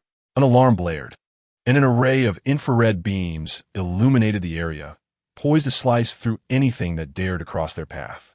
Batman promptly rose, donning his battle attire, and advanced towards the outside. "Master, should we call the authorities?" the butler implored from behind. Batman cast a quick glance over his shoulder, retorting, "Will that be of any help?" With that, he charged through the wall, intent on confronting Li Feng's team head-on. Upon witnessing Batman's emergence, Li Feng addressed him directly. "Listen, I have no intention of causing you harm. I require the collaboration of 5 heroes. I ask for your cooperation." Batman's curiosity was piqued by Li Feng's assertion, as it aligned with his own aspirations. Was it possible that another shared his vision? He regarded Li Feng and inquired, "Why do you seek to assemble 5 heroes? What is your purpose?" In response to this query, Li Feng opted for the most prudent answer, to uphold world peace. At this declaration, Batman smiled, revealing his pristine teeth. For this was indeed his own objective as well. The two parties found common ground. Batman gradually approached Li Feng, extending his arm and declaring, "To a fruitful collaboration." Li Feng glanced back at his team, astonished at how effortlessly he had garnered the allegiance of this hero. He reciprocated the gesture, "To a fruitful collaboration." At that moment, the butler emerged from within, wielding a concentrated cannon, and aimed it at Li Feng and his companions. "Master, shall Li feed?" Batman turned to him, responding, "No need. Prepare some drinks. I wish to host my allies." He then looked towards Li Feng and his team. The butler, taken aback, lowered the cannon, bewildered by the swift transition to camaraderie. He reluctantly deactivated the defensive measures and escorted Li Feng and the others into the secret base, Batman's command center for monitoring city safety and his clandestine repository, stocked with advanced supplies. Upon entering, Li Feng and his companions beheld an array of high-tech gadgets, overwhelming in their diversity. Any single item could dominate in the apocalypse, provided there was sufficient ammunition to support it. The butler produced several wine glasses, filling them with a fine vintage and presenting them to Li Feng and his companions. "This is the rare red wine cherished by our master. Few have had the privilege to taste it." Batman raised a glass, downing its contents in one gulp. After finishing his drink, Li Feng inquired, "Are there other heroes present? I wish to assemble them post-haste." Batman chuckled softly. "Do you think they are your subordinates? ready to heed your every word, is not so straightforward. Take that fellow, for instance. His speed can rival light itself. Yet, due to his father's misdeeds, he remains imprisoned. I have sought him out, but he has consistently refused to join. As he spoke, a picture and video of the Flash appeared on the large screen. His speed is indeed astonishing. In the blink of an eye, he fetched a teacup from his home, 10 kilometers away, to the school, seemingly without any movement at all. In a certain sense, he has truly managed to make time stand still. Upon witnessing this, Feng felt a sense of unease. This could prove to be quite a challenge. However, he could have green grass attempt to ensnare him. Thus, even if he were swift, it would be futile. Tomorrow, I shall bring my team to confront him, Feng declared. Batman smiled softly and poured himself a glass. I look forward to your performance. With that, he drank it all in one go. The following day, Feng brought his team to the Flash's residence. The Flash, still just a teenager, was engrossed in a video game. Hearing a commotion at the door, he swiftly rushed out to assess the situation of Feng and the others, only to quickly retreat inside again, not having completed a single skill in the game. Feng instructed Greengrass, once we enter, surround the entire house. Greengrass nodded and remained outside. Feng then assigned a task to David. Once you capture the Flash, bite him immediately. David nodded and emitted a series of hissing sounds. With these two strategies in place, Feng was confident they could catch him. Lu Taekwon, 0, Ting Ting, Yuan, you wait outside for support at any moment. After speaking, Feng knocked on the door and entered alone. The Flash remained seated in front of the television, still playing his game. Without turning around, he remarked, I must say, your arrangements for your team are commendable. It's a pity you don't understand me. Feng observed his back and responded with a smile. Perhaps you do not understand me either. Swiftly, the Flash appeared before him, locking eyes. I despise self-righteous individuals like you. To me, your movements are as sluggish as a snail. What is there to be proud of? Feng remained composed. How about you take a look at this? He then tossed Thor's hammer onto the ground. If you can lift it, I will concede that you are stronger than us. The Flash had always prided himself on his speed, refusing to acknowledge anyone else's prowess. Hearing this, he felt a surge of defiance. It's just a mere hammer. I'll show you. He dashed to the hammer and reached out to grasp it, only to find he could not move it at all. This left him in disbelief. This is impossible. How could I not lift a hammer? His confidence was significantly shaken as he began to race around the room at blinding speed. Feng could hardly catch a glimpse of him, only hearing his voice echo around as if he were invisible. Feng extended his hand, and the hammer swiftly returned to him. This scene left the Flash in shock. You actually managed to lift it? Feng smiled at him. Care to race against my lightning? The Flash detected the challenge in his tone and instantly perked up. All right, let us compete. I have never feared anyone in a speed contest. You call the start. The Flash had already assumed a running stance. With a mere command, he could dash several kilometers away in an instant. Feng, wielding Thor's hammer, shouted thunder. A bolt of lightning swiftly emanated from the hammer, surging towards the Flash. This was an offensive strike of lightning.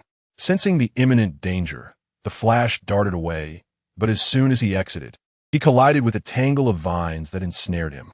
Without hesitation, David lunged forward and sank his teeth into the Flash's shoulder. No, the Flash cried out, but his voice faltered and he fell silent. His head drooped, and after a moment, he opened his eyes, emanating a crimson glow. He had transformed into one of Feng's zombie subordinates. Witnessing the Flash's transformation, the onlookers gasped in astonishment. Feng's strategy had proven effective, anticipating that the Flash would inevitably emerge, only to crash into the creeping vines. Feng stepped out of the house and gestured to the vines, instructing them to release the Flash. Once he was freed, Feng commanded, go fetch a bottle of red wine from Batman's residence. Chapter 143. Inviting the Aquaman to join with the Flash, the figure of the Flash flickered before them, a bottle of red wine suddenly appearing in his hand.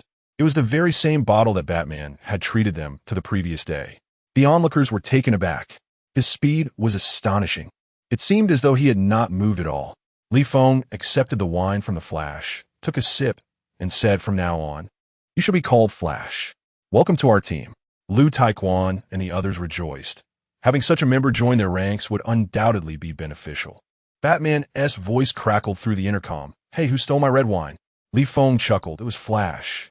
He has officially joined us. There was a brief silence on Batman's end. Really? I don't believe it. I'll have him come to see you right now. With that, Feng instructed the Flash to have a brief conversation with Batman before returning. In a blink, the Flash vanished, only to reappear a moment later. Batman exclaimed over the intercom, "It's true.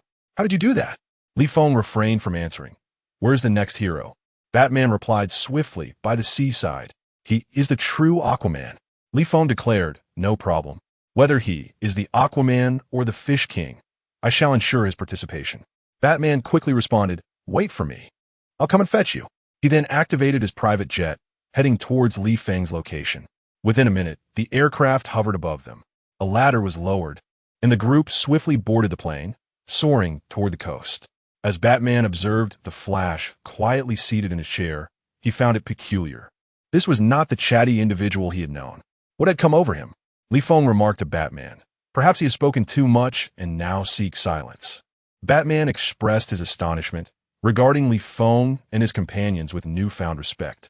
The group arrived at the seaside, a remote corner of the nation. The biting cold wind swept through the area, surrounded by towering snow-capped mountains. In this icy expanse, a hero resided. Any vessel encountering trouble upon the ocean would be under his watchful protection. He often frequented a bar in this desolate region, Batman pointed out. Can you believe there's a bar here? Batman explained. In such frigid conditions, people gather there to drink and keep warm. Feng nodded and led the group inside. Upon entering, they were immediately surrounded by a group of armed individuals, guns aimed at their heads. Who are you? Where do you come from? What do you want? Speak. Feng signaled to the Flash. In an instant, the Flash disarmed the assailants, returning to his original position as though he had never moved. All the weapons in their hands had vanished. This left the group utterly astonished. Feng regarded them calmly. Perhaps we can have a proper discussion. The leader, realizing they were not ordinary individuals, hesitated to act recklessly. He cautiously inquired, "What shall we discuss?" Feng presented a photograph of Batman to a man, inquiring, "Have you seen this individual?" The man glanced at the image and shook his head, responding, "No, I've never encountered him." Batman retorted, "You are lying. My satellite detected that he was here drinking just yesterday. Where is he now?" At that moment, the bar's door swung open, and a robust figure with well-defined muscles entered. Asking, "Who is looking for me?" Feng turned to see a shark tattoo emblazoned on the man's chest, his body dripping wet as if he had just emerged from the water. "You must be Aquaman. We wish to extend an invitation for you to join our team. You would be wise to accept. Otherwise, you shall not leave this door." Batman looked at Feng in astonishment, surprised that he could be even more audacious. Aquaman, however, chuckled casually, surveying those present. "Just you lot?" Feng replied, "No, just him." He gestured for David to step forward. With a hissing sound, David lunged at Aquaman. Aquaman responded with a punch to David's face, leaving a large dent. Yet, it healed rapidly, and David continued his assault on Aquaman. "What in the world? This is revolting." Aquaman bellowed, as scales began to form on his body, and a trident materialized in his hand, thrusting it toward David. Regardless of Aquaman's relentless attacks, David proved to be an indestructible force, quickly mending his wounds and persisting in the fight. The two engaged in a fierce battle, wreaking havoc on the bar's furniture, leaving onlookers in awe of their extraordinary combat skills, particularly David's seemingly immortal resilience. Batman, too, was taken aback. No wonder Feng was so formidable. He had such a remarkable ally. It appeared his own equipment would require an upgrade to contend with such an immortal foe. After half an hour, Aquaman finally shouted, "Stop. I yield. I concede." Breathless, he had not anticipated the challenge posed by this indestructible opponent. Feng commanded David to cease. Turning to Aquaman, he said, "So what do you say? Join us as a teammate." Batman added, "Together we shall combat evil." Aquaman retracted his scales and trident, taking a sip of whiskey from a nearby glass, inquiring, "What evil are you referring to?" "I haven't seen any. Since Superman's demise, the world seems considerably safer." As soon as he finished speaking, a news report blared from the television on a nearby table. "Pearl Bank is under siege. The robbers have taken over 100 hostages." Our SWAT team has arrived at the scene. Sources indicate that these criminals are well-equipped and highly skilled, likely mercenaries. Upon hearing this news, Aquaman slapped his forehead in disbelief. Batman, meanwhile, called for his helicopter, swiftly ascending into the skies. "Come, heroes, it is time to save the world," Batman declared as he exited the bar, a rope quickly elevating him. Feng, accompanied by his team, swiftly made his way to the helicopter. Aquaman shrugged and followed suit. The group soared towards Mingzhu Bank. En route, Batman utilized his sophisticated surveillance system to observe the situation within the bank. The robbers were affixing explosives to the walls, seemingly preparing for a detonation. Snipers surrounded the area, yet they hesitated to act, fearing that the robbers might destroy the building, resulting in greater loss of life. The scene was at an impasse. Just then, the roof of the bank was breached, and a woman clad in battle armor leapt down. The surrounding robbers were momentarily stunned, followed by a barrage of gunfire directed at the hostages. They realized they had been infiltrated, and their sole intention was to eliminate all hostages to demonstrate their power. Unexpectedly, the woman caught all the bullets they fired, safeguarding every hostage in the vicinity. The gunmen were left in shock, astonished by her abilities. Without pausing, the woman conjured a glowing yellow whip, striking out at them. Chapter 144. I can understand you. With a swift motion, she disarmed the assailants, darting forward to execute a precise scissor kick that incapacitated one individual. A powerful kick sent another sprawling, while a flurry of punches and strikes dispatched the remaining foes. Meanwhile, downstairs, the robbers had set the explosives and initiated the countdown, preparing to flee with their captives. The woman smashed her fist into the floor, leaping from the second story to land squarely before the criminals. Planning to escape? Too late, she declared, delivering a punch that sent one attacker to the ground.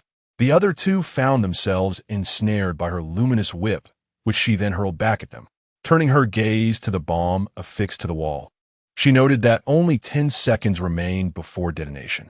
Without hesitation, she rushed to the device, hoisted it up, and with tremendous force from her legs, ascended towards the rooftop, her body soaring like a projectile. In midair, she unleashed a second surge of energy, twisting her torso to launch the bomb skyward. A thunderous explosion followed, sending shockwaves that knocked birds within a vast radius to the ground. The aircraft carrying Batman was similarly affected, experiencing turbulence that required deft maneuvering to stabilize. Through his satellite surveillance, Batman observed the woman's remarkable actions. Feng stroked his chin thoughtfully, remarking, "She's impressive, a match for Zero." Standing nearby, Zero admitted, "I can't compete with her." The group turned in disbelief at Zero's unexpected admission of inferiority, a rarity indeed. Batman, however, was invigorated. "Let us go meet our new ally," he declared, piloting the plane toward the street ahead.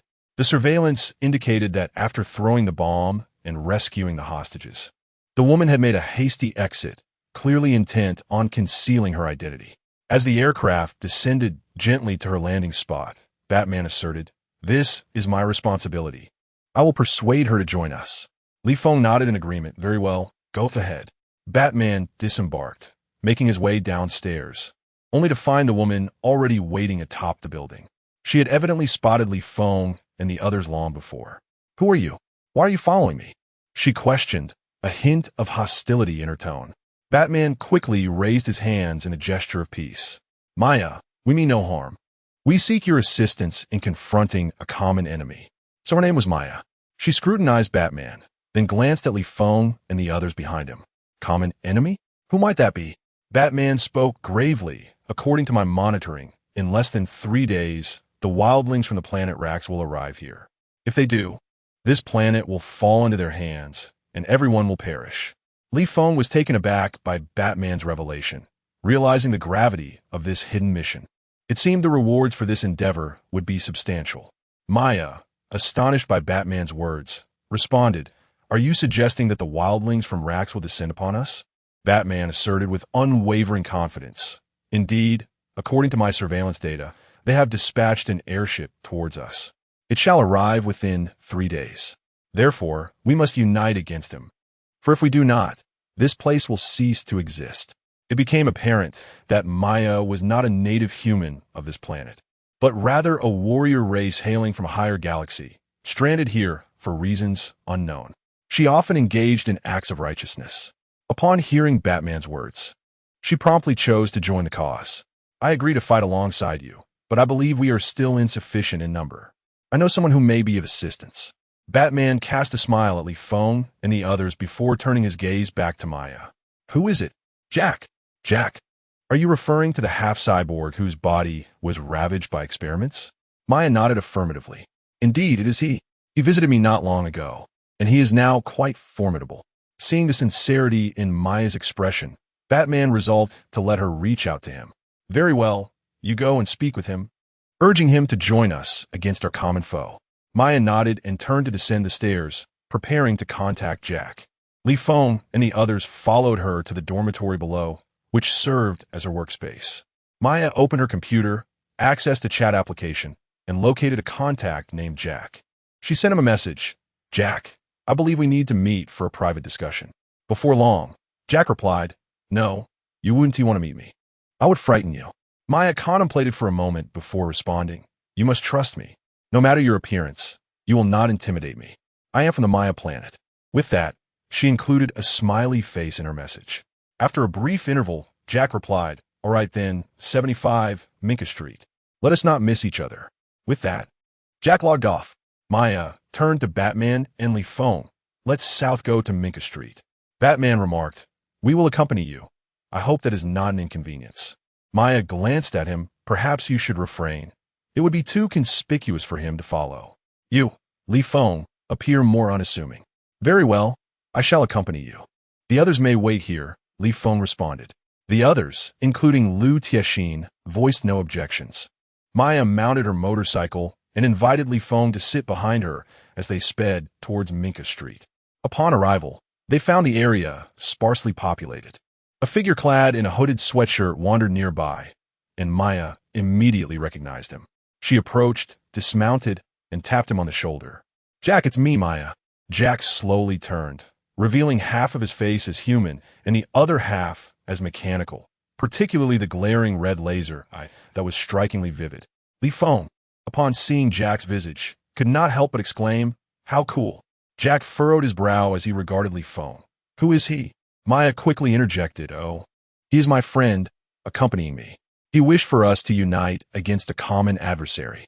Upon hearing this, Jack turned away, declaring, I have no friends. Do not seek me out. Maya grasped his arm, insisting, No, you do have friends. I am your friend. We have known each other online for half a year, and now that we meet in person, I am still willing to befriend you. Her words stirred something within Jack. His current state was a result of his father's experiments. The girlfriend he had cherished for a decade had left him. He found himself unable to venture out and meet others, grappling with feelings of jealousy and inferiority, while simultaneously yearning for companionship. He had previously attempted to meet others, but those encounters had only served to frighten them away. Ultimately, he had retreated into isolation, avoiding all contact until he met Maya.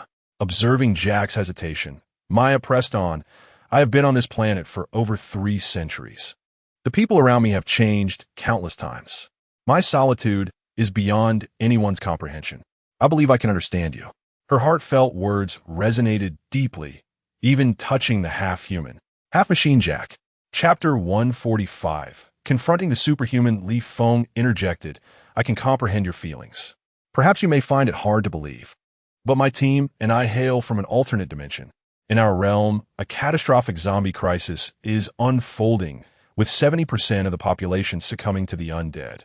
Our loved ones, partners, family, friends, have all transformed into zombies. Thus, I can truly relate to that profound sense of solitude. Upon hearing Feng's words, Maya and Jack expressed their deep sympathy.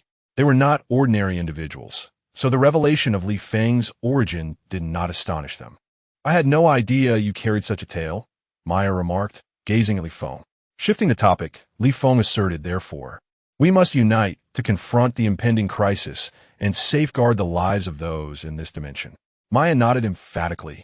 The Maya people were a warrior race, but they also embodied a spirit of justice, unable to tolerate the encroachment of evil. This was why she had dedicated the past 3 centuries to rescuing countless souls. Jack, inspired by their resolve, turned to Li Feng and Maya, stating, "I, too, wish to contribute my strength." Maya exchanged a glance with Li Feng, and they both smiled. Mission completed. Reward of 30,000 tokens. Mission 2. Revive the superhuman. Li Feng was momentarily bewildered upon hearing a voice in his mind. Where was the superhuman, and how could he be revived? Just then, Batman's voice crackled through the intercom. "If Jack agrees, bring him up. We're right above you." Li Feng and Maya simultaneously looked upwards to see a bat-shaped aircraft hovering in the sky. Maya urged Jack, "Let's ascend together. There are many like-minded individuals up there who will surely welcome you." Jack nodded decisively, flames erupting from his feet as he soared into the air. Li Feng exclaimed in astonishment, "Goodness, he can actually fly." Maya smiled at Li Feng, teasingly asking, "What can't you?" With that, she leapt powerfully onto the spacecraft, leaving Li Feng alone on the ground. With a huff, Li Feng retorted, "Don't underestimate me." He then hurled Thor's hammer into the air, and with it, he too was lifted away. The 3 of them showcased their abilities as they arrived aboard the ship. Batman approached with 3 cups of beverages, saying, "Well done, all of you. It seems I won't need to rescue you if you happen to fall in the future." Maya accepted her drink and shot him a glance. "Who needs your rescue?" Jack, however, stood rigidly with his drink, unsure of how to proceed. He had been isolated from others for far too long. Batman, sensing his discomfort, kindly addressed him, "You must be Jack. We've all heard of your story. It's not your fault. Everyone faces misfortune at times. Just as in my childhood, all I inherited from my parents was a substantial fortune, leaving me with nothing else." His words made Liu Taiquan and others raise their middle fingers in disdain. Truly a display of arrogance. Jack realized he was merely comforting himself and attempted to say, "Thank you." Batman chuckled and extended his arm, proclaiming, "Welcome to the Bat Squad." Li Feng interjected, "No, let me correct you. It is the Li Feng Squad." Batman turned to Li Feng. "Are you certain you wish to compete with me?" Li Feng smiled. "No, you're not worthy." Witnessing their banter, Jack couldn't help but laugh. At that moment, Maya approached and inquired, "Where shall we go now?" Batman replied earnestly, "To revive Superman." The crowd turned to him in astonishment. Superman's body still resided on this planet? He must have hidden it away. Li Feng silently commended him, for this was indeed their mission. Batman's spacecraft transported them to the Arctic Circle. Deep underground lay the location of Superman's buried body. The group disembarked from the aircraft, and Batman pressed a button, causing a massive iceberg to slowly reveal a door. Li Feng led the way inside, followed closely by Batman and Maya. There, they beheld Superman's body lying on an ice bed, his expression serene, as if in slumber. Maya turned to Batman and asked, "Do you have a way to revive him?" Batman retrieved a cube from behind his cape, declaring, "Of course. This is the source of life, which I painstakingly acquired. It is only usable once, and it is meant for his revival." As he spoke, he placed a green cube upon Superman's form. The cube began to levitate above the body, emitting a green light that scanned him from head to toe as if printing something. With a beep, the source of life cracked and fell to the ground. Everyone stood in silence, awaiting the outcome of Superman's revival. Suddenly, Superman opened his eyes, causing those present to instinctively take a step back. His immense power was overwhelming. Most would not withstand it. Superman sat up abruptly, his muscular frame exuding strength, and his handsome visage nearly rendered Maya breathless. "You revived me?" Superman inquired, gazing at Li Feng and the others. "Indeed. We hope to join you in battling evil." Li Feng replied, lifting his gaze. Superman glanced at them and, with a swift motion, soared into the sky, gliding effortlessly between the heavens and the earth. The peaks of the Arctic Circle were sliced by his supersonic speed, plunging into the ocean. In an instant, he traversed the desert, cities, plains, and glaciers, circling the globe in less than 30 seconds. Upon landing, he felt an unprecedented exhilaration until he spotted Batman. His mind vividly recalled being slain by Batman. Now, seeing him ignited a surge of rage. Boom! Superman hurled a punch towards Batman. Encased in titanium alloy armor, Batman was well equipped and braced himself against Superman's blow. Thud! He was sent flying from the impact. The ice wall behind shattered, causing the entire iceberg to tremble. Truly, Superman's power is formidable. Yet, this was merely the beginning. Superman dashed forward at lightning speed, delivering blow after blow to Batman. He was determined to avenge past grievances. "What are you waiting for? Hurry and lend a hand," Feng shouted. Maya swiftly drew her whip and lashed out at Superman, attempting to bind his arm and prevent him from striking. Superman turned his head to face Maya and forcefully yanked her rope away. In a tug-of-war motion, he pulled Maya to his side before delivering a powerful kick that sent her crashing to the ground, creating a deep crater.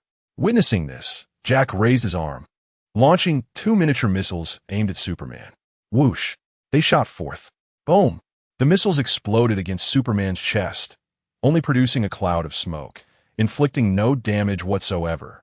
Jack was momentarily taken aback. This was his most potent offensive maneuver, yet it had proven futile.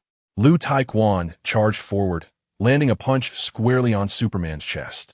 The overwhelming recoil rendered his hand numb. Chapter 146. The Invasion of the Wilderness People. Why is he so resilient? Liu Taekwon lamented. Superman turned his gaze towards him and delivered a swift kick, sending Liu Taekwon flying. Ting Ting, positioned behind, harnessed the power of the wind to catch him and gently lower him to the ground. Zero launched an assault, deftly wielding 2 daggers as he leapt towards Superman's shoulder. In response, Superman turned, unleashing red beams from his eyes. Zero swiftly maneuvered midair, evading the lethal rays. Seizing the opportunity, Batman hurled his batarang, striking Superman. Yet it was as ineffective as swatting a fly. That damn Superman. Has he lost his mind? Is he intent on annihilating us all? Li Yuanyuan shouted from behind. Noticing her, Superman began to approach with deliberate steps. Green vines. Li Feng shouta. The vines sprang forth, wrapping around Superman. However, his pace remained unimpeded. With a mere flick of his hand, he severed the vines and continued towards Li Yuanyuan. Li Feng brandished Thor's hammer, exclaiming, "Thunder!" as he brought it crashing down upon Superman's head. Finally, a frown creased Superman's brow as he turned, bracing himself with both arms to withstand the electric onslaught. The tremendous force of the lightning propelled him backward, nearly embedding him into the ground. Yet, even this could not inflict harm upon him. His skin was impenetrable. Simultaneously, Superman's eyes flared as he unleashed red lasers towards Li Feng. "No!" Li Yuanyuan cried, leaping forward. Superman swiftly redirected his gaze, the laser striking the ice mountain above and creating a gaping hole within it. It became evident to Li Feng that Superman held a particular concern for Li Yuanyuan, seemingly unwilling to cause her harm. "Go speak with him. Persuade him to join us," Li Feng instructed Yuanyuan. She nodded, uncertain of her own capability, yet mustering her courage. She approached Superman. The others ceased their attacks, watching as Li Yuanyuan approached him. Superman, too, advanced slowly, reaching out to caress her hair, resting his chin against his chest. "Darling, I have finally found you," Superman declared. To his surprise, he had mistaken Li Yuanyuan for his beloved. Gathering her courage, she ventured, "Would you consider joining us in our fight against evil?" Without hesitation, Superman nodded in agreement. "I will." In an instant, the tension dissipated among those present. Superman had finally acquiesced. Task 2 completed. Earned 30,000 tokens. Task 3. Defeat the Wilderness People. A voice echoed in Li Feng's mind. Batman, witnessing Superman temporarily set aside personal grievances, descended from the ice wall. The alarm on his arm began to blare, prompting him to activate the screen, revealing a dark silhouette rapidly approaching the atmosphere. "This is bad. The Wilderness People are coming," Batman exclaimed. All of them exited the secret passage, gazing skyward. A colossal black spaceship loomed, gradually enveloping the sky as it hovered above. In the city, everyone paused, looking up toward the heavens. The vivid imagery conjures thoughts of an impending apocalypse. "Look, what is that? A spacecraft? How fantastical! Wait, something is emerging from above." The hatch of the vessel swings open, and massive flying insects descend upon the city, attacking its inhabitants. The wild men stand atop the craft, surveying the planet, inhaling deeply. What a pure aroma. It seems we have arrived at the perfect location. Little ones, feel free to unleash chaos. No one can halt our onslaught. Ha ha ha. The wild chieftain's laughter echoes. Below, his followers leap down, mercilessly assaulting the people in the streets. The citizens soon realize this is no science fiction. It is a catastrophe. Panic ensues as everyone flees. Unwilling to linger, Batman witnesses the chaos and urgently calls out, "Everyone, board the aircraft. The wild men have invaded." Upon hearing this, Superman launches himself at light speed, the first to arrive at the urban battleground. Here, he dispatches the wild men with a single punch. Feng commands Lightning, "Take me to the city." Obeying the directive, Lightning swiftly transports Feng to the scene. Armed with Thor's hammer, Feng strikes the ground. Thunder, boom. A resounding explosion sends bolts of lightning surging forth, vanquishing hundreds of wild men. Meanwhile, others hastily board Batman's aircraft, soaring toward the city. Batman exhausts his nitrogen, propelling the craft rapidly over the metropolis, just in time to see the wild men, leaping from their ship, descend and engage in battle. I shall confront them aboard their vessel. Liu Taekwon and Zero, along with others, swiftly strap on parachutes and jump down. Ultimately, only Batman remains, gazing at the colossal spacecraft, charging forth without hesitation. Liu Taekwon and Zero land on the city's surface, quickly joining the fray. Although Lightning is swift, he has never fought before and is overcome with fear at such a scene, relying solely on his speed to evade attacks, lacking any combat prowess. Maya transforms into her battle form, wielding a luminous whip that she lashes at the wild insects. Crack! Crack! The successive strikes send the insects crashing into nearby buildings.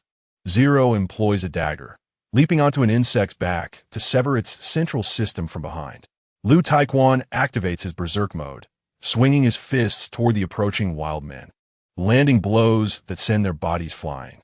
Feng gazes upward at the airborne vessel, knowing Batman has entered. That is where the wild men's strongest forces reside. He shouts to Superman, "Go up. Assist Batman." Superman hesitates momentarily, but ascends, landing on the spacecraft and dismantling their lift system midair, ensuring they cannot successfully land in the city. Numerous wildlings discovered Superman vandalizing their spacecraft. They turned around and flew back, intent on halting his actions. The wildlings were colossal, towering at least twice the height of Batman. Wielding a massive axe, one of them swung down towards Batman's head. Batman raised his arm to block the attack, but was met with a resounding clang. The axe did not strike his arm. Upon opening his eyes, he found Superman had intervened, shielding him from harm. In an instant, a beam of red laser shot towards the wildling's neck. The wildling hastily retracted his axe to deflect the laser. Batman, taking a moment to regain his composure, expressed gratitude. "Thanks." However, Superman paid him no heed, accelerating towards the wildling and knocking him to the ground. He then seized the wildling by the ankle, spun around twice, and hurled him from the spacecraft with remarkable ease. Batman paused momentarily at the spacecraft's exit, astonished by Superman's efficiency. In mere moments, he had dispatched the wildling. Superman proceeded to the control room of the spacecraft, swiftly neutralizing several of the wildling henchmen before taking command. He activated the autopilot mode, pinpointing the coordinates for Lexus Planet. "If you do not wish to depart from Blue Planet, you had better jump off quickly," Superman declared before soaring out through the broken window. Chapter 147. The Python's Tribulation. A voice emanated from the spacecraft. Autopilot activated. Destination, the Lex Galaxy. Countdown, 5, 4, 3.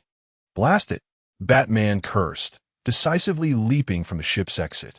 As his feet left the launch pad, the spacecraft transformed into a beam of light and vanished in an instant. Had he hesitated even a moment longer, he would have been unable to return. The Batship swiftly followed Batman, allowing him to enter its confines. Through the screen, Batman gazed at Superman on the ground, exclaiming, "You must have done this on purpose." At that moment, the wild man lifted his gaze, witnessing his ship depart, inciting a surge of fury within him. This indicated their irrevocable separation from escape, igniting a spirit of desperation. he delivered a powerful kick, sending Liu Taekwon sprawling to the ground. The colossal axe swung toward him. Verdant grass decisively employed vines to ensnare the wild man leader, thwarting his advance. Jack raised his arm, launching 2 small missiles at the wild man leader. Boom! The explosions resonated against the wild man, failing to annihilate him, but severing verdant grass's vines. The wild man regained his momentum, lifting his axe to strike at verdant grass. Aquaman hurled his trident with determination. The wild man was forced back several paces before he came to a halt. The power of the sea god. How intriguing. You humans are truly fascinating, he proclaimed, thrusting his massive axe into the ground. With a clang, the dark red earth appeared to swell, rapidly spreading outward. Black engulfed everything, the ground, vehicles, even the buildings were cloaked in darkness. The entire world was stained by his crimson shadow. In my realm of darkness, none can contend, the wild man bellowed, raising his axe aloft. Maya, observing the wild man, urged, we must eliminate him swiftly. Otherwise, the world will fall to their dominion. Superman advanced, delivering a powerful punch to the wild man's face, sending him hurtling away. Boom, boom, boom. The impact obliterated several buildings in succession. Batman piloted his aircraft, unleashing a barrage of gunfire upon the wild man. Rat-a-tat-tat. Bullets rained down incessantly. David sprinted fiercely toward the wild man, intent on taking a bite. With that, Feng would gain immense combat prowess. Yet, before he could reach the wild man, the colossal axe struck him, cleaving him in 2 upon the ground. David's form swiftly healed, reconstituting into his original shape. The wild man, astonished, had not anticipated David's immortality. So you are the undying race. Upon witnessing David's indestructible nature, the wild man's primal instincts erupted. He swung his massive axe toward David with ferocity. The tremendous force shattered David's form into fragments, yet he remained unvanquished. David's body rapidly healed again.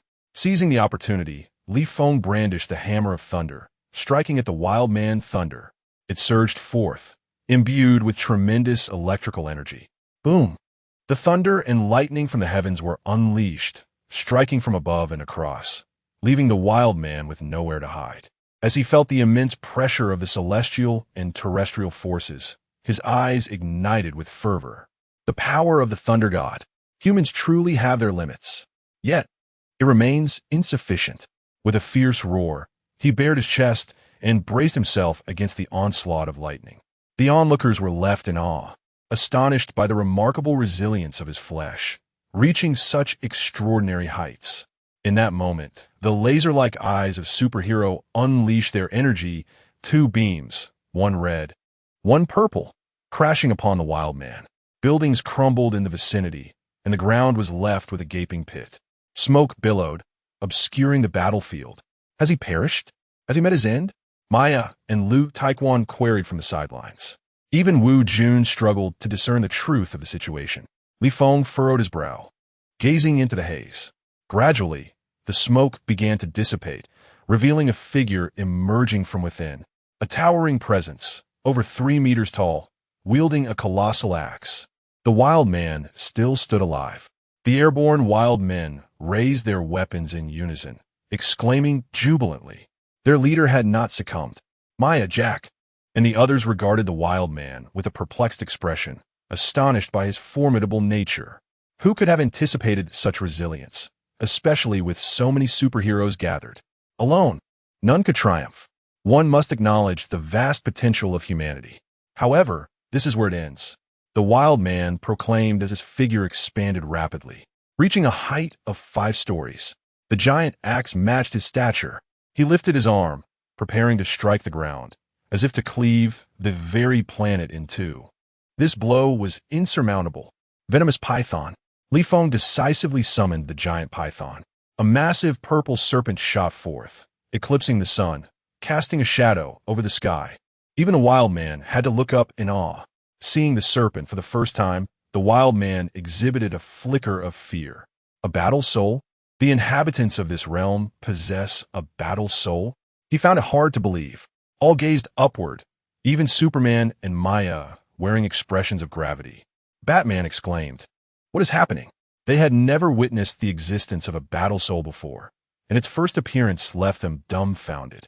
Li Feng regarded the wild man with a cold smirk. Do you think yourself powerful? That is merely here in this realm.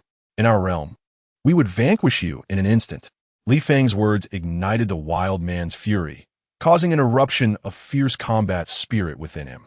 Even when faced with a battle soul many times his size, he was determined to fight. The spectators below were rendered speechless, having never encountered a battle of such magnitude.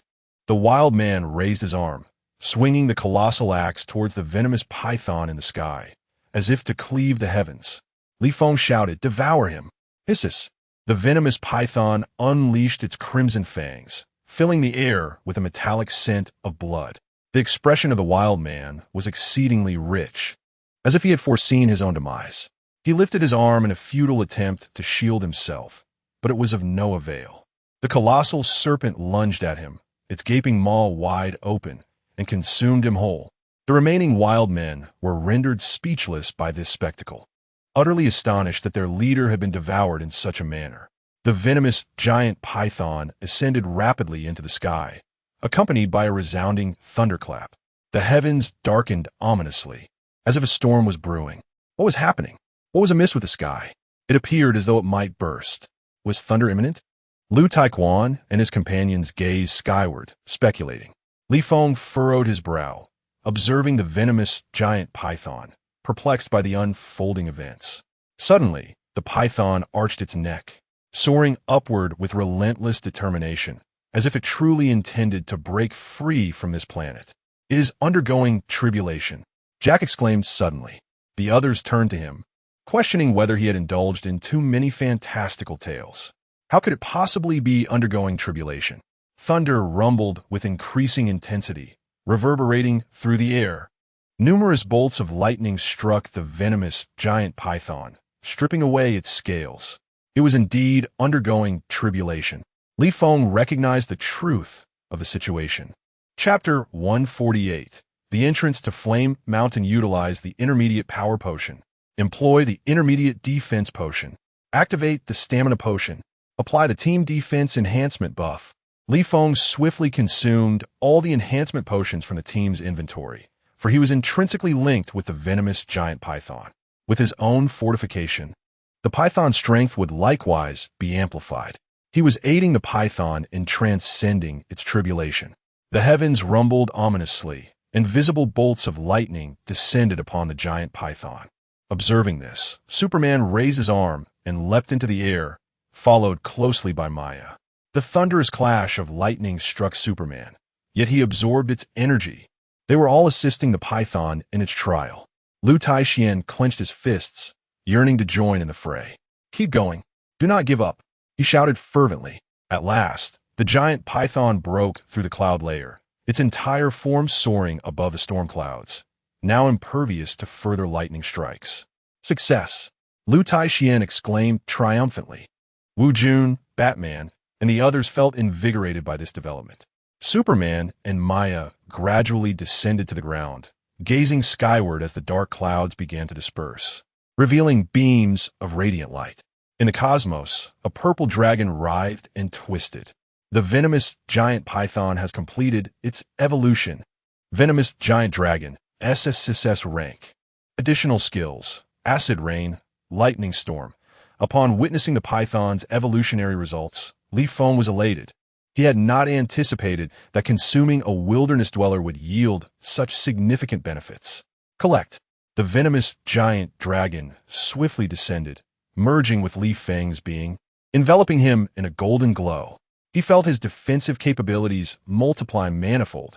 Brother Feng, are you all right? The captain, Lu Taixian, and Wu Jun hurriedly inquired.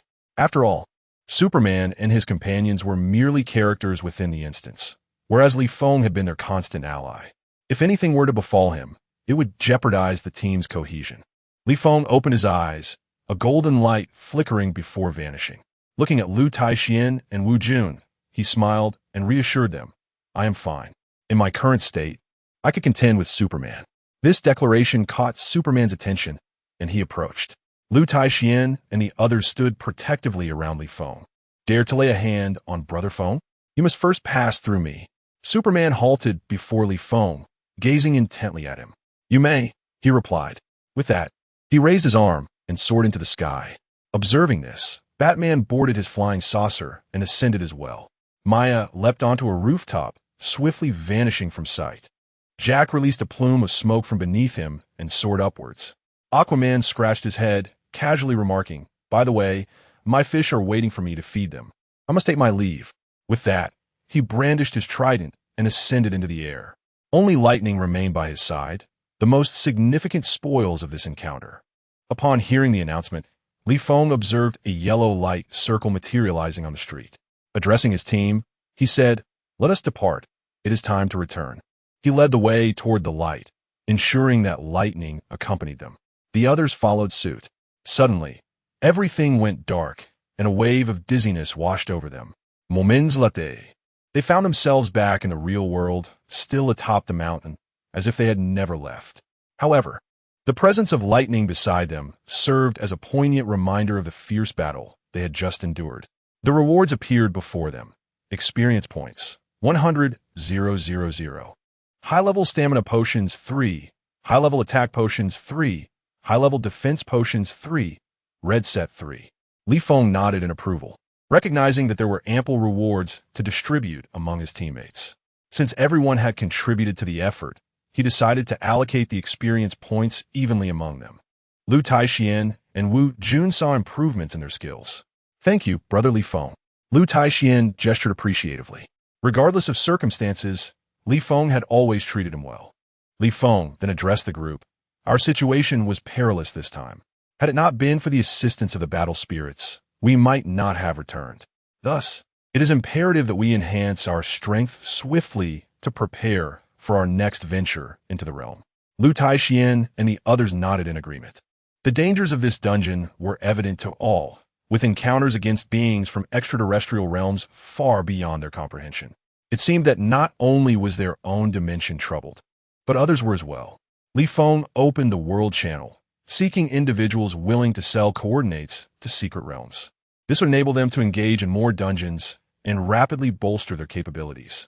In his previous life, he had witnessed teams elevate their overall strength by swiftly clearing dungeons.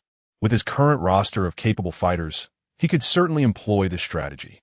Is anyone offering 3,000 tokens for the Spring Dragon Secret Realm?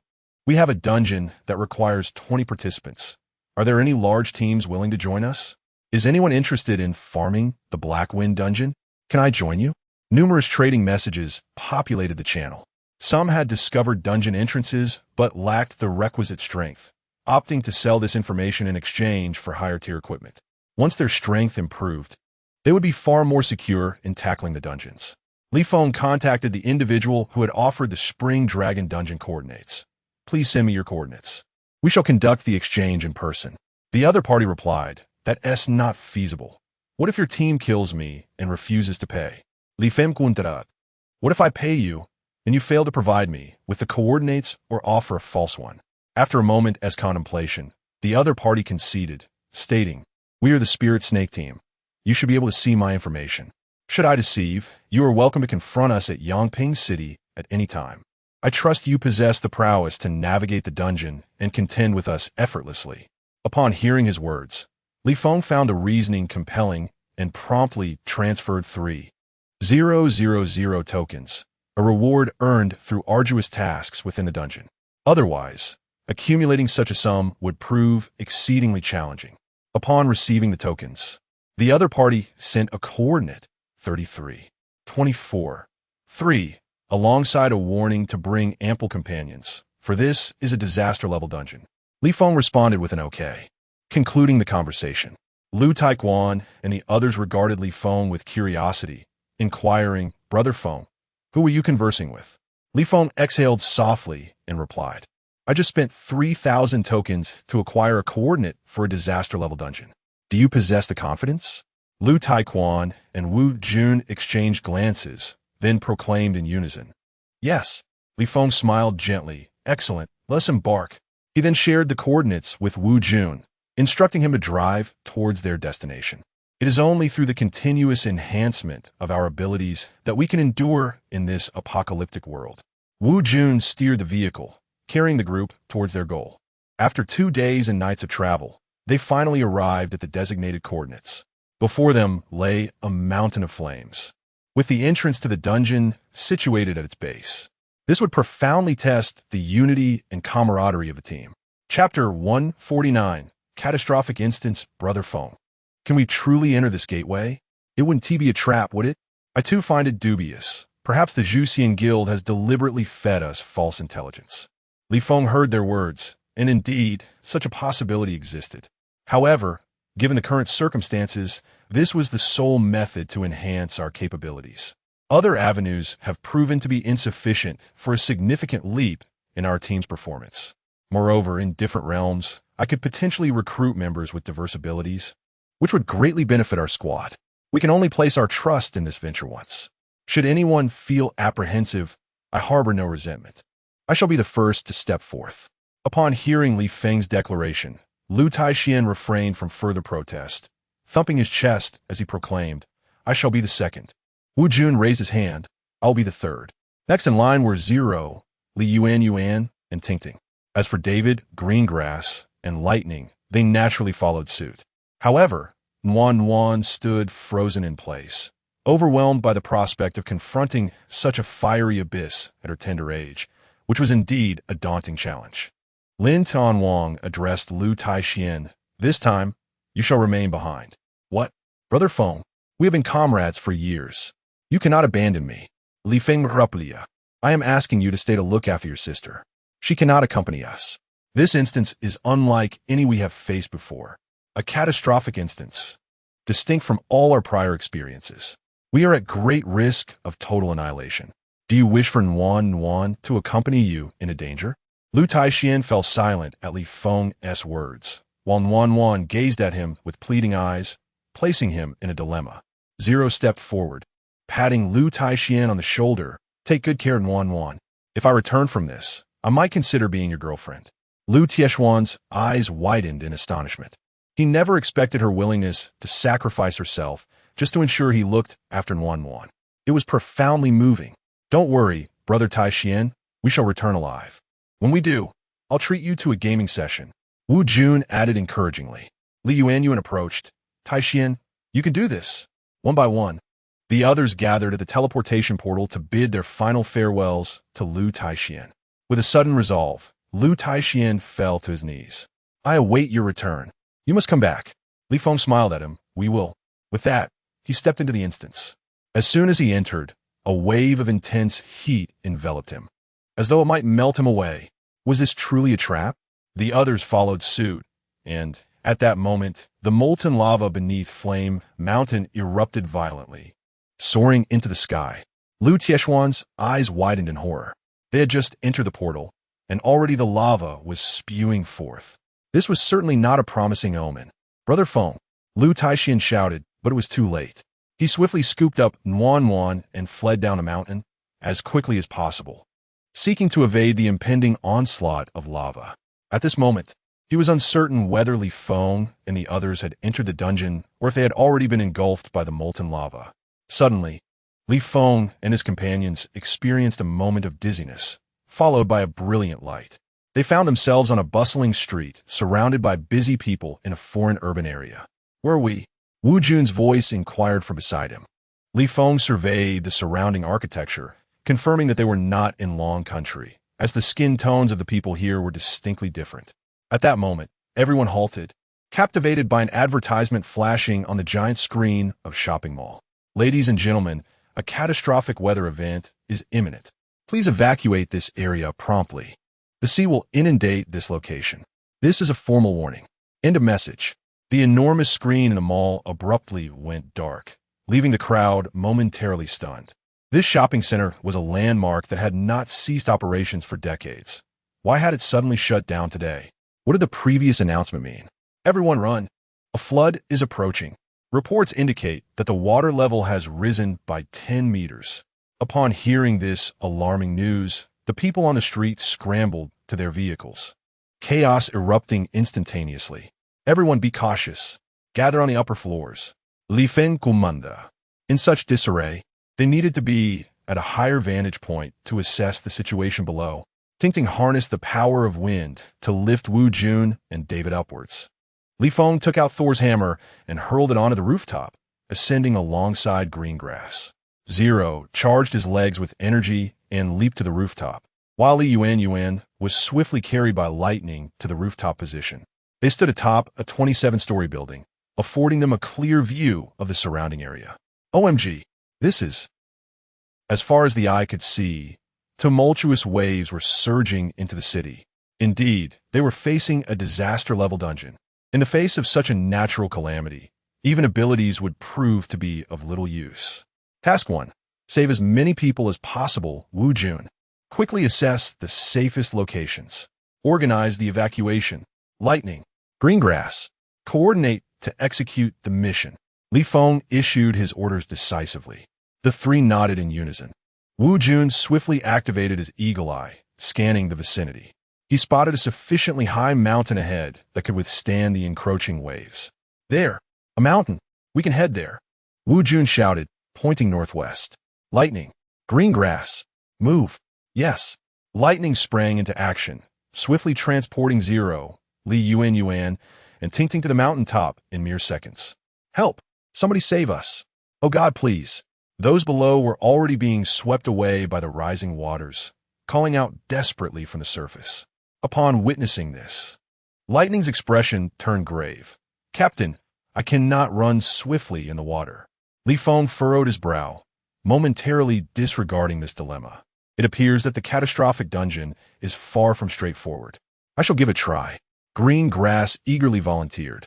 She raised her hands, summoning towering vines that sprouted from the water, reaching up towards the heavens. Those submerged in the water grasped the vines, being lifted above the surface. Well done. Li Feng exclaimed. Lightning, go assist in evacuating those who have yet to be submerged. Yes. Lightning responded, swiftly darting away. At that moment, Zero leaped beside Li Feng. I can lend a hand. Ting also joined them.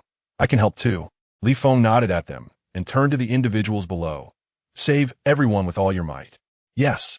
The two replied, each employing their unique abilities to initiate the rescue operation. Ting harnessed the power of the wind, swiftly relocating those perched at higher ground and directly pulling those who had fallen into the water to safety, floating them far away. Zero, utilizing the vines of Greengrass, leaped back and forth to rescue individuals. The onlookers below were astounded by these miraculous events. Look, someone is flying in the sky. We are saved. This is simply marvelous. Everyone be cautious. Avoid the electric wires in the water. Chapter 150. The hurricane strikes, they all initiated their own rescue efforts. After saving individuals in one area, they promptly moved on to the next. The surging seawater inundated the city entirely. Even the ships on the surface of the sea found themselves traversing the streets, carried along by the relentless flow of water, completely beyond anyone's control. The arrival of the massive vessels tragically crushed numerous individuals beneath them. Damn it! If only the Sea King were here, Li Feng exclaimed in frustration. At that moment, a blue light emerged from beneath the water. With a swift motion, a figure surfaced, robust and wielding a trident, clad in divine armor. He was propelled by a wave, hovering in the air. Who is calling my name? He asked, smiling at Li Feng. Wow, you really are here. Li Feng responded with surprise, not expecting the Sea King to actually appear after his casual remark. Do not forget, we are a team. The Sea King gestured, and behind Li Feng, a portal materialized. Jack and Maya emerged from within. Li Feng gazed at them in astonishment. Incredible. You are all here. Maya, donned in warrior attire and holding a glowing orange whip, remarked, when our captain is in trouble, we must come to assist. Jack interjected, I was forcibly brought here. Despite his words, Li Feng felt immense gratitude. Confronted with the catastrophe below, Li Feng declared solemnly, very well. Let us fight side by side and withstand this disaster together. Maya, Jack, and the Sea King positioned themselves behind Li Feng, awaiting his command. Onward, Li Feng commanded, leaping into the fray. The god hammer propelled him swiftly towards the colossal vessel, landing atop it as it cruised through the streets. Buildings on either side crumbled under the strain. The Sea King plunged his trident into the ocean, instantly halting the encroaching tide and rescuing all those trapped beneath the water. Unbelievable. We are saved. We are saved. This is incredible. Maya used her whip to ensnare individuals floating on the water's surface, bringing them aboard the massive ship. Sea King, is there a way to reverse the water flow here? Feng shouta. The Sea King soared atop a wave to the ship, shaking the water from his hair with confidence. No problem. As he spoke, he extended his arms towards the sea and began to chant an incantation. Within mere seconds, the water within the city swiftly retreated back into the ocean. Cheers erupted from those within the buildings. Fantastic. We are saved. Amazing. Let us applaud them. Are they superheroes? How can they be so powerful? Could they possibly be aliens? Mission completed. Earned 500,000 experience points upon seeing the substantial experience gained. Feng promptly allocated it to himself and Ting, knowing that this was essential for survival in the challenges to come. Wu Jun and the others quickly returned to Feng's side, gazing in astonishment at the receding tide and the rescued individuals. Is this truly the nature of a disaster-level instance? They wondered. Feng gazed into the distance, contemplating the unfolding chaos. A colossal tornado, entwined with flashes of lightning, was approaching with ferocious intensity. Anything caught in its swirling embrace was obliterated, leaving no trace of life in its wake. The onlookers below witnessed this terrifying spectacle and erupted in frantic cries. The tornado is coming. Everyone run, as the fierce winds bore down upon them. The crowd began a desperate flight for safety. Indeed, a disaster-level scenario was far from trivial. Mission: annihilate the lightning storm. Upon hearing the mission's proclamation, Feng issued a decisive command. Ting, this is your responsibility. Ting nodded immediately, aware that the situation rested upon her shoulders. Confronting the lightning storm, she summoned 2 tornadoes of her own, though they paled in comparison to the ferocity of the tempest. Increase the wind strength. Feng shouta. Ting, having recently upgraded her abilities, reacted swiftly. Within moments, her 2 tornadoes, each over 5 meters wide, surged to a staggering 50 meters in diameter. Yet even then, they remained dwarfed by the lightning storm. Make them larger. Feng murja. Only a force equal to that of the opposing storm could hope to mitigate the devastation. Ting exerted herself to the utmost, her tornadoes now half the size of their adversary. With no alternatives left, she resolved to proceed. Send them forth. Feng kumanda. Fully aware that this course of action would lead to the destruction of more structures. However, in the pursuit of halting the storm, it was a necessary sacrifice. Captain, isn't this too perilous? Perhaps we should reconsider. Aquaman interjected, sensing the overwhelming power of the storm and the urgent need to quell it. Let Ting initiate her attack first, Feng replied, as both Aquaman and Maya prepared for action. Should the tornadoes falter, they were ready to employ their own methods to counter the threat. Meanwhile, the citizens around them sped away in their vehicles, knowing that proximity to such a tempest meant certain doom, with no chance of survival. Look, there are 3 groups of storms in the sky. They seem poised to collide. They speculated. Could this be the work of those aliens? Uncertainty loomed in their minds. Feng felt a pang of anxiety for Ting's endeavor. Zero, Wu Jun, Greengrass, David, and Li Yuanyuan all directed their gaze towards the hurricane, silently praying for success. Boom! Boom! Boom! The thunderous roar of the winds reverberated in everyone's ears as the 3 tornadoes, each exceeding 300 meters in diameter, converged with cataclysmic force, producing a sound that threatened to rend the very fabric of reality. Surrounding structures were swiftly engulfed, reduced to mere dust. Captain, I can't hold on much longer, Ting cried out, realizing that the tornadoes she summoned were fundamentally different from a natural storm. Her conjured tempest was directly influenced by her own strength, and once unleashed, it remained intimately connected to her being. Any powerful assault against the tornado would inflict damage upon her as well. Feng immediately administered all available potions to Ting, bolstering her resilience for this impending assault. The preceding tornadoes merged into a singular force. It is difficult to discern which one belongs to Tingting. The other appears to be in natural formation. Ultimately, the hurricane's diameter reached an astonishing 2,000 meters. Even buildings that were not directly impacted, as long as they were within a kilometer radius, would be swept away. The entire city lay in ruins. Tingting had failed. With a cough, she spat out blood and collapsed onto the ground. Yuan, heal her, Li Feng commanded urgently, instructing her to administer aid to Tingting promptly. Yuan rushed over, chanting a healing incantation.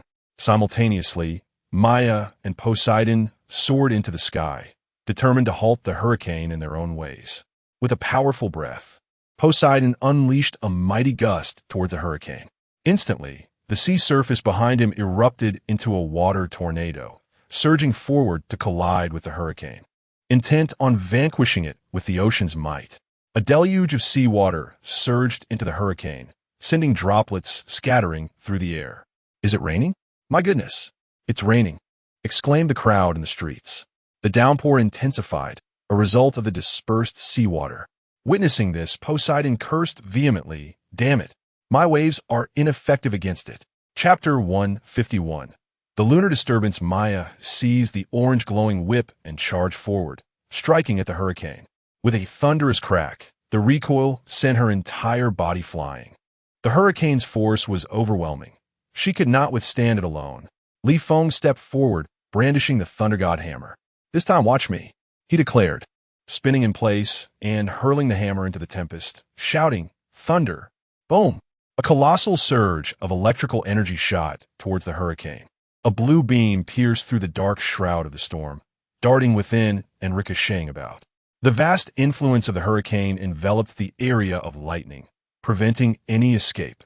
Li Feng gazed at the swirling winds with anticipation, hoping for a breakthrough. At that moment, lightning interjected, "It's not enough.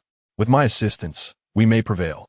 Without hesitation, he propelled himself forward, racing at the speed of light, countering the hurricane's rotation.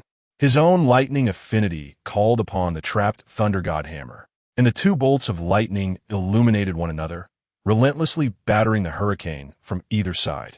At last, the winds of the hurricane began to weaken, gradually coming to a halt. The world became shrouded in a misty gray, littered with debris. The fierce tempest seemed to have left no trace. Only the remnants of shattered structures bore witness to its ferocity. Li Feng gestured to retract the Thunder God hammer, and lightning swiftly returned to his side. "Well done," Li Feng praised, beaming at lightning. The others joined in, laughing and cheering. "Who would have thought you could outpace the hurricane? Impressive indeed. I'm starting to feel a twinge of envy." Maya and Aquaman chimed in with playful jests. "It appears our team is brimming with hidden talents." Mission accomplished. Earned 500,000 experience points, levitation technique. Upon seeing the substantial experience gain, Li Feng promptly allocated it to himself. Empathy LV13 upgraded. Empathy maxed out, can directly summon a legion of 50,000 undead soldiers. The notification filled Li Feng with exhilaration. "This is incredible. I can summon zombies directly without a medium, and I can levitate." Just as he reveled in his newfound abilities, snow began to fall from the sky. Initially, no one paid it any mind, but soon the snowfall intensified, accumulating rapidly. Within a minute, the ground was blanketed in over a meter of snow. "This snow is unusual. We must evacuate," Li Feng shouted to Zero and the others. The people on the streets soon realized the gravity of the situation. What began as a serene enjoyment of the snowfall quickly turned into a frantic scramble for survival. The snow was too heavy, the roads were buried, rendering all forms of transport useless. They could only rely on their feet, trudging through the snow, each step a struggle against the biting cold, clad in summer attire. At this rate, it wouldn't be long before they succumbed to the frost. Aquaman approached Li Feng, glancing at the throngs of people with concern. "Captain, the seawater has frozen solid. I can't exert my power." Maya approached and exclaimed, "It is unbearably cold here. The temperature has plummeted to minus 200 degrees, and many have perished in the snow." Upon hearing this, Li Feng looked up at the sky, realizing that something must have gone awry. "Wuyun, Please assist me in locating the nearest emergency management office. Li Feng called out. Wu Jun swiftly employed his keen eyesight, confirming.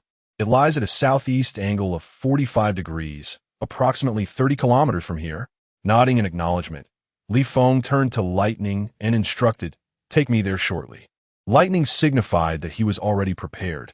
Li Feng addressed Zero, Ting Ting, Maya, Greengrass, Jack, and the others, saying descend and rescue the stranded individuals. Bring them to a safe, indoor location. In unison, everyone responded, yes, and they immediately leaped down. Faced with a 2-meter-deep pit, they began to extract people from within. They located an intact building and ushered the individuals inside.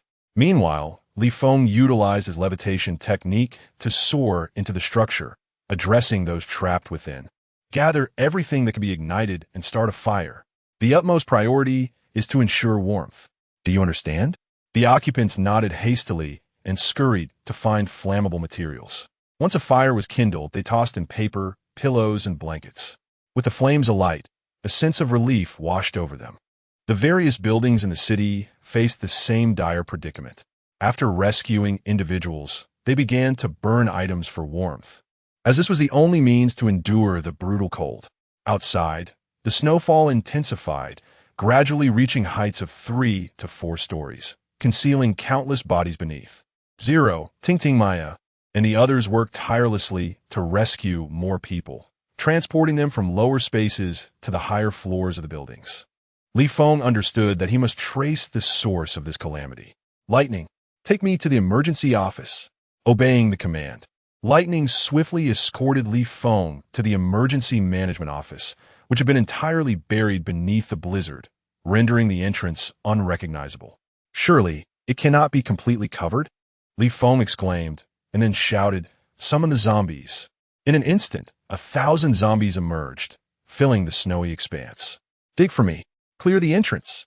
Li Feng commanded. The zombies, unfazed by the cold or fatigue, began to excavate diligently in the snow. Even those obscured by the heavy snowfall continued their labor. Soon, a passageway was cleared to the emergency office. Upon entering, they discovered the occupants frozen into ice sculptures, caught in various positions, victims of the relentless snowfall that had overtaken them before they could react. Cursed be this weather. Lightning, take me to the Meteorological Bureau. They must be aware of this situation. Lightning quickly transported Li Feng to the local meteorological office, which fortunately was built at a higher elevation and had yet to be blanketed by snow.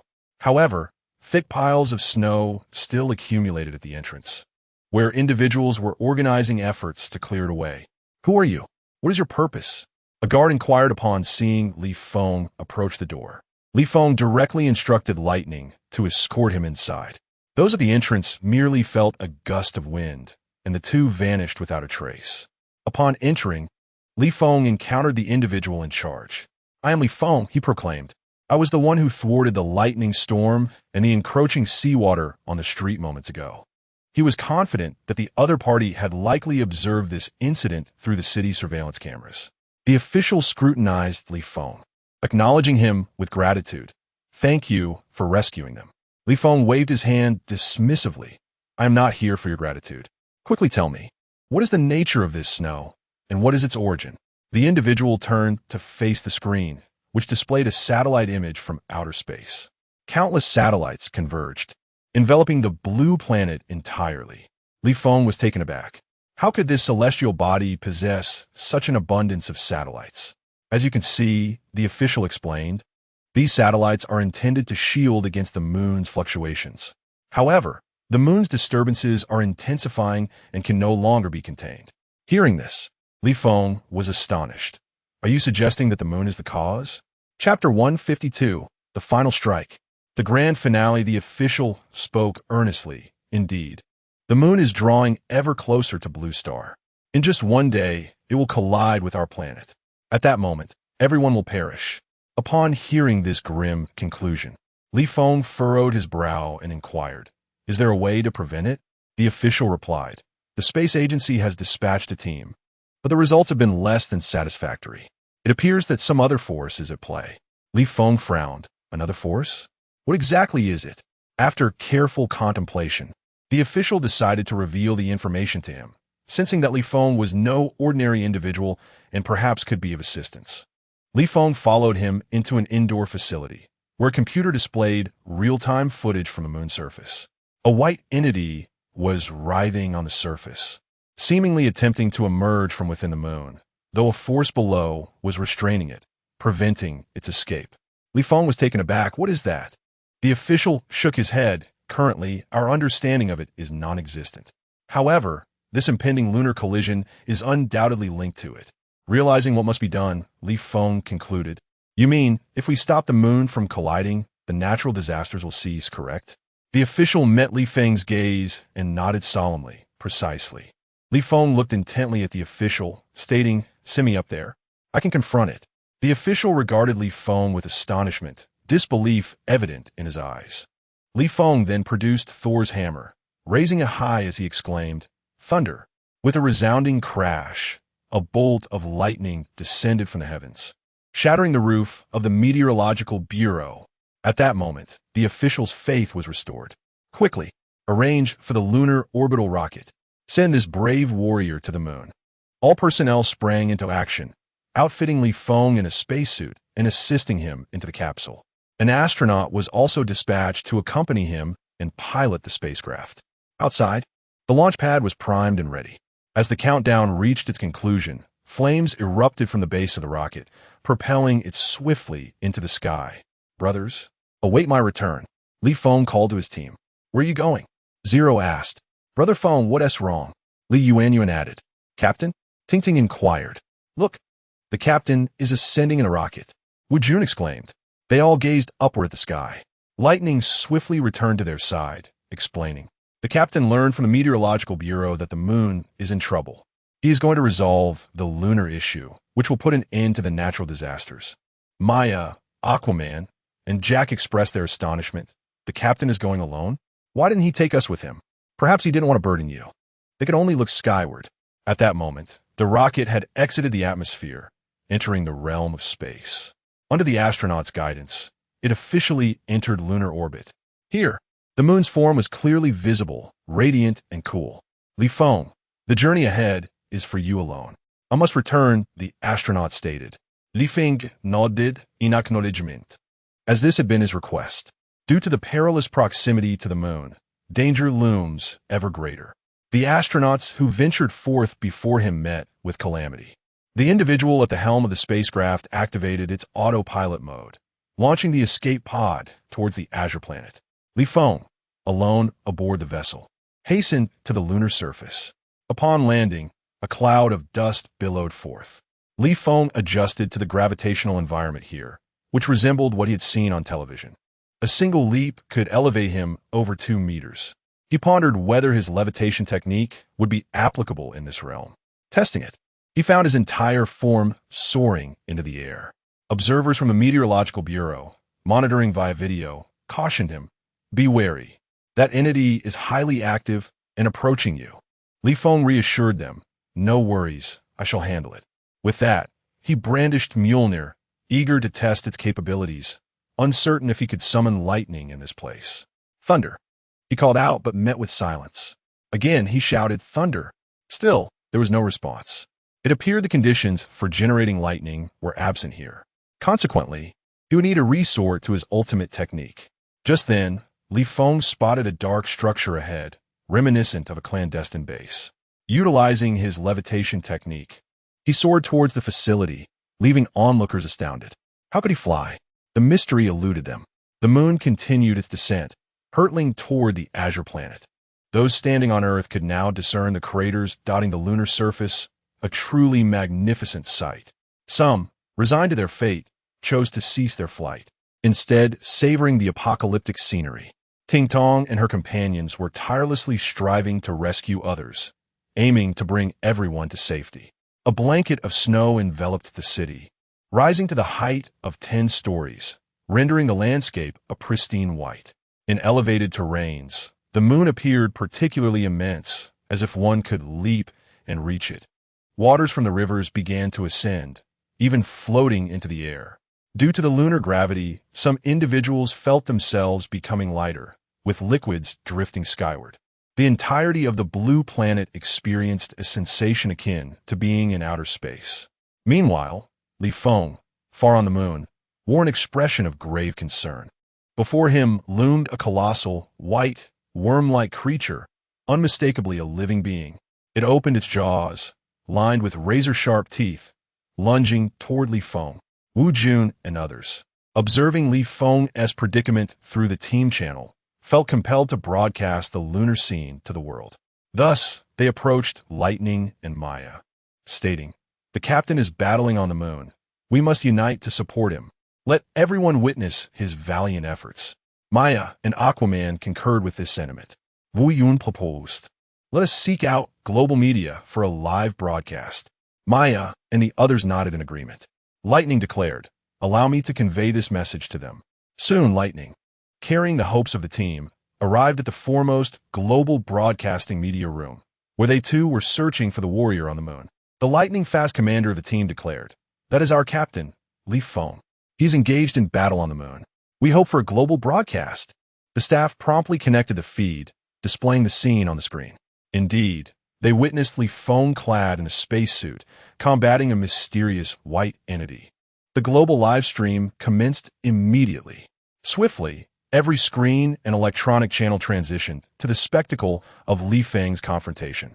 Undaunted by the colossal white creature, Feng bellowed, "Venomous dragon!" With a thunderous roar, a massive purple dragon erupted from his being, its size dwarfing that of the white creature. "Consume it," Feng commanded. The purple dragon lunged forward, devouring the white entity in an instant. On Blue Star, the spectators erupted in jubilant exclamations. "Hero! He is our great hero! Dragons truly exist!" They cheered. Wu Jun and others beamed with pride. "Captain, you are phenomenal. Well done. Blue Star is saved." However, at that moment, the space agency issued an alarm. "The moon will collide with Blue Star in 1 minute. In this final moment, please kiss those beside you and express gratitude for their presence in your life." Maya and the others were momentarily stunned. What is happening? Wasn't that white creature consumed? Why is the moon still on a collision course with Blue Star? Is there a problem? "Captain, the crisis on Blue Star is not averted. The moon is set to crash in 1 minute." Wu Jun shouted through the team channel.